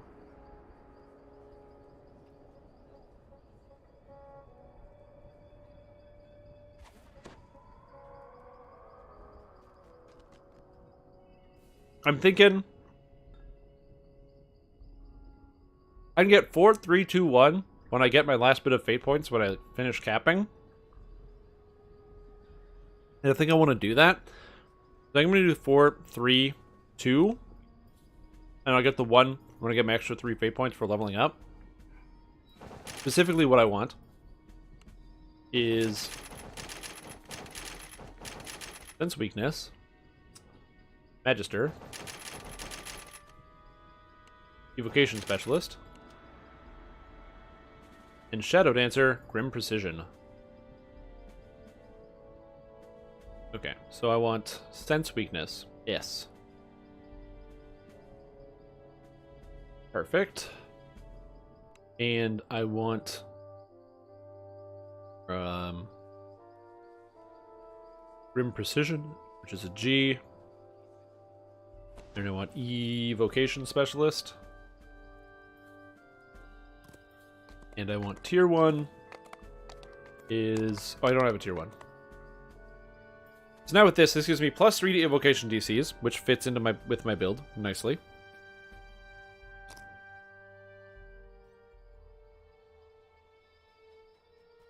My god, this is so hot. It gives me the Grim Precision, so now I have some Fortification Bypass.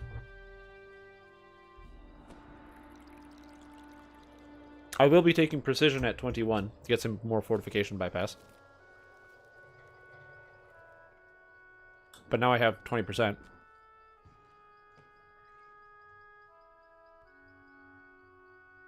That would be crazy. And then Sense Weakness, so extra damage to the helpless. I'm at 35%.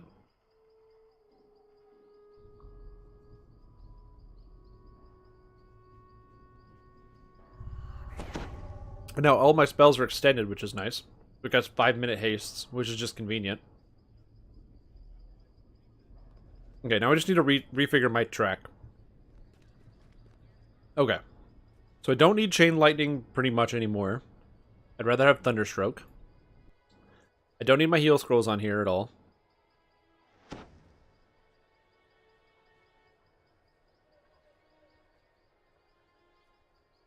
gonna put on my guys. I'm trying to get rid of extra things I don't need. I need displacement to go here, so I can hasten displacement here, which makes it easy to get access to. This also means I don't need to have a mana reduction item. If I do get a mana reduction item, I can get rid of Masquerade and take something else. I have this here.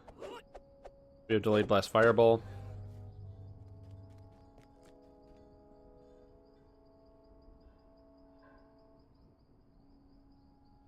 I'm gonna go get my blooded dragons and swap out some spells.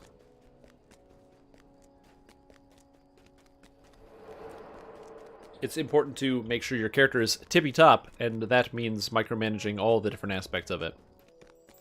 You know, trying to figure out what your prepper spells are, among other things. Even if they're like low-level spells, level 1, 2, and 3, they're still important.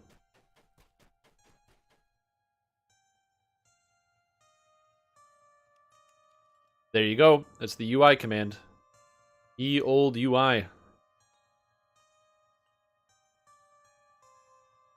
In here somewhere. There's Joseph. Look at him. He's waiting. He's just waiting. Someone will redeem Joseph someday.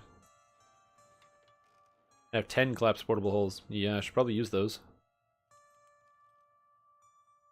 Blood of Dragons. 24. Oh, and I have a portable hole in my inventory. Yeah, I should probably use those. I sometimes forget to pick up favor rewards. And I got an extra bag. Yay! As though I somehow need this extra slots. Okay, so when you use a Blood of Dragons, it's basically just a potion. And once you've drank it, you now have the ability to fully swap out spells freely. Then I can bypass the cooldown. So now I can exchange my spells. So of my sorcerer spells, I want to exchange Color Spray, which is completely useless to me now. For Merfolk's Blessing.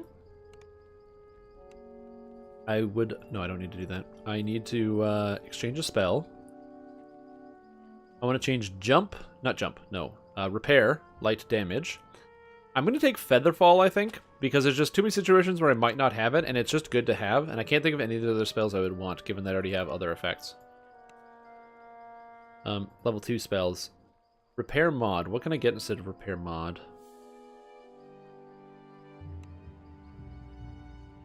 I'm going to grab Gust of Wind, because you never know when Gust of Wind is going to come in handy. Comes in handy in a lot of different places. Are there spells that I need to exchange? Can I get something instead of Acid Blast? Yes, Color Spray is a level 1 spell. It's been added to the spellbook. Bard, Sorcerer, Warlock, Wizard. It's a level 1 spell. Magic Circle against Evil, thank you. Exchange spells 4. I can't believe I didn't have this spell before. Get rid of Force Missiles.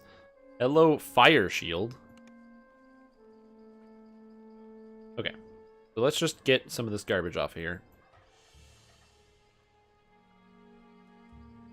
Okay, so I want my situational spells. So situational spells are stuff like Fire Shield Cold and Fire Shield Fire, which are both extended for free. Hell yeah! I can't cast because I don't have the material component, which is funny. Gust of Wind is situational. Merfolk's is situational. Featherfall is situational. I don't need Greater Heroism Scrolls on my track anymore. I do want to cast Magic Circle against Evil, though. Oh, and now my rage is 7 minutes long. Yeah. And I need the rest of these spells. These all seem like good spells to have. Okay. Color Spray, or Prismatic Spray is already on here, so that's good. How did I miss that? Yeah, with the Fade Arc Illusionist tree, they added that as like a new spell option. That way it was a good option. Later, Samus. Have a good one. Enjoy yourself. Because if you don't, I mean, I don't know what to tell you. You gotta have fun. You always do, though. You always do. But yeah. This is a lot of like management, you know, like you can't always just be going quest to quest to quest. Sometimes you gotta take some time to take stock and be like, what is my next adventure? What is the next thing that I'm going to be working on? And that's currently what I'm working on right now. Trying to figure out what the hell I'm actually doing.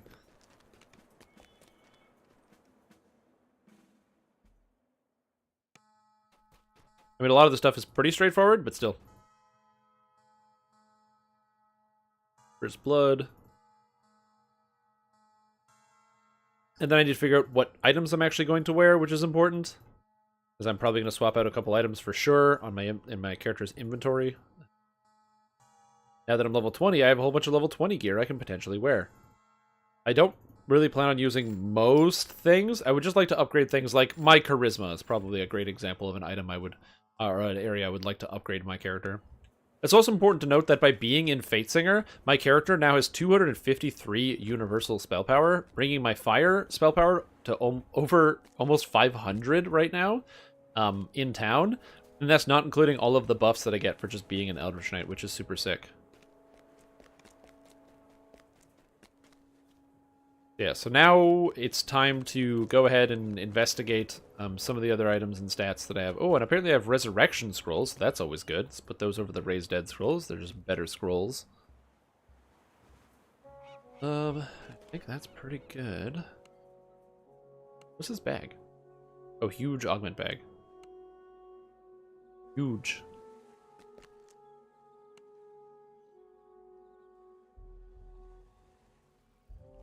How many remnants do I have? I feel like I have so many.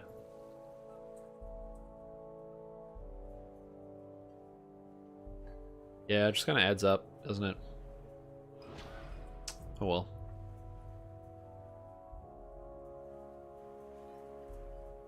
Yeah, it just kind of adds up, I guess.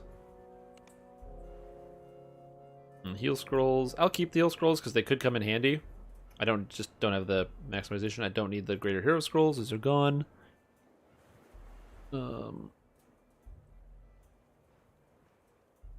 Where's my book? Home of Binding. In you go. Raise scrolls. Get out of here. Raise dead. Need ya.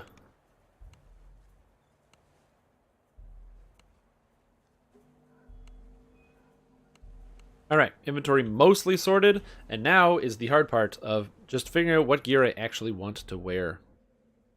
Let's see, Hardy Belt of False Life 96, or 36. So would I rather this belt or the Burn Scar Sash? And this belt's pretty good, so I'm going to say this belt pretty much every time is better. For level 21, I got Epic Memories of Kindness, the Sapphire Buckle, which I don't need, the Mysterious Cloak, which is fine, but not the best. I don't really have anything crazy good in here that I want to use. So I'm going to swap character and see if what else I can grab. This does reduce my spell power a little bit, of course.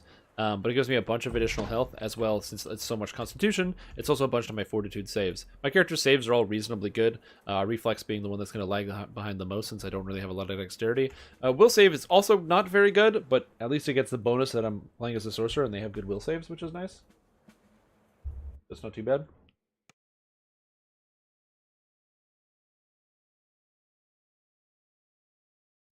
Alright. Let's get some items.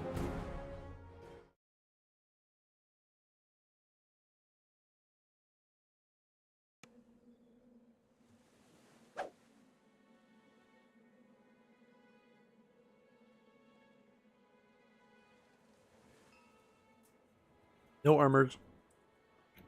Cloak.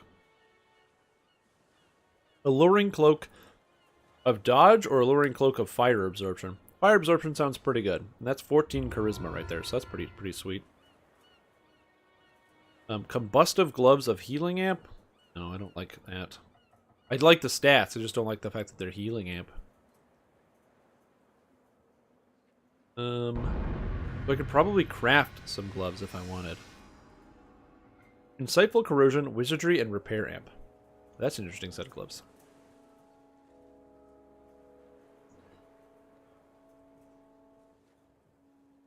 Yeah, because that Combustive Glove of Healing Amp is not bad, but I don't really need the Healing Amp, and Combustive, I could get better numbers.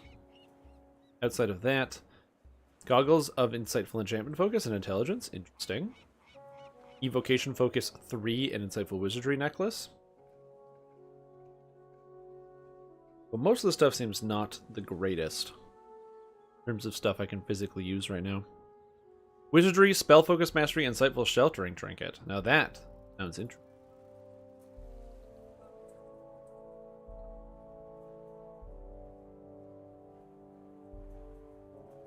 And the rest of the stuff doesn't seem too valuable to me. Okay, so that seems alright. So I'm going to go swap to my crafting character, craft myself up a new pair of gloves, and I think that's pretty much all I'm adjusting then.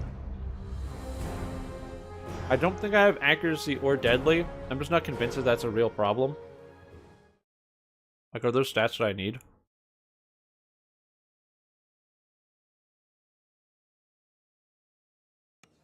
If I have enough spell power, my character just works anyway.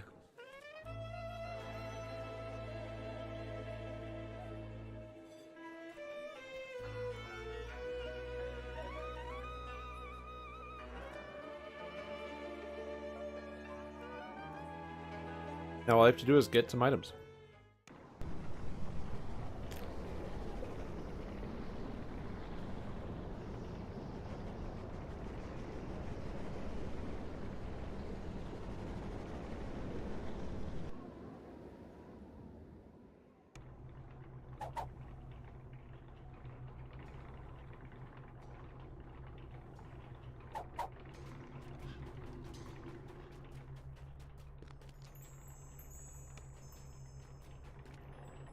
Pizza. I'm trying to get this food shoved in my face. Right, now we're gonna sort the gloves. Let's see if I can find one with an augment socket.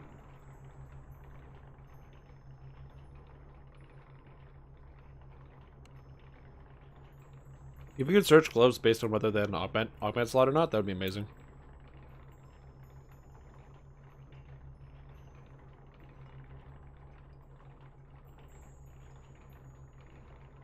That has an augment on it. A blue augment slot for 3,000, 30,000, sure. I do not think I actually need that augment slot by any means, or by any margin, but I want it. What's this? Oh, it's already keyed for crafting, right? Now I want 20. Combustion.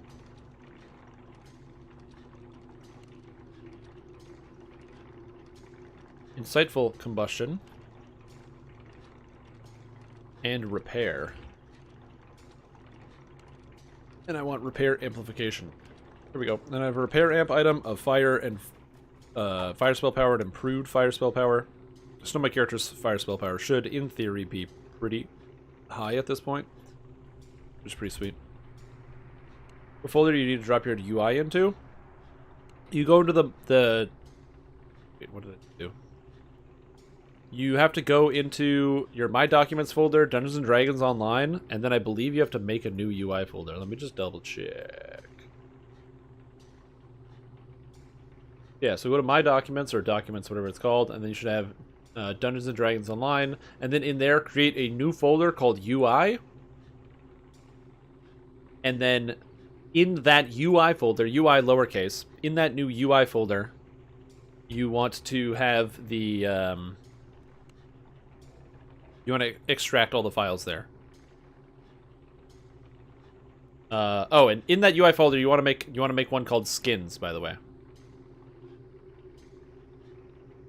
So yeah, so it's UI and then skins.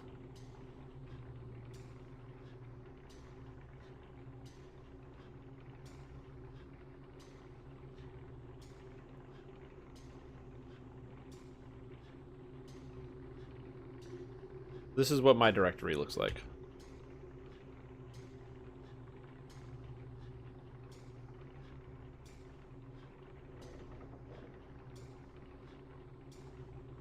And then that's where you put them in.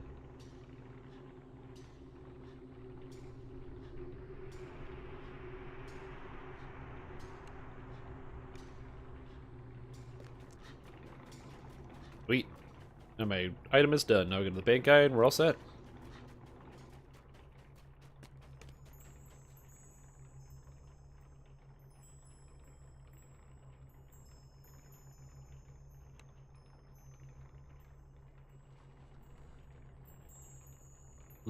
Torn.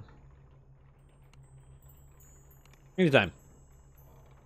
The UI skins are really cool, and it's, you know, I want people to be able to use them. And I want people to also get motivated to make more and give us some cool and unique skins.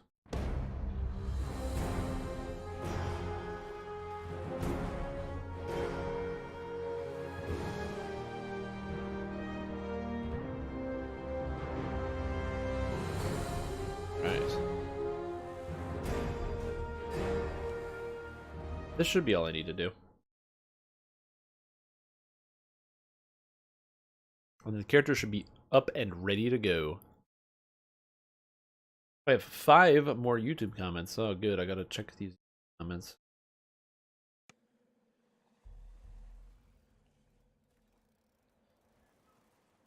Should I craft Sacred Unhallowed or Silver Flame? Do they scale?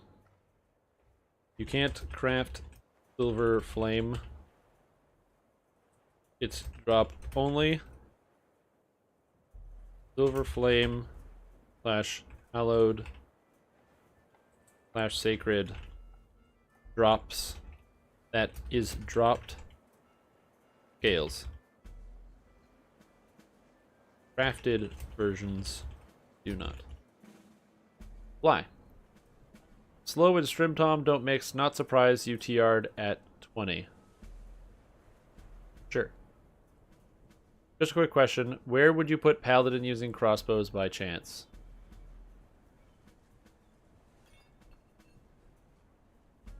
Paladin's using crossbows. I don't know where I would put that. I was gonna make a joke and be like in the garbage, and then respond to that guy with like just a image link, and it just links to a trash can. That's the kind of humor that I have.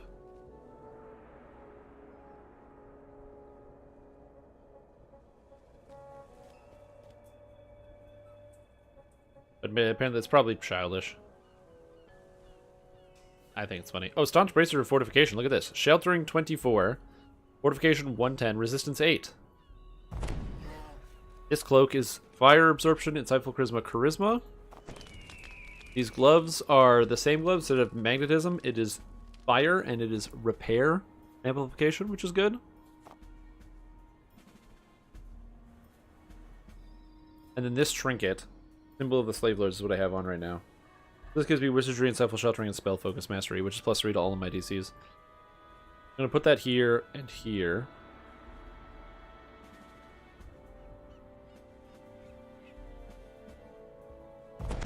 So now I have extra mana.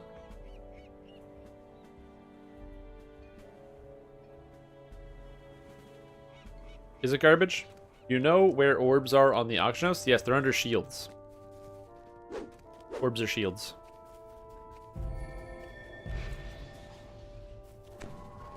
You can both type in orb. You just go orb B and it's done. Or you just go shield and come up here. Alright. I have 65 Charisma, which feels pretty good. I have an extra +3 to all my DCs, so now my Delayed Blast Fireball is 60, and my Meteor Swarm is 62, which is enough. And presumably that also means my Color Splay is reasonably high as well.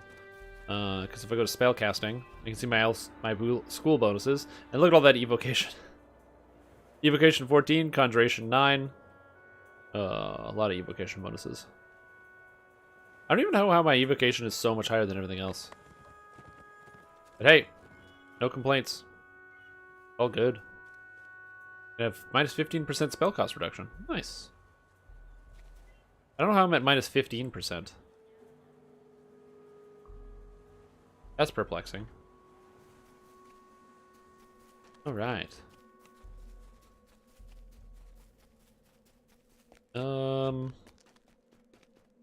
I guess it's time to keep leveling. What you do, right?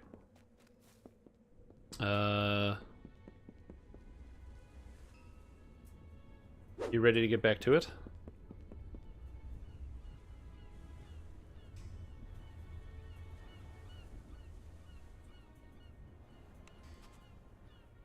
There he is.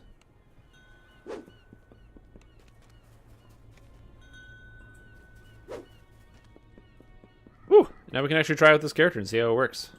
Smash some people. What are those footprints? These ones?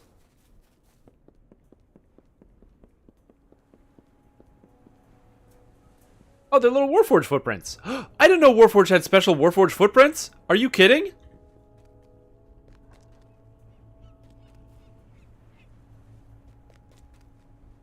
Oh my god. A lot. So yeah, so these weapons here are the footprints. The footprints come from the first hardcore league. For getting 5,000 favor in the first hardcore league, you got these special footprints. Alright, today's been a lot of Reaper 4 and pushing and pushing and going and going and going as hard as we can. You know, sometimes it's good to just relax. Just kind of kick back. So I'm going to open up a group for some super chill, normal runs through epics. We'll smash some stuff and we'll have a good time. It should be fun. I don't see any other good groups up, so we'll just go ahead and do that. 20 to 30. Normal runs. 1, 3, etc. I don't want to type it all in. Feeling lazy. I think it's because I ate some pizza and then, you know, my body's like, hey, you had some good pizza. You should go to take a nap. And I do want to do that. When people play DDO, is it like dead or does it have an active player base? Well, Mr. Meatball, the game is very much not dead. Population sizes are going up. You can verify this by going to playeraudit.com, a website which actually keeps track of the active player numbers and will be able to tell you all that information for you. On top of that, there's also a brand new release for Dungeons & Dragons Online called The Fables of the Feywild. It came out last week and it's arguably the best expansion that has ever been released. If that's dead, then I don't know what what alive is. It's not as popular as like World of Warcraft, but hey man, they make their money.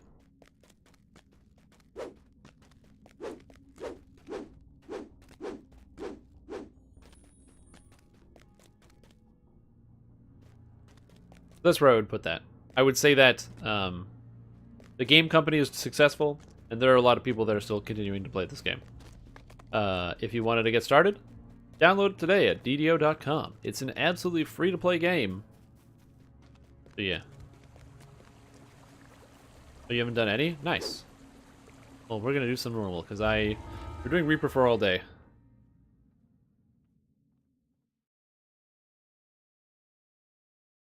I like a lot of the storytelling in Ravenloft, for sure. But I just like the relaxed storytelling of Feywild. How it just feels like you're on such a weird and kooky adventure with sorts of great and interesting characters. I laughed out loud several times while I was going through the Feywild content, just because, I don't know, it was just really funny. The general overarching feel of everything was good. The Blackheart trolls have made their home Just a hella rad time, man. Walls. They seem eager to repel invaders. They possibly be Anyway, so now I have 99 melee power. It's not enough. And as much fire spell power as I had before, which is pretty sweet.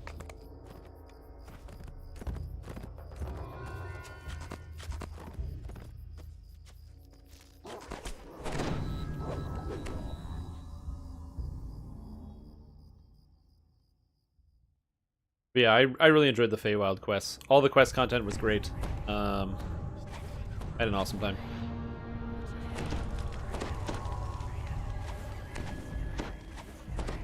Ooh, casting buffs on me. 5-minute haste. How much damage does this do now? My damage goes up a little bit. Which reminds me, I forgot to put on Marshal Hymn on my track somewhere. Which now goes here, I guess. So I get the extra 10 melee power. And Turn of the Tide is a big cooldown. So I guess I can go there.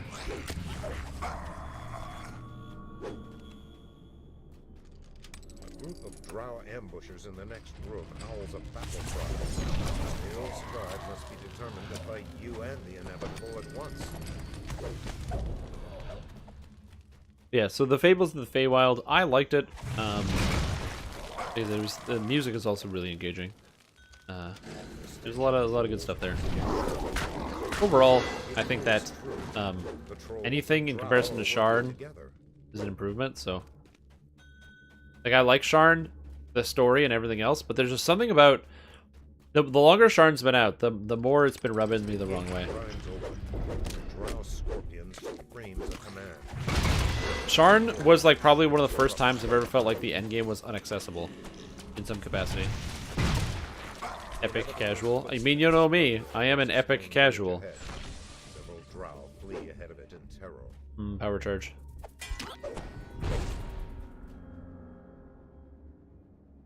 You have caught up with the inevitable. It stares coldly at you, perhaps calculating the Too much threat waiting. posed to its mission. I want to hit this guy. I'm not sure what the actual stats this character is going to end up with. I'm kind of curious to see what's going to happen once I actually get all my gear.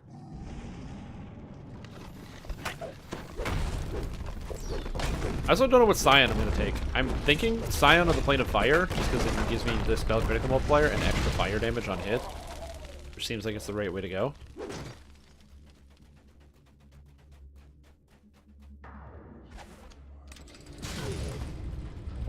Hey, if it makes you feel better, so every chest has a chance on heroics to drop an item, or not every chest, but every end chest has a chance to drop a named item and a Pharaoh Crystal item with equal % chances.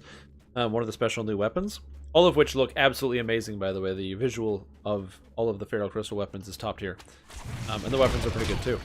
But in my run of going through it, looting every single chest, and which every chest can drop a Pharaoh Crystal weapon, by the way, as a chance. Looting every single chest and every end chest, all 13 quests, I dropped one Pharaoh Crystal item, the Kukri, and I dropped one named weapon in all chests on Reaper 2. It was sick. I'm running this on Epic Normal. This tribe must be living in the ruins of an older civilization. Not Epic Casual. The reason why I'm running it on Epic Normal is because, you know, we just spent a long time ripping through everything on Reaper 4, which actually required me to pay attention and focus. And this I can go at a much slower and more measured pace and just kind of relax, you know, have a good time. We can hang out, we're chatting, we're enjoying ourselves. Slightly less like thinking, you know what I mean? That, and also, I can tell you for a fact that all the pizza I ate is slowing me down. I haven't really eaten pizza in a while. My body's not used to it. Oh, should I have my Eldritch Power proc? Well, whack, whack. I'm doing 500 damage a swing with my fire swords. Ooh, baby. Like, I can physically still... We can go into Epic Elite or Reaper whatever and go do these quests. I just don't want to.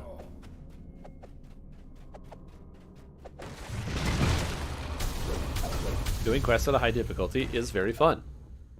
Doing it for like 10 hours straight is still fun, but just not what I want to do. That and my hands are getting kind of tired as well.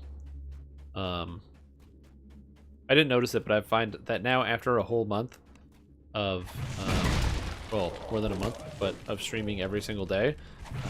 The problem is when I turn off the live stream, it's not like I'm doing something else. I'm still just sitting at my computer, usually playing some type of computer game or doing something. My fingers just get tired after a while. So, my fingers are tired today.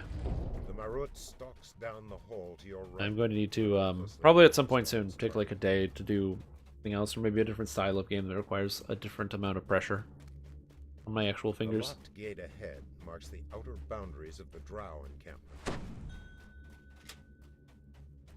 Oh my god, I forgot how long that haste and displacement are. A new section of the cave. In the distance, got him. Never heard of a beholder serving as Drow or anyone else. Oh, I'm supposed to use... Oh, Epic Defensive Fighting is at 21, right? Must have struck.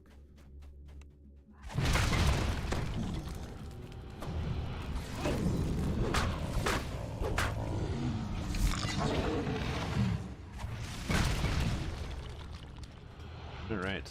Where are my... Ooh, I can't do anything with this. Back. I haven't even used Turn of the Tide yet. I'm going to try to do it on the Marut. See how that goes.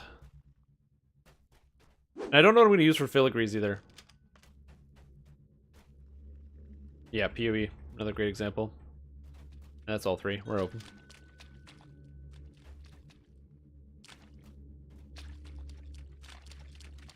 That, and also, it's friggin', it's the Lord of the Rings. I've been raiding a lot and doing a lot of playing the Warden. And it's a really, really high APM thing, and it just hurts my fingers. Ahead, of water plunge into a pool Okay. below. Alright, that was good. Perfect Leap lag. into the Alright, sweet. waterfall, there will be I no wanted to turning get that back. optional, but I am not doing that. I just wanted to go slay that evil drow. Is that such a big ask? Oh, everybody died. Ooh, welcome. Man, could you imagine if the whole game was like that all the way through Reaper mode? Walk in, hit a button, walk in, hit a button. Don't even think about what's going on. It'd be sweet.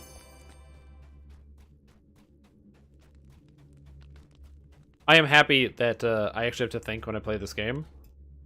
There's some part of me that's like, man, could you imagine if I didn't? If everyone was just walk in, hit the monsters, walk out.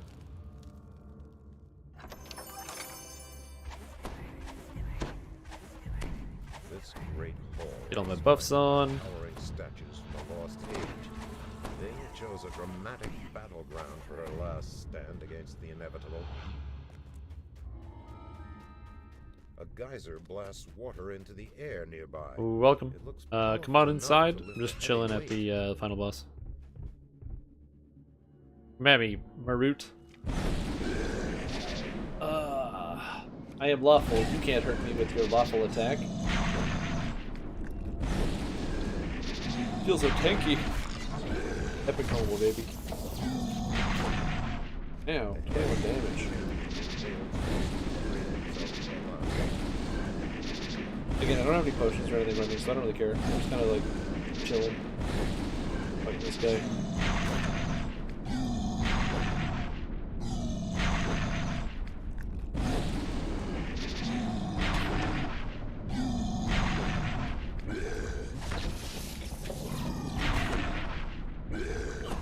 Alright, I forgot that door locks, right? No. I'm kind of just chilling, waiting for this guy to get in. I wonder where he is. He's almost here. He's in the Blackheart encampment, so we should be close. What are there any quests that are either available in Epic so that you really like in Epic that you usually do? I find I run, you know, these types of quests, the daily quests as they're called, on 3 and 4 and what have you, pretty regularly. But I also like them. They're not too bad. There's a few quests that I don't really run. I pretty much never do Epic Red Fens or Epic, like any of the pirate quests, except for Two-Toed Tobias. Oh yeah, Borderlands. We can do Borderlands if we want. We could probably go smash it on Reaper mode.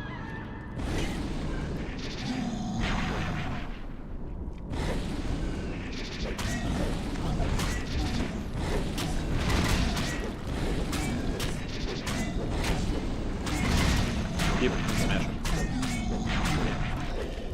Yeah, buddy. Destroyed the implacable Marut and saved the vampiress from her doom. Veiled shouts in triumph. Yeah, be down to do a full clear of Reaper mode Borderlands. That sounds fun. Borderlands is pretty cool.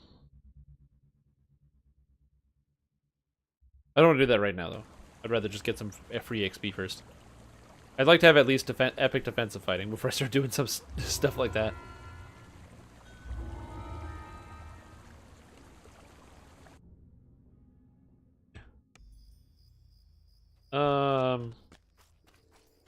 Sure, whatever.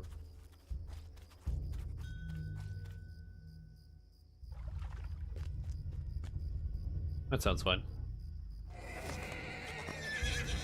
Yeah, so no epic casual today. I'm mostly just, you know, like I said, just relaxing a little bit. I think it's important to take breaks, and if you're not going to give yourself breaks, give yourself like a kind of a break. You know, you're spending all day playing a video game, sounds good, but maybe make sure that you're spending the appropriate amount of time on inventory management, or, you know, you're not pushing yourself too hard. You don't need to be always going. Hey, welcome. Barrier blocks access to a forbidding cavern.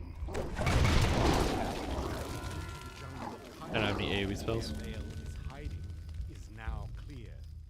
Yeah, Mirror is pretty good. I like Mirror a lot. In fact, we can actually run it easily as part of this chain thing. It's good XP and it's a very interesting quest. I love the design of it. I love the fact that it feels like I'm playing Zelda with the light world and dark world components. It's pretty sweet. So I'm very much with you.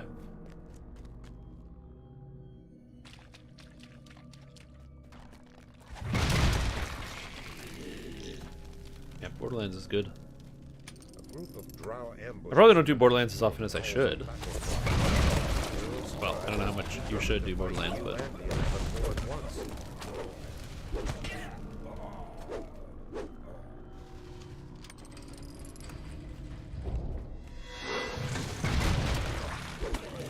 Gotcha.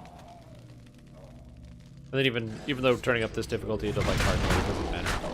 If we turned it up to Epic Elite, I'd notice, but not on hard. Doctor recommended once every other life.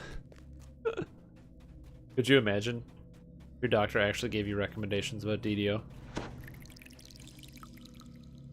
As the gate grinds open, it's just cool. The quests are pretty good. They're like pretty fun. You're right. The XP isn't very good, but the quests are just kind of cool. Excuse me.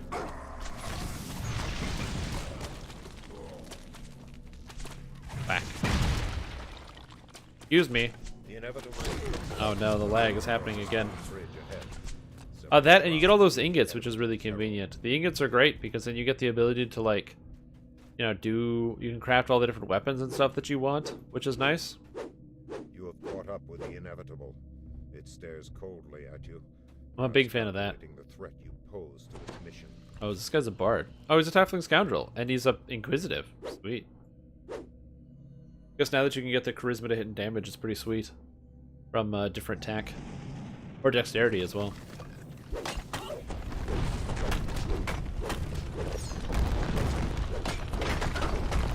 Yeah, eat force damage, jerks.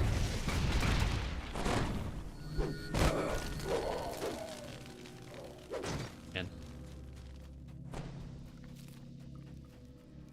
Server stability is something else.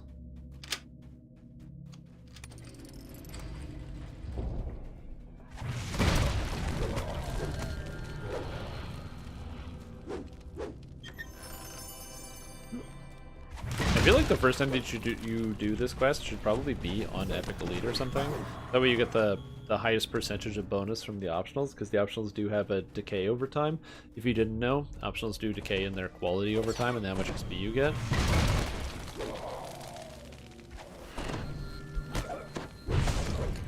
Which is an interesting idea. I actually don't have any issues with that idea in general.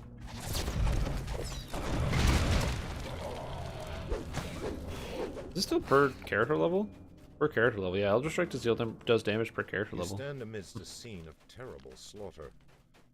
Lead hard, normal. Yeah, it's not a bad idea. You see signs like, we're absolutely demolishing this. It wouldn't be that much harder if we were doing it on Elite. That's what I've talked about, you know. You gotta follow your gut. My brain was saying, hey, just chill for a little bit. Currently fighting back a nap from the food coma I just gave myself.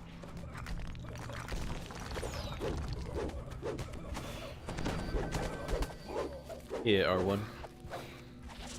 I basically played no R1 this life. It was all R2 and higher. And for some reason, the higher level I got, the higher Reaper mode I also turned it. Which is kind of interesting and funny, but then it also kind of makes sense. The higher level you get, the more unique spells and abilities you have to interact with the enemies you get. And that's really one of the most important things. Yeah.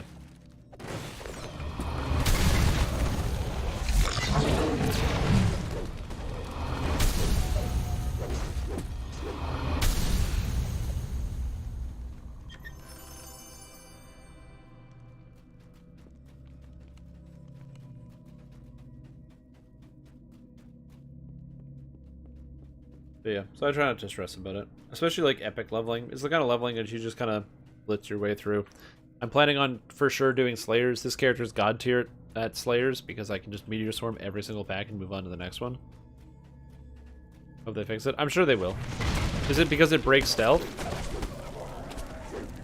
You said, I think you mentioned it breaks stealth and it also does other stuff. Did you bug report it?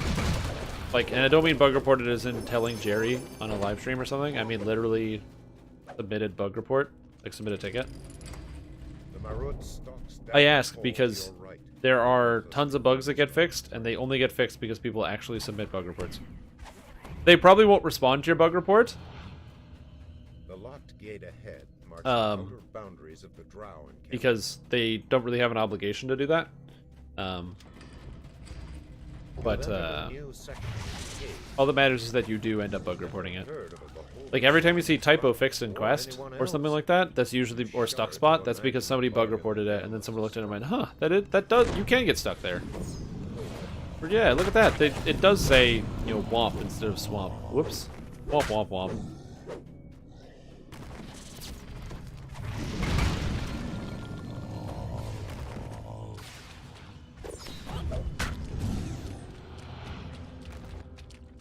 And don't report by mentioning on Discord. Oh my god, dude. It was a very entertaining situation, but yes, if you have a bug report that you would like to do, that you'd like to submit, the official bug reporting tool is the best tool and the easiest tool to get to find bugs. I say this as somebody who has literally spent time talking to the QA team of Dungeons & Dragons Online. Okay? They read the bug reports. Sometimes you bug report something that doesn't get fixed because there's just a lot of bugs. If you've played DDO, you would know there's a lot of bugs in this game. But they try their best, and that is the best way, and pretty much the only way, for bugs to get through. So I highly recommend, if you want to make sure that bugs are getting caught, and the things that you don't like to see get fixed, please submit a bug report, and I guarantee you that at some point it is possible that somebody may take a look at that bug report, and all of a sudden your bug woes will disappear. But don't use the Discord server or to attempt to report the bug by typing it somewhere in the chat and be like, oh yeah, there's a bug here. And don't ping the staff at 1:30 in the morning to tell them about a bug. And then realize that you did not ping SSG staff because they're unpingable on the Discord server. Instead, you pinged the Discord staff and woke people up. And then they come to find out, oh, yeah, go bug report this. Yeah, exactly. And as Azu says, bug reports are finicky. It's one of the reasons why I say, like, if you don't like something, describe it in detail. Similarly, if you have a bug, describe it in detail. What happened to you? What happened to you before and after? In as much detail as possible.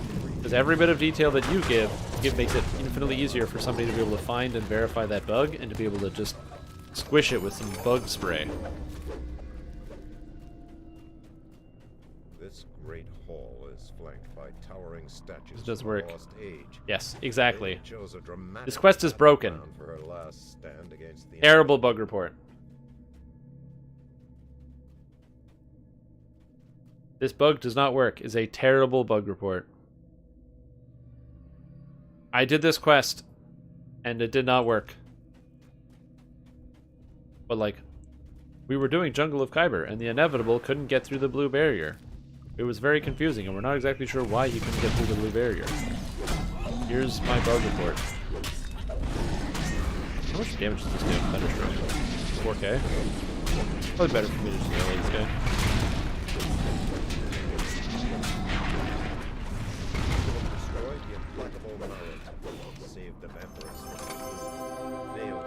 I'm really shitty at this video game. Can you fix it?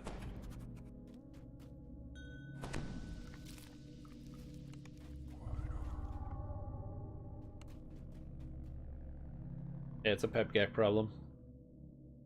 Classic pebcac error. Classic. Now we're gonna come back and he's doing more damage. Oh, dude, I'm doing way more damage. Oh, nice! Congrats on your Sword of Shadows. That's a rare item. Yeah, I do hella DPS now. Apparently Von 6 is open, yeah.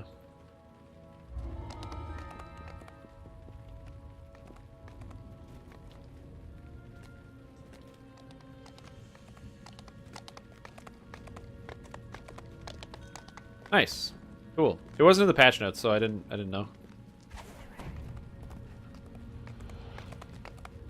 forgot to ride the horse. Just walk places like a chump. Clop, clop, clop, clop, clop.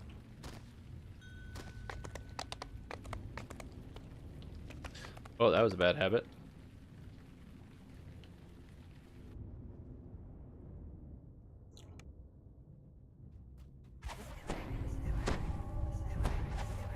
Here, I'll cast my brute buffs on you. Do we even need buffs in here? Probably not. That big normal. I don't even need to pay attention. But yeah, there was a bug where you couldn't break the towers, and it was no fun. Not a fun bug to encounter.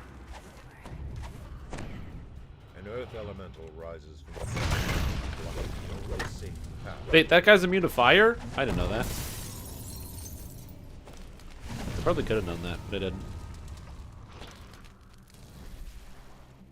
A warforged worker beckons to you from inside the foundry. The gate crashes. Beginning to do all the traps. Viscous fluid oozes from a wound in RC2's side.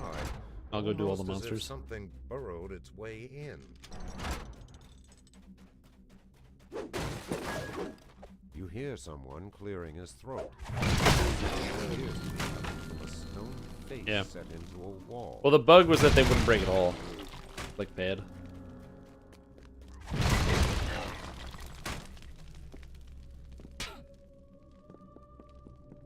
Oh, I rolled a 1 on the trap.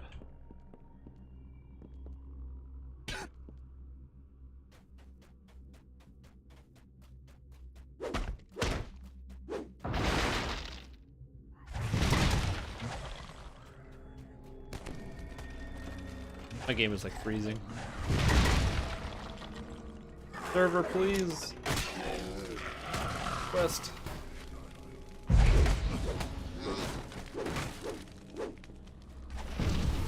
I will say, it's definitely nice to play on normal difficulty when the game is lagging like crazy.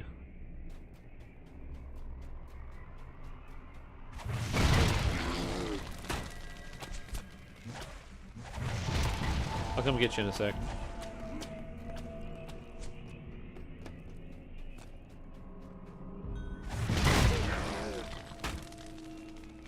I spent points for shards to take magical training. It's on my own risk, but I'm not too worried about it. It's still a bummer. Wait, what? What are you talking about? You took a... Wait, you won Screenshot of the Week and spent the points for shards to take magical training. Why did you need shards to take magical training? As the North Wing gate What? I'm levelizes confused. in Is there a way place, you can get magical training without having to power take the surge feat? shorts out the storage area's Oh, energy did you not have any dragon shards?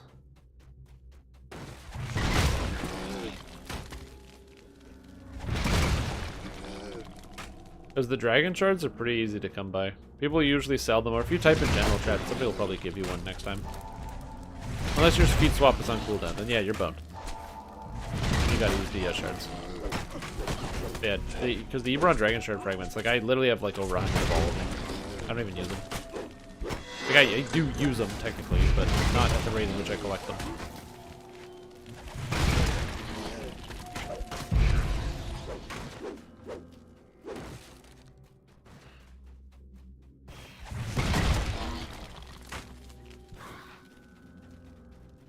Yeah, exactly.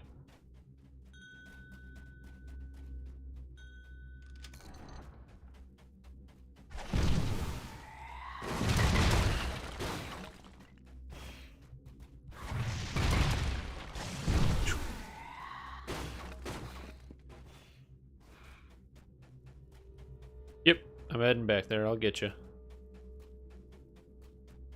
You got it? Well, I'm heading that way anyway.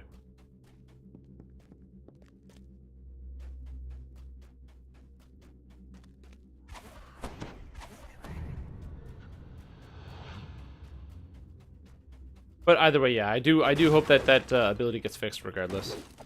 I am very confident that they will fix it. I think that the you know, the designer who worked on it, the entire Fate Dark Illusionist tree, really loved the whole point of the familiar being essentially like this extra toy that allows you to do all sorts of cool, weird, and goofy stuff. Specifically like that, which is the designer Linnabelle. If you watch the interview, he talked about how there was a bunch of like essentially part of the initial design concept was that they were going to have the familiar do stuff like jump on an enemy's head and like to distract them and things and make them force them to walk in circles or something else. So the idea that the familiar has like a whole bunch of ulterior uses is something that he's very interested in and wants to have preserved. Because if I was designing that tree, I never would have put distract in there. So if they know it's a bug, then he'll probably work on fixing it.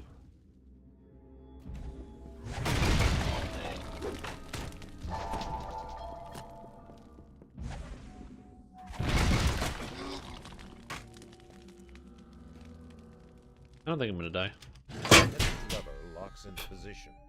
Not even close. I did fail once though. It saves. My saves are reasonably good. This character's saves are gonna get a lot higher in the future though. But they're not high enough. Although I feel like my constitution is pretty big. I have almost as many, or almost all the universal saves bonuses.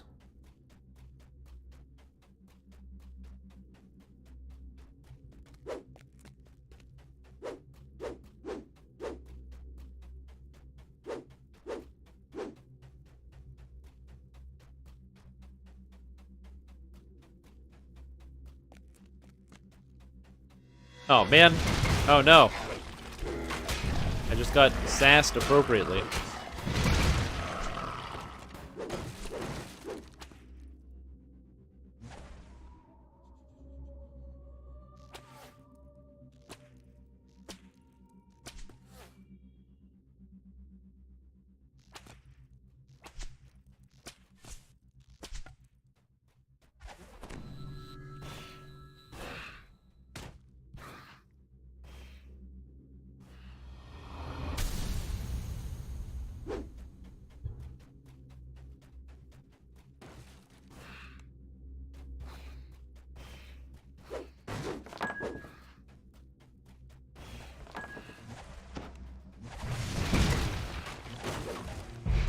Is it Rogue from Discord?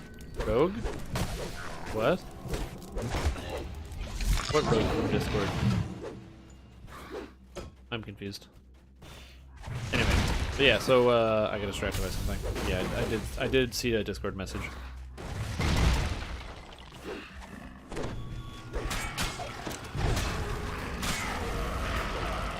Yeah, so overall, it's really hard specifically to determine what things are going to get fixed at any given moment, because there's so many different priorities that are always in the plate of SSG. It can often be difficult to tell what is kind of like their next biggest priority. But something like that, where it's like a break stealth, I'm assuming that that's literally check a box, which is, does this break stealth or not? Or does this break invisibility? If you don't mind me asking, how does it affect your character, the fact that it does break stealth? I'm not a stealth player. Like, it might sound like I am because I have an assassin rogue character, but I literally don't know anything about it. Like, I don't do stealth at all. I stealth explicitly for the purpose of getting extra damage in combat and not for playing quests using stealth or doing any sort of reconnaissance. The master control room key. Oh, your name is Rogue. Oh, I get you. I understand now. I'm with you. Yes, I am. That was my confusion. I was very visibly mentally confused. Oh, jump? Did I not give you jump? I didn't give you jump. Oh, so back one to kill him. That's weird. It probably shouldn't automatically aggro everything to you. That sounds like a bad idea. A toneless voice echoes through the foundry. Like, that seems like it's a bit excessive, you know what I mean? I'd be more of a bigger fan of it sometimes aggro stuff to you. Or not even sometimes aggro stuff to you. It does its actual job and keeps monsters away. I thought it was something like it would break stealth, so you would break out of stealth and then monsters would see the distraction. But I guess it makes sense. If it breaks stealth and then it gets distracted and then the monsters are supposed to be walking over to an area, but the monsters actually don't walk over there because they immediately see you and now they have been already engaged, they don't change their patterns based on the distraction. Okay, so I can see where that comes up. Haywire's voice is heard. How would you use that ability in context? Like, how would you use that ability if it was functioning? Can you give me like an example? Again, the reason I'm asking is not because I don't believe you. It's actually the exact opposite. I don't know much about those types of things. Welcome. I'm not a rogue player or a stealth player, really, at all. And so I'm curious as to how you can actually get through quests and different levels of content with the stealth combat.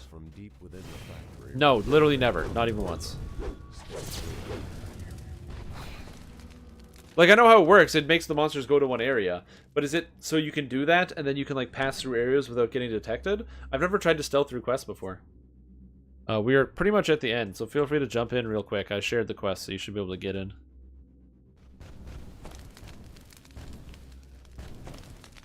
Nice and bright fire. Interesting. That's kind of cool.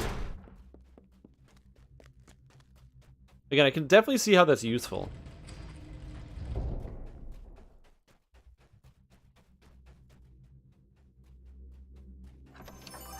Three minutes until self-destruct.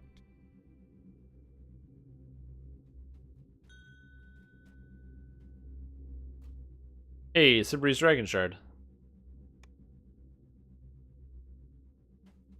You feel Voice of the Master. Put your voice of the Master on. Hands. A spell Haywire gestures to the glowing quarterstaff of electric. Take it. You've earned it.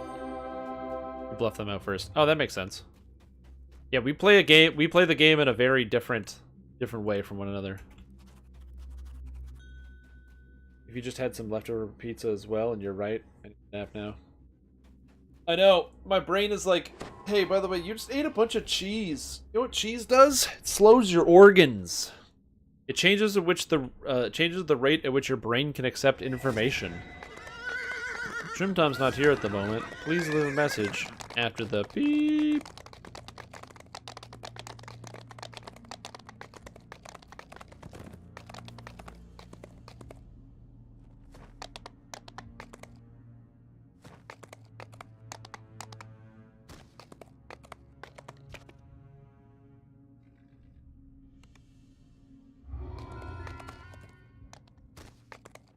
Oh yeah, right.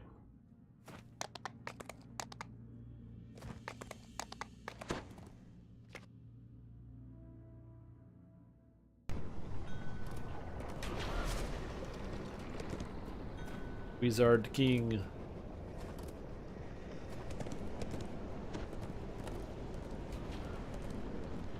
Where are we going? The Wabi's Rift. Superman Soul Legendary 10 quests for discrete XP bonus and 10 kills. That is very, very impressive.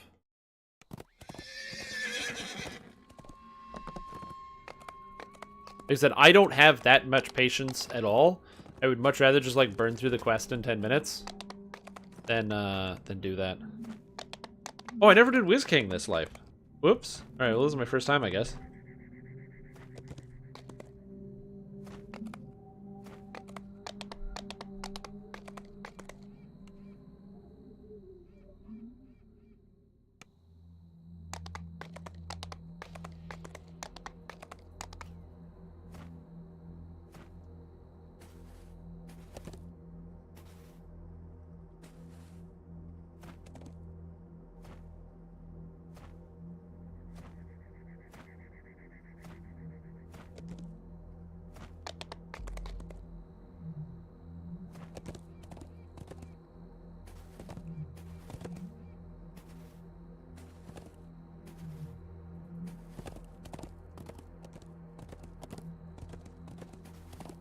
Yeah, I guess that one is pretty easy to solo. Assuming, what do you do if you get a Doom Reaper? How do you handle a Doom Reaper in that case? Like, what do you do? This impressive structure houses the tomb of the Wizard King.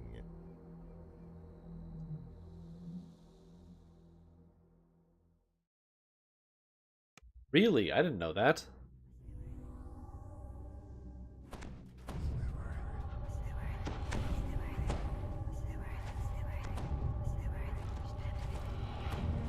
I would not have expected that the Doom Reapers don't come with tremor sense.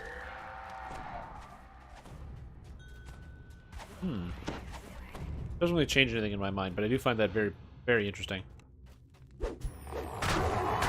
Really? Oh, then that's 100% a bug. If none of the new Reapers don't have it, then that's straight up a bug. All Reapers are supposed to have tremor sense. Oops. Now let me ask you a question. Are you gonna bug report that?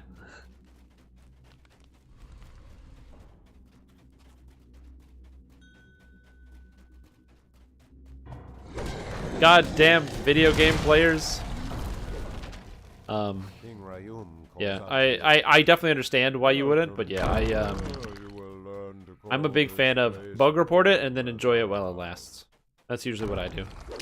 So when I encounter a weird bug with a skill, I go, okay, I know this is a bug. I submitted the bug report because this is a bug, and now I'm gonna play with it.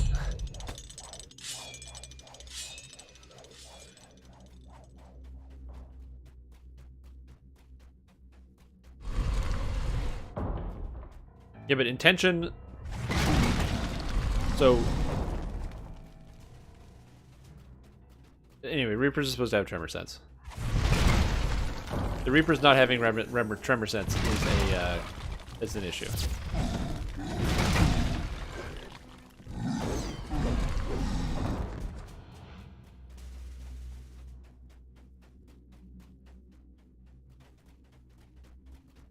For sure. I'm not saying that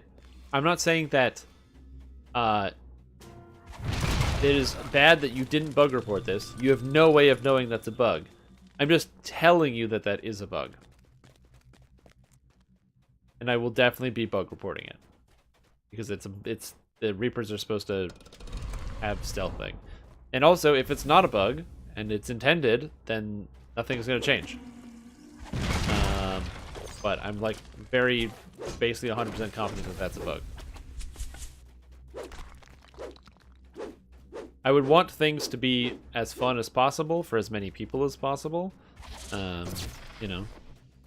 And who knows, maybe Sandstone Games will decide it's cool that Doom Reapers can't be stealth. They probably won't, but they could. But now this means my rogue, if I ever get aggro on a Doom Reaper, I can just stealth it off of me. I can literally just go stealth and hide around a corner and then it can't get me anymore, which is pretty sweet.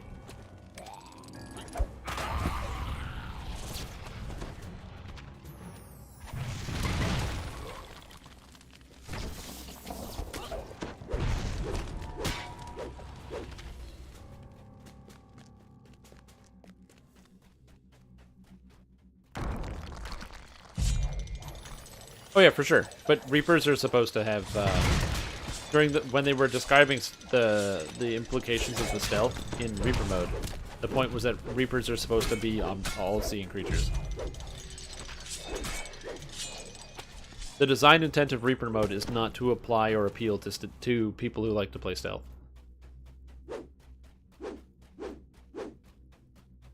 And I fully recognize that by saying that, not only am I somebody who is biased, but I also don't play stealth, so I don't know what the difference is or how it's supposed to feel or what it feels like to hear that type of statement. But from the get-go, the goal of the system was never a system designed with stealth in mind in terms of gameplay. Yeah, exactly, because then you can move the Reapers, for sure, exactly.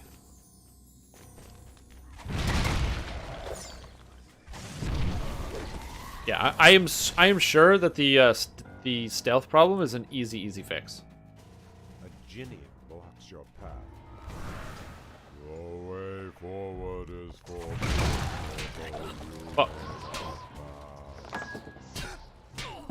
Bunch of baloney. I want to move. Hate the Jins.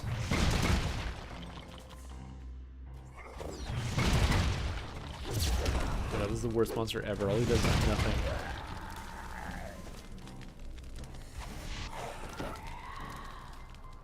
Just. We're the first one, so I'm looting all the treasure.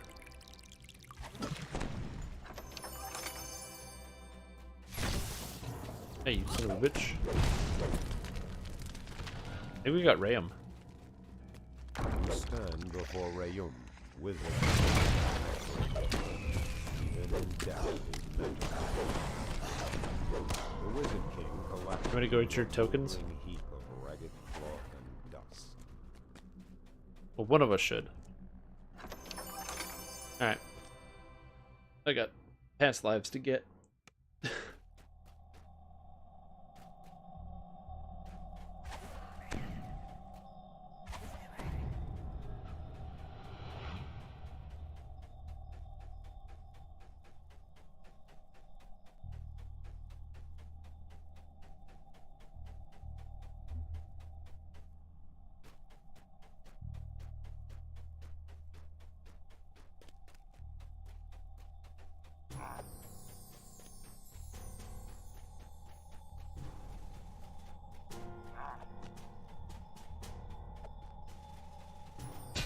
Yeah, I would like to have a solution that works for everybody in theory. For me personally, it doesn't matter whether these things have tremor sense or not. At the end of the day, I don't play that type of playstyle. So. Oh my god.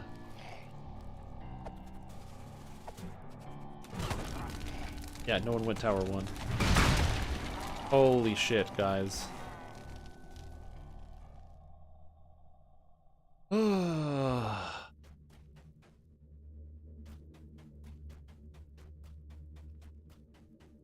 Yeah, I was just gonna go run it super fast.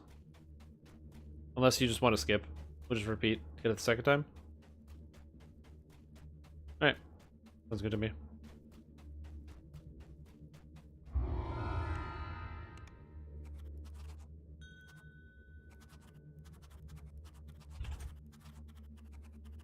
How did that happen? That means 4 people went Tower 2? That's so funny.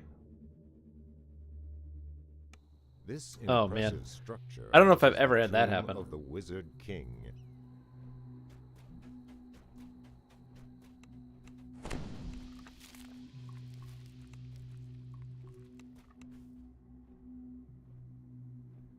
There's one guy left instead.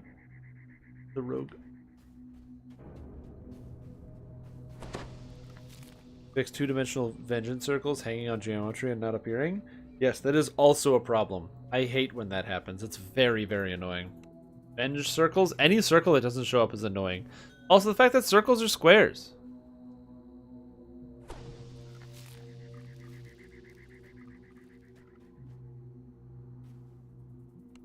How does that happen? I don't, like, it bugs me because they're like, oh yeah, the circles aren't actually circles. They're more like squares. They're fucking draw squares. Just draw squares. And I can see them.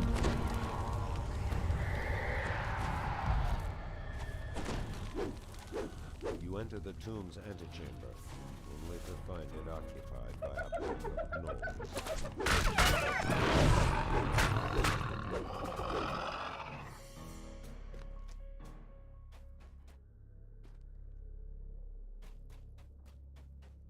Make them cubes. I don't mind if it's a 2D effect, because the implication is that if you're in the area, even in like a third dimension above it, it's still a thing. I don't really care too much about that.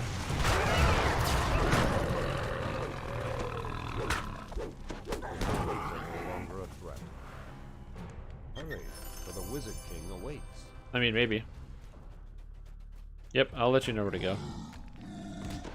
You're going the wrong way. You gotta come north, guys.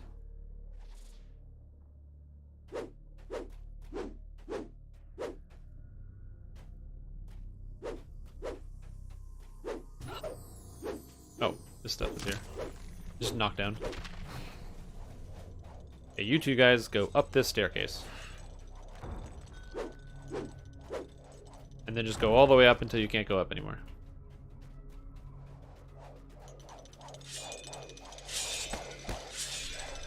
Yeah, no problem. Crumbling stone falls away beneath your Fuck. feet. Oh, no. Yeah. It's okay. Someone else is going to 3, I think. Someone else is going to 2 or 3. Tower 3. I'm going to come to Tower 2.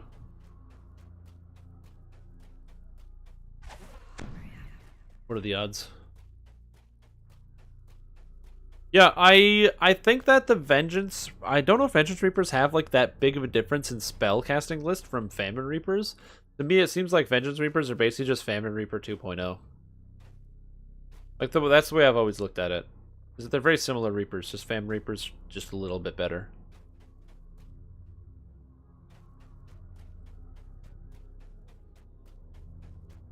Oh, that's always fun. Love me some Wail of the Banshee. Grab. There, we're good.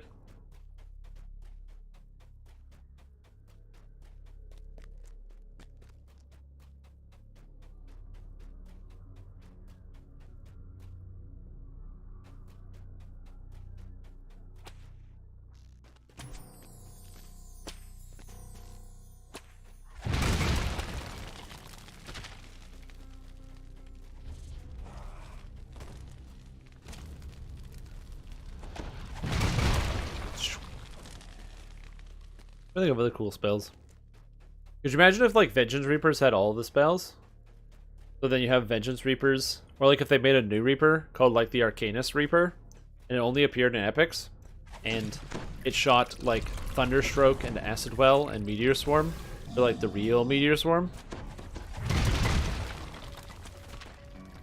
You're sitting there and you're like, okay, whatever, I'm doing something, and then boom, you're at, like, minus 15,000 from a Reaper 8 Arcanist Reaper. It'd be sick.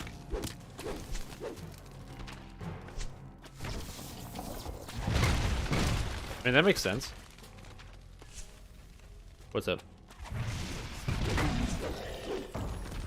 No, do you want me to fix it?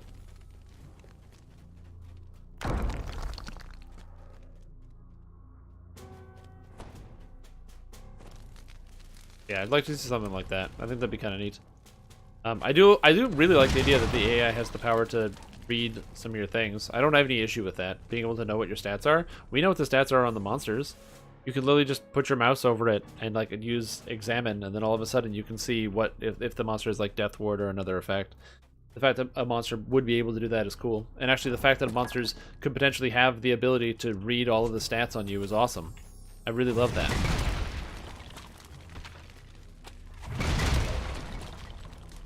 Oh, for future reference, the way that people do the towers, it's like baseball diamonds. So the first tower, the one that you come up there is Tower 1, and then when you go to the west, there's the next tower, and there's Tower 2, and then you keep heading around the big square to the south, and that's the third tower. Like the 3 bases. The baseball.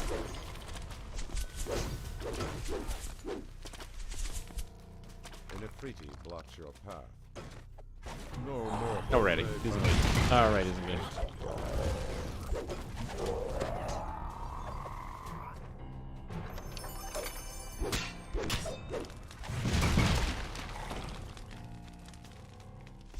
What do we get? Hey, Fez. The stone floor cracks and crumbles. I like how he starts by casting Divine Favor and then instantly dies. Very satisfying. Poor guy. I didn't know that. That's what I'm saying. Like, I think that's really cool. I think it's an awesome feature. There's something about that I think is great. Monsters having more ways to interact with players in very specific ways is cool. It basically just makes them smarter.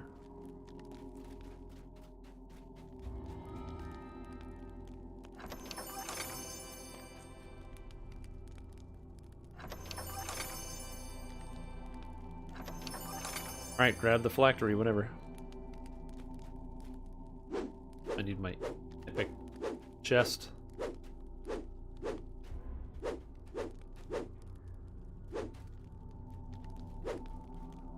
Grab phylactery. I don't think of like other interesting Reapers that would be cool. Plague Reaper is neat because it prevents healing.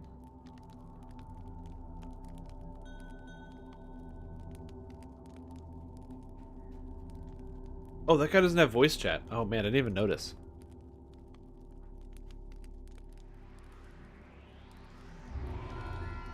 Didn't even notice.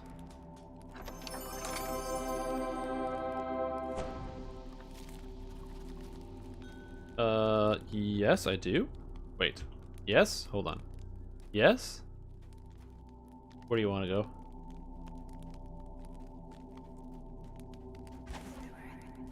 Yep.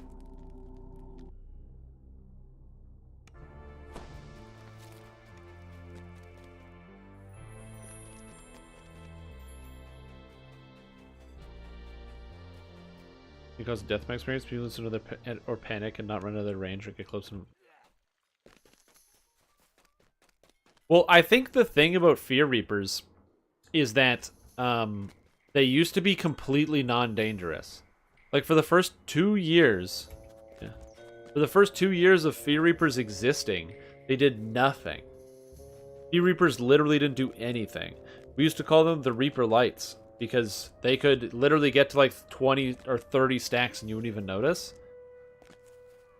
Now, granted, they would hit you no matter where you were in the dungeon, but you get up to 30 stacks, or whatever the stack cap was. I think it's 25. And you just didn't even care. You could just leave it up there the whole time. It didn't matter. But now, they do so much more damage than they used to. However, you actually need to know the mechanics as to how to manage and deal with them. Like, walk away. Huge mechanic. Very complicated. Can be difficult to manage for some people.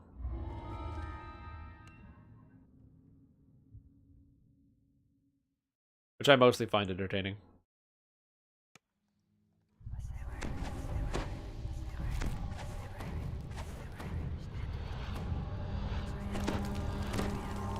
I'll get you jump so you can do the quest.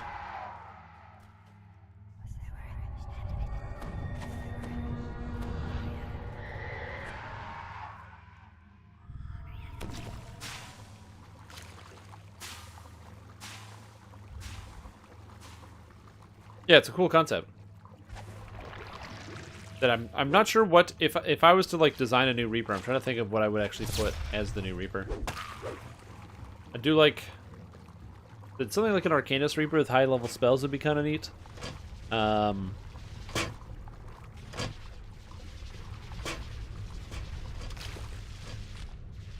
Possession Reaper could be kind of interesting. So it's a Reaper that picks one person, and then that person effectively becomes possessed and becomes unable to damage, like, the Reapers, or something like that. So then all of a sudden it's like, you know, there's a Reaper that has powers, but then it takes one player and makes them undamageable by that player. Let's just say you've got like a fighter, a cleric, and a barbarian in a group, and then all of a sudden the Reaper chooses the barbarian and says that the barbarian can't damage it.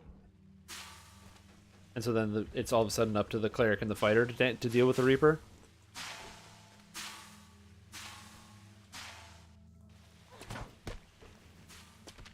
Or a Rogue Reaper.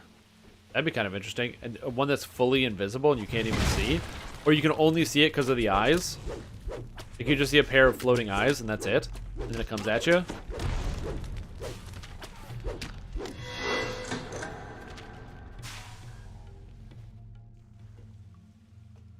Possibly. It depends on exactly how it's built. If it's built in such a way that, like, you can still physically solo, because you could have, like, the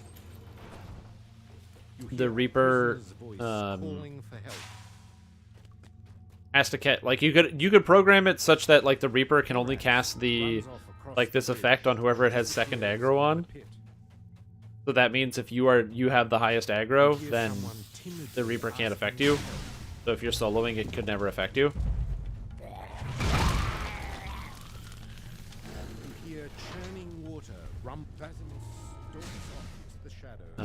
You know, something simple like that. What else would work?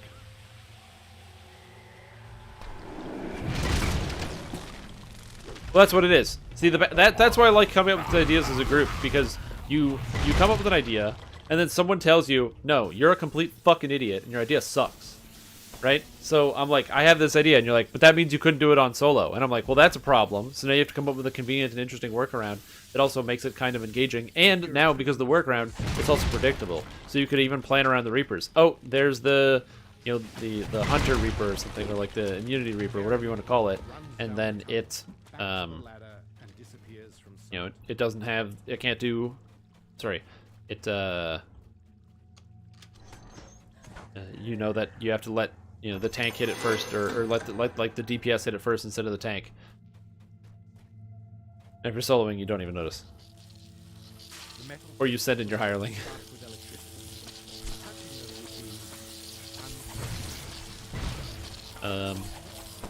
I also like the idea of like a soul stealer reaper, which is a reaper that depending on what class you are, when it hits you, it gains a buff to itself. You have like a reaper that gains, like, if you're a sorcerer and you hit it, and it hits you, it gains like a shitload of like maybe like spell resistance or like elemental damage immunity or something. So based on who the reaper actually hits, it gains power. And then that makes it so people that are multi-classed give the reaper multiple buffs whenever it hits them. Because they're like multiple different classes, of course.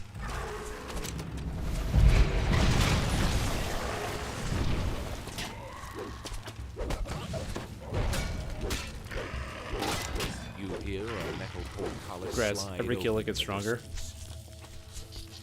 Yeah, that'd be an interesting idea, but that'd be better on like a red name or something.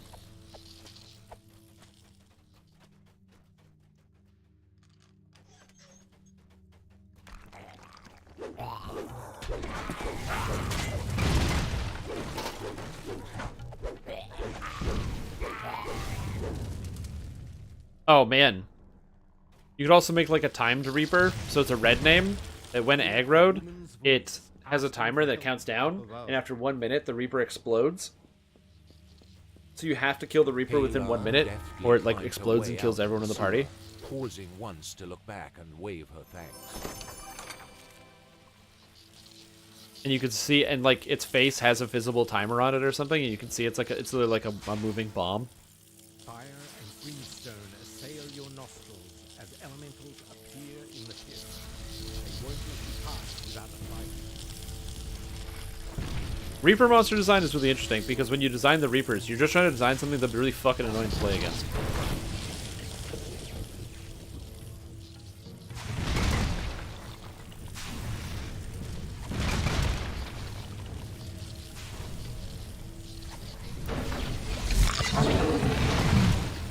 Forged Spirit Reaper spawns impact 3 like Forged Wraiths. Oh, that's a great idea. Yeah.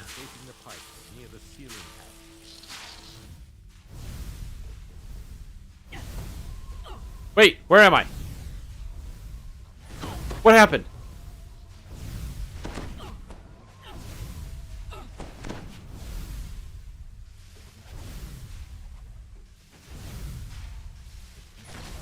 I've never had that happen before. What was that? Did I just go through the floor?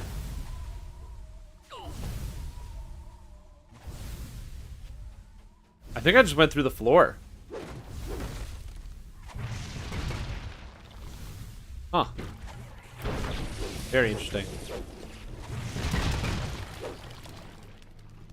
Reaper that does direct item damage? That would be horrible. Oh, I hate that idea. What about a Reaper that is like, it's actually, I like that idea, the packs of 3, but a different twist on the packs of 3. There are 3 Reapers that spawn, but you can only damage 1 at a time. And when you kill one of them, all 3 of them die. End of your journey. You have found the far end of the Blood Road.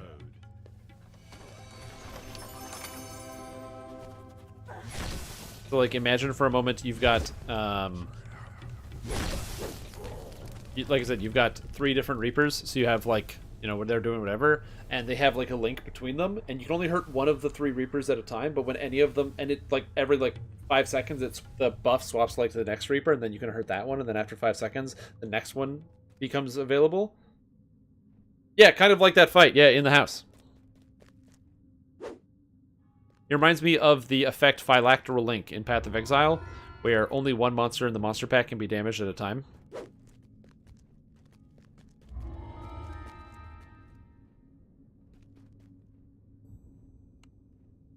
In Witch Hunt? No. Not in Witch Hunt. Later, Big Orion Master. Have a good evening. Like, imagine if there's 3 of us. Like, one of them is glowing, and you can only hurt the glowing one. and then after 5 seconds, another one becomes glowing, and the other two become immune to damage. But when one of them dies, all 3 die. Unless that happens in Witch Hunt, but I've never experienced that in Witch Hunt.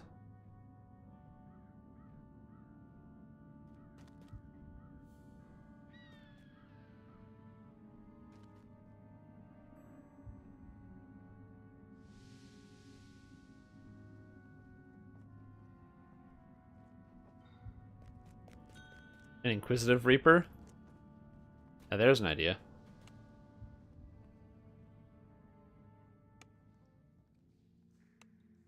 Dual crossbow. Yeah.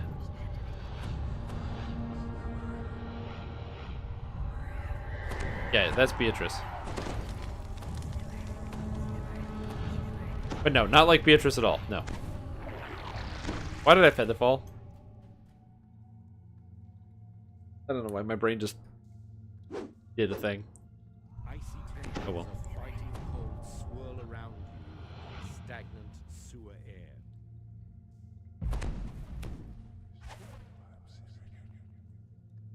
Love watching all the illusionist pets just sinking into the water. And then respawning, that's so funny.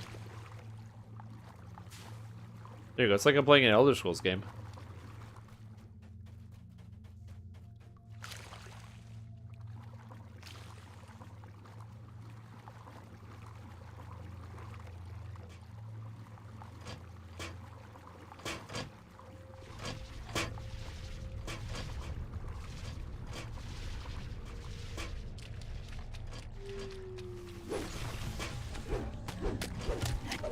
Except the accuracy and aiming on the attacks is way, way harder.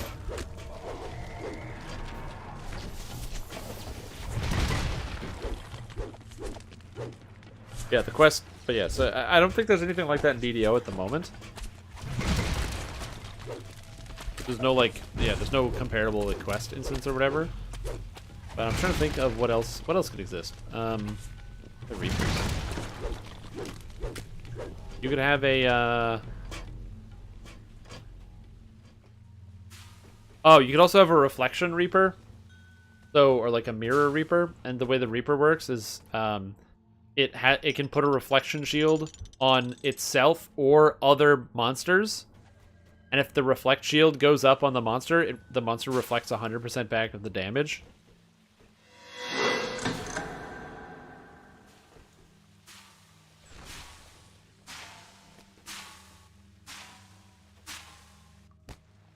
And so there'd be like a visual effect. So you could see like a big aura, and you'd know when you shouldn't attack a certain monster.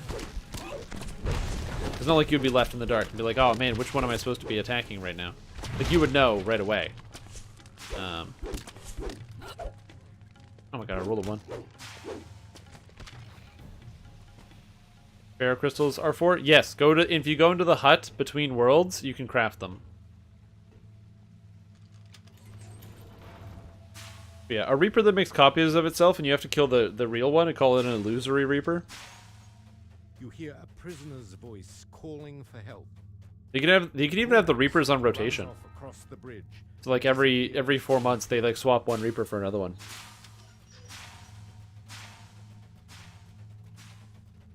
You hear someone timidly asking.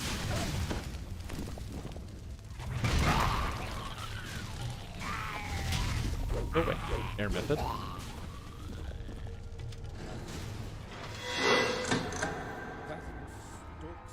Yeah, if there was a freedom of movement augment, that'd be sweet.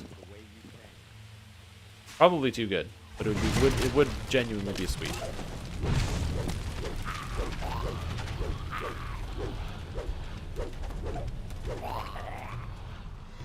A null magic Reaper?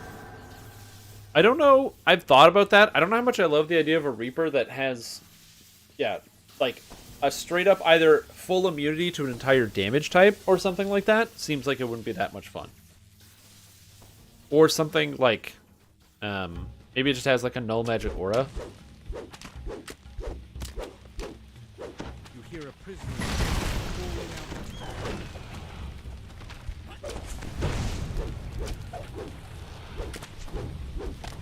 Look at all this damage, like 400 fire damage per hit. That feels sick. back to the ladder and Yeah, I feel like that might be going a little bit too far. Having a Reaper that'd be like completely immune to a certain form of magic. I don't know how I feel about that one. The metal grates below spark with electricity. Touching them would be unpleasant. I don't think what else you could do.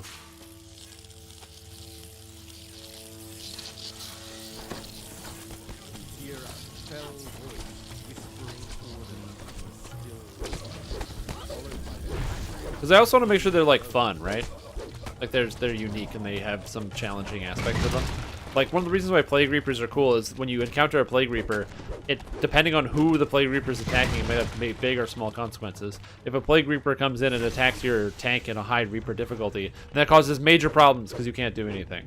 But unlike Reaper 2 or 3, Plague Reapers are not really any worse than any other Reaper, because in the low Reaper difficulties, you can mitigate damage faster, you're not like instantly dying, and you don't have this big requirement for a tank. And if you have somebody who's like playing the role of tank against a Plague Reaper and low Reapers, they can probably withstand take several hits.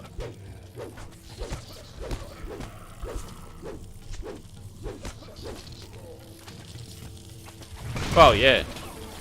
I would love to see a hardcore league where Reapers can become champions.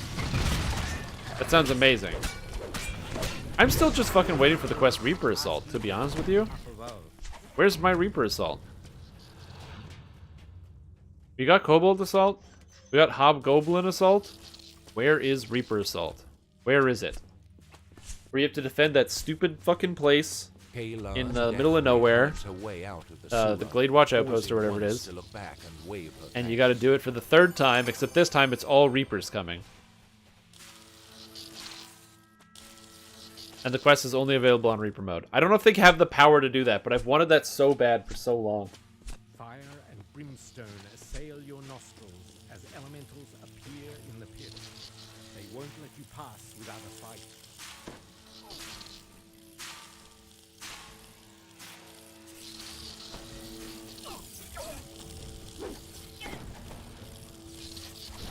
Oh god. Oh god. I wonder if I can get that weird thing to like jump through the floor again.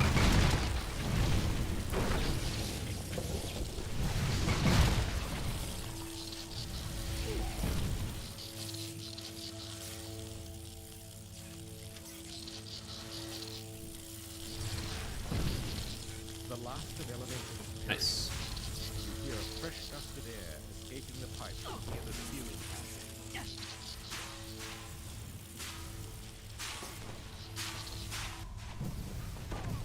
Yeah, I don't know how I managed to squeeze through that floor. I must have hit it like the perfect angle or something to cause me to squeeze through.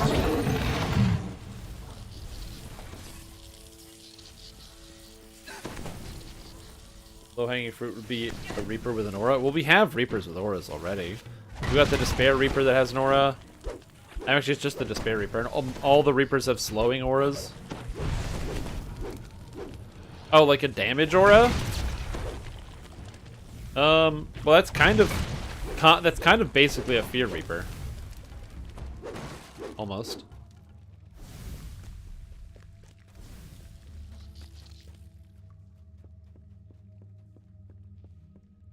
I mean, you could have an Ice Reaper. And an Ice Reaper is like got like blue claws or whatever, and whenever it hits you, it gives you a stack of frozen, and if it hits you 5 times, you freeze solid.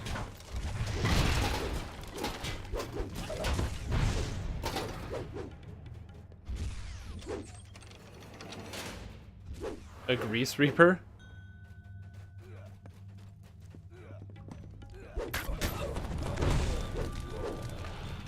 The sunlight at the end of the tunnel shows you the end of your journey.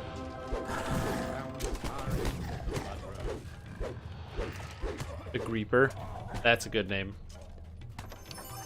Yeah, class-specific Reaper is also a really cool idea. Like I said, a Reaper that absorbs the power of a class or something I thought would be really interesting.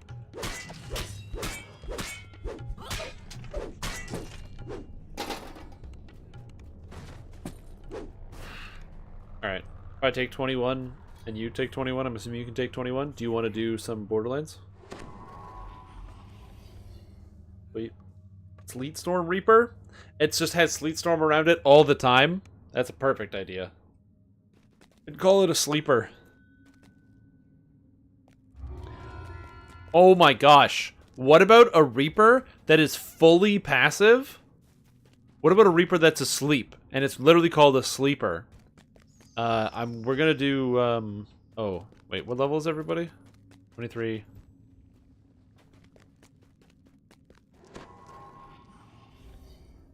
Oh, what level? 5. Can we do, I want to do Keep on the Borderlands on Reaper. Can we do that at 25?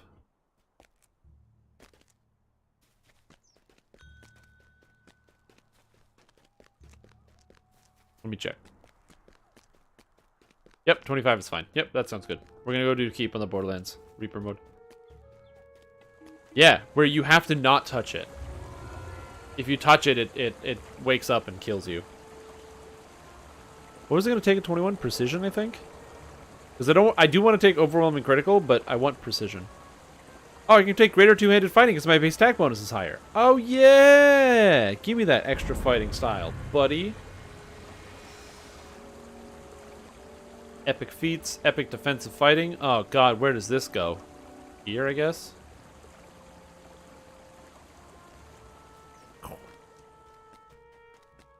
Health.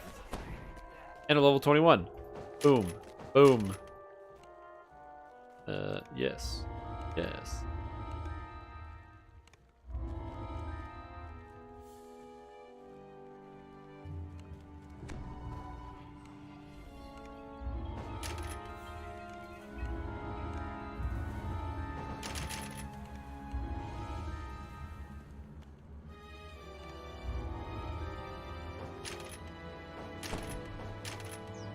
Is that all 75 points? It's all 75 points. Nice. I'll sell those eventually.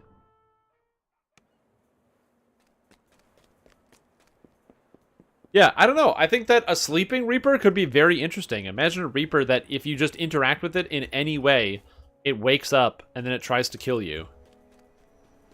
And it has like insanely high stats, so you really want to not touch it. So, but that includes like crowd control. So if you hit it with like a hold, it's now awake. And it, like, breaks the hold and comes after you, so you can't just, like, whip a fireball into a crowd. If you see it, you gotta slow down. Because if you don't, it just kills your entire party. You can even give it, like, a purple name if you want. And make it, like, extra exciting.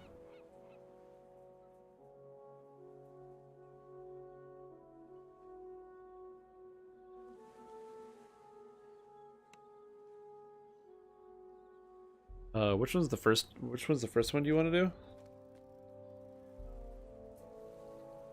We'll do the cage beast first. Fine.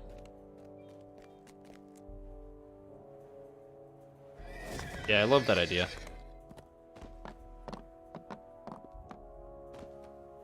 And it's the Sleeping Reaper. Or you can even call it like the Dormant Reaper. And then when you wake it up, it makes like, you can even have like a big sound effect play, like a big scream. And you're like, oh shit. What have we done?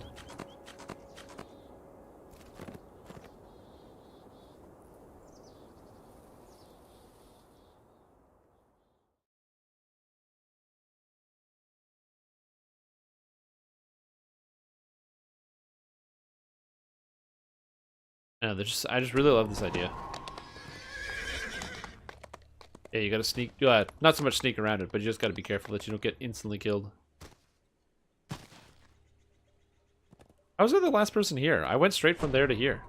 It's like I stopped to level, but...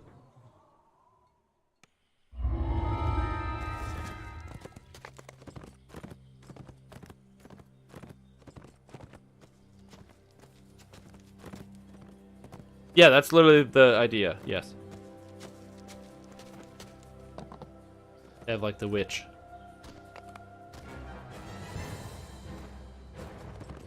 What else would be good?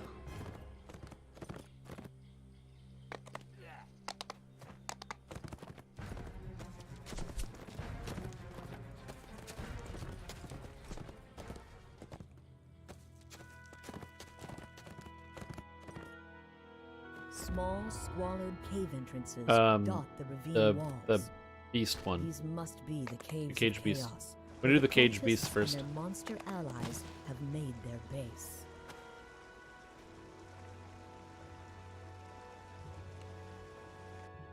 What else would be a good one? I kind of like the idea of an inevitable being one. Oh, I forgot to set the low range.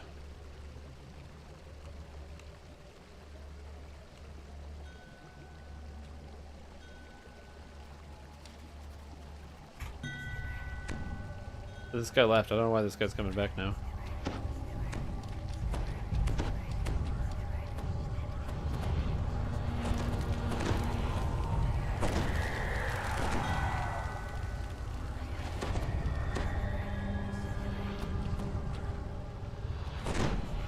Casting tactical detonation? Oh god, no. I don't want to imagine this. Imagine something that sounds horrible. Okay. Suggests that there have been some more recent arrivals. Imagine your own sadness. Like, alright.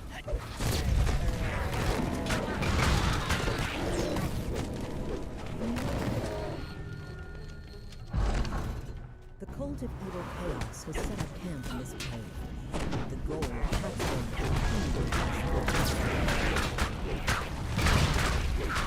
Hey, my character does hella damage.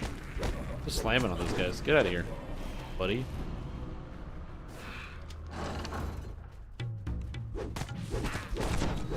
The problem with that is that aggroing more stuff is bad for the server performance. So, like, that's why we have Red Alert, is to stop people from aggroing more shit. The more stuff you aggro, the bad it is for the performance. Not cold, dude. It's like 20 degrees Canadian outside. It's so warm. I wish it was cold.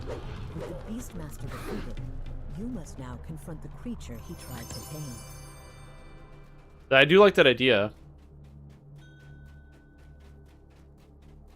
Yeah, 20 degrees Canadian. That's like 68 degrees freedom.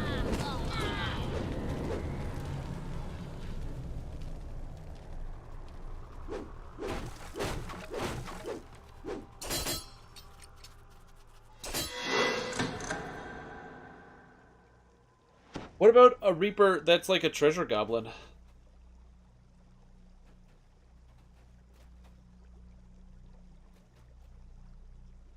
Freedom units?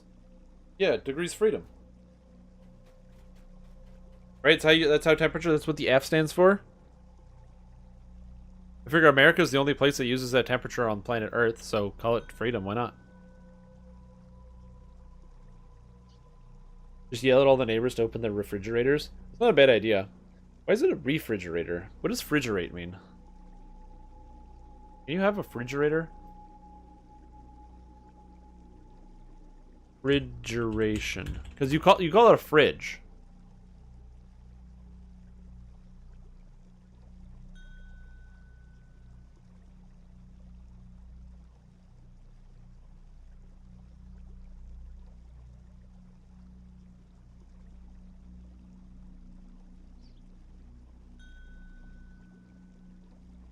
Oh, it's called a refrigerator because the process is called refrigeration. So it's not it's not like doing something again. It's not refrigerating. Refrigerate is to make cold. I understand. They're all in, I guess. Oh. You spot skittering vermin inside the cavern chamber. That's why there's no refrigeration, because it doesn't make sense. Because the refrigeration isn't a word. I saw someone say, like, do you think resolution is something? Like, no. It just happens to be called refrigerator.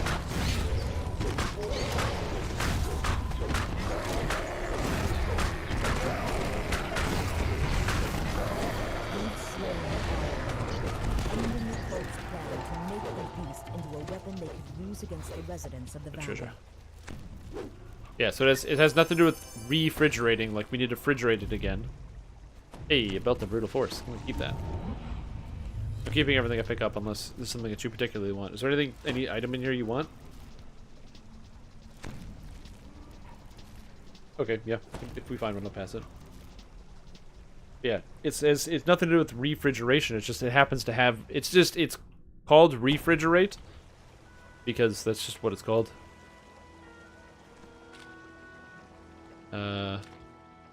Treasure hunt next? I think it's called treasure hunt.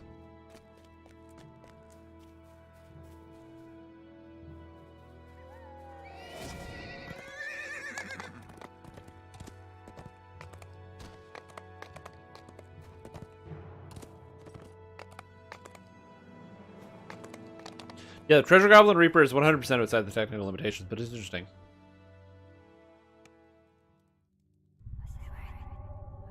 No, apparently it's based off of Latin.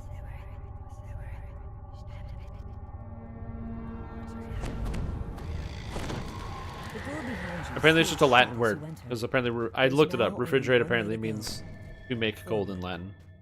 That's fine with you. This cave is said to contain Obviously, it's the internet, so it could just be a bunch of baloney. But would the internet ever lie to me? I don't think so. Guarding a pile of treasure. Always more. A Always raised dead Reaper. That's interesting. So when you kill anything, it resummons the same creature as like a ghost, and it's ethereal. They need special models for all the creatures, though.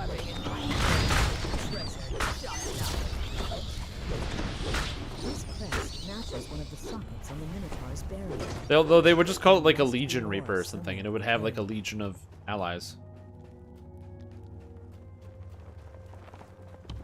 Fire members into zombies and wraiths. Oh, that's true. It could literally, whenever you kill a monster near it, it raises the monster as a zombie or something. That's a very interesting idea. I really like that idea.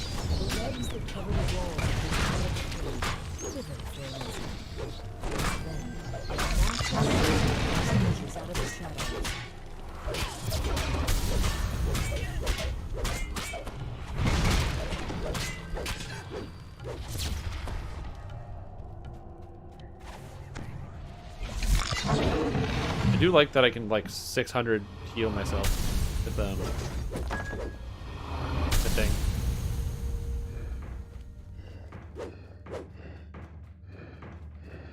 Every time a mob spawns, the game rolls a chance to spawn a Reaper, and a Reaper raises a mob, it can spawn more Reapers. On the Minotaur's barrier. Yeah, technically yes. That would be fine.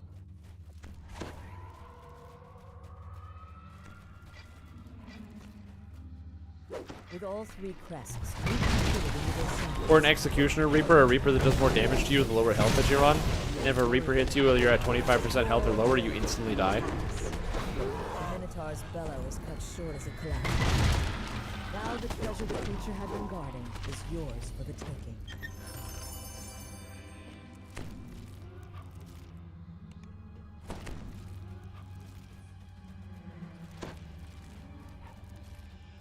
That'd be fun.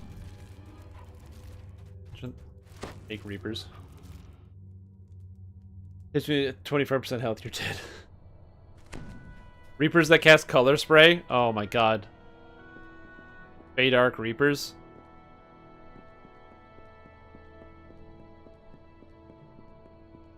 What about like the Giant Reaper? And it's just a big one. It's just a one Reaper, but it's huge.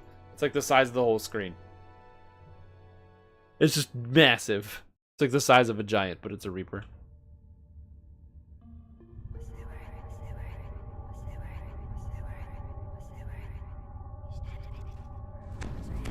Or the Reaper Zord, where it's a Reaper that is actually multiple different monsters combined into one.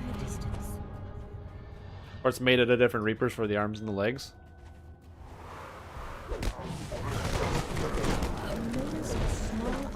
In the corner of the room. A Wild Reaper, answer to riddle or die. The stout iron lock on this door. The iron lock. Sleeper could have a power word spells, gets relinquishable from a nap. Yeah, maybe.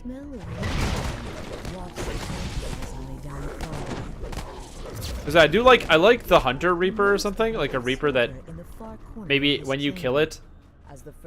What about a Reaper that when you kill it, it puts a debuff on you, and when that debuff expires, it respawns the Reaper. So you can never truly get rid of it. So it's always like hunting you basically, because you just like you essentially banish it or put it to rest, but it comes back.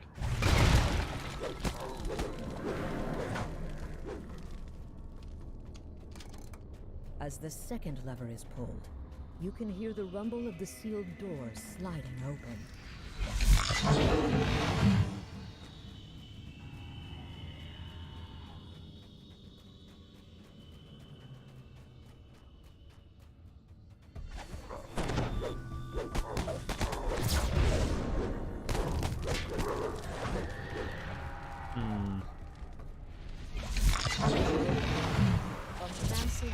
Can't turn. Camera angle.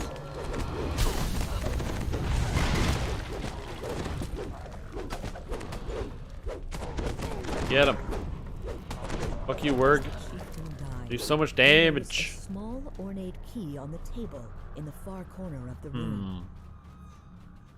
What would be other good Reapers? The door to the treasury opens with a satisfying click. Oh, you know we need a Reaper? We need a Power Reaper or something, and when it hits you, it does spell point damage. That's what we need. We need a Reaper that hits you and does spell point damage.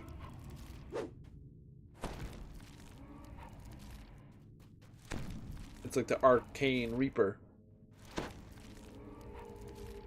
Yeah, that's a horrible idea, by the way. I'm joking when I say a Reaper that does spell point damage. Especially when I say we need a Reaper that does spell point damage.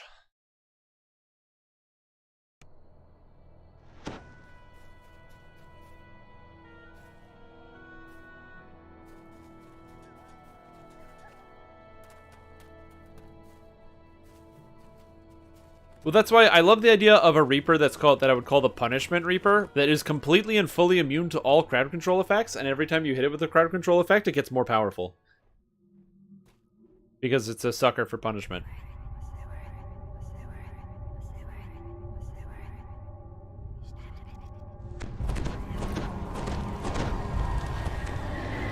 So you cast Mass Hold on the Reaper pile, and then it causes some major problem.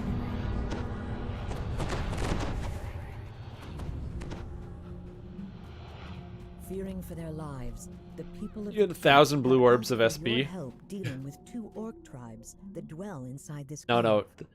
The Power Reaper, the power drain, it just takes it from you. Leads to a different tribe's home. No return of power, just all take. The gun claims in response. Several orcs rush around the corner, roused by the alarm. This room is where the transporter creates its magical concoctions. Best to destroy these now, before they can create more of the deadly and vile substances. This orc seems fierce to the rest of the transporter. Will just lead a possible new chief. No take, only throw. In the future. What, this build? Yeah, this build's great. Bro, this is Reaper 1 epic, so I'm just mashing. Damn you, Unholy Blight, or is that Chaos Hammer? Yeah, Chaos Hammer. Don't make your character lawful good, by the way. You don't have to. And this happens. It becomes sad. You make your save against the spell effect, and this will get you.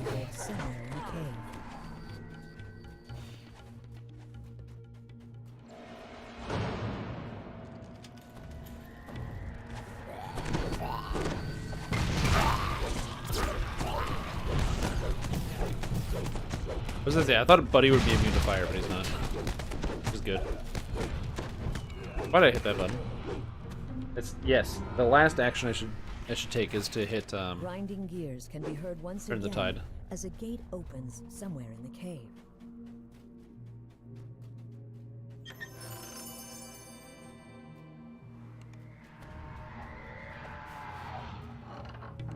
Alright. Kobold 1. It could raise the cost of spells. Oh, a Reaper that increases the cost of spells when it's nearby? That's an interesting concept. I actually don't hate that idea. I think that's really cool.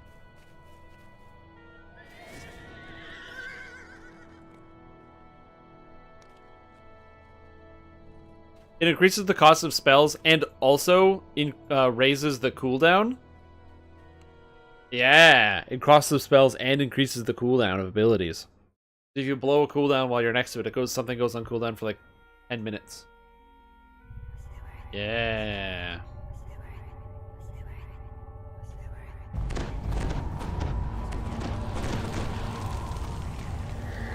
I think you did. We went to the Kobold one. It's just at the bottom of the hill, on the north side.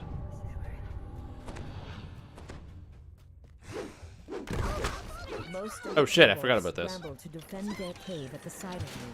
Did they follow me? No, players. You slide through a mucky pool of stagnant slop. You guys are resistant to fire. Oh, jeez.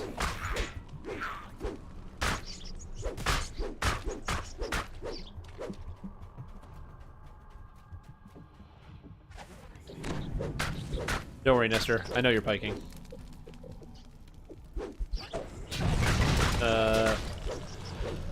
Time Reaper with similar mechanic to a Great Reaper Aura. Slow increase over time.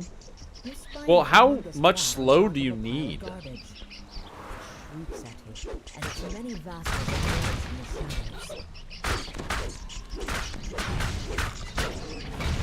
Right, but like the problem I have with slows is that slows aren't really fun.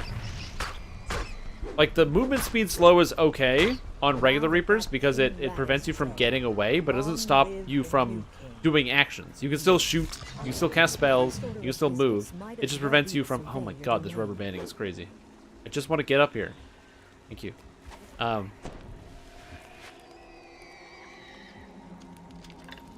You just got a notification? Bro, did you ring that bell for notifications? Because if you did, then that's a disgrace, and I need to call Billy Twitch and get him to fix that problem on the double.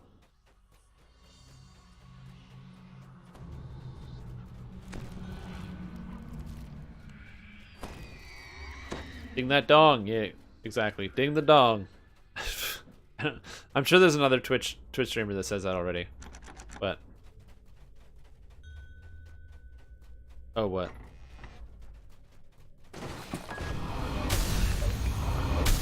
Oh, we didn't talk to the... Go ahead.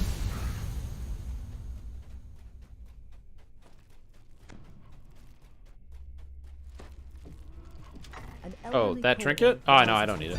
My trinket gives me a better sound.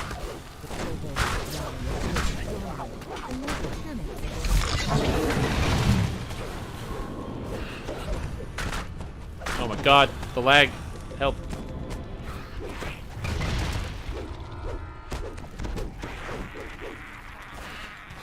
I think we're good.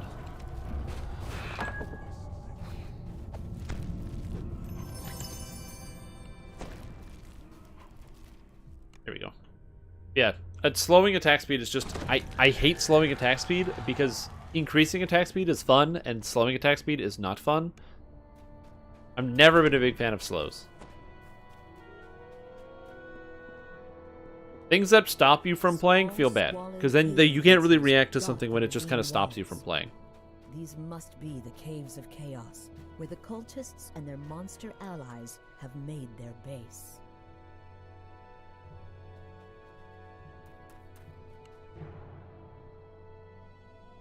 You know, take the in slow feat. In slow. That is a great name for a feat.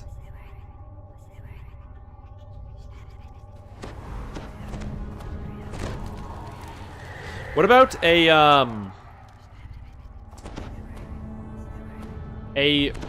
Tether Reaper that it picks one person in the party and then that person gets a tether on them, and then anyone that steps in the tether takes a shitload of damage, and if the player gets too far away from the Reaper that they're tethered to, they die. So there's like a chain link between you and the Reaper, and if anyone steps in between that chain, they take damage, like disintegrate level damage, or even like straight up a laser beam level damage. And if you run away to break the chain, you die. You gotta deal with the Reaper.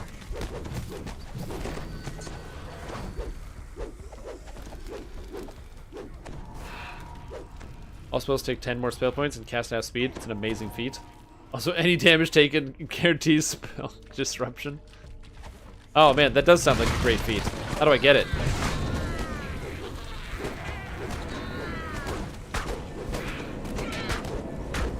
Yeah, this build will be available at some point. I don't know when I'm going to make it available, but I will write up something for this once I've figured everything out. Once all the details are in. Like that I can guarantee you. But that would be at the earliest next Friday. As the door opens, a small goblin cries Players, on players, any overhealing creates a bubble that regular has to heal past. Oh, so the Victory Reaper heals players,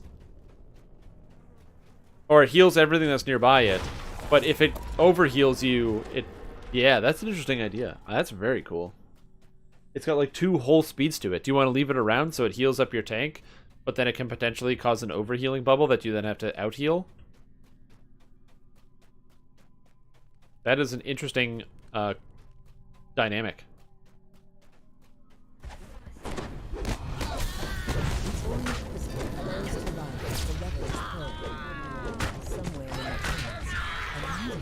Responds. This heavy iron-bound door is fitted with an Fair you evaluation of the build? No, I don't. I didn't get the key. Did you get the key?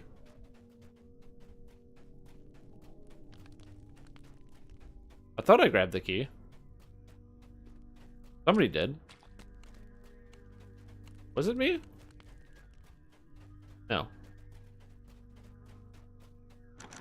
No. I didn't get it. I'll go get it, I guess. Like I said, you're going to have a similar result to my character if you don't use the Sword of Shadow. The result is going to be less damage and slower. Like, the gear that my character has is the a red lot. crystal begins to glow, and the sound of stone scraping on stone echoes out from the goblin's common area. Somebody has the key. I don't know who.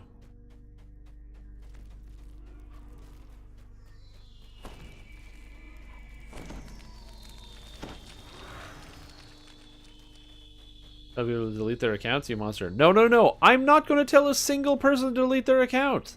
A foul They just stench automatically comes know out that that's from the the appropriate silent response. open tavern.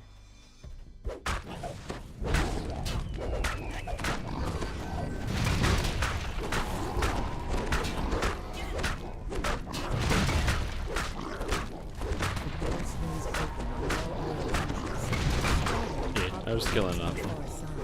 We had time. You hear the sounds of guttural chanting. I'm not telling anybody to delete their account because I don't want people to. I don't make the rules, man. Somebody else does. That isn't me. And that person is forcing people to do a lot of things they don't want to do.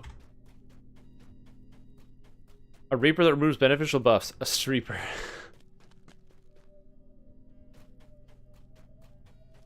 That name is really good. But remember, they have to have the name has to be set up ahead of time, right? So it's got to be something Reaper. Vengeance Reaper, Doom Reaper, Violence Reaper. So what do you even name some of these Reapers?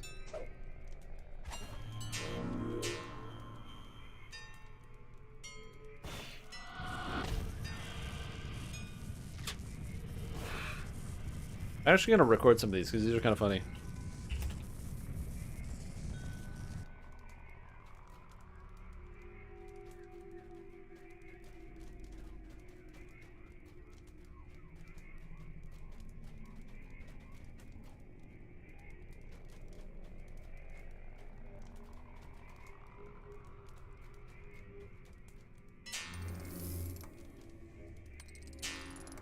If they'll let you do it this time.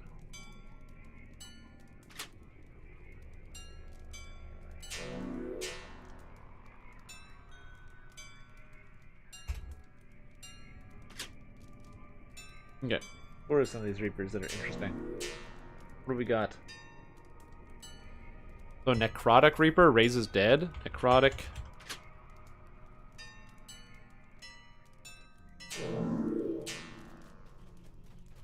Raises the dead. That's a cool idea.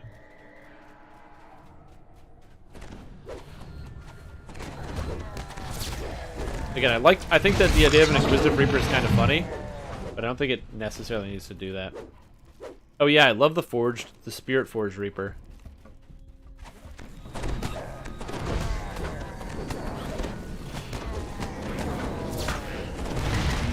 The Forged Reaper is a great idea. Kinetic Reaper. When it has a red crown, any player movement gives a dot. When it has a green crown, over the harried effect. Oh my god, it's a red light, green light Reaper? That's a fucking cool idea.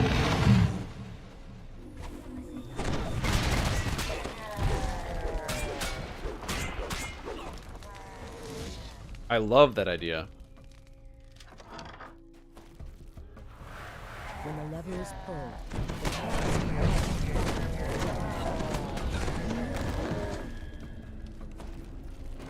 I'm about to have all of my cooldowns up at the same time. I got the Turn of the Tide, and I'm about to have the power charges. Watch this damage, yo. That melee damage.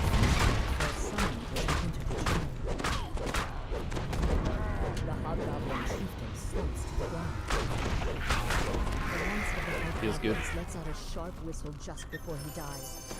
I don't have any deadly items or anything, so that's pretty good. So you're it. Purged. No, I'm good. I don't need that one. Wait, maybe?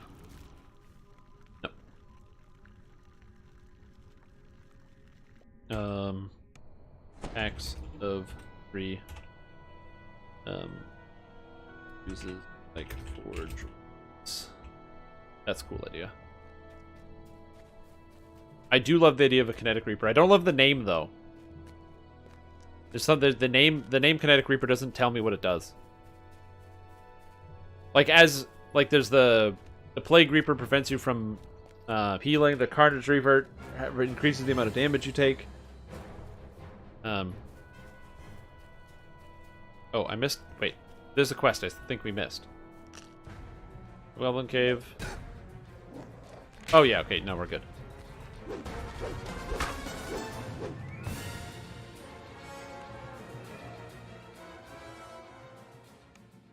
Kinetic. I don't love Kinetic Reaper. But I like the red light, green light idea.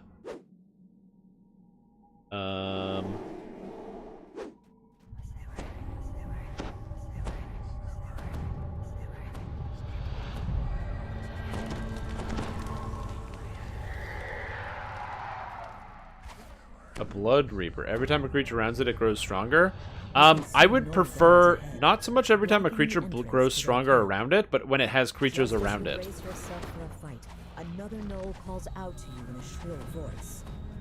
That to me sounds more interesting. Not when a creature dies, but like just when it generally has monsters around it. So you need to separate it from the group, so it's immediately dangerous.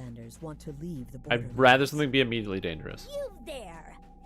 You're looking for a way inside. Yeah, name should be better. Didn't want Stop or Go Reaper.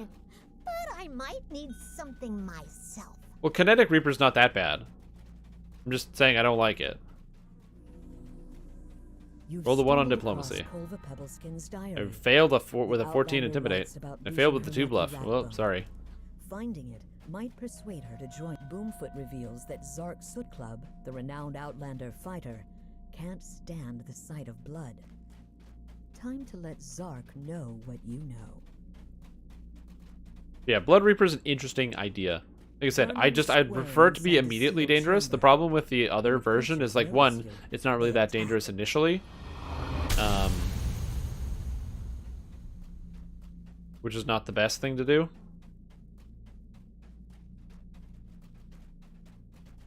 The last of the vermin lets out a mangled. Oh, we didn't talk to the one guy. Into the dirt.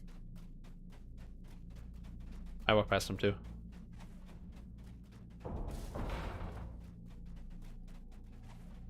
Oro's Sandcloak lets you in on a secret. Chief Bloodgleam has been Oh, there it is. I was like, got lost. About Monster Reaper. You have to make a will save to attack it. Failed will save means you miss your attack. Prove that Outlanders are being killed as sacrifices instead. You will destroy their loyalty to the chief. That's a very interesting concept. Oh, I don't know why I'm yawning. That's a very interesting concept. The idea that you have to make a save to attack a Reaper. I just knocked it.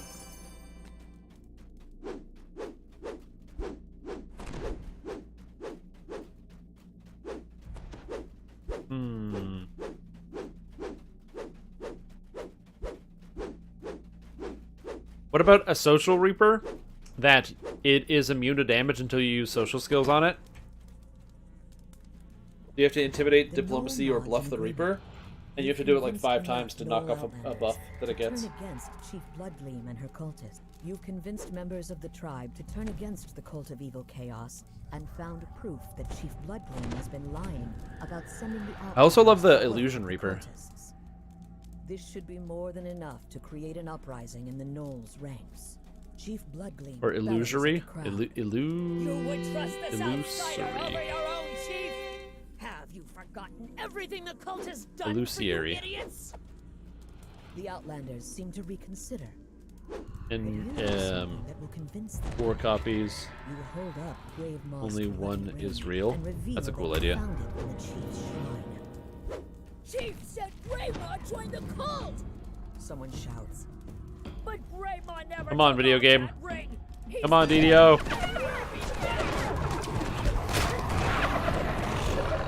Just want to hit this guy. Oh my god.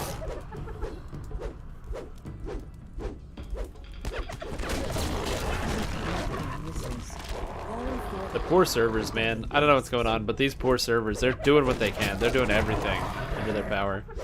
But they are not making it through here.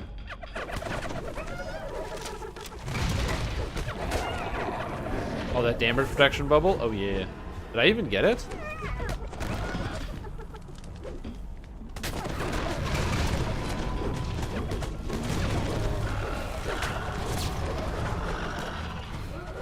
Oh, there it goes.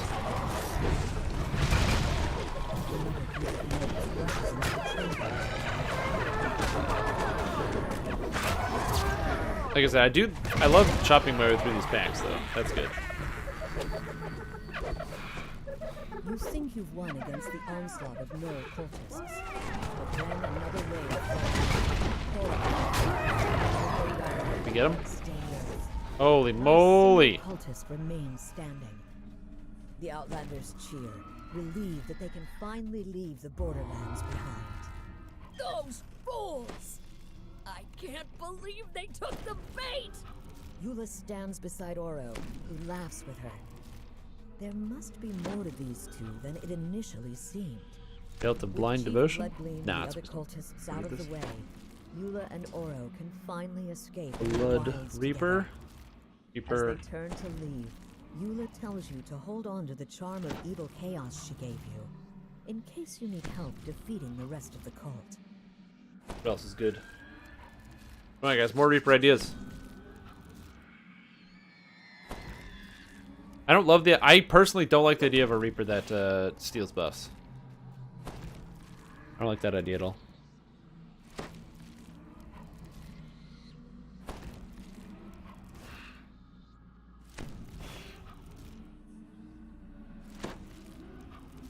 A time bomb Reaper. I like the idea of a time bomb Reaper. I just don't know what you call it. A ticking Reaper?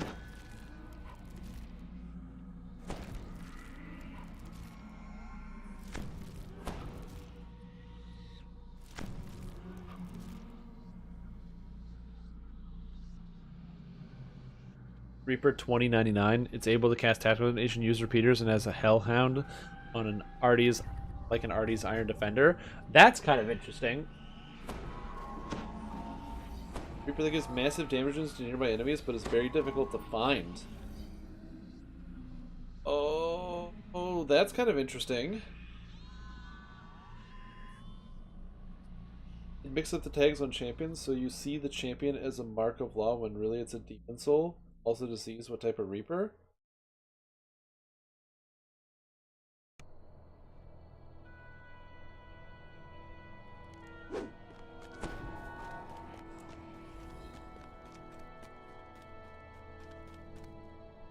Oh, I get what you're saying. I do like the idea of a Deception Reaper literally just not showing you what type of Reaper it is, but it could be any of them.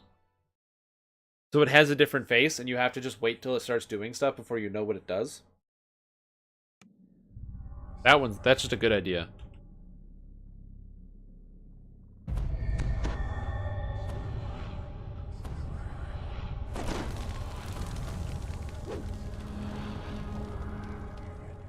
Massive damage distance to nearby enemies, but it's hard to find. How would you make it hard to find? How is it hard to find?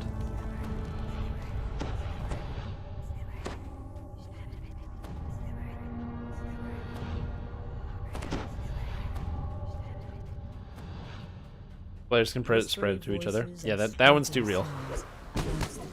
I don't think I need that in my video game. I don't need coronavirus in my video game, thanks. It's only showing its eyes. And you can't hard target it? Oh, so it's just got invisible stalker programming?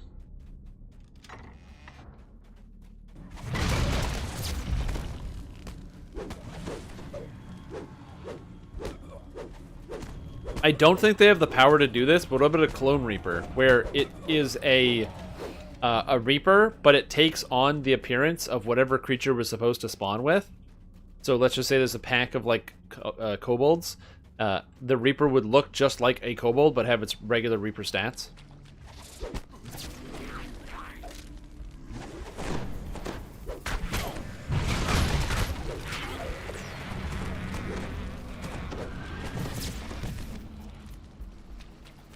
Mass Frog hilarious. Yeah, you just get a bunch of Frog Reapers.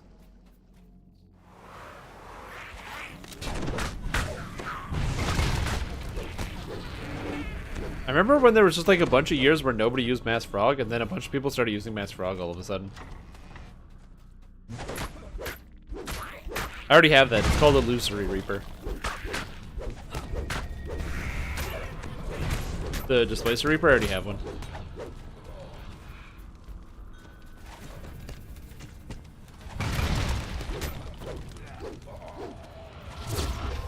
What about an ultra rare, like, Friendly Reaper, where it has, like, a 1 in 20,000 chance to spawn?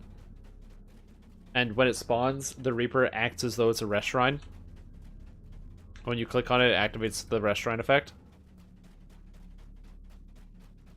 Oh, like an Oasis Reaper or something?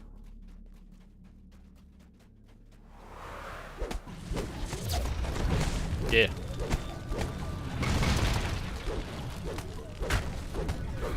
Oh man, dude, a Bubble Reaper? What about a Reaper that was like a Siege Reaper and it had like a protective bubble shield around it where projectiles couldn't pass through?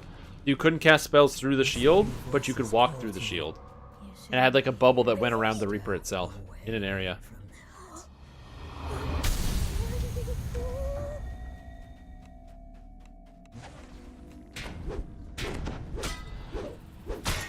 Oh, thank you for the hydration. Appreciate that.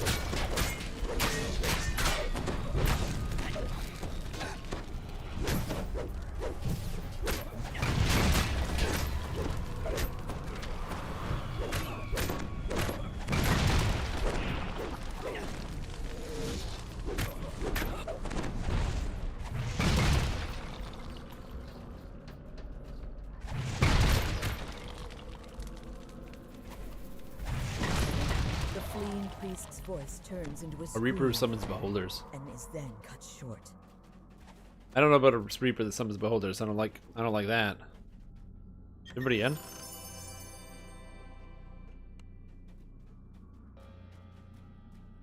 We're still missing 2 people. I'm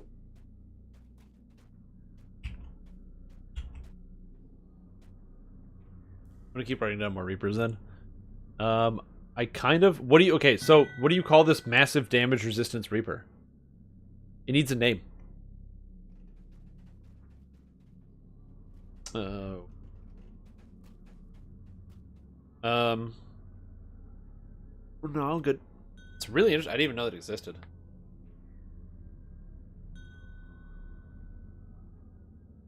Alright, later. Later. Nope, he's gone. That was fast.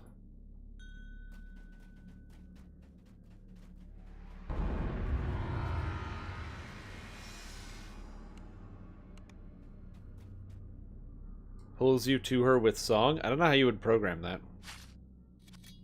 No below level 8 works on them. Oh, that's cool.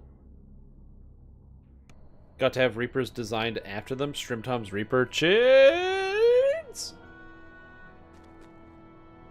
Dude, if I got to design a single Reaper for the game and put it in, I would design a very frustrating Reaper. I would make something that every time you see it, you go, fuck this guy, and you unsubscribe. That's what I would make. I would make that Reaper. Just for you guys.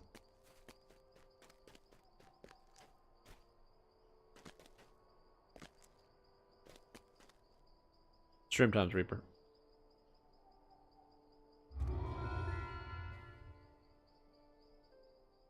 I know. Everyone here is... I'm sure everyone here is a glutton for punishment. Glittering Bat Reaper that casts chains and can move? Yes, it has Shader Kai chain, and it flies. And it can do it while flying. Hell yes. I totally agree with this idea. What are we doing now? Do you have any more quest ideas of anything you want to do?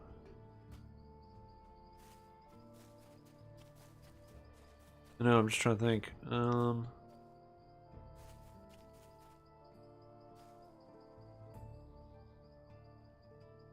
Yeah, sure, that's fine.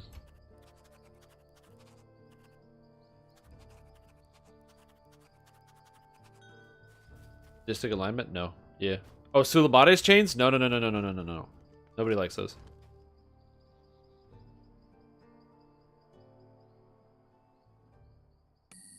No, you guys are incorrect. I would not have Sulabade's chains. Whatever. I do love this, like, Reaper that spells below level 8 don't work.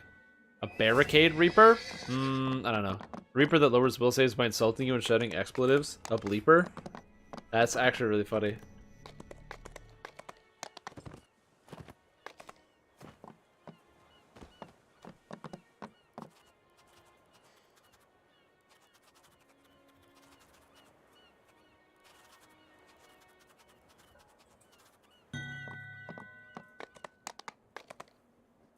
Oroth Reaper randomly banishes people out of the dungeon. That's an interesting one. Just send people straight to login screen.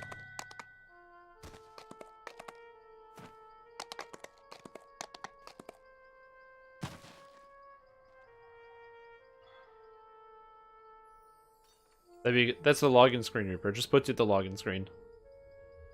You're like in the dungeon, then all of a sudden, login screen. That's what we need.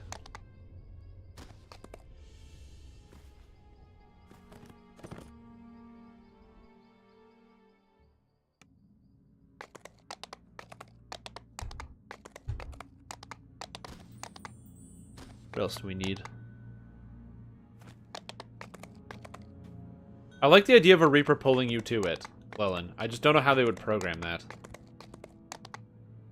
Phasing Reaper. Targets random party members and phases them out of sync for 3 to 5 seconds. That's just regular DDO. You just described DDO. Your players aren't able to sync to the server. Sounds right.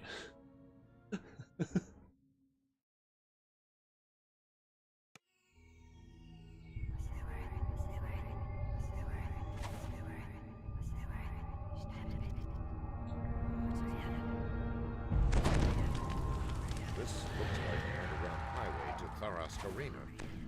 Search for Dirge's. How about these hobgoblins are heroic? Poor heroic hobgoblins. The Lag Reaper, yeah, he just gets you.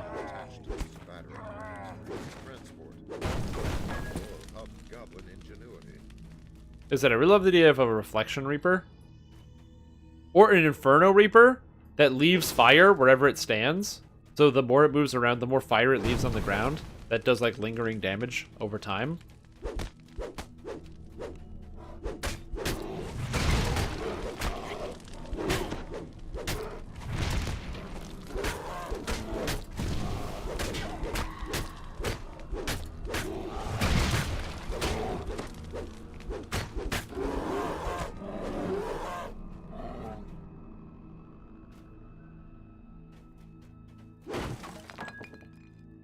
Oh, really? That's interesting. Remember, makes gnomes keep spawning and swarming you as long as it's live. I don't like that.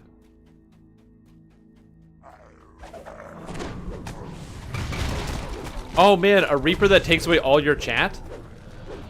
I think a Silence Reaper that silences players and also prevents you from chatting and prevents you from using voice chat would be very interesting. Guarded by a well-groomed bugbear and a host of trollish enforcers. These are now some really good Reapers. These last few have been great. The Silence Reaper is awesome. Spectators pack the stands, eager for the main event. That's such a cool idea. Like, it may or may not actually have a huge impact, but the idea that the Reaper has the ability to do that is cool. A UI remover Reaper? A blindness Reaper. You're just blind when you're nearby it.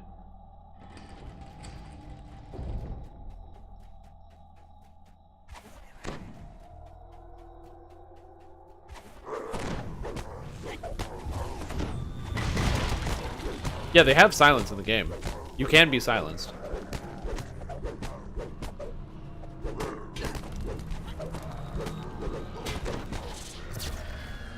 It's not very effective, but it technically exists. Inverse controls when near. Oh, this is a great idea. I don't know how you invert your mouse or your keybinds. Somebody plays on like Xbox controller and they're like their controls make them turn around.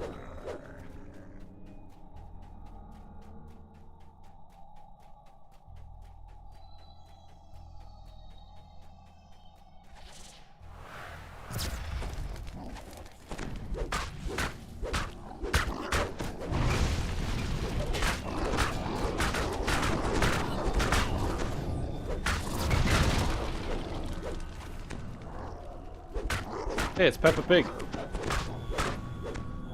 Welcome.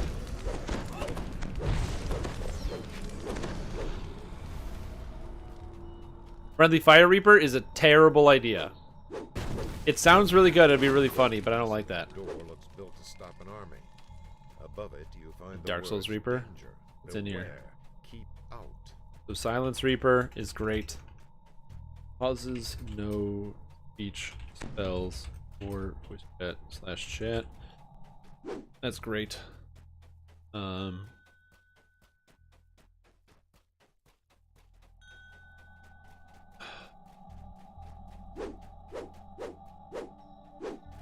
Targets a random party member that's when spawned and the player is its phylactery. When it dies, it goes in the player and does a dot, then respawns with a necromantic explosion. I like the idea of a Hunter Reaper that mostly after you kill it, it then comes back to fight you. I don't know if it also needs to have extra effects on top of that. I think the fact that it comes back is probably good enough. You notice words etched above this gate. Ready room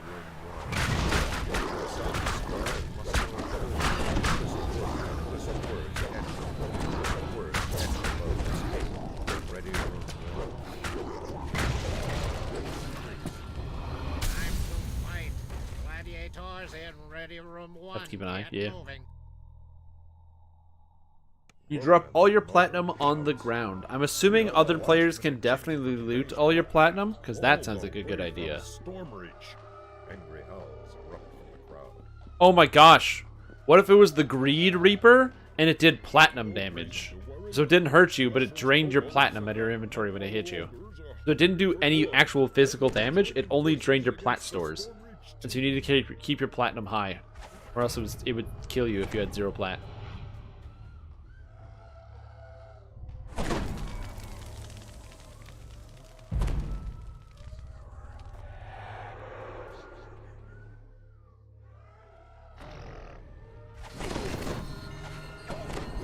What, is it dump stat? Is it though? Not for long.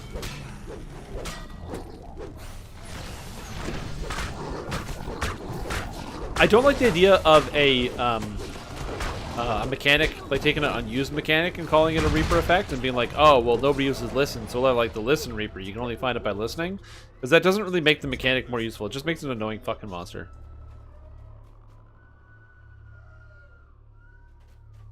Locust Reaper turns into a cloud of locusts. That's kind of interesting. Has run out. The I don't know if it would transform into a cloud of locusts. Have slain hundreds of their kind. Also, that is just a spell. This should be the shortest fight we've ever seen. Plus, Reaper spawns varying levels of undead depending on the quest. Yeah, we already had the idea for a Reaper that when nearby monsters die, it had an effect.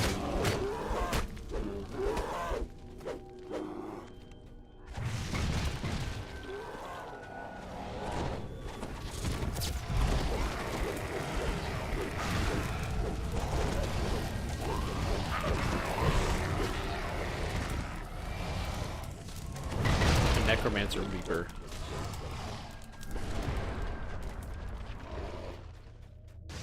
Oh no. Can I hit this guy? I can. A Hydrate Reaper. That's a good one.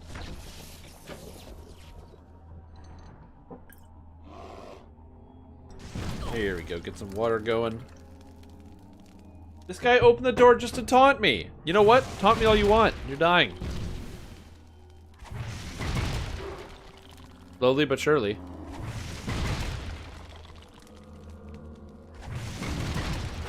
Got him. Just debuffs that last the entire quest? Horrible idea.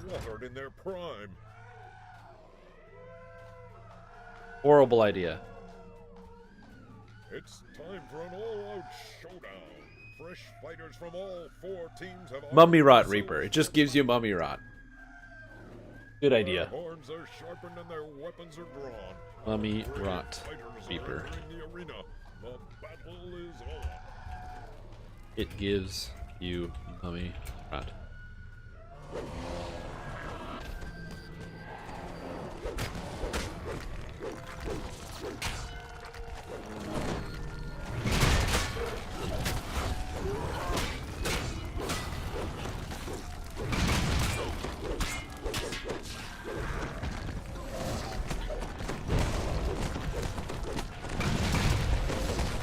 Yeah, a Mummy Rot Reaper. It adds Mummy Rot. Every time it hits you, you get Mummy Rot. What's wrong with that? You got a problem with Mummy Rot? It's a game mechanic. Are you blind? Where are you? Yeah, I'll get rid of it.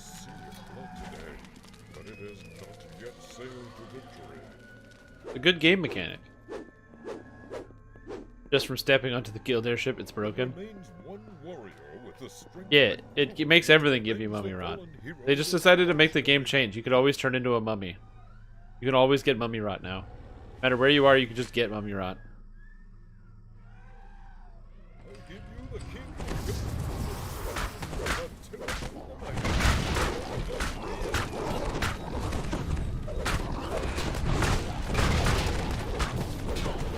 No, the dance. I forgot the dancing is automatic.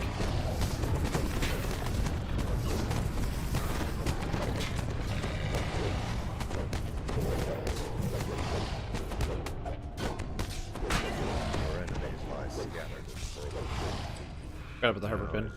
It was off my track for a sec.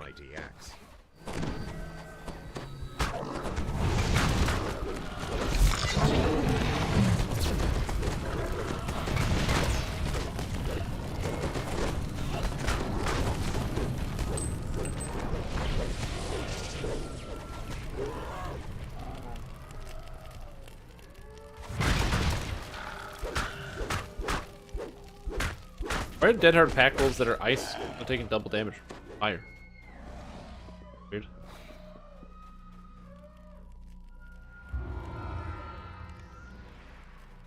Oh, right. I forgot the chest. The whole point of doing this is to get these epic tokens of the 12. Yeah, I don't like the idea of a pernicious reaper. That one I don't like.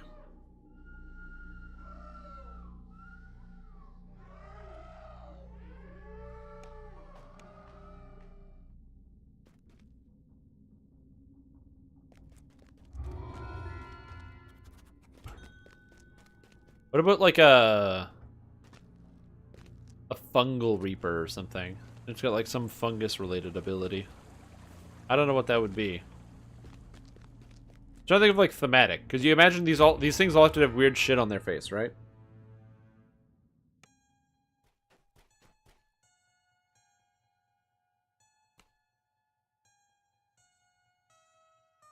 Teleport to the back to the start of the quest. Again, it might as well just have the login screen, Reaper. It teleports you straight to the login screen. It's way better.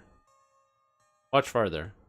What about, like, a Dread Reaper, and when you're nearby it, it gives you a blindness effect where you can only see right around your character. Where it blacks out everything except right around your character.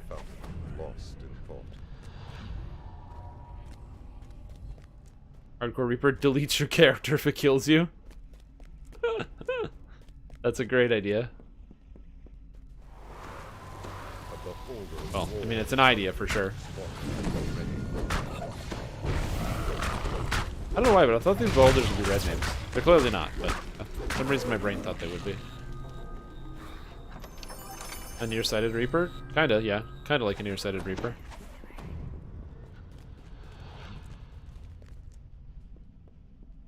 give you the buff so you can do the traps.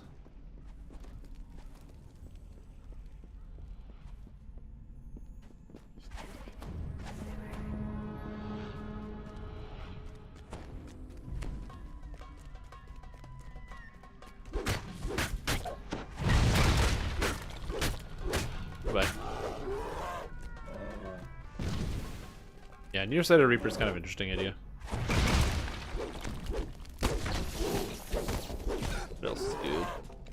Scuttle Reaper removes all ship buffs. No! I hate that idea. The meager amount of work involved is just annoying. I don't like that at all. Tartarus Reaper sends you to a pocket maze where you have to find the exit or they kill you. If that was possible in every quest, that would be cool, but that's 100% outside of the scope of something they could make. Because they'd have to add the geometry, and they'd have to basically add every quest to have a Tartarus Reaper room for that to work. That's a cool raid mechanic, basically. What you just described is a cool raid mechanic and not something that would work in any quest in the game.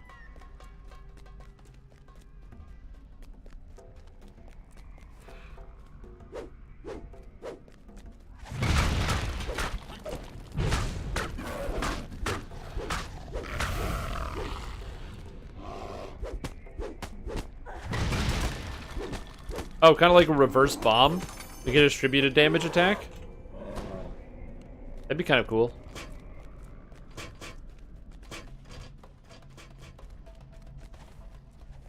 Like an isolation Reaper. And if you're isolated, you take additional damage.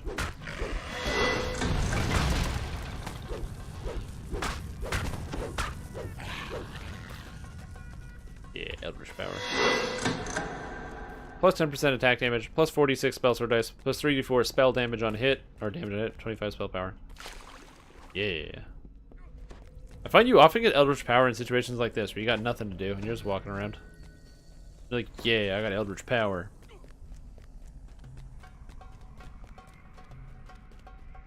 Oh, we didn't find the last one?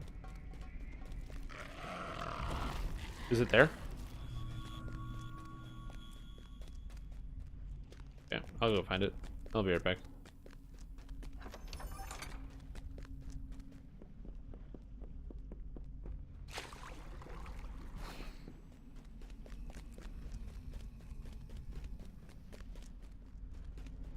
Thought I checked over here.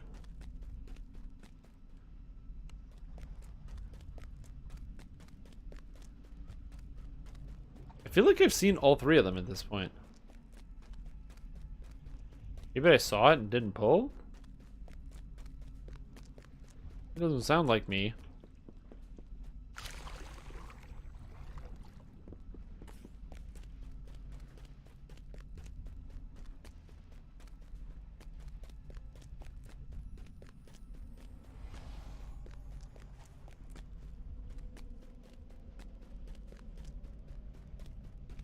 First one?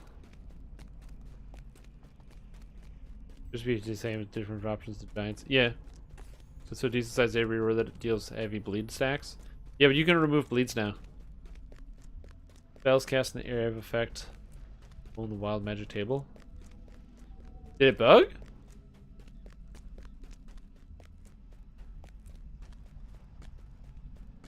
No, but that's all three. I just checked. All three are lit. They can't be clicked.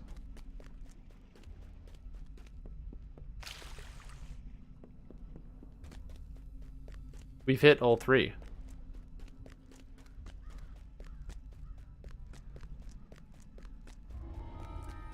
Oh no, they got it through. Maybe it was a delay? I don't know. Wild Reaper. I do like the idea of magical effects being like kind of random. In terms of like a wild magic effect. That's pretty cool. Weird Reaper. It spells have a 33% chance to proc colors of the queen. I don't know if I love the idea of monsters having access to colors of the queen, but also that sounds hilarious. So, you've got my vote. This Reaper just spawned out of nowhere.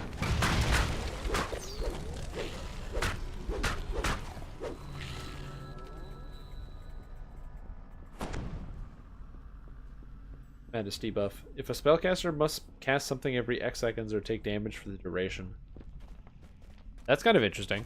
You have to cast a spell or else you take damage? What if you're not a spellcaster and you get that debuff?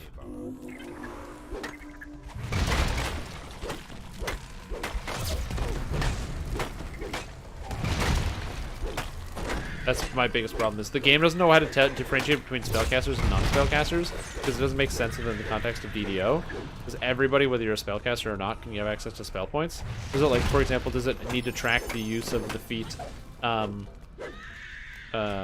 magical training? Attacks are buffed by adrenaline. Perfect idea. Adrenaline on monsters. You could probably have it read magical training, but then what do? Do you just play characters that don't have magical training? What do you do if you have a whole party but there's no magical training and then the Reaper spawns and it does nothing?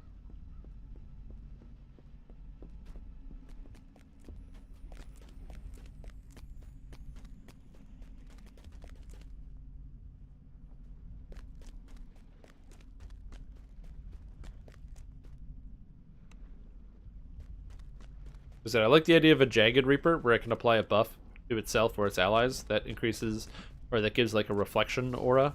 So you take percentage of the damage you deal. The problem is there's probably definitely no way to code that in DDO. It would probably just be a guard effect, if anything, based on the level of the quest. And I know how much everybody loves guard effects.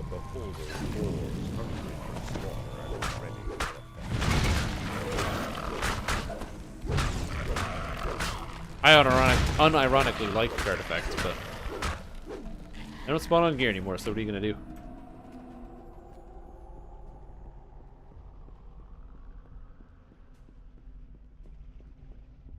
What about a Gust of Wind Reaper? All it does is cast Gust of Wind and make you slow. You guys like that?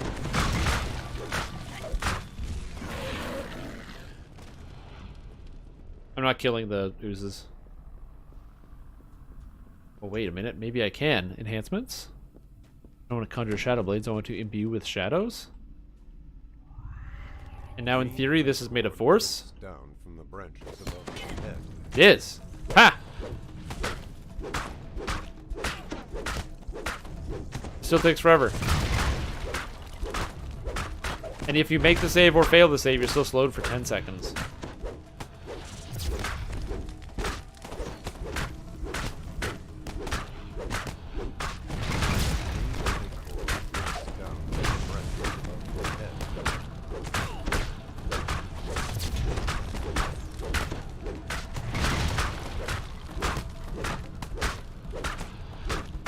Shadow Sword of Shadows? That is correct. I do have a Shadow Sword of Shadows. Good observation.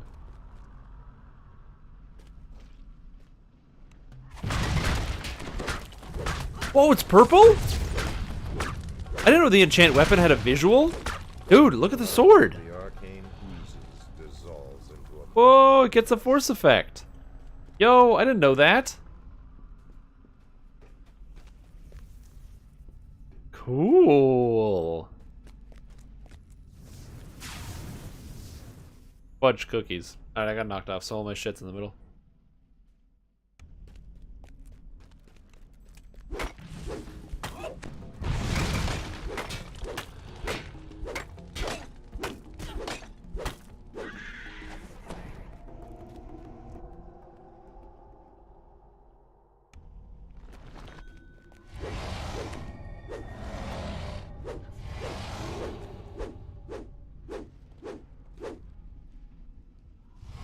Weapons that already have one. It also doesn't give that bypass. It also gives the bypass that Force should give. It's not meant to give the bypass. It changes material type, not the bypass. It changes this. It's Force down here, not up here. It's never meant to give the Force bypass.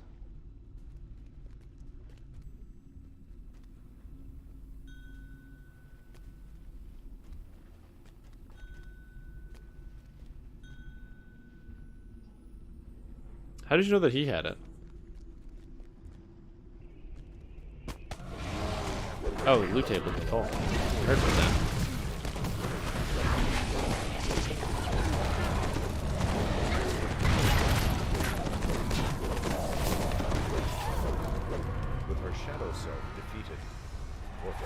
Jailer Reaper. Encases a random party member in stone until it's killed. Alternating party members every 5 to 15 seconds. That's not a bad idea. I like that.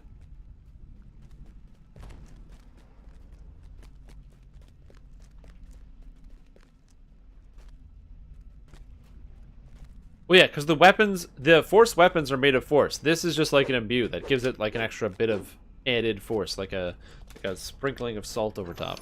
You know what I mean? A sprinkling of a sprinkle over top, like an addition of something additional. A Jailer Reaper is kind of cool. Is there a more grim term than Jailer? What's a more grim term than Jailer?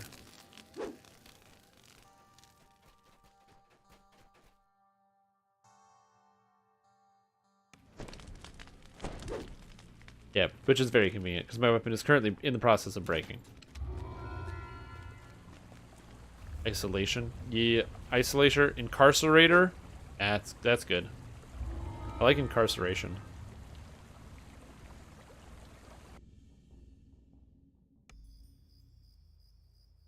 Shackler is good, and I like Isolation. All these are good.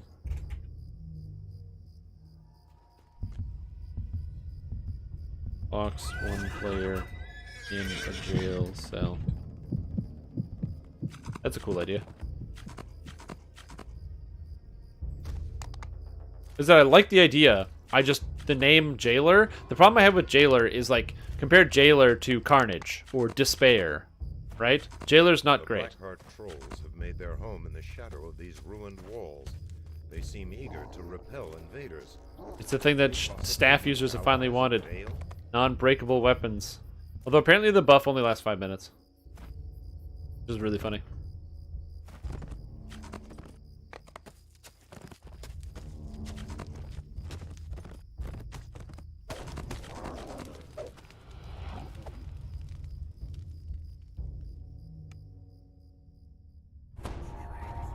I saw somebody saying that it only lasted for 5 minutes, which was a bug.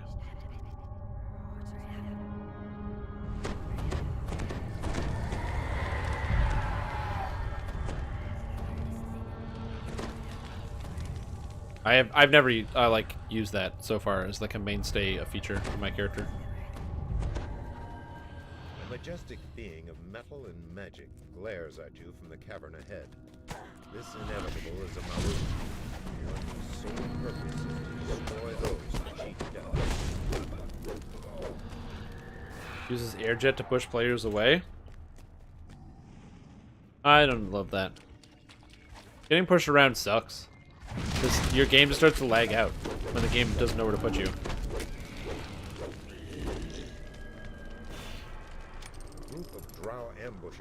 Does fire damage based on the amount of metal you're wearing or holding? Fire damage based on the amount of metal you have is an interesting idea. I wouldn't know if it's druidic. That doesn't make sense though.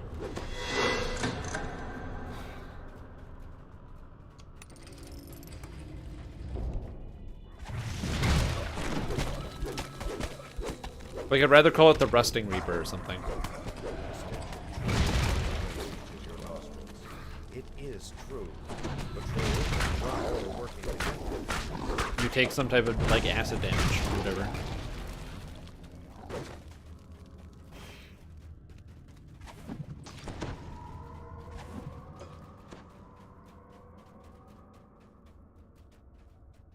As the gate grinds open, the drow screams command.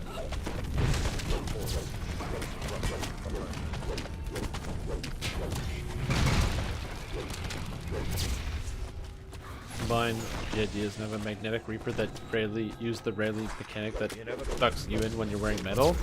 Oh man. Magnetic reaper. That's a great idea. What is a negative term for something that draws you in or sucks you in? You have caught up with the inevitable. It stares coldly at you. Vortex is probably better.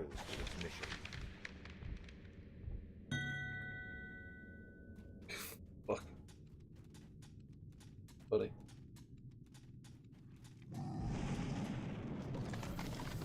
No.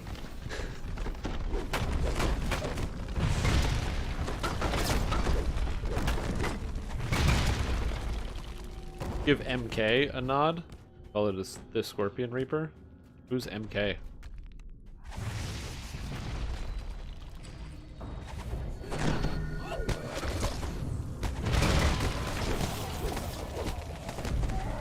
Oh, Mortal Kombat. Right. Sorry. I thought you were referencing like an author or something. I was like, who the hell is you talking about? Yeah, that makes more sense. Inescapable Reaper.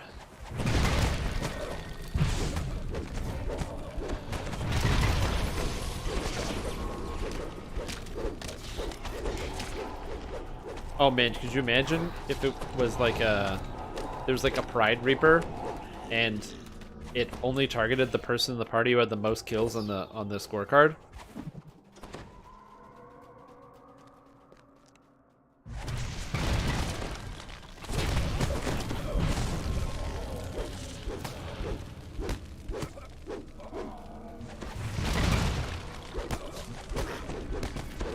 Yeah.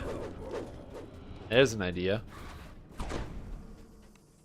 I don't know if they can. I don't think they can read the scorecard. It's tracked. I just don't know if they can read it. Also, I have no idea what the fuck happens if you have like Misadventure being your #1 somehow by using like some bug, and then you get Misadventure to be the #1 kill.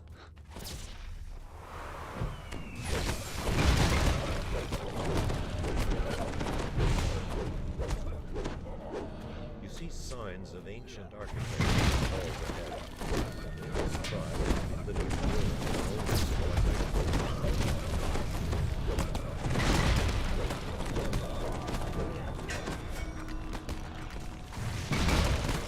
Yeah, or that kind of pride. I was thinking of pride like 7 Deadly Sins sort of pride.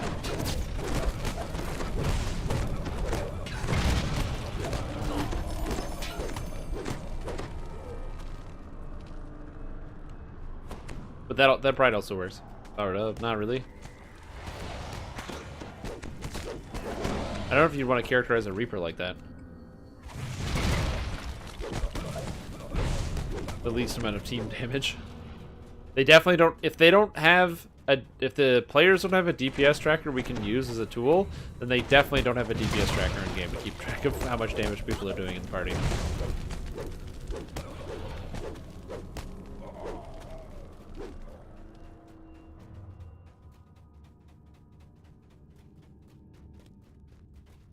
What if we start the other way around?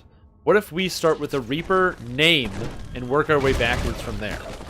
So, for example, what is a... what would be an Abyss Reaper? What's an Abyss Reaper? What is that? You hear that. It hits your ear, and you go, what does that do? You gotta start with the name. That's how a buddy of mine, we used to sit around and drink whiskey and come up with movie names. And then from the name, you have to describe the whole movie.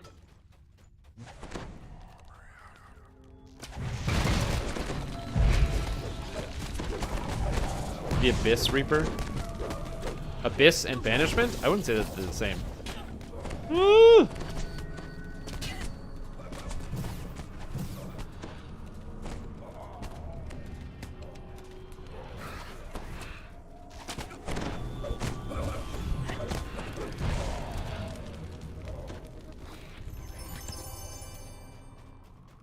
What is an Abyss Reaper? Sends you to the Abyss and you gotta find your way out or something?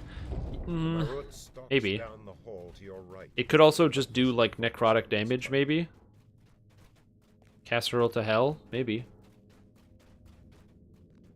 The locked gate ahead marks the outer boundaries of the Drow. Maybe it locks you in place and prevents you from moving? There's like the crack of the abyss will come up to get you. You have entered a new section of the cave. Never heard of a beholder. It covers your screen with purple shit? That's also an idea. Shudder to imagine the art of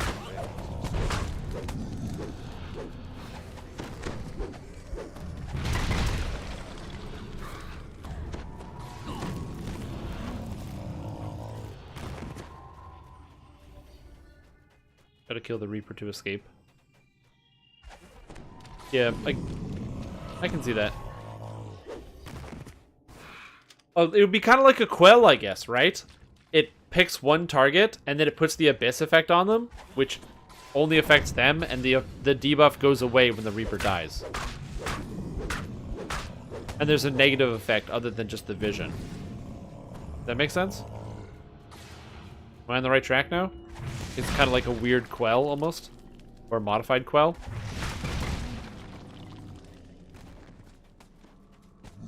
The clusters of giant mushrooms grow more sparse. Oh, that was as you fast. emerge Already from done. The beholder's domain.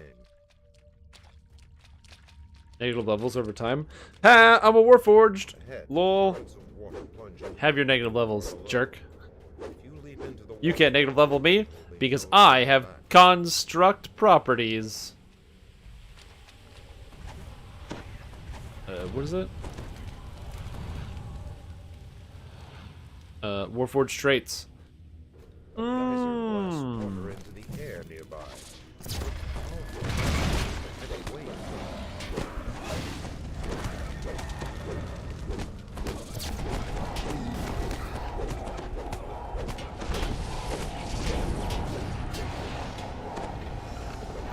Opens the portal for one Reaper.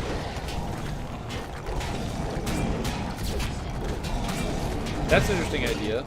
The Abyss Reaper has Reapers or monsters crawling out of a hole. And if not killed... That's kind of cool. It's like a Summoner Reaper, so it summons monsters from an abyss. So it summons, for example, like... Reaper, like... Glabrazu and stuff like that. Shit you'd find in the Demon Web.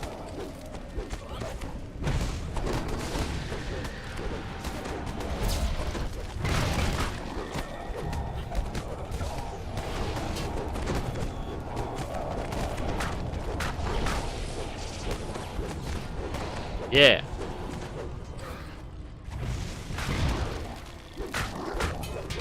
I like that idea.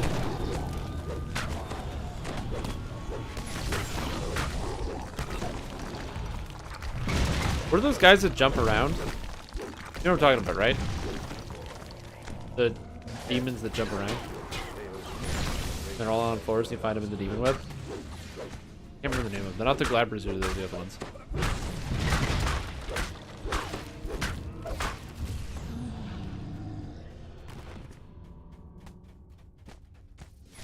Dredges? No, not them. No, not the Bebelit. The other one. Those are the other two demons, yeah, but the other demon.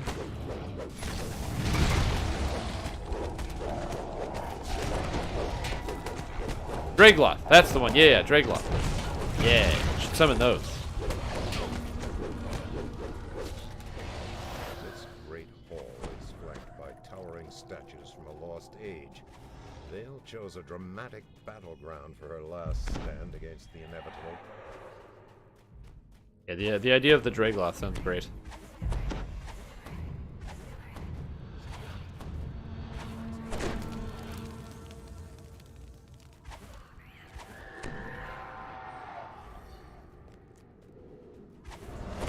Here we go. Come at me, Marut.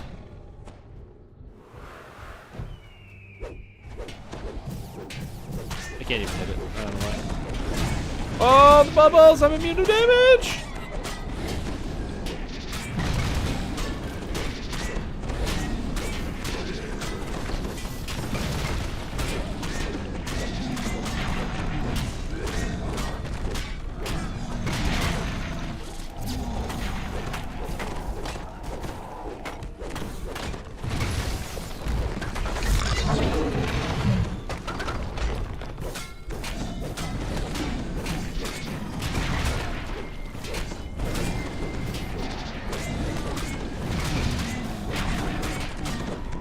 Got him. 5% chance to spawn Grazed. I don't know about that.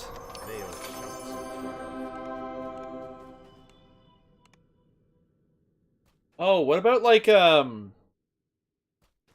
Envy Reaper? And if you look at it, it has that Grazed effect where you like get stunned by looking at it. So you can't look at its front, you can only look at it from behind. It basically has like a constant cone coming out of it.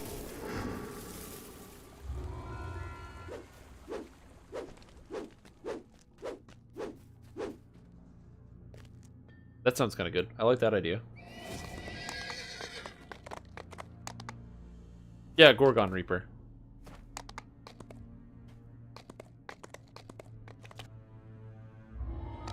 I mean, they might. You guys are definitely more attached to that character than I am.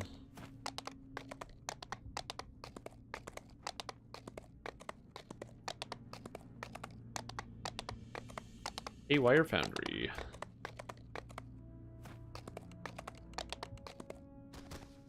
We don't get closure. That's true. Because it was all a trick. On the upside, you do actually find the stone, though. That's nice. You get to learn that it was, again, all a trick.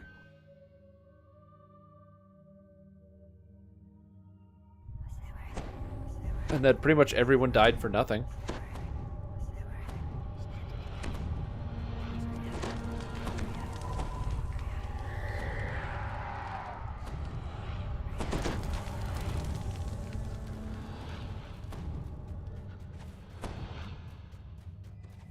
Third favorite D&D villain of all time? Damn. Unbearable. Who would want to live in such a place? An earth Some powerful elemental shit. rises from the ground. The only safe path to combat evil.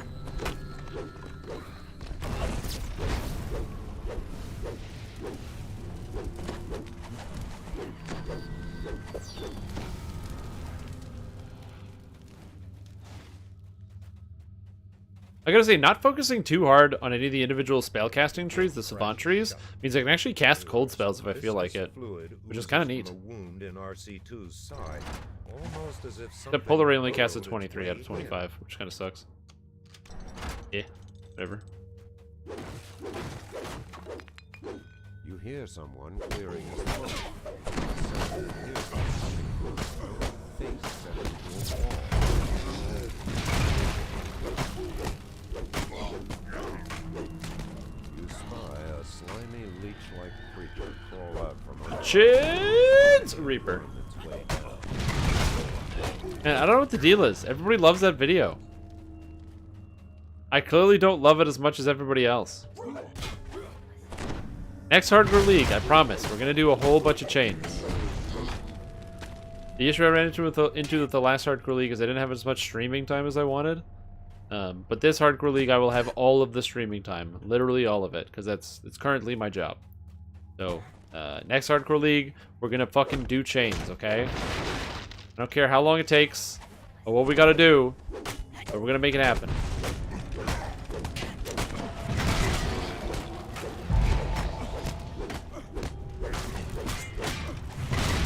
I can't think of any particular Dungeons & Dragons stories I would like to see in the game. I think it's mostly because, as far as like a extended story and lore kind of person, I'm not really that kind of person. When the first Chains character was created. That's funny.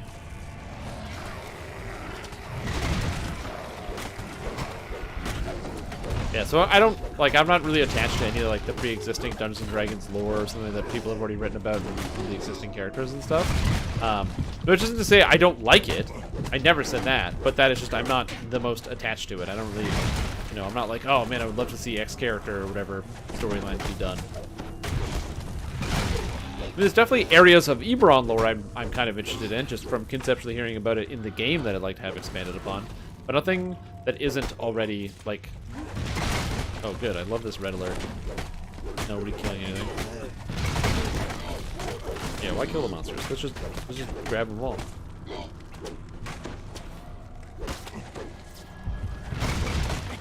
I don't like playing with red alert. I like to zerg and run at monsters, but I don't like to skip monsters. I'm a monster fighter, not a monster skipper. That's a true fact about me.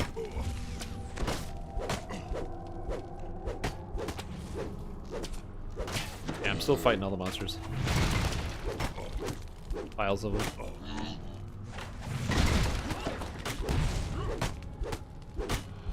I'm getting them.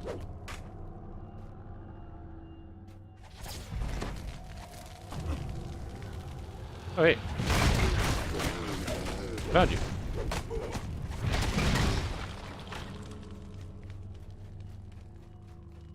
But yeah, I don't know what the hell that was about. Yeah, whether it's the you know, is it the chains build or something else? Like we're gonna do another chains build. Don't you worry about that. What are some interesting Eberron stories I would love to have explored? I think it could be cool to travel to another place. Going to Arganesson would be very interesting. I mean, that would be kind of cool. Going to Dargoon would also be very interesting. The Morn lands. So the Chains build is a build I did in the first Hardcore League. And the idea was to play a Shader Kai who only used the Chain Whip attack and nothing else. No sword attacks, no nothing. The whole point was Chain Whip attack. And you'd have to do that. Also, every single time that I use the Chain Whip attack in the video, it's a video on YouTube that I made. I go chains every time for like 3 hours, and then I die because it was hardcore, and it's been a fan favorite ever since. I'd love to describe it in better detail than that, but I don't know how.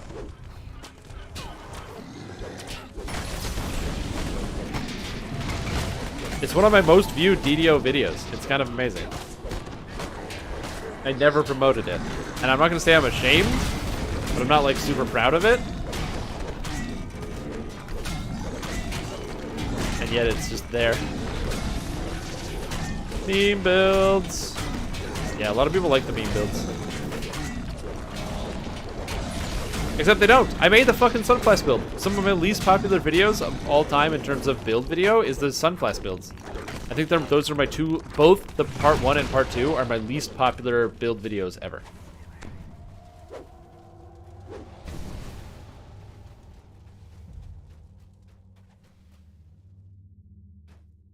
It's just so weird. It makes me kind of disappointed.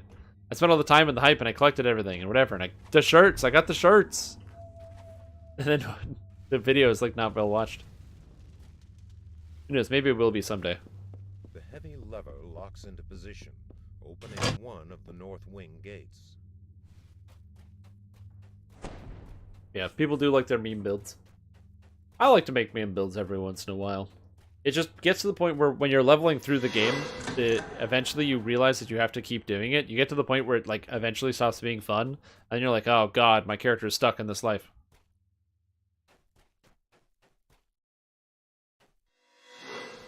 Yeah, I can see that.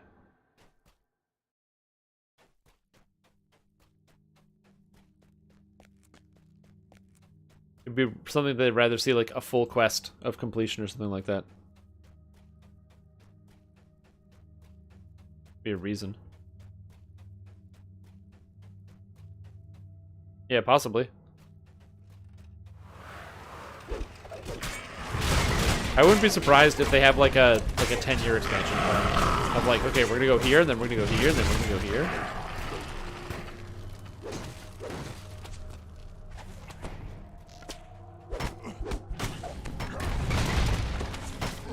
Melee.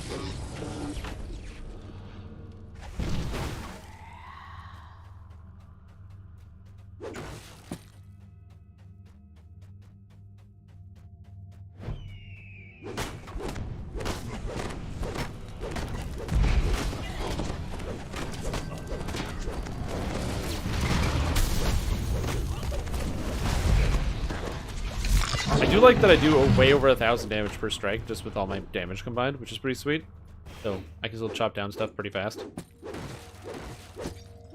Also, the glow on your face when you have the the turn the tide active.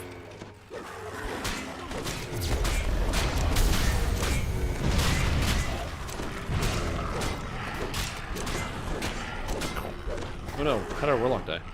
No. Yes. Oh, we have 2 warlocks. Never mind.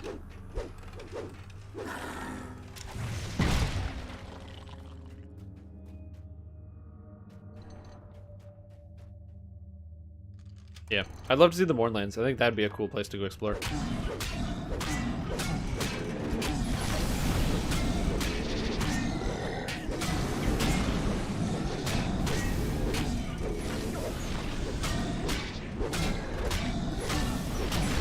Die.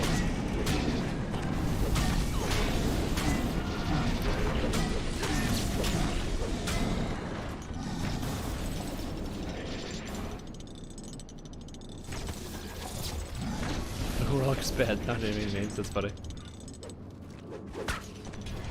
Look, like I don't know who ate all of the brownies, and I'm not gonna name any names. It could have been me. I don't know. That's the most important thing. I'm just saying somebody did.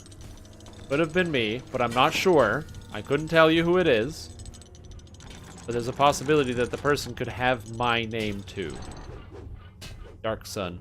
Yeah, again, this is what happens when I play a lot of computer games. I don't really spend a lot of time with like the history and the reading. Also, something about being like a young person. I feel like my interaction with the media would be very different if I like grew up in, what was that magical time? The 80s or whatever? Where they had all like the big D&D books and the writing and the Curse of Strahd and everything, what have you. Yeah, you can get him. Can you deconstruct this guy?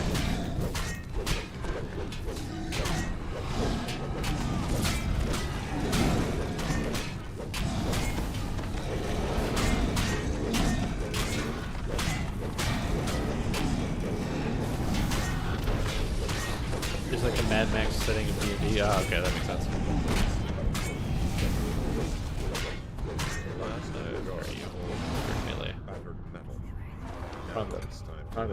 There you go. A toneless voice echoes through the foundry. This complex. Yeah, that could be kind of cool. I don't know if we can see that in DDO, just because if it's something similar to like your Mad Max with your guns and your trucks and your psychopaths, maybe not. I'm not sure if they would ever add something like that to the game.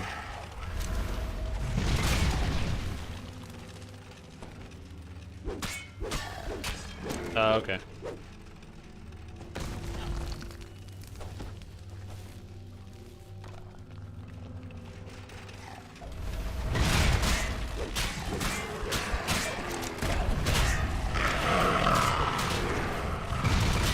I see.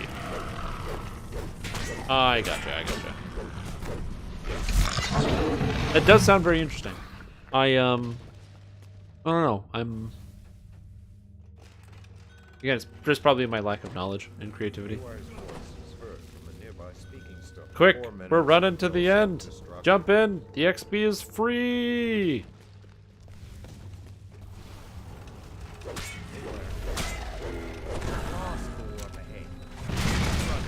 Yeah, but I don't like deserts, especially in video games. I think you get lost in them. Never been a big fan of video game deserts.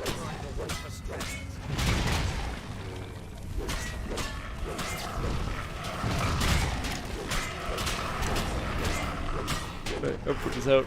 Ugh. Everybody is out. Rumblings from deep within the factory reverberate down the corridor.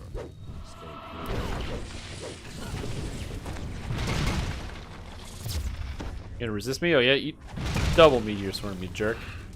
Oh, it's like, I don't know what spell to cast on this guy. Oh well, Meteor Swarm. Good enough. 3 minutes.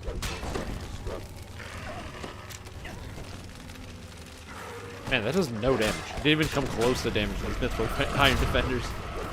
Or Mithril Defenders. Age of Rage meets Sandus and Manectaran. There you go. Voices. Voice of the Master. There comes the XP.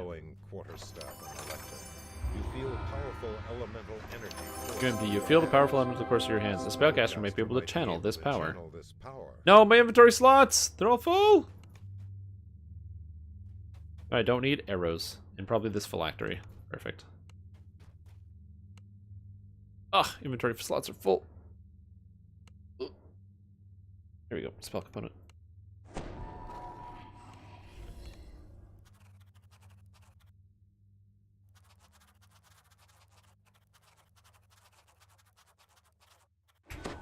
Two minutes until self-destruct. And we get Goliath as a race? I mean, I feel like they could add Goliath as a race for any real reason. It's not like there aren't Goliaths in Eberron. Maybe there might not be Goliaths in Eberron.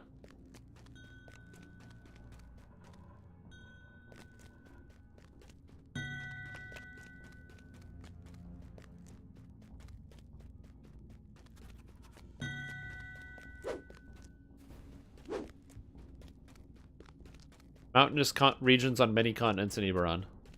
The race of Goliaths are believed to have originated in Zendrik, but have left the continent in large numbers with the rise of the giants. Those who remained were enslaved like elves, but they proved to be poor slaves. They weakened in captivity, failed to reproduce, and died quickly. As a result, few Goliaths remained in Zendrik. Although they are far-flung, Goliaths have never had sufficient population to drive or establish nations or empires. They exist today as they have for centuries, maintaining their traditional ways of life in high mountain ranges on the fringes of civilization. Goliaths and Corvair live in scattered tribes around the Shadow Crags and the Iceorn Mountains, where they have in frequent contact with the people of the forested lowlands. Goliaths are thought to dwell in Titan's Teeth Mountains in the interior of Zendrik. Goliath tribes are also found in Sykarn, the Tashana Tundra on the continent of Sarlona, and the mountains of the Frostfell.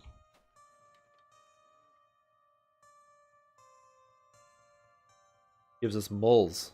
Half dwarf, half human. Yeah, that makes sense. I always found that half elf is kind of funny because it's like it's assuming it's half elf, half human, but like, is it?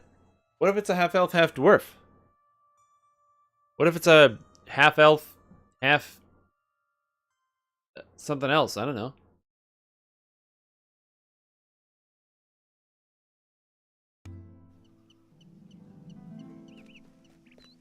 All right. Now, this is where the money is at. They're selling everything at the brokers. You make all the monies. This is how you get all your money back, by the way, while you're leveling in epics. You just fill up your backpack fully and then sell every single item to the brokers. Absolutely. Don't worry, dude. I played Mass Effect. I know what happens.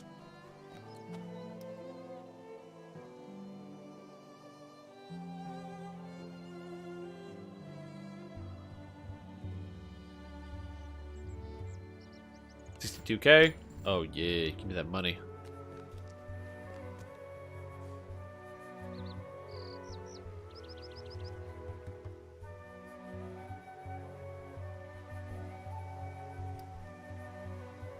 Ooh, I don't want to sell that.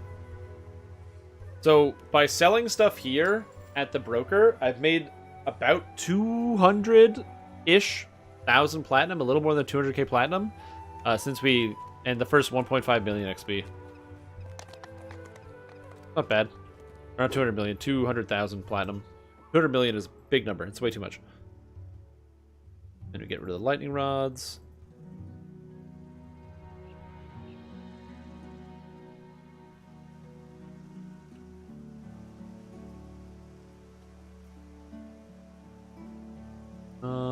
I want to keep that curse pot. Thank you. Oh, this is a different curse pot. Never mind.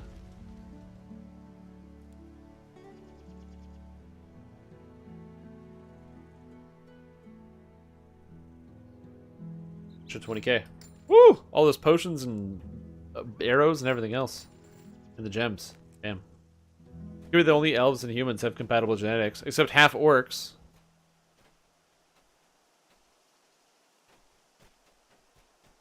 And that's, somebody just sent me a tell that said I'm half elf, half orc. Half elves and half orcs. Where's my half man, half warforged? Where are they?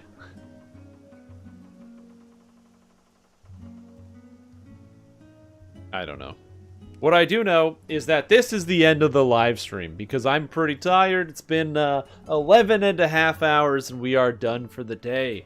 So if you like what you saw, make sure you follow the stream here so that way you get notified. And if you want to be notified every time, ding-a-ling-a-ling-a-dong on that bell so that way you get notified every single time I live stream and you never miss a one. I also post about it in the Discord channel with about 8 out of 10 times, which is pretty good. Honestly, it's not too bad. It's a passing grade, so it's good enough. To find out. So if you want to also know, you can check the Discord as well for that one. If you really like what you saw and you want to see more StrimTom content, you want to see my ugly mug up on this screen as often as possible, consider subscribing as it helps support the stream and what I do, and I really appreciate every person that does.